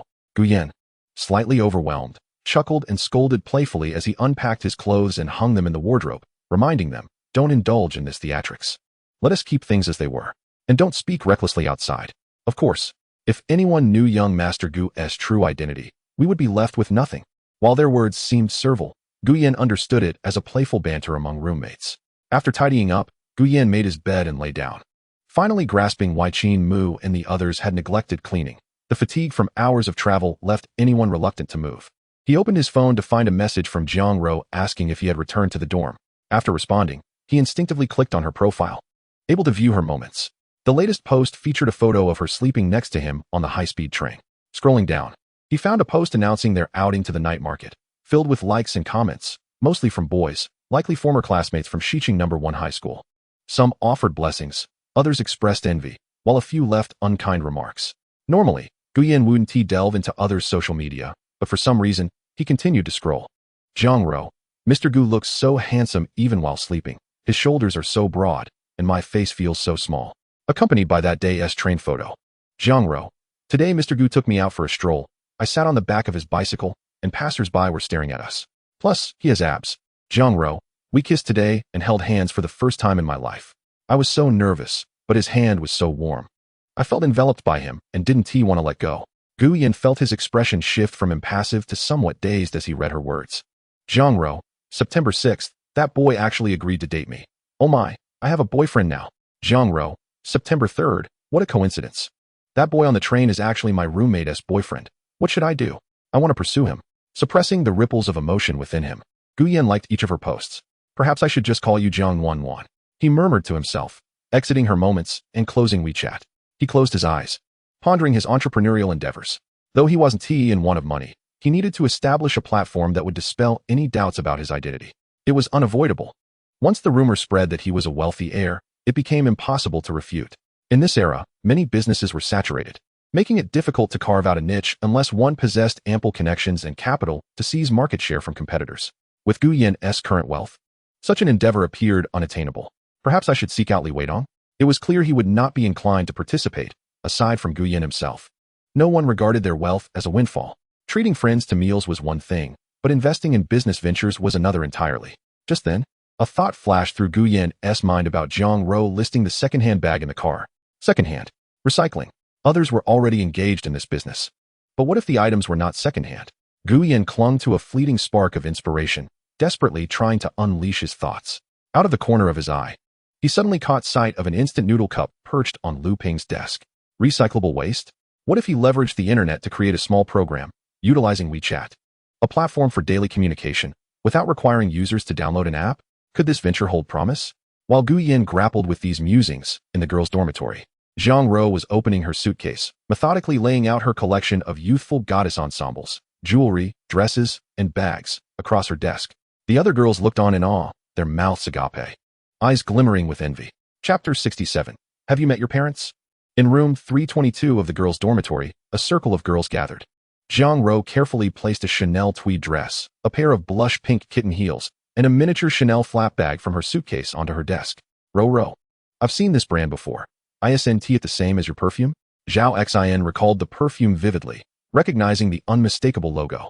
For girls their age, owning a luxury item was already enough to incite envy in others. Did you buy all of this at once? Zhang Xiaoyin, having just snatched some spicy strips, took a cautious step back, fearful of scuffing the precious kitten heels. Sucking her fingers, she exclaimed, Sister Ro, you're so lucky. Need a charm? I can serve you and Gu handsome with 3 meals a day. Though it was said in jest, it nonetheless fed into Jiang Ro's little vanity. I can't afford to keep a charm like that. It would deplete my finances. I only have 300 yuan left. This month, I'll have to eat with Gu Yin. Ugh, Wang Yu pretended to gag. You're going to suffocate me. I need to exercise to recuperate. I thought you were pregnant. Zhao Xin laughed. The 3 girls shared a moment of mirth, but their expressions shifted to astonishment as they witnessed Jiang Ro continue to extract items from her suitcase. Wait, do you have more? Yes. A Van Cleef Arpels 4-leaf clover bracelet, and a Dior compass rose necklace. Jiang Ro shook 2 boxes, having tried these items at home during the long holiday, but not having worn them out for fear of startling her high school friends who came to visit. However, after that night, the neighborhood security had spread the word about her wealthy boyfriend, leaving half the community in the know.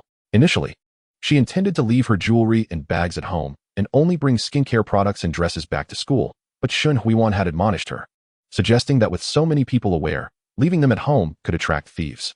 After all, it was an old community, and the security personnel were mostly in their 50s, with limited safety measures. If they learned she had such valuables, it might tempt desperate gamblers or addicts to take a chance. School was different. Those who could gain admission to Nanjing University were not lacking in intelligence, and the more legal knowledge they possessed, the less likely they were to steal such expensive items. With Chanel adorning her from head to toe, and even acquiring a necklace and bracelet, Sister Ro, how can we ever find boyfriends now? The girls, being astute observers, could not help but compare themselves to Jiang Ro, who had found such an exemplary boyfriend. I still want to find a boyfriend in college. It's over for me now. Wang Yu lamented, her spirits dampened upon seeing Jiang Ro pull out a set of La Mer skincare products and a makeup collection, her earlier enthusiasm dwindling. There's a real chance you won't find one, Zhao Xin remarked, astonished at the pile of gifts cluttering the desk. Ro, did Gu Yin buy all of this? Yes, Jiang Ro replied, a hint of pride illuminating her face. He bought it. It's called the Youth Goddess set. When it arrived, it even came with a display case that startled my parents. How much did it cost? Zhang Xiaoyin gulped, her gaze fixated on the heap. 98,000, almost 100,000. Jiang Ro recalled, a shy smile creeping onto her lips. On the way back, I thought Gu Yin had spent all his living expenses for the month, and I even considered selling the Dior bag he had previously gifted me on a second-hand platform. And then, Zhao Xin asked, her curiosity piqued as if she were engrossed in a romantic novel. Then he opened his phone and showed me his balance. I hurriedly took the bag off the platform and decided not to sell it. Can you tell us Gu Handsome's balance? We want to see how many digits rich people have in their allowances. Noticing the eager expressions on her friends' faces, Jiang Ro changed her tone. It's a secret. I can't tell. She was not foolish enough to casually disclose her boyfriend's financial background. After all, it was something she needed to protect. Wait, you just said that Gu Yin frightened your parents with his gifts? Zhao Xin seemed to have caught on to something, her expression morphing into one of astonishment. You've met each other as parents? Not exactly, Jiang Ro replied with a serene and relaxed smile, organizing the luxury items on her desk and placing them in her wardrobe. During the holidays, Gu Yin rode me home and ran into my parents at the community entrance when the gifts were delivered. At this, a blush crept across Jiang Ro's cheeks. If we're to say he met them, It was more like he saw them. But it was clear my mom was quite pleased with Gu Yan. Of course she would be. Your boyfriend is tall, handsome, kind, and wealthy, a rare gem, Zhang Xiaoyin exclaimed, her eyes practically sparkling. If my boyfriend were like that, my parents would probably worship him as a deity. In the dormitory, Lin Yunju observed the scene, feeling detached as her roommates surrounded Jiang Ro. Throughout the short holiday, she had focused on self-improvement, devouring books on etiquette, and practicing yoga daily at home. During this time, Chen Xian had not only called her, but also had mutual friends from high school send her messages, expressing regret for his past mistakes and hoping for her forgiveness. He had even shown up at her house twice, only to be sent away by her parents. The more he pursued her, the more Lin Yunju found herself repulsed by Chen Xian's actions. When Jiang Ro unveiled her luxurious youth goddess collection, Lin Yunju, who had spent 7 days in tranquility, felt her composure waver. Hearing Zhang Xiaoyin's gasp, she could not help but divert her attention from her phone screen to the mountain of gifts on the desk, nearly 100,000 worth. Gu Yan had even met Jiang Ro's parents. It was unthinkable. Despite her inner turmoil, Lin Yunju restrained her impulses. She could not afford to believe that mere beauty would sway Gu Yan, especially with Jiang Ro's striking appearance and figure. She remained silent, her gaze fixed on Jiang Ro's every move, and discreetly snapped a photo of Jiang Ro to send to a group on her secondary WeChat account. Oblivious, Jiang Ro finished tidying her bed and finally had time to check her phone. Upon seeing Gu Yan's like on her WeChat moments, she smiled as if savoring honey. Mr. Gu, I was just chatting with my roommates about you. Gu Yan, nestled in his blanket watching videos, quickly replied upon receiving Jiang Ro's message. What were they saying about me? Secrets among girls, boys can't guess. As their conversation unfolded, the lights in the dormitory were turned off, and a chorus of lamentations erupted from a group of boys who had just returned from a late-night gaming session. Time for bed. Let us improve our routines. Are we running tomorrow? Yes, we must stay diligent about our health. All right, Mr. Gu, you must get fit. I want to touch your abs. Go to sleep. Good night. After exchanging good nights, Gu Yan placed his phone beneath his pillow, listening to Qin Mu in the darkness boast about having won over a beautiful girl, while his mind wandered back to the recycling project he had conceived. Tomorrow, I shall inquire if anyone knows students from the computer science department to ascertain the cost of developing a small program. Once we solidify the first step, we shall then discuss the second step concerning the investigation. Chapter 68, Mischief. As dawn broke, while the other occupants of the dormitory remained enveloped in slumber, Gu Yan had already donned his athletic attire and fastened the Adidas sneakers that Jiang Ro had gifted him. He exited the dormitory, heading straight for the athletic field. Upon completing his second lap, he encountered Duan Yuzhu, along with 2 junior members of the basketball team, who had also come for a morning run. And they greeted Gu Yan warmly. After all, having jogged together for some time, they were all fairly acquainted. The 3 paused their warm-up exercises as Gu Yan approached and fell into step beside him. Junior, your self-discipline is commendable. I would have thought you'd take at least 2 days to adjust upon returning to campus before resuming your workouts. Gu Yan deliberately slowed his pace to match that of Duan Yuzhu. I've grown accustomed to morning exercises. After a few days without them, I feel quite out of sorts. Did you not return home during the break? I stayed back in my hometown after graduation. Whether I return once or twice, it matters little. The 2 engaged in conversation for a while, until the 2 basketball juniors gradually lagged behind, leaving only Gu Yan and Duan Yuzhu still in motion. By the way, senior, I have a favor to ask. Gu Yan recalled the matter he had settled the previous night, noting that Duan Yuzhu had been at Nanda for 3 years and likely knew many individuals. Are you acquainted with anyone in the computer science major? I wish to develop a WeChat mini program. Are you embarking on an entrepreneurial venture? Duan Yuzhu expressed mild surprise, considering Gu Yan had only just entered his freshman year. I desire to test my capabilities. Do you know anyone knowledgeable in this field? They both paused, returning to the starting point to grab some water, before moving to the side of the field to continue their discussion. I am actually a computer science major, Duan Yuzhu replied, suddenly catching Gu Yan off guard. He extended his hand. I am in the Department of Computer Science and Technology, specializing in artificial intelligence. However, I cannot assist you directly. I do know a fellow who specializes in programming and often takes on side gigs. I can arrange for you to meet him during lunch at the second cafeteria. Thank you. Gu Yan extended his hand in gratitude. Duan Yuzhu playfully slapped his palm. How courteous. As he turned to leave, he added, you owe me a favor. Do keep the basketball team in mind. Gu Yan raised his head to take a sip of water, then departed, returning to the dormitory to wash up and change clothes. Jiang Ro's message arrived promptly. Good morning, Mr. Gu. Have you changed yet? I'm waiting for you downstairs. Miss Jiang, as punctual as ever. I shall be down shortly. The 5 occupants of the dormitory, yawning, emerged from their beds, and upon seeing Gu Yan standing by the sink engrossed in his phone, Qin Mu remarked seriously, Bro, Your girlfriend spoils you too much. As a wealthy second generation, you cannot hang your hopes on a single tree. Retract that statement, Guyan retorted, locking his phone and casting a sideways glare at him. All right then.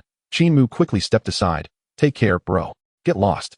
Guyan laughed, scolding him lightly as he donned his wristwatch and pocketed his phone before leaving the dormitory.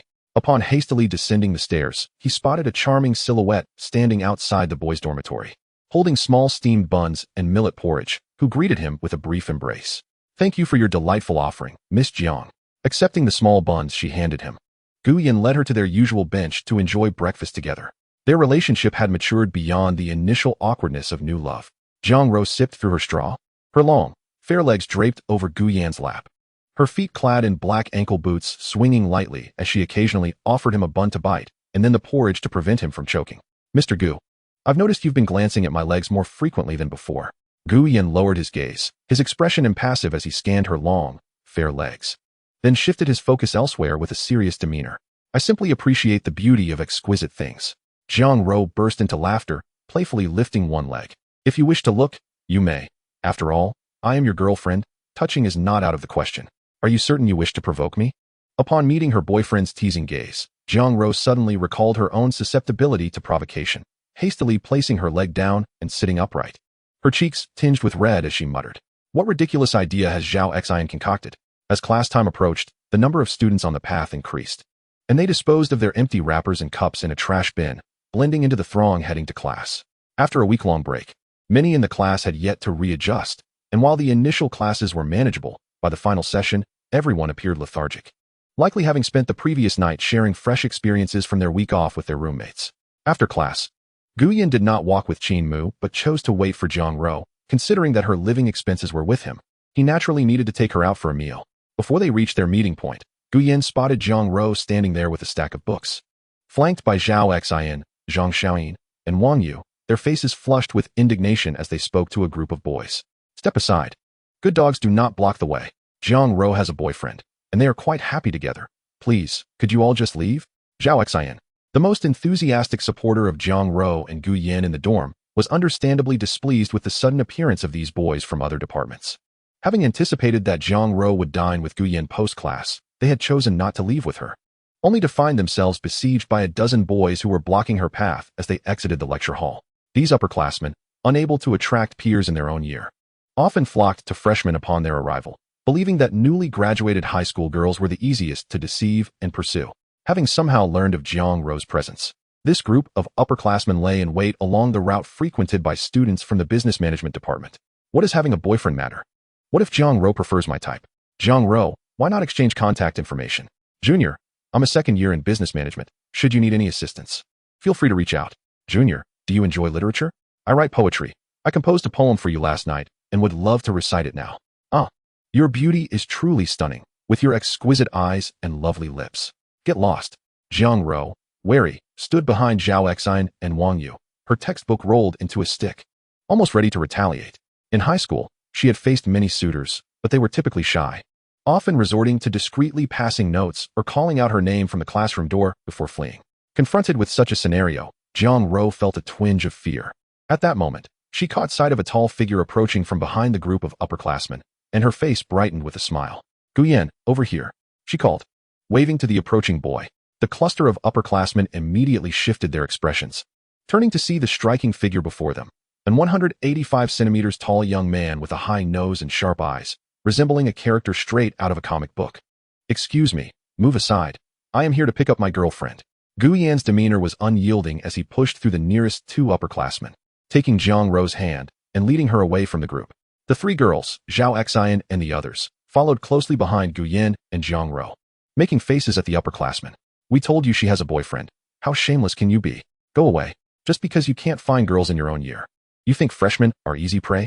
The mockery left the group of upperclassmen with unsightly expressions, yet they were powerless to retaliate, as Jiang Rou's boyfriend had personally intervened. Eventually, they dispersed in defeat. I invite you all to dinner, as I've also invited some others, so we can enjoy a meal together.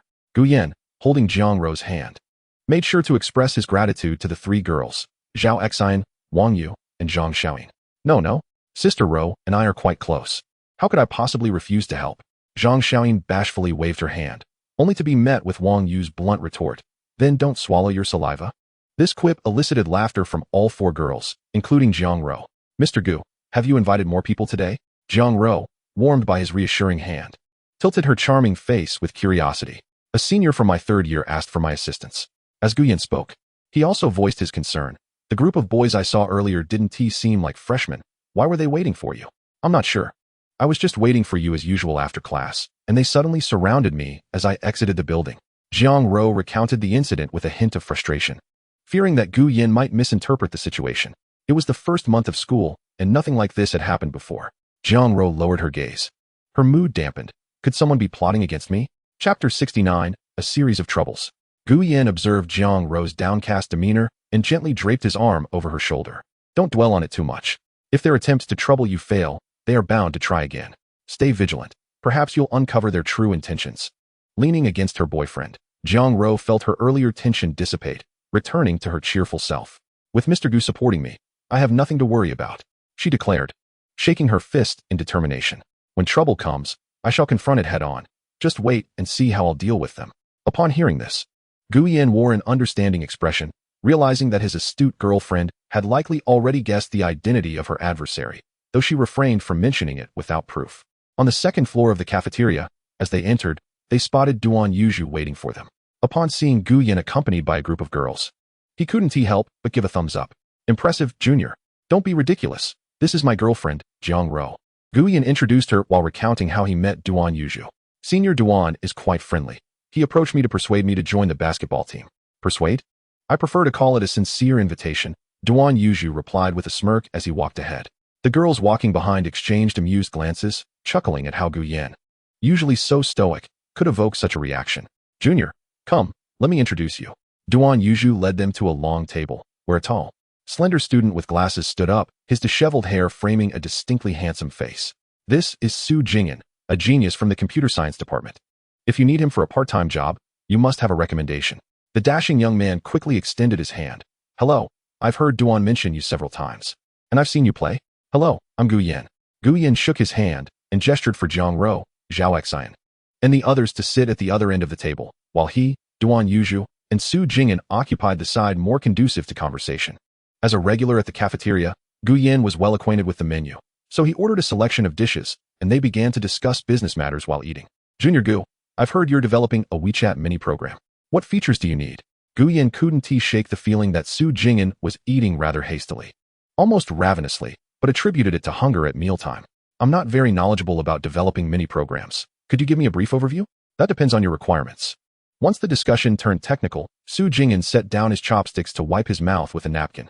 If it's a straightforward mini program for menu display or reservation systems, it can be done for under 10,000.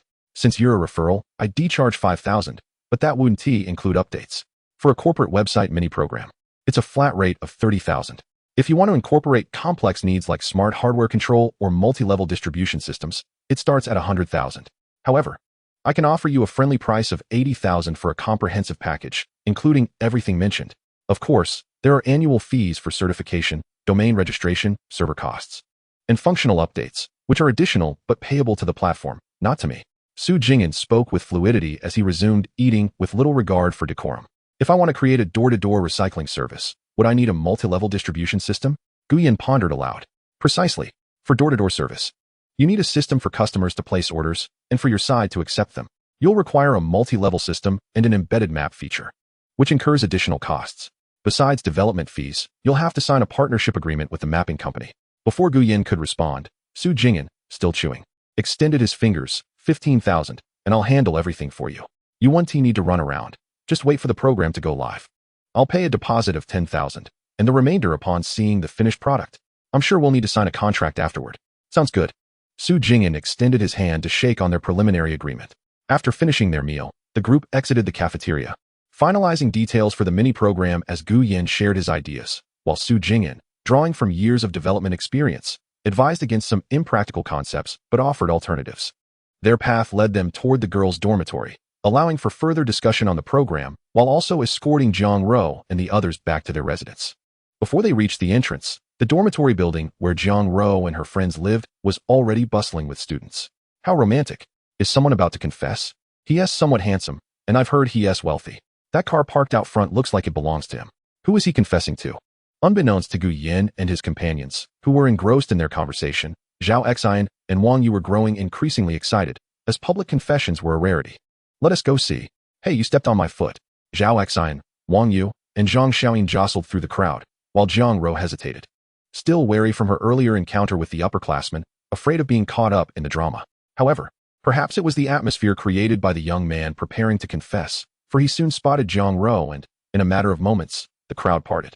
A boy dressed in a casual black suit bounded forward, clutching a bouquet of vibrant roses. Zhang Ro, from the very first moment I saw your photo. I stop right there. Zhang Ro's expression shifted to one of alarm as she instinctively retreated behind Gu Yan. I have a boyfriend. Take your flowers and leave. Gu Yan's expression darkened as he added, You've misjudged the situation. She is already in a committed relationship. Yet the boy seemed undeterred. His gaze fixated on Zhang Ro's face. As long as it's not a marriage, couples can part ways. Even if they marry, divorce is always an option, right? Do you not understand? Gu Yan, witnessing the boy's persistence, suddenly kicked out his leg, sending the bouquet of roses flying from the boy's grasp. The petals cascaded like rain, littering the ground, and even landing on the boy's head and shoulders. The onlookers finally comprehended the situation. The boy attempting to confess was attempting to encroach upon someone else's relationship. I felt a bit moved at first, but I didn't expect it to be like this. Isn't that Gu Yan kicking the flowers? Zhang Ro is his girlfriend. I thought everyone knew that. The individual in question appears to be a newcomer, so it is implausible that he is unaware of the situation. Does he truly intend to confess his feelings knowing full well that the young lady is already in a relationship? How brazen. The murmurs surrounding him caused the young man's complexion to oscillate between crimson and pale. He hastily retrieved his car keys from his pocket and pressed a button, causing a black Audi RS5 parked nearby to flash its lights. Zhang Ro, with your beauty, you deserve far better. This guy is merely handsome and proficient in basketball. Once we graduate, he will be scouring for employment like the rest of us. The young man, visibly animated, pointed to himself. My family is affluent. Should you wish to work, I can arrange for you to hold a senior position in my company, and if you choose not to work, I can provide you with ample funds to spend. You're so bothersome. Zhang Ro, feeling exasperated by his antics, wrapped her arms around Gu Yan's waist and, on tiptoes, planted a quick kiss at the corner of his mouth. Please refrain from being presumptuous. I have no desire to get to know you, nor do I wish to entertain your confession. With that, she tightly embraced Gu Yan and veered away from the young man, rejoining Zhao Xian and the others. Upon reaching the dormitory entrance, Gu Yan urged her to return and rest for a while, promising to pick her up for class at 1:30. Zhang Ro grasped Gu Yan's hand, glancing back at the young man who had yet to depart. Don't be angry. She gently caressed Gu Yan's cheek, her tone softening. Your Jiang Miss possesses a sense of boundaries and discretion. She would never fall for someone else's tricks, and thus would not incite jealousy in Mr. Gu. All right, let's head inside. I will handle this matter. Just don't resort to violence. It could lead to disciplinary action, and it's not worth engaging with someone like him. Zhang Ro sweetly concluded, bestowing another kiss on Gu Yan's lips before ascending the stairs with Zhao Xian and the others. With the main party having left, the students loitering outside the dormitory gradually dispersed. The young man cast a menacing glance back at Gu Yan before driving off in the Audi RS5, deliberately revving the engine as a form of provocation. Du Xuezhong, do you know this person? Gu Yan inquired, watching the departing Audi RS5. He turned to Du Yuzhu. Aware of his connections in the basketball club, after making a few calls to fellow players, he soon identified the owner of the vehicle. Zhou Jun, a student majoring in business management, hails from a family in Nanjiang that operates a sizable renovation company. If you intend to confront him, it might be a bit challenging. Perhaps it would be wise to let it go. I understand. After dismissing Du Yuzhu, Gu Yan returned to the dormitory, where his 5 roommates were exuberantly engrossed in a game. He lay back on his bed, scrolling through WeChat until he stumbled upon Li Weidong and sent him a message. Donggo, are you free? Let us go out for drinks. Not long after, a voice message came through from the other side. I was just about to contact you to hit the clubs tonight. I also have something to discuss with you. So I'll book a table, and you can come over later. Chapter 70. The Dangers of Overindulgence in Regretful Literature. Li Weidong actually has business with me. Gu Yan replied with a simple good, then turned off his phone screen, staring intently at the faintly yellow ceiling. It seemed that the connections and influence of Li Weidong required his assistance, particularly concerning Du Wenwei. Yet, as a subordinate of Du Wenwei, Li Weidong was also seeking his help, indicating that this matter was far from ordinary. Thus, by seeking Li Weidong's assistance, he would inevitably be obliged to accept any requests in return. As the raucous gaming session in the dormitory drew to a close, The group of boys sprawled on their beds showed no inclination for an afternoon nap, engaging instead in animated banter. Zhao Zhen inquired about their plans for the 7-day holiday. With Lu Ping being the first to speak up, he shared that his family had forgotten to send him living expenses, and feeling too embarrassed to ask, he had prematurely withdrawn a few hundred yuan at the end of last month to purchase in-game skins. Consequently, on October 1st, his family believed they had already sent money, leaving him reluctant to leave the dormitory for 7 days, surviving solely on instant noodles. The towering Chen Qing was more forthcoming, recounting how he had returned home to assist with farming, tending to 2 acres of land without any noteworthy incidents. When it was Chen Xian's turn, he remained as pretentious as ever, omitting to mention the 4 properties his family owned, especially since Gu Yan was more affluent, admitting it would only serve to embarrass him. Thus, he shifted the conversation toward women, claiming he had been dating a high school classmate over the past week.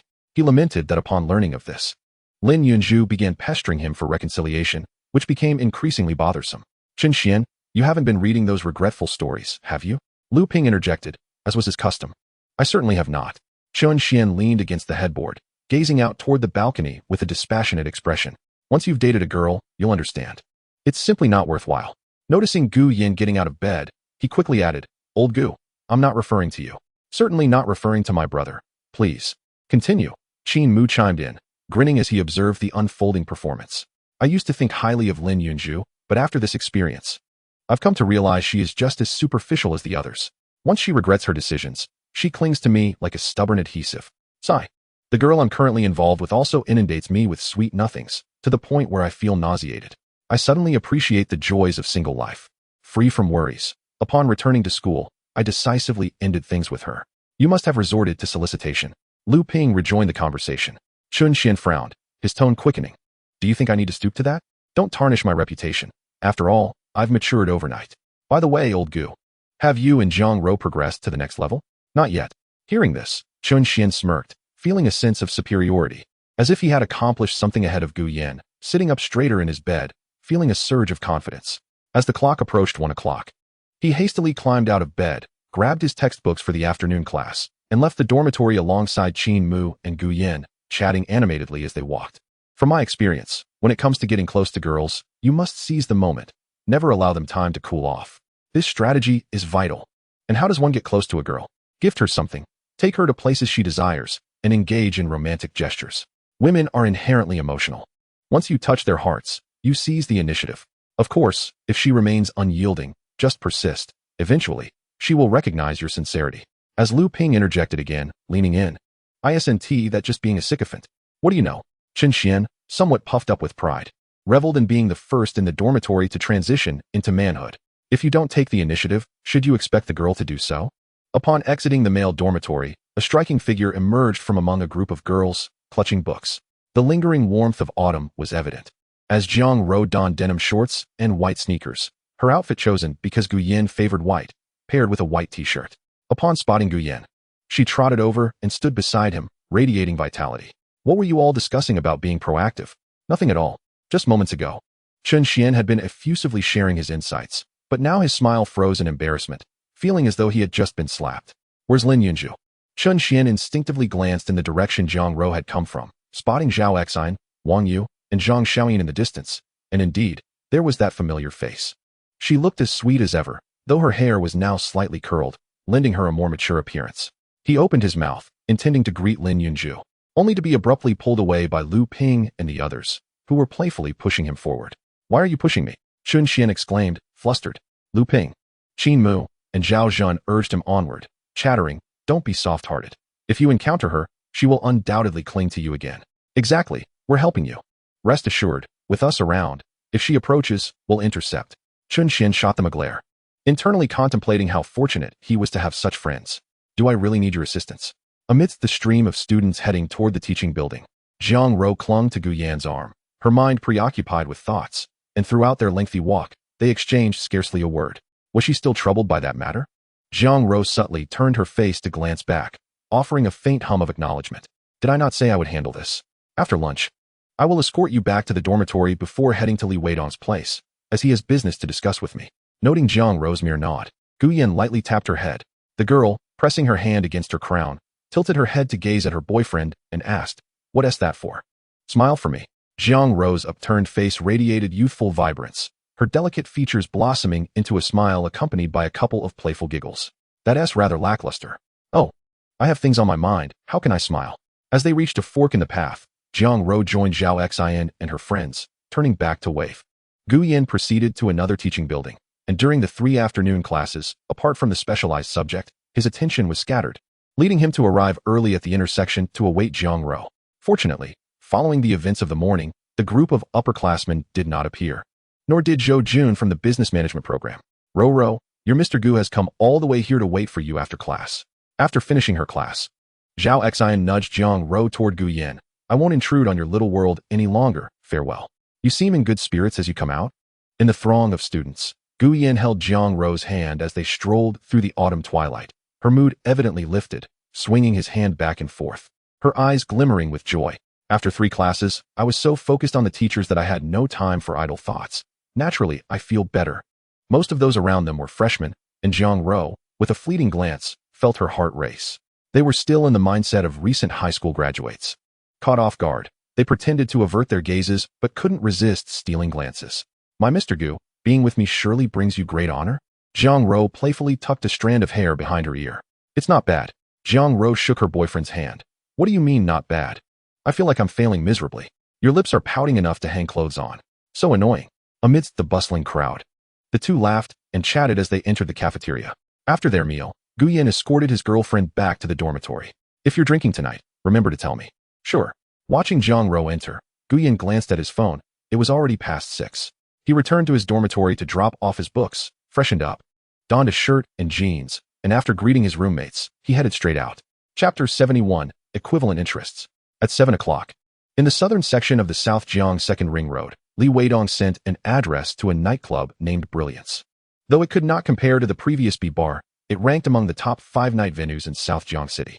Outside, a security guard directed Gu Yan's large Land Rover into a parking space, then communicated via walkie-talkie, Mr. Li's guest has arrived, send someone to greet him. A voice crackled through the noisy device. Understood. This way, please, Mr. Gu. The parking attendant, unusually courteous, led the way through a special entrance.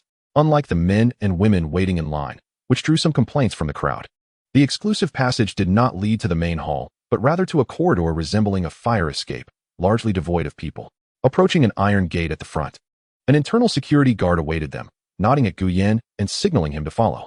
The scale of the arrangement Li Weidong had set up was quite impressive, prompting Gu Yan to recall the story of Prince Yin Dan providing lavish hospitality to Jing Ku. Surely, I am not being asked to do something for Du Wenhu. As the iron door swung open, a cacophony of dancing figures and the raucous beats of a DJ filled the air, with the guiding security guard leading Gu Yan up a nearby iron staircase to a small platform accommodating 7 or 8 people in a booth. Li Weidong remained as flamboyant as ever, clad in a floral shirt and white trousers, lounging with a woman in a very short skirt as he sipped his drink. After someone whispered to him, Li Weidong noticed Gu Yan's approach, promptly standing to embrace him. Young Master Gu, we truly share a telepathic connection, just as you messaged me. I was about to invite you. Come, sit here. This booth is one of a kind. No one else can book it even with money. As he spoke, he dismissed the scantily clad woman beside him, inviting Gu Yan to take a seat next to him, personally pouring a small glass of liquor and discarding the previous contents before filling Gu Yan's glass anew. This is the new tequila, drink worry-free, it's undiluted. Gu Yan raised his glass slightly lower and clinked it with Li Weidong's before taking a sip and setting it down to say, Brother Dong, I need your assistance. What do you need help with? Speak freely. Li Weidong waved away the surrounding internal security guards. What can I assist you with? Just say it. All right. Gu Yan was not one to beat around the bush. He recounted the events of the day at school, specifically asking for help to investigate Zhou Jun's company. The result was instant. Li Weidong slapped his thigh and exclaimed, Zhou Huixing, I know him. The decoration for holiday times was done by them. That old bastard can't manage his son, so I'll help him out. Young Master Gu, this matter is simple. I'll help you settle the score. He beckoned someone to bring over a phone, conversed briefly, then grinned while holding the phone. Zhou Huixing will be calling shortly. What is your plan, Brother Dong? It's simple. I'll halt several of his construction sites. We are the client. We can easily claim there are issues with his materials. Indeed, within 10 minutes. Li Weidong's phone rang. He answered on speaker. Li Zong, what are you doing? Why are you halting the construction? The materials I provided are all up to standard. I find them unsatisfactory. Do you have a problem with that? No problem. The voice on the other end seemed to realize Li Weidong was deliberately provoking him. and his tone softened. Li Zong, is there something you need? Of course there is. Li Weidong brought the phone closer to his mouth, glanced at Gu Yan, who was sipping his drink beside him, and continued, your son has quite the skills at school, bullying my brother Li Weidong. I know nothing of this matter. I'll say it plainly. Whenever my brother is satisfied, we'll resume work. Li Zong, if you proceed this way, will Lord Hu agree? My brother can take a picture with Lord Hu. Do you think Lord Hu will support you or stand by my brother? After that, Li Weidong hung up without further ado. Gu Yan extended his glass. Thank you, Brother Dong. With a crisp clink, the glasses met. Li Weidong tilted his head back, finishing the remaining tequila in his glass, then tossed a cigarette from his pack to Gu Yan. It's a small matter. And what about the matter concerning Brother Dong? Gu Yan asked, lighting the cigarette and leaning back. Help me speak a few good words for me with Lord Hu. Li Weidong snapped his fingers, and a trusted aide approached with a folder, extracting a contract from inside. This nightclub has 3 shareholders. I hold the majority stake. I'll allocate 20% to you. Don't look down on it. This 20% yields quite a handsome monthly dividend. He gestured with his fingers, indicating 6. Gu Yan glanced at the share contract on the table. His expression remained neutral, yet he felt a stir within. A monthly dividend of 600,000 suggested the nightclub was raking in profits of at least 3 million monthly. Indeed, nightclubs are veritable gold mines. Though intrigued, Gu Yan was wary. Gifts of such value were rarely given without strings attached. After all, interests are reciprocal. Brother Dong, as a trusted aide of Lord Hu, how do you expect me to assist you? Gu Yan inquired, maintaining a facade of nonchalance. I encountered a bit of trouble. Several construction sites have experienced issues, and the subordinates have failed to manage their tasks effectively, resulting in a significant financial shortfall. As the elder brother, I must shoulder the responsibility. However, over the years, Master Hu has been undergoing a transformation, and such incidents are the most alarming. The impending crisis is undeniable and cannot be concealed any longer. It will undoubtedly lead to complications for both myself and my brothers. The system has introduced Du Wenhu, who, in his earlier years, was involved in smuggling automobiles, naturally straddling both the legal and illegal realms. The aura of the underworld surrounding Li Weidong is a clear indication of this. As for the shares, I shall forgo them, fearing that I might feel undeserving of them. My status is insignificant in Master Hu's eyes. If I cannot persuade him, it may only exacerbate the situation. Only you can speak on my behalf before Master Hu. Li Weidong poured himself a drink and gulped it down. His eyes reddened slightly. The last time I invited Yao Dadong to the Earl's castle, it was with the ulterior motive of enlisting his father's support. Unfortunately, that proved futile. These old-timers have long lost the vigor of their youth and fear being embroiled in trouble. At this point, he shifted from the sofa and crouched beside Gu Yan, nearly kneeling. Young Master Gu, your ability to take a photograph with Master Hu suggests a special relationship. I implore you, should you be willing to assist, regardless of the outcome, I shall offer you 20% of the shares. Gu Yan, unaware of the underlying intricacies, was understandably reluctant to acquiesce. Let's not rush into the shares. I need to consider it. Very well, Li Weidong replied, standing up and summoning the nearby security personnel. This is young Master Gu. Make sure you recognize him properly. The approaching security guards bowed in unison. Young Master, Brother Dong, don't put me on the spot. Let me think it over, and I will give you a definitive answer by tomorrow. After clinking glasses with him, Gu Yan took his leave. Outside, there were numerous designated drivers. He casually chose one, settled into the back seat, and closed his eyes to rest. Only after the Land Rover had left the street did he take out his phone and dial Yao Dadong's voice message. You actually found time to send me a voice message. What is up? Looking to drink? The sounds of a bar filled with laughter and clinking glasses echoed in the background. I want to inquire about Li Weidong. The previously playful tone on the other end turned serious. Did he reach out to you? I just want to confirm if it's true. It's certainly true. Since Weidong has sought your assistance, it seems he is truly at his wit's end. Yao Dadong elaborated on the situation, echoing Li Weidong's account. Except the funds misappropriated to cover the gap were substantial, over 10 million, derived from the construction company's operational funds, rather than loans or assets. The embezzlement of company funds undoubtedly carries the risk of imprisonment. No wonder Li Weidong is in a rush. Why did he need this money? One of his vice presidents, also a close associate, had taken kickbacks for inferior materials, which Li Weidong discovered, necessitating the demolition and reconstruction of 2 buildings that were only partially completed. He had poured his own funds into the project, leaving a remaining gap of over 10 million. Gu Yan quietly ended the call, his thoughts growing heavy. Meanwhile, at Nanjing University, in another male dormitory, a student named Zhou Jun sat cross-legged on his bed, passionately discussing his strategies for wooing women. That Jiang Ro is as good as mine. Don't let her boyfriend fool you, based on my years of experience. She won't be able to resist the allure of money. Today, I'll buy her a designer bag, and tomorrow, a few high-end outfits. I refuse to believe she won't be swayed. Plus, I'll win over her roommates to keep me updated on her whereabouts, ensuring I can't coincidentally run into her. His dorm mates listened in silence, refraining from challenging him. After all, he was a second-generation wealthy heir, and it wasn't worth their time to engage in verbal sparring. As for her boyfriend, once he steps outside the campus, I'll teach him a lesson. Just then, Zhou Jun's phone rang, and upon seeing it was his father, he quickly shushed his roommates and answered. "Hello, Dad. Why are you still awake at this hour?" "I'm awake because of you." His father's voice thundered on the other end. "Who did you offend today? Do you want me to come to the school and beat you to a pulp?" Zhou Jun felt a jolt of fear. His mind raced. What is going on? Has my father lost his mind? Who could I have possibly upset today? Think carefully.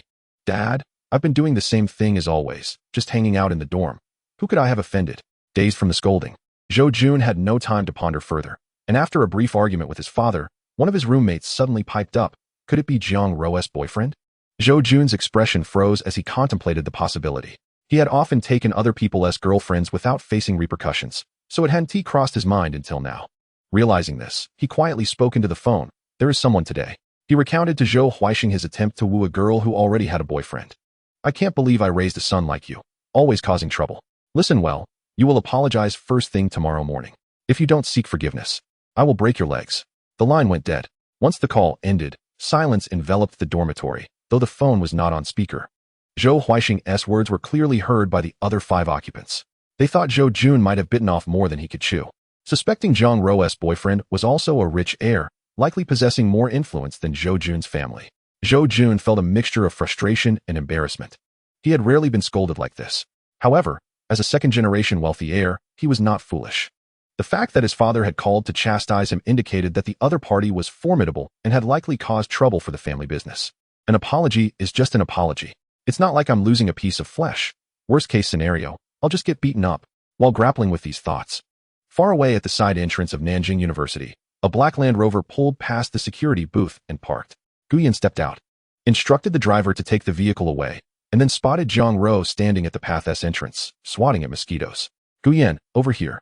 Upon seeing him, Jiang Ro joyfully dashed over and embraced him, inhaling deeply near his neck. Have you been drinking again? Are you feeling all right? Look what I got for you. With a flourish, she produced a small thermos filled with warmed honey water. After you went out, I went to the supermarket with Zhao Xian and bought a jar of honey. I read online that drinking honey water after alcohol helps with an upset stomach. You must drink some. There's a saying that if you love someone, you savor their scent, even if it's of alcohol, but if you don't love them, the smell becomes unbearable. Jiang Ro opened the lid, poured some honey water into the cap, blew on it, and offered it to Gu Yan.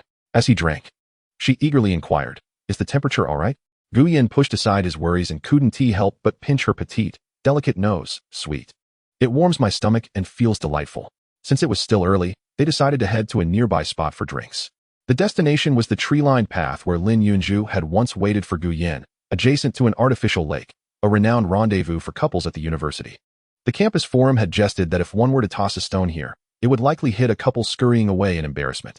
Naturally, Gu Yan and Jiang Ro had no intention of engaging in such trivial antics. They settled onto a stone bench beside the path, where Jiang Ro poured honey water for Gu Yan while recounting amusing anecdotes about her dorm mates. Today, Zhao Xian had someone asking for her WeChat, and Zhang Xian bought some snacks but discovered they were all gone by the time she returned to the dorm, so she had to rush out again to buy more. Jiang Ro had yet to finish her sentence when she found herself in fits of laughter, her demeanor becoming quite animated. Beside her, Gu Yan leaned back in his chair, seemingly indifferent to her jest. Sensing his distraction, Jiang Ro paused and gently inquired, are you thinking about what happened this afternoon? It's all right, I can just avoid that boy. No, the matter with that boy has been resolved. I'm contemplating something else, Gu Yan replied, snapping back to attention and offering a rare smile to his girlfriend. He pondered a scenario where a person, in an effort to protect their subordinates and themselves, sought the assistance of another to plead on their behalf. Should the one approached extend their help? Are you referring to Li Weidong? Anyone who can gain admission into Nanjing University is no fool, Jiang Ro quickly discerned, her expression turning serious. Is the situation dire? Gu Yan, experiencing this for the first time, being fresh out of high school, had many thoughts buried in his heart, yearning to confide in someone close. He shared with Jiang Ro the situation regarding Li Weidong's invitation to meet at the dazzling venue, omitting the matter of shares, as whether the affair would come to fruition remained uncertain, and mentioning it would only evoke a sense of self-satisfaction. However, Gu Yan underestimated Jiang Rou's reaction. Upon hearing this, she felt a wave of unease wash over her. They were merely freshmen, having just stepped into the world of university life, still debating which handsome or beautiful classmate was appealing and which restaurant was delectable. In stark contrast, Gu Yan was already entangled in societal matters. The disparity in their experiences felt insurmountable, almost as if they were attending different institutions altogether. I dare not speak freely on this. It's too intricate and absurd, she remarked, recalling that the most money she had ever seen was her boyfriend's $31,000 in his payment app, while he was discussing matters that reached into the millions. It's just for you to listen, he replied. Oh. Noticing her boyfriend's low spirits, Jiang Rou suddenly recalled Zhao Xian's advice from the previous night. She quickly shifted her position, lifting one leg and placing it upon Gu Yan's thigh. With her eyes closed and her cheeks flushed, she said, "They say that when boys look at girls' legs, it relieves stress. You see, you can touch me, and I want mind." Gu Yan averted his gaze, his expression frosty. "Do not jest. I am not that kind of person." "Then what is your hand doing? Be gentler. I fear pain," she retorted. Gu Yan raised his eyes, retracting his hand with a stoic demeanor, then stood up and gently patted her head. "Let us go. The dormitory will soon be closing." As he walked ahead, Jiang Rou trotted after him, leaping onto his back and whispering sweetly in his ear, "Carry me, you little rascal." As they traversed the path imbued with youthful exuberance, the occasional rustle from the darkness made Jiang Rou blush as she nestled against Gu Yan's broad shoulders. Gu Yan encircled her legs with his arms, carrying her back to the dormitory beneath the glow of the streetlights. Upon reaching the entrance of the girls' dormitory, after bidding Gu Yan farewell, she hurried to the window at the staircase landing on the second floor, gazing at his retreating silhouette, her heart fluttering with an indescribable sensation. This feeling was entirely different from the infatuation they had previously shared. The night passed, and on the following morning, Gu Yan resumed his morning run, encountering Duan Yuzhu on the playground. After completing their laps, the two engaged in casual conversation. Duan Yuzhu mentioned the incident involving Zhou Jun from the previous day. "I thought it over and still believe it would be wise to let it go. His family has more influence than ours. It's best not to provoke them." "I understand," Gu Yan replied. "I'm serious. As a friend, I advise you to endure this. After all, he didn't succeed in confessing." Having progressed to his third year, Duan Yuzhu was no longer the impassioned freshman. He had come to understand the harsh realities and inequities of society, naturally opting to avoid trouble. "Don't worry. It's nothing." Gu Yan acknowledged his friend's good intentions, patting his arm before returning to the dormitory to wash up, proceeding downstairs as usual with Qin Mu, Qin Xian, and the others. However, today felt different. Near Jiang Rou, another boy stood with a few of his dorm mates. Students passing by casting curious glances at him and Jiang Rou, and then at Gu Yan as he emerged. Wasn't this the same boy who had confessed to Jiang Rou yesterday? It was rumored he was a wealthy heir. Had he come here to pursue her? His intentions seemed far from benign. Accompanied by others, did he intend to cause trouble at their dormitory? Would he not fear repercussions from the school? With his affluent background, he would likely only face verbal reprimands. Many wished to intervene but, knowing the boy's identity, could only watch helplessly, casting sympathetic glances toward Gu Yan. At this moment, Jiang Rou stepped forward, nervously standing beside Gu Yan and attempting to explain, "I just arrived today," and he suddenly came running over. "I know," Gu Yan responded, his expression unperturbed as he advanced. Beside him, Qin Mu, Qin Qin, Zhao Zhun, and Lu Ping hurriedly followed. They were all from the same dormitory and aware of Gu Yan's standing, thus unafraid of the newcomer. The dormitory supervisor, Uncle Lu, also emerged, admonishing Zhou Jun and his companions not to stir up trouble. Amidst the tense atmosphere, Zhou Jun suddenly bowed deeply towards Gu Yan, his voice booming, "I was wrong yesterday. I apologize." His dorm mates quickly followed suit, bowing their heads loudly, startling the onlookers surrounding them. Silence enveloped the area as everyone paused, initially expecting a confrontation, only to witness an unexpected apology. A wave of astonishment rippled through the crowd, their eyes fixed on Gu Yan. How had the previously arrogant Zhou Jun suddenly become so submissive? Had he been subdued? Chapter 73, The Bowing Zhou Xiao. At the entrance of the boys' dormitory, onlookers stood in stunned silence, their expressions a mix of disbelief and concern. Even Uncle Lu, prepared to address any sudden altercation with a fly swatter, found himself momentarily frozen. What was happening? He glanced towards Gu Yan, who stood above the bowed Zhou Jun with an expression of indifference and coldness, one hand clutching a textbook while the other rested in his pocket, looking down at Zhou Jun and his companions without uttering a single word.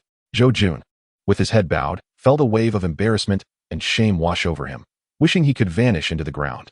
Coming here to apologize in front of so many had required considerable courage, and he had extended a significant gesture of respect.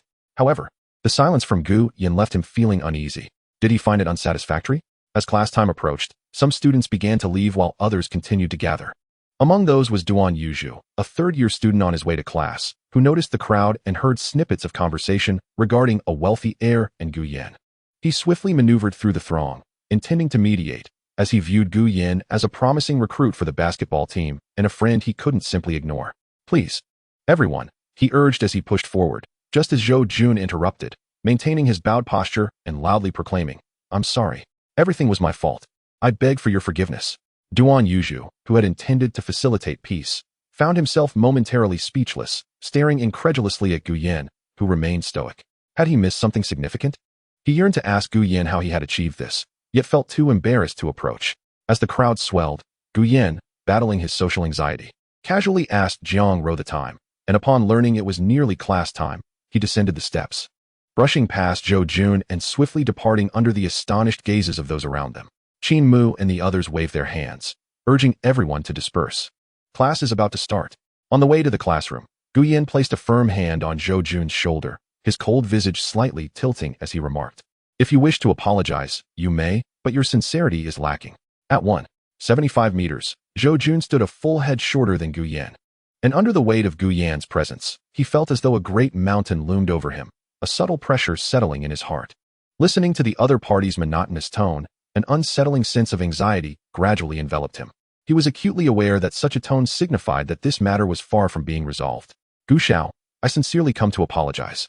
This evening, I shall host a banquet for you and your sister-in-law as a gesture of contrition. What do you think? Let us set aside the apologies for the moment. I wish to inquire about something. Observing the coldness in the other's gaze, Gu Yin tightened his grip on Zhou Jun's shoulder, the pressure causing Zhou Jun to grit his teeth, beads of sweat forming on his forehead.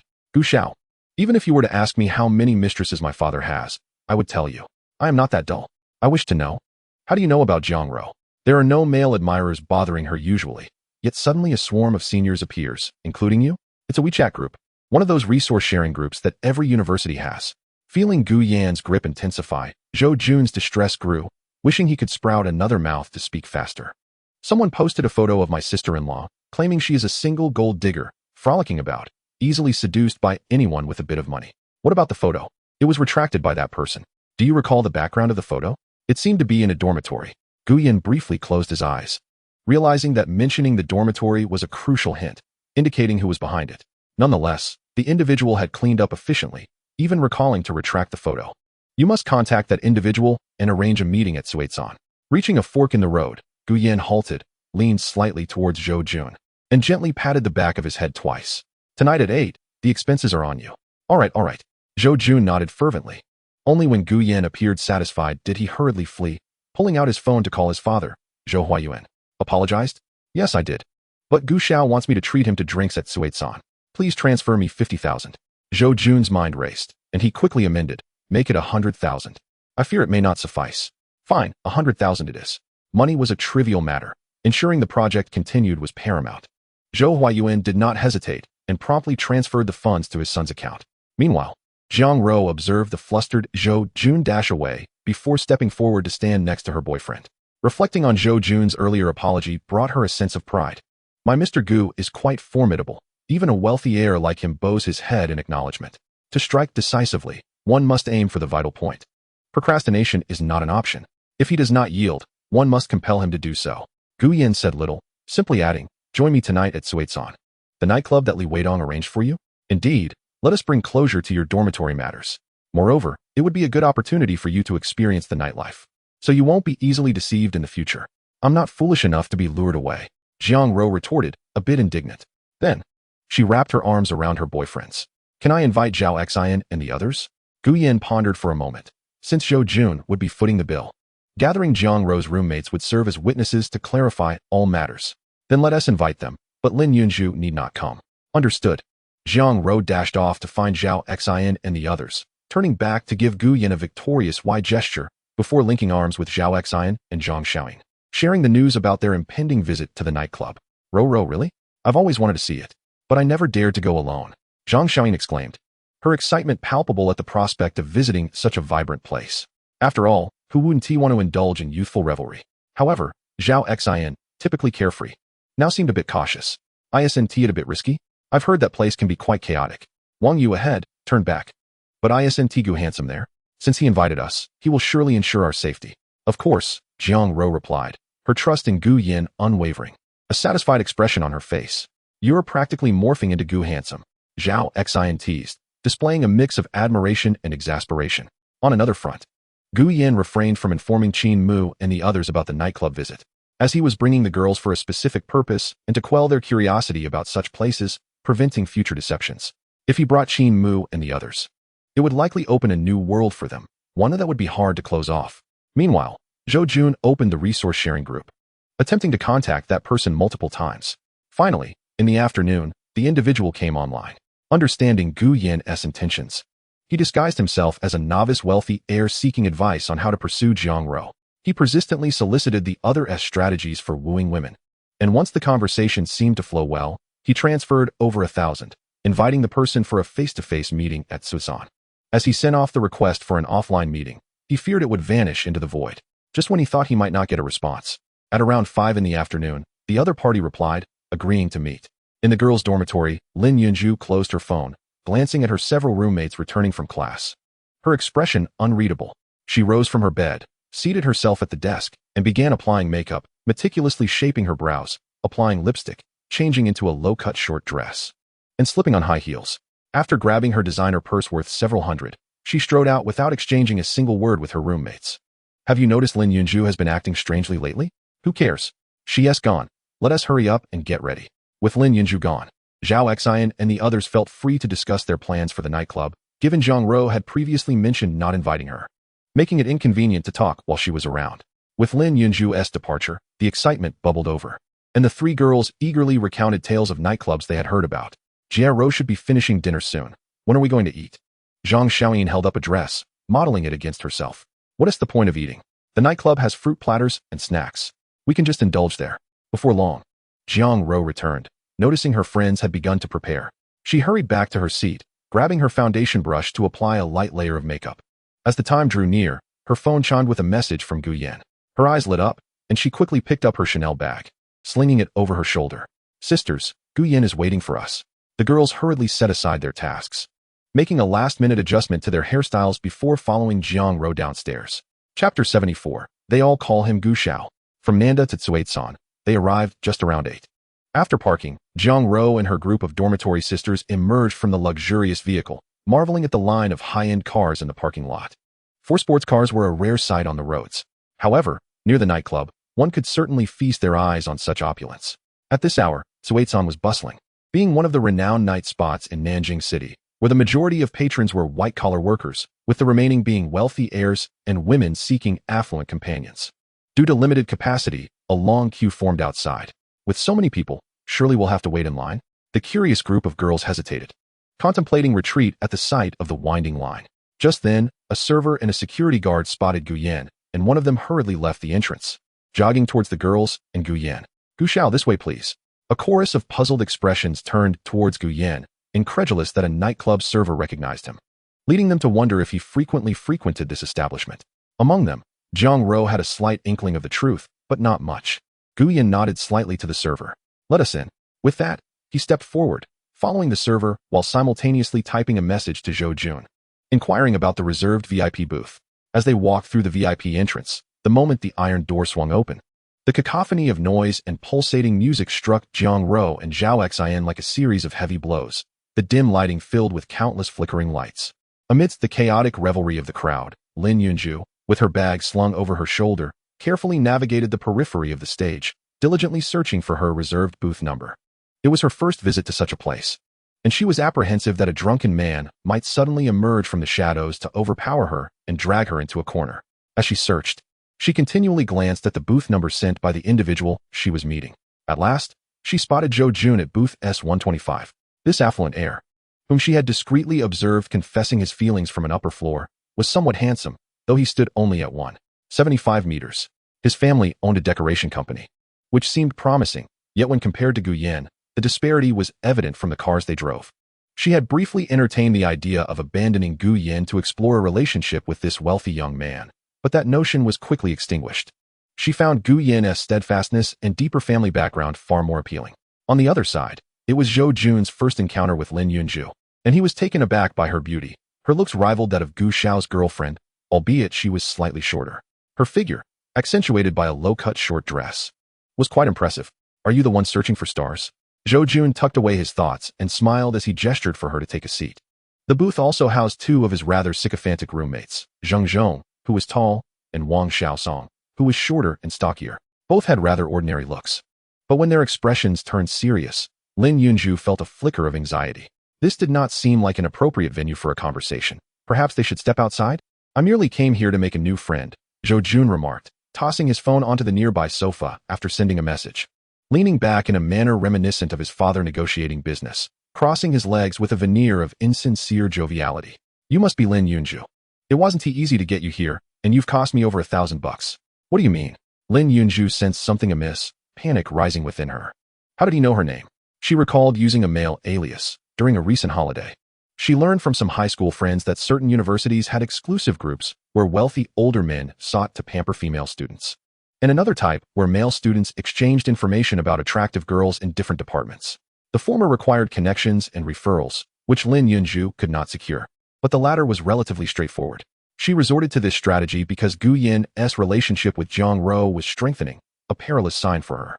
She had devised a plan to create a rift between them, believing she had orchestrated everything flawlessly, but now, his direct reference to her name indicated that matters had spiraled beyond her control. You've mistaken me for someone else, Lin Yunju stammered, hastily grabbing her bag to leave, only to be forcibly pushed back onto the sofa by Zheng Zhong. Mistaken? Zhou Jun raised a glass of liquor and splashed it directly onto her face. Damn it. If I weren't somewhat clever, you would have used me as a pawn. Wouldn't you find that amusing? The commotion was well muffled by the boisterous DJ. Lin Yunju wiped the liquid from her face, her complexion pale and flustered. How had her cunning plan unraveled so easily? After a moment of panic, she regained her composure and quickly apologized. Zhou Xiao, I'm sorry. I was confused. I genuinely did not intend to use you. Huh, an apology suffices? Zhou Jun, who was handsome and well-mannered in front of his father and at school, now wore a twisted smile under the pulsating neon lights. Let us not rush into discussing our matters. The main event has arrived, and you'll soon regret it. The main event? A wave of anxiety washed over Lin Yunju, a foreboding feeling creeping into her mind. At that moment, Zhou Jun's demeanor shifted as he focused on the entrance, hurrying between the coffee table and sofa to stand at the edge of the booth, seemingly awaiting someone. Lin Yunju instinctively turned to look. In the distance, a group of 5 emerged from the VIP passage, and amidst the din, several security personnel recognized the leading figure and rushed forward, calling out, Gu Xiao. The waitstaff carrying fruit and drinks echoed their calls. Gu Xiao? Gu Xiao, what are your plans for today? Amidst the respectful addresses, Zhao Xian and Wang Yu, who followed closely behind, were struck by a mix of vanity and shock, rendered speechless. Everyone referred to Gu Yin as Gu Xiao. How much money had he spent in this establishment to earn such deference from the staff? Was it truly like the dramas depicted, where young Master Zhao picked up the tab for the entire venue? Thinking back to her inquiry to Jiang Ro about Gu Yin's bank balance, the latter's reticence hinted that the figure might be alarmingly substantial. At that moment, Zhao Xian and her companions felt their movements become somewhat mechanical. Yet, the most stunned was Lin Yunju, taken aback by Gu Yin's sudden arrival and the chorus of Gu Xiao that followed. Though already a prominent figure at school, she had never imagined that such a bustling nightclub would have so many people recognizing him. Observing Zhou Jun's sycophantic demeanor and the presence of Jiang Ro and several girls from their dormitory, Lin Yunju suddenly realized that her visit had been a setup orchestrated by Gu Yin. In an instant, she felt a surge of anger and even a pang of grievance. Why was she being treated this way when she, too, was an admirer of his? Gu Xiao, Zhou Jun nudged Lin Yunju's shoulder, inching forward with a sycophantic smile. My father's business, let us discuss it later. Gu Yin, with his hands in his pockets, turned his head toward Lin Yunju, whose eyes met his icy gaze, causing her to avert her gaze in fluster. He then walked past her and sat on the sofa, leaving Zhao Xian and her friends in a state of bewilderment, unsure of why Lin Yunju was present. Yunju, how did you end up here? The somewhat oblivious Zhang Xiaoyin, not sensing the underlying tension, was about to approach when Zhao Xian pulled her along with Jiang Ro into the booth, finding an empty seat. It was Jiang Ro's first time in such a place, and the overwhelming atmosphere felt stifling. She attempted to calm her nerves and quietly asked her boyfriend, how do you plan to address Yunju? Of course, I'll address it openly, Gu Yin replied, grabbing a cup.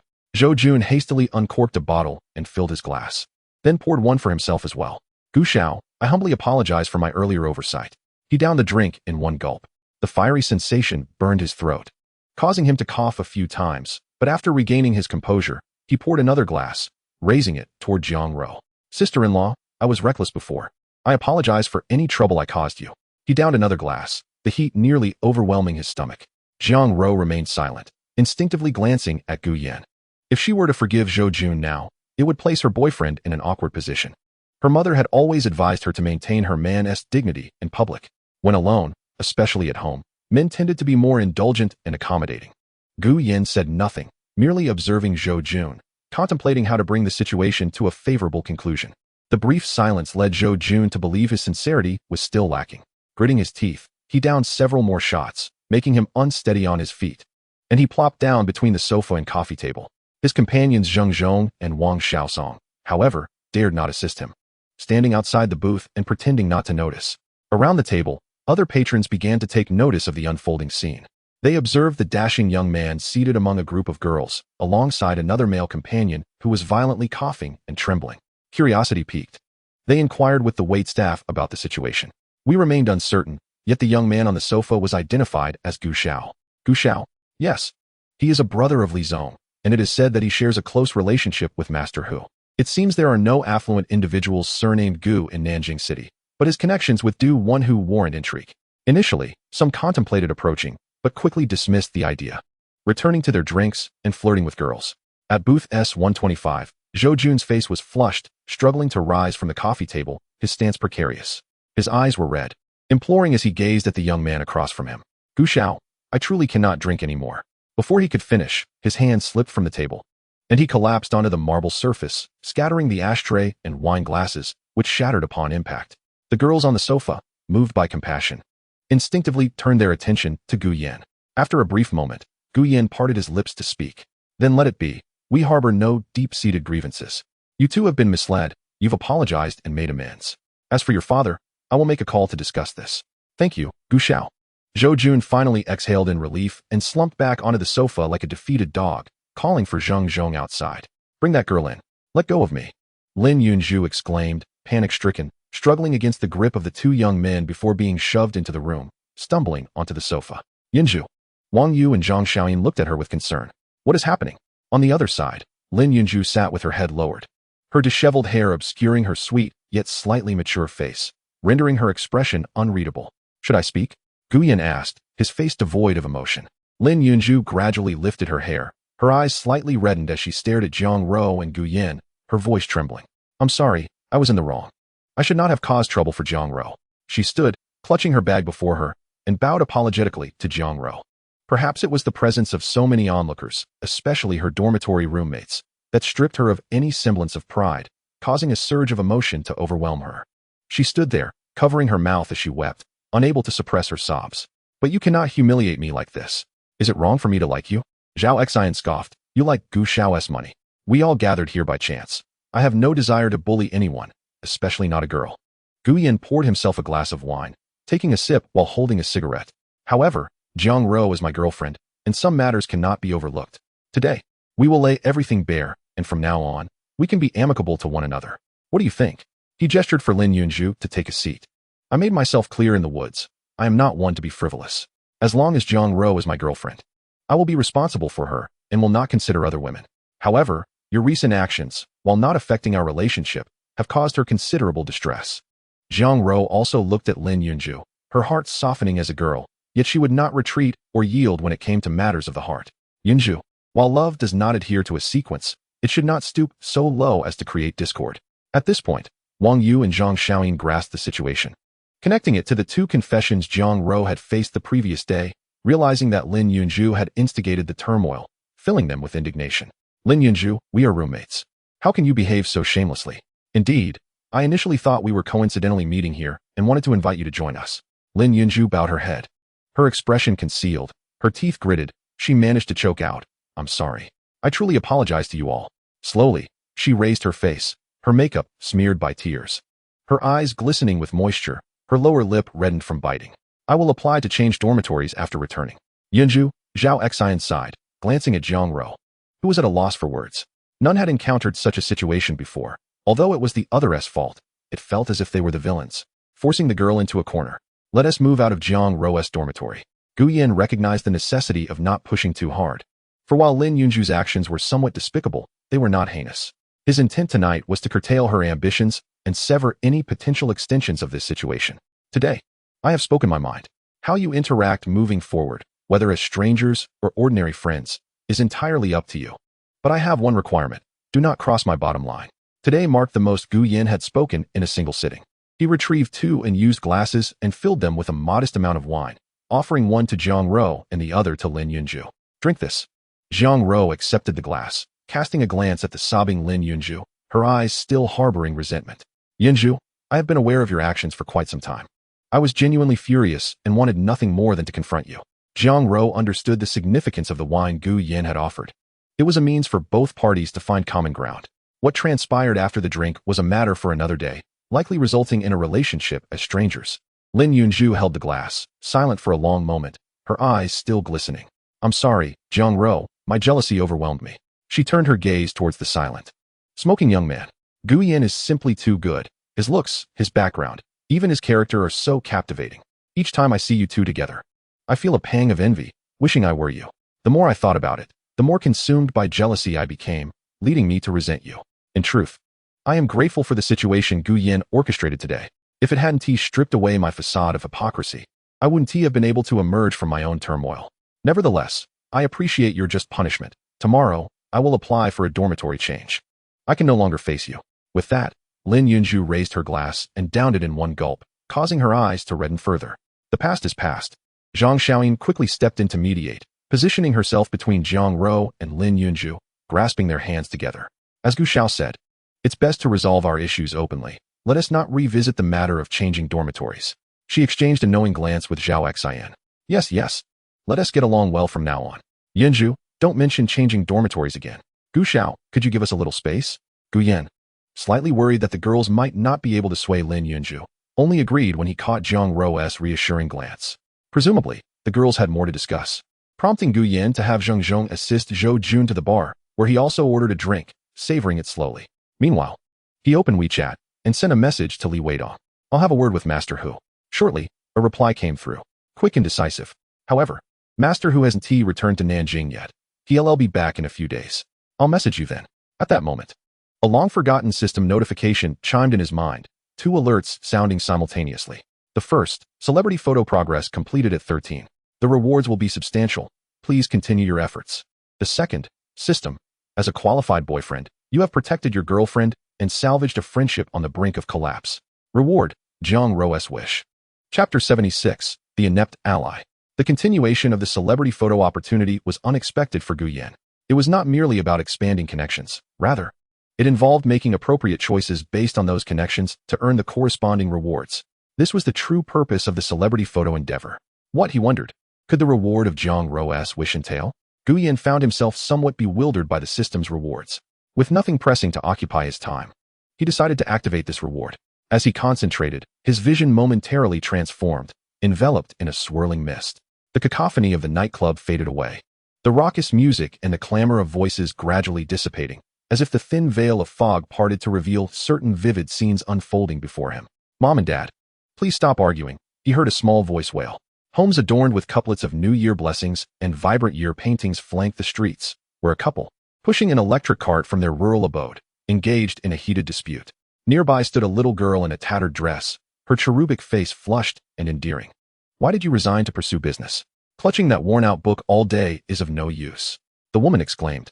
I am a teacher. The knowledge I possess is meant to enlighten the next generation. Her arms crossed. She wore a discontented expression, while her husband, equally downcast, pushed the cart with a frown. The small girl tugged at their clothing, her eyes brimming with pleading innocence. Today is New Year's. I wish for Mom and Dad to stop fighting. The woman shot a fierce glare at her husband, bending down to scoop up her daughter as memories of her sister's boastful recounts at the family home flooded her thoughts. Overwhelmed by her parents' favoritism, tears streamed down her cheeks as she cradled her daughter. Ro, we may not compare to cousin Ching Ching, but you must live a life better than mine, do you understand? The little one hugged her mother tightly, resting her frail head on her shoulder, her voice sweetly chiming. Yes, I will live well, and I want mom and dad to live well too. That year, she was merely 5, and an unusual chill in the air heralded the sporadic descent of snowflakes. During the midday hours, she wandered the streets for an eternity. At that tender age, she began to grasp certain realities, often witnessing her parents arguing over the incessant struggles of life. While they clashed, she practiced her writing and solved simple arithmetic problems with her pencil. As time passed, she matured. Life at home eased considerably, and her parents rarely quarreled. Yet they were perpetually busy, teaching students, preparing meals, and crafting lessons for the following day. Still, she found joy in their newfound tranquility. Years later, the prospect of purchasing a new home arose, and her once peaceful parents found themselves embroiled in disputes once more. Why must we buy a house in such a remote area? It will be inconvenient for Ro to attend school, her mother lamented. We simply do not have enough money. If we save for a few more years, the housing prices around the first high school will have skyrocketed beyond our reach, her father countered. On her 12th birthday, the young girl smashed her piggy bank on the floor, collecting the scattered coins, 10, 20, 50 yuan, and offering them to her parents. That day, she vividly recalled her father and mother weeping on their dilapidated sofa for what felt like an eternity. Often, she pondered how their lives would change if they had money. Perhaps then her parents would cease their bickering and live joyfully in a grand house.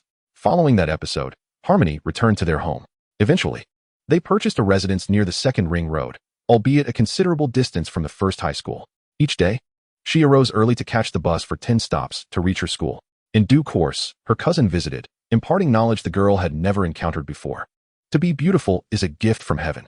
If one comes from humble beginnings, one must seek a partner of noble lineage.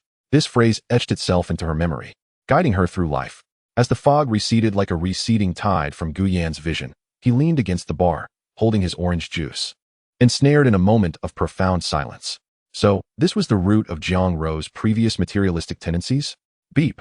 System important task. Uncover Jiang Rou's wish and fulfill it. Reward, startup capital. Startup capital was undoubtedly a pressing need for Guyan. The challenge lay in deciphering Jiang Rou's desire from the fleeting images he had just witnessed. Could it possibly be the ever-referenced grand house? While ruminating, a slightly husky, alluring voice broke through his thoughts. Hey handsome, are you alone? Would you mind sharing a drink? Guyan lifted his gaze to behold a woman clad in a red, form-fitting mini dress. Her wavy hair framed a face adorned with the quintessential nightclub makeup, and her crimson nails gently tapped against her glass. Upon catching sight of Guyan's face, her eyes sparkled with newfound interest. Are you alone too? Perhaps we could unite our lonely hearts, she purred, inching closer. Just then, a tall figure approached, wrapping her arms around Guyan's.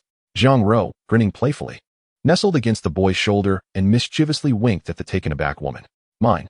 Guyan nodded. Yes, she's mine. Realizing Guyan had not rebuffed the girl, the woman let out a hollow chuckle, swaying her hips as she departed from the bar. Mr. Gu, it seems you have an undeniable charm with women, Jiang Rou teased, sliding from her boyfriend's embrace to perch on a nearby bar stool. Shall we head back? Guyan recognized she had indulged in drinks earlier, offering her his orange juice. Not having fun anymore. Initially, the novelty had intrigued her, but now it felt rather mundane.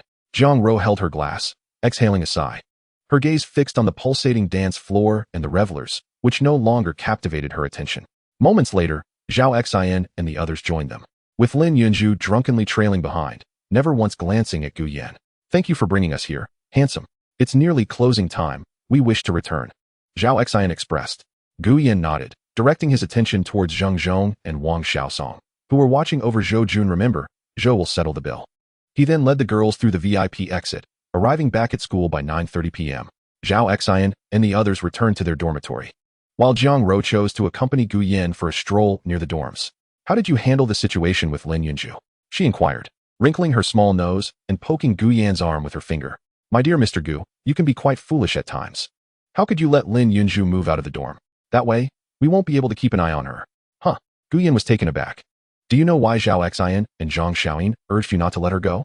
If we let Lin Yunju leave, and she pulls any stunts in the future, we'll miss the chance to detect it right away, and I can't tell you the rest. Jiang Rou clasped her hands behind her back, carefully stepping along the straight lines of the tiled floor. If I tell you, you'll think I'm a wicked woman in your eyes, living in a dorm. Why does it feel like a palace intrigue? Otherwise, girls watch so many palace dramas, they surely have their secretive thoughts. Do you think Lin Yunju would easily give up? Jiang Rou paused, tilting her face upward with a playful huff. Remember when she said she did all this because she likes you? Guyan nodded, recalling those words. You silly man, Gu. She's merely putting on a tragic performance for you. portraying herself as the victim while casting you as the villain. She's manipulating the boy's instinct to be protective, ensuring you won't impose any further penalties on her. Jiang Ro wore a knowing expression, her arms crossed triumphantly over her chest. Zhao Xian and Zhang Xiaoyin feigned sisterly affection to keep her around. If she slips away from our watch, it will be challenging to catch her again. With these revelations, Gu Yan felt a throbbing headache. The intricacies of competition among girls were far more convoluted than he had imagined. So, have I become a useless ally? Not at all. At the foot of the girls' dormitory, Jiang Ro leapt playfully before Gu Yan, rising on her toes to wrap her arms around his neck. My boyfriend, your actions today have truly made me feel secure. Her plump, rosy lips pressed against his, and as she wrapped her arms around his neck, she shared a lingering kiss, playfully tapping the back of his neck. No sticking out your tongue, okay? Gu Yan tightened his embrace around her delicate waist, the subtle scent of her perfume mingling with a hint of alcohol, creating an intoxicating atmosphere. After the kiss, Jiang Ro's cheeks flushed as she gasped for breath, her eyes shimmering with emotion, her lips glistening. The lights are about to go out, she murmured, darting towards the dormitory entrance. After a few steps, she paused, turning back to her still-standing boyfriend, flashing a playful okay sign. Rest well, there is no need to worry about Lin Yunju. Your Miss Jiang will manage it. Gazing at her playful and adorable demeanor, Gu Yan felt an inexplicable stir in his heart, as if it had been gently prodded. Until tomorrow. Chapter 77. The answer to a wish. After escorting Jiang Ro home, Gu Yan returned to the dormitory along the dimly lit path. Just moments before the lights extinguished and the power cut off, his roommates had already finished their evening routines and were sprawled across their beds, engaging in lively banter about topics that piqued the interest of young men. I find Xiao Lingling from our class quite attractive. She is gentle, responsible, and speaks with both tenderness and vigor. The Heiqing, you must not have seen many beauties. In my opinion, aside from the management department, and of course, old Gu's girlfriend, Lin Yunju is the most beautiful. There are a few decent ones in the literature department as well, but we seldom venture there.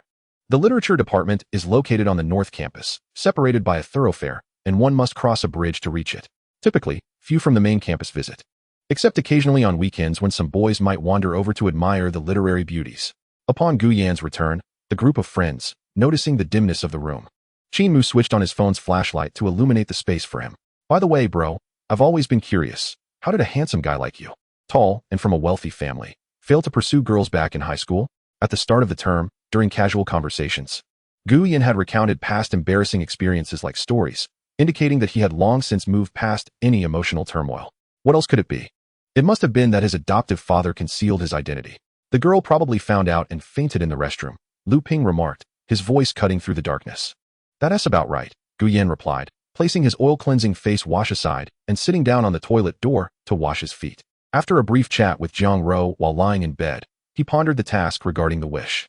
Seeing that his friends were deeply engrossed in their discussion about girls, he decided to inquire further, hoping to glean some inspiration from their varied perspectives. Hold on, let me propose a reading comprehension exercise. You all help me brainstorm. He wove together a narrative from the scenes he had witnessed earlier, deliberately omitting any mention of Jiang Ro. Qin Mu and the others listened intently. And once he finished the story, Gu Yan inquired, what do you believe the little girl's wish was? We've all graduated high school, and you expect us to engage in reading comprehension? Silence, let me think. Qin Mu sat up in bed, his expression serious in the dim light. Based on the narrative, it seems to revolve around her parents arguing over financial matters, so the girl's wish must be to marry a wealthy man. Nonsense. What would a little girl know about marrying a rich man? Lu Ping retorted, sitting cross-legged on his bed, scratching his foot while raising his hand to sniff his fingers. It's clearly about a house. The parents argue due to lack of money, specifically about housing, which is the root cause. Therefore, the girl's wish is to have a large house that accommodates her. I concur with old Lu, Chun Xian chimed in, becoming animated at the mention of housing. Houses hold immense allure. How many couples have broken up over them? How many families are burdened with debt due to housing? Unlike my family, we have no such worries. Almost forgot that housing is a sore spot for everyone. Leaning against the headboard, Gu Yan began to regret asking his friends for advice. From marrying a wealthy man to housing loans, the conversation had spiraled into the topic of divorce rates. I believe the wish pertains to home, a carefree, worry-free, and warm household. Suddenly, the towering figure of De Hay spoke up, cutting through the ongoing debate about divorce rates, plunging the dormitory into an unusual silence. Chen Qing slowly articulated, this story feels like a reflection of my own life. My family is not dissimilar. My greatest childhood wish was for my parents to cease arguing over money. I longed for a harmonious home, free from the burdens that incessantly plagued my mind, hoping for smiles on the faces of my family members. In such an environment, no matter how arduous the farm work, I would find joy. Shortly after he spoke, Chen Qing's phone erupted with the sound of coins clattering. Who sent a red envelope? He exclaimed, hastily grabbing his phone only to find a message from Gu Yin containing a surprising red envelope. Stunned, he asked old Gu, "Why did you transfer me 1,000 yuan? Just a token of gratitude for your assistance in solving my dilemma. Don't mistake my generosity for pity. I have no interest in men." In the dimness, Gu Yin's voice was soft, yet everyone could hear it clearly. Lu Ping, Qin Mu, and Zhao Zhen fell silent for a moment before, like unleashed hounds, they scrambled off their beds and rushed to Gu Yan's bedside. "Bro, what about me? With my adoptive father looking down, I bow to you in advance for your birthday. Shameless. He is clearly my adoptive father. Allow me to pay my respects thrice, 100 for each bow. Consider it an early New Year's gift and a red envelope for me." The raucous commotion soon attracted the attention of a senior on dormitory patrol, prompting the group to disperse back to their beds. After a brief period of quiet, Chen Qing, lying on his bed, wiped the corners of his eyes and gazed at the now darkened bed where Gu Yin had been. He murmured softly, "Thanks, old Gu."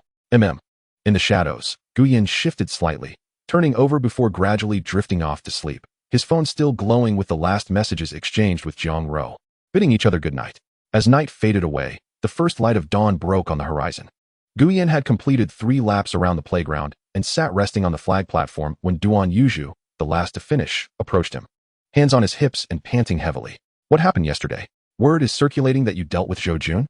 Gu Yin recognized the jest in Duan's tone and played along, responding in kind, "I'm not interested in that. Come clean. You must be a rich second generation, right? Close enough." Upon hearing this, Duan Yuzhu, who had hoped Gu Yin was not wealthy, inhaled deeply, eyeing Gu Yan's calm demeanor. He reached out and playfully shook his neck. "Gu, you don't need to be so ostentatious. Being this handsome is enough, but you also have money." The two exchanged playful banter for a while. Duan Yuzhu took a sip of water. "So what happened next?" "I apologized and treated my girlfriend to drinks as an apology." "Impressive. Zhou Jun must have been thoroughly humbled. You wealthy folks are something else." After a while, their conversation shifted to basketball. Duan Yuzhu reminded Gu Yin that the finals would commence soon and encouraged him to familiarize himself with the game. He expressed hope that Gu Yin would consider joining the basketball team afterward. "Sure." Gu Yin nodded, feeling indebted to Duan Yuzhu and agreeing as a means of repaying that debt. After their conversation, the two parted ways on the route back to the dormitory. As usual, Gu Yin descended the stairs after freshening up and changing his clothes, joining Jiang Ro for breakfast. The number of students passing by gradually increased, with many familiar and unfamiliar faces greeting him. It seemed the news of Zhou Jun's apology and Gu Yan's intervention had spread, transforming a minor conflict between two boys into a ripple of intrigue across the campus. Zhou Jun's notorious reputation had already traversed from the business management department to others, and Gu Yan's confrontation not only avenged the girl Zhou Jun had wronged, but also inexplicably delighted other boys. During the break, the counselor, Zhao Rong, caught wind of the incident and sought out Gu Yin for a conversation, given that conflicts among boys could easily escalate into physical altercations. Once assured that the matter had been settled without violence, Zhao Rong finally allowed Gu Yin to return to class. Back in the classroom, Gu Yin reflected on Chen Qing's words from the previous night, gradually formulating a plan. "Hey, Dong Gu, do you know where I can find fireworks? Are you trying to woo a girl?" "Sort of. Not a problem. I'll have my people take care of it, and they'll reach out to you." Switching chat partners, Gu Yin messaged Jiang Ro, who was still in class. "Dear Miss Jiang, are you free tonight?" Jiang Ro replied with a playful image, little cat peeking. "Is Mr. Gu asking to invite my mother?" Before Gu Yin could fully comprehend her response, she quickly retracted it. Moments later, she sent another message. "Oops, sorry. My fingers slipped. Let us watch a movie tonight." In the management class, Jiang Ro was engrossed in her phone when a message popped up, causing her heart to race uncontrollably. Her already long legs, in her excitement, accidentally bumped against the edge of the desk drawer, producing a loud thud. "Jiang Ro, could you enlighten us on the core concept of enterprise management that I just discussed?" Zhao Exine and Wang Yu exchanged amused glances, hinting at Jiang Ro, who stood up blushing, feeling quite embarrassed. Her heart was in turmoil. After class, with her cheeks still flushed, Jiang Ro buried her face in her books, constantly rubbing her knee, which had turned red from the impact. Ro, what was going on during class?" Zhao Exine, Wang Yu, and Zhang Xiaoyin gathered around her. As it was unusual for Jiang Ro, who typically paid close attention, to make such a blunder. "It was just Gu Yin who messaged me, inviting me to watch a movie tonight," Jiang Ro explained. "Isn't that a perfectly normal date for a couple?" Wang Yu shifted her position, sitting casually on her chair. Since we've never had a date like this before, I got a bit too excited. Jiang Ro reflected on their month-long relationship, realizing they mostly spent their time at school, and any outings on weekends were merely shopping trips, lacking the typical movie dates. Could it be that Gu Yin had finally come around? Zhao Xian's eyes brightened. So, does that mean you won't be returning to the dorm tonight? Jiang Ro's face visibly reddened, and she stammered nervously. I don't know why he suddenly sent me this message, and I feel a bit at a loss. Because of this message, Jiang Ro found her thoughts wandering during the subsequent 2 classes, her face burning with embarrassment, which only caught the attention of the boys in class. Even though it was well known that the most beautiful girl in the finance department was already taken, they couldn't help but feel a twinge of envy towards the surname Gu. During lunch, Jiang Ro walked beside Gu Yan, sneaking glances at her boyfriend, her cheeks alternating between crimson and a sly smile. Say whatever you want. Don't be sneaky about it. Gu Yan naturally reached over and held her hand.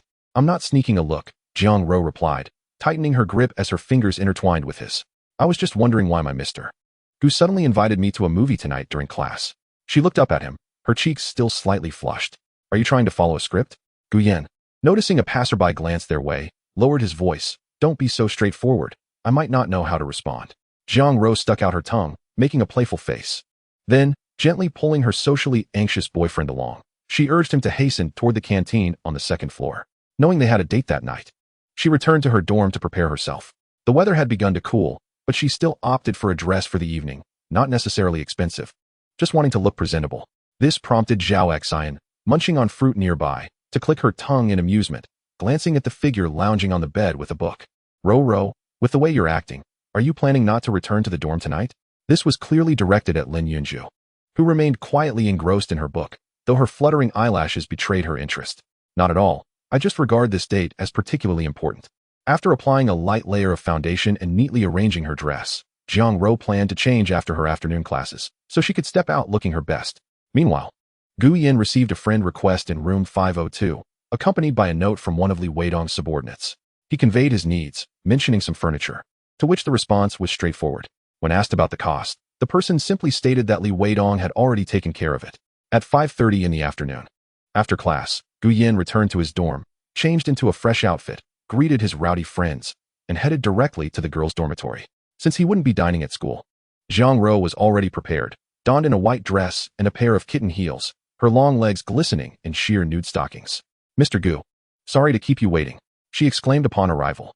Just got here, shall we go? Yes, she replied sweetly, stepping forward to grasp his outstretched hand. They walked side by side to the south gate of the university, and once in the car, Gu Yin leaned over to fasten her seatbelt. You seem a bit different today, Gu Yin. Jiang Ro leaned against the dashboard, her eyes sparkling with curiosity as they flickered at him. Have you become more playful? Gu Yin teased, starting the car as he recalled her previous seriousness. Humph.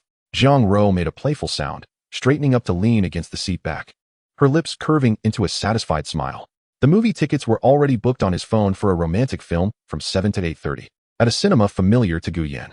As the black Land Rover maneuvered through the streets, it drew attention, especially with a stunning beauty alighting from the passenger seat, causing many men in the parking lot and those passing by to steal glances. Some husbands, accompanied by their wives, received reprimands after being caught looking.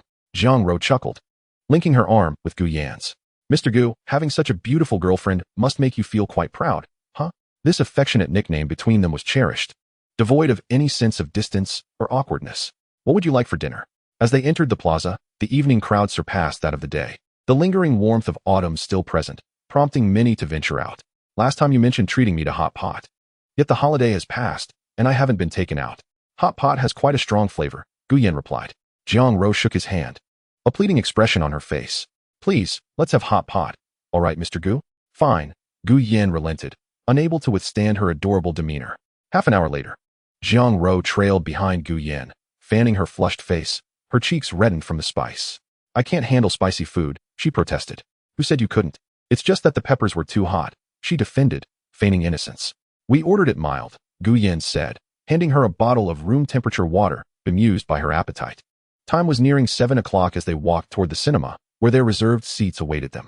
In the midst of peak season, each screening was bustling with couples and families, all entwined in affectionate displays. Jiang Ro noticed Gu Yin attentively watching the screen and pouted, lifting his hand to rest it on her shoulder. Embrace me, silly Mr. Gu. Apologies, I'm inexperienced, Gu Yin admitted, a hint of a smile breaking through his typically composed demeanor. He tightened his grip, pulling Jiang Ro into his embrace. She nestled against his broad chest, listening to his heartbeat while watching the unfolding film. In the screening room, the sound was loud, and few dared to speak. Jiang Ro covertly glanced at Gu Yan, surprised to see him genuinely engrossed in the plot. She pulled out her phone to check the itinerary Zhao Xian had prepared for her. Let me see. We've had dinner. Watch the movie, what's next? She pondered, waiting for the next step as she flipped through Zhao Xian's notes. Prepare your ID and charger. Jiang Ro's face flushed crimson, and her breath quickened. What are you looking at? Gu Yan suddenly lowered his head to gaze at her. Jiang Ro quickly pressed her phone against her chest, managing an awkward smile. It's nothing. Let me see. Gu Yan took the phone from his girlfriend's hand, and Jiang Ro instinctively lowered her head even further, feeling embarrassed. Then, she heard Gu Yan chuckle softly. You, with your limited romantic experience, are giving her advice? Aren't you afraid of leading her astray? Jiang Ro whispered shyly. I listen to the good advice and ignore the bad. I'm not foolish. In the girls' dormitory at Nanda University, Zhao Xian was engrossed in a novel when she suddenly sneezed, feeling inexplicably as if someone was talking about her. After watching the movie, Jiang Ro's cheeks remained flushed, attracting curious glances from other couples and families as they exited. Where shall we go next? Just follow me. Upon leaving the cinema, Gu Yan led her to the car, heading straight for the tree-lined streets near Nanda University. Jiang Ro assumed he would take her to a hotel, but instead, they drove into a residential community. Gu Yan, what are we doing here? Without responding, Gu Yan took Jiang Ro's hand and led her into the elevator, arriving at his apartment. After unlocking the fingerprint lock, he pushed the door open and switched on the lights in the living room. The warm-toned space exuded a cozy atmosphere. Is this your apartment? Jiang Ro stepped into the living room, brushing against the soft sofa and observing the simple decor. As she turned back, she saw Gu Yan opening the window. The night breeze poured in, and in the distance, a burst of colorful fireworks erupted with a resounding bang. Standing by the window, Jiang Ro watched the dazzling display reflected in her eyes. Chapter 79, What is Home? The night enveloped the sky like ink, with the stars and moon dimmed, while vibrant bursts of fireworks illuminated the darkness. Multicolored lights radiated from the eyes of the two figures behind the window, cascading downward. In the nearby residential buildings, voices filled the air. An elderly man gazed dreamily out the window, while a girl pulled back the curtains, her surprised face illuminated by the changing colors of the fireworks. A husband cradled his child, laughing with his wife as they pointed at the sudden spectacle, while the child clapped and cheered with delight. His mother leaning against her husband's shoulder, her eyes brimming with affection. More fireworks ascended, blooming gloriously against the night sky. Gu Yan, did you set this up for me? Jiang Ro stood in awe, surprised, and then turned to embrace the boy before her, resting against his broad, warm chest, her eyes transfixed on the continuing fireworks. Gu Yan gently pressed his hand against her back, tilting his head to gaze at the night sky. It was especially for you. I'm not particularly romantic. I merely copied this from the internet. I hope Miss Jiang doesn't mind? Jiang Ro tilted her head back to look at his chin, her delicate brows unfurling, her lips parting in a joyous smile. I don't mind at all. Mr. Gu has put in great effort, and I adore it immensely. Just, please don't waste money on fireworks in the future. It would be better to buy you a few nice outfits. Don't all girls love romance? I do love it, but I cherish lasting beauty even more than fleeting romance. Gu Yan lowered his head slightly, resting his chin on her hair. Is this home? Jiang Ro trembled visibly, tightening her arms around Gu Yan's waist. Just then, a cluster of silver fireworks exploded in the sky, and the delicate light shower slowly descended. Leaning against Gu Yan's chest, Jiang Ro watched the spectacle, catching a glimpse of her boyfriend's unwavering gaze upon her. What's wrong? Jiang Ro whispered, her heartbeat quickening with the rhythm of the fireworks. Gu Yan leaned down and kissed her forehead. You are more beautiful than the fireworks. Oh dear. You're teasing me again. Jiang Ro lightly tapped Gu Yan's arm, her heart fluttering with delight. There was no escaping it. She was inexperienced yet playful. Each time she attempted to take the initiative, she found herself faltering after just a few words. However, there were moments of victory as well. She felt a twinge of pride seeing Gu Yan speechless when she boldly expressed her feelings. Leaning against Gu Yan's chest, she softly spoke. Mr. Gu, did you know? Seeing the fireworks makes me incredibly happy. I never imagined a boy would do something so romantic for me. When I was little, my parents often argued. I didn't understand what marriage was, just wishing they would stop fighting one day. I imagined my mother cooking, my father reading the newspaper, dinner finished, my father washing the dishes while I did my homework, and my mother helping me. The night breeze tousled her long hair, and Gu Yan gently tucked the stray strands behind her ear, quietly listening to her heartfelt confession.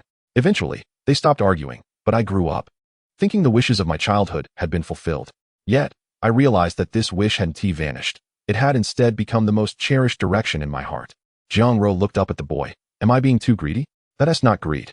Gu Yin playfully tapped her nose, a gentle smile gracing his otherwise cool features. He tried to overcome his social anxiety, gently lifting her chin. Jiang Ro's cheeks flushed crimson as she closed her eyes, savoring the warmth of his lips. The final fireworks lit up the window, casting a glow on the two embracing figures, their lips meeting in a tender kiss. After a long moment, they parted. Gu Yin delighted in her bashful expression, wanting more while feeling shy himself. Gathering courage, he swept Jiang Ro off her feet, carrying her into the bedroom. Inside, a new mattress awaited them, and he gently laid Jiang Ro down. She felt flustered under his gaze. Perhaps we should take a shower first? Uh-huh. Gu Yin nodded. Rising to enter the bathroom, where they had prepared 2 sets of towels, toothbrushes, and other essentials. Outside, hearing the sound of the shower, Jiang Ro's heart raced with a mixture of nerves, anxiety, and an inexplicable sense of anticipation. She had faced many challenges, but nothing compared to the unfamiliarity of what was about to happen. Unsure of what to do, she busied herself in the bedroom, adjusting the sheets, pushing the drawer back, wondering why the window was shut when the new furniture had formaldehyde. When the shower stopped, she heard the door open and Gu Yan's footsteps. Jiang Ro's face flushed as she nervously sat on the edge of the bed, her body tense and motionless. Gu Yan sat down beside her, drying his hair. Aren't you going to shower? I will. Jiang Ro felt her face burning. She thought about how embarrassing it would be for Gu Yan to see her like this. Hastily, she hurried into the bathroom. Before long, she emerged, hair dried. Taking small steps to sit on the bed, her toes curling tightly in her slippers from the tension. Gu Yan was also feeling nervous as he stood at the foot of the bed, taking his time drying his hair. What should I say? Jiang Ro. Shall we go to sleep? The words stuck in his throat, but as a gentleman, he took a deep breath and approached her, sitting down beside her. The bed dipped slightly under his weight, startling Jiang Ro. She turned to look at Gu Yan, who reached out to caress her cheek, tentatively asking, shall we? Jiang Ro blushed and nodded shyly. Gu Yan leaned closer, their lips meeting as he embraced her, gently tilting them both onto the bed. In their breathless moment, Jiang Ro nervously spoke, the curtains aren't drawn yet. Gu Yan raised his face, murmuring an acknowledgement as he got up to draw the curtains, shielding the room from view. And the lights off. The bedroom lights were promptly extinguished. Before long, a rustling sound emanated from within. What shall Gu Yan do next? I possess no experience in this matter. Have you not seen such films? I have not. It is a rather peculiar sensation. After a moment, Gu Yan felt a sharp pain as he attempted to loosen the clasp, which was situated at the back. Is this it? It was tangled. The two were truly pressed against one another. Shall we explore this together? In the dim light, Jiang Ro, with her eyes closed, murmured a response. The night was profound, and the fireworks outside had ceased, unnoticed in a secluded corner of the wilderness. The man who had just released the fireworks was now fleeing down the street, pursued by a patrolling vehicle that had arrived upon hearing the commotion. Why are you setting off fireworks in the city? Run, let us see who is faster. The fleeing man clutched his mobile phone and shouted for them to stop chasing him, as he sprinted forward, disappearing down the street, pursued by the electric patrol car.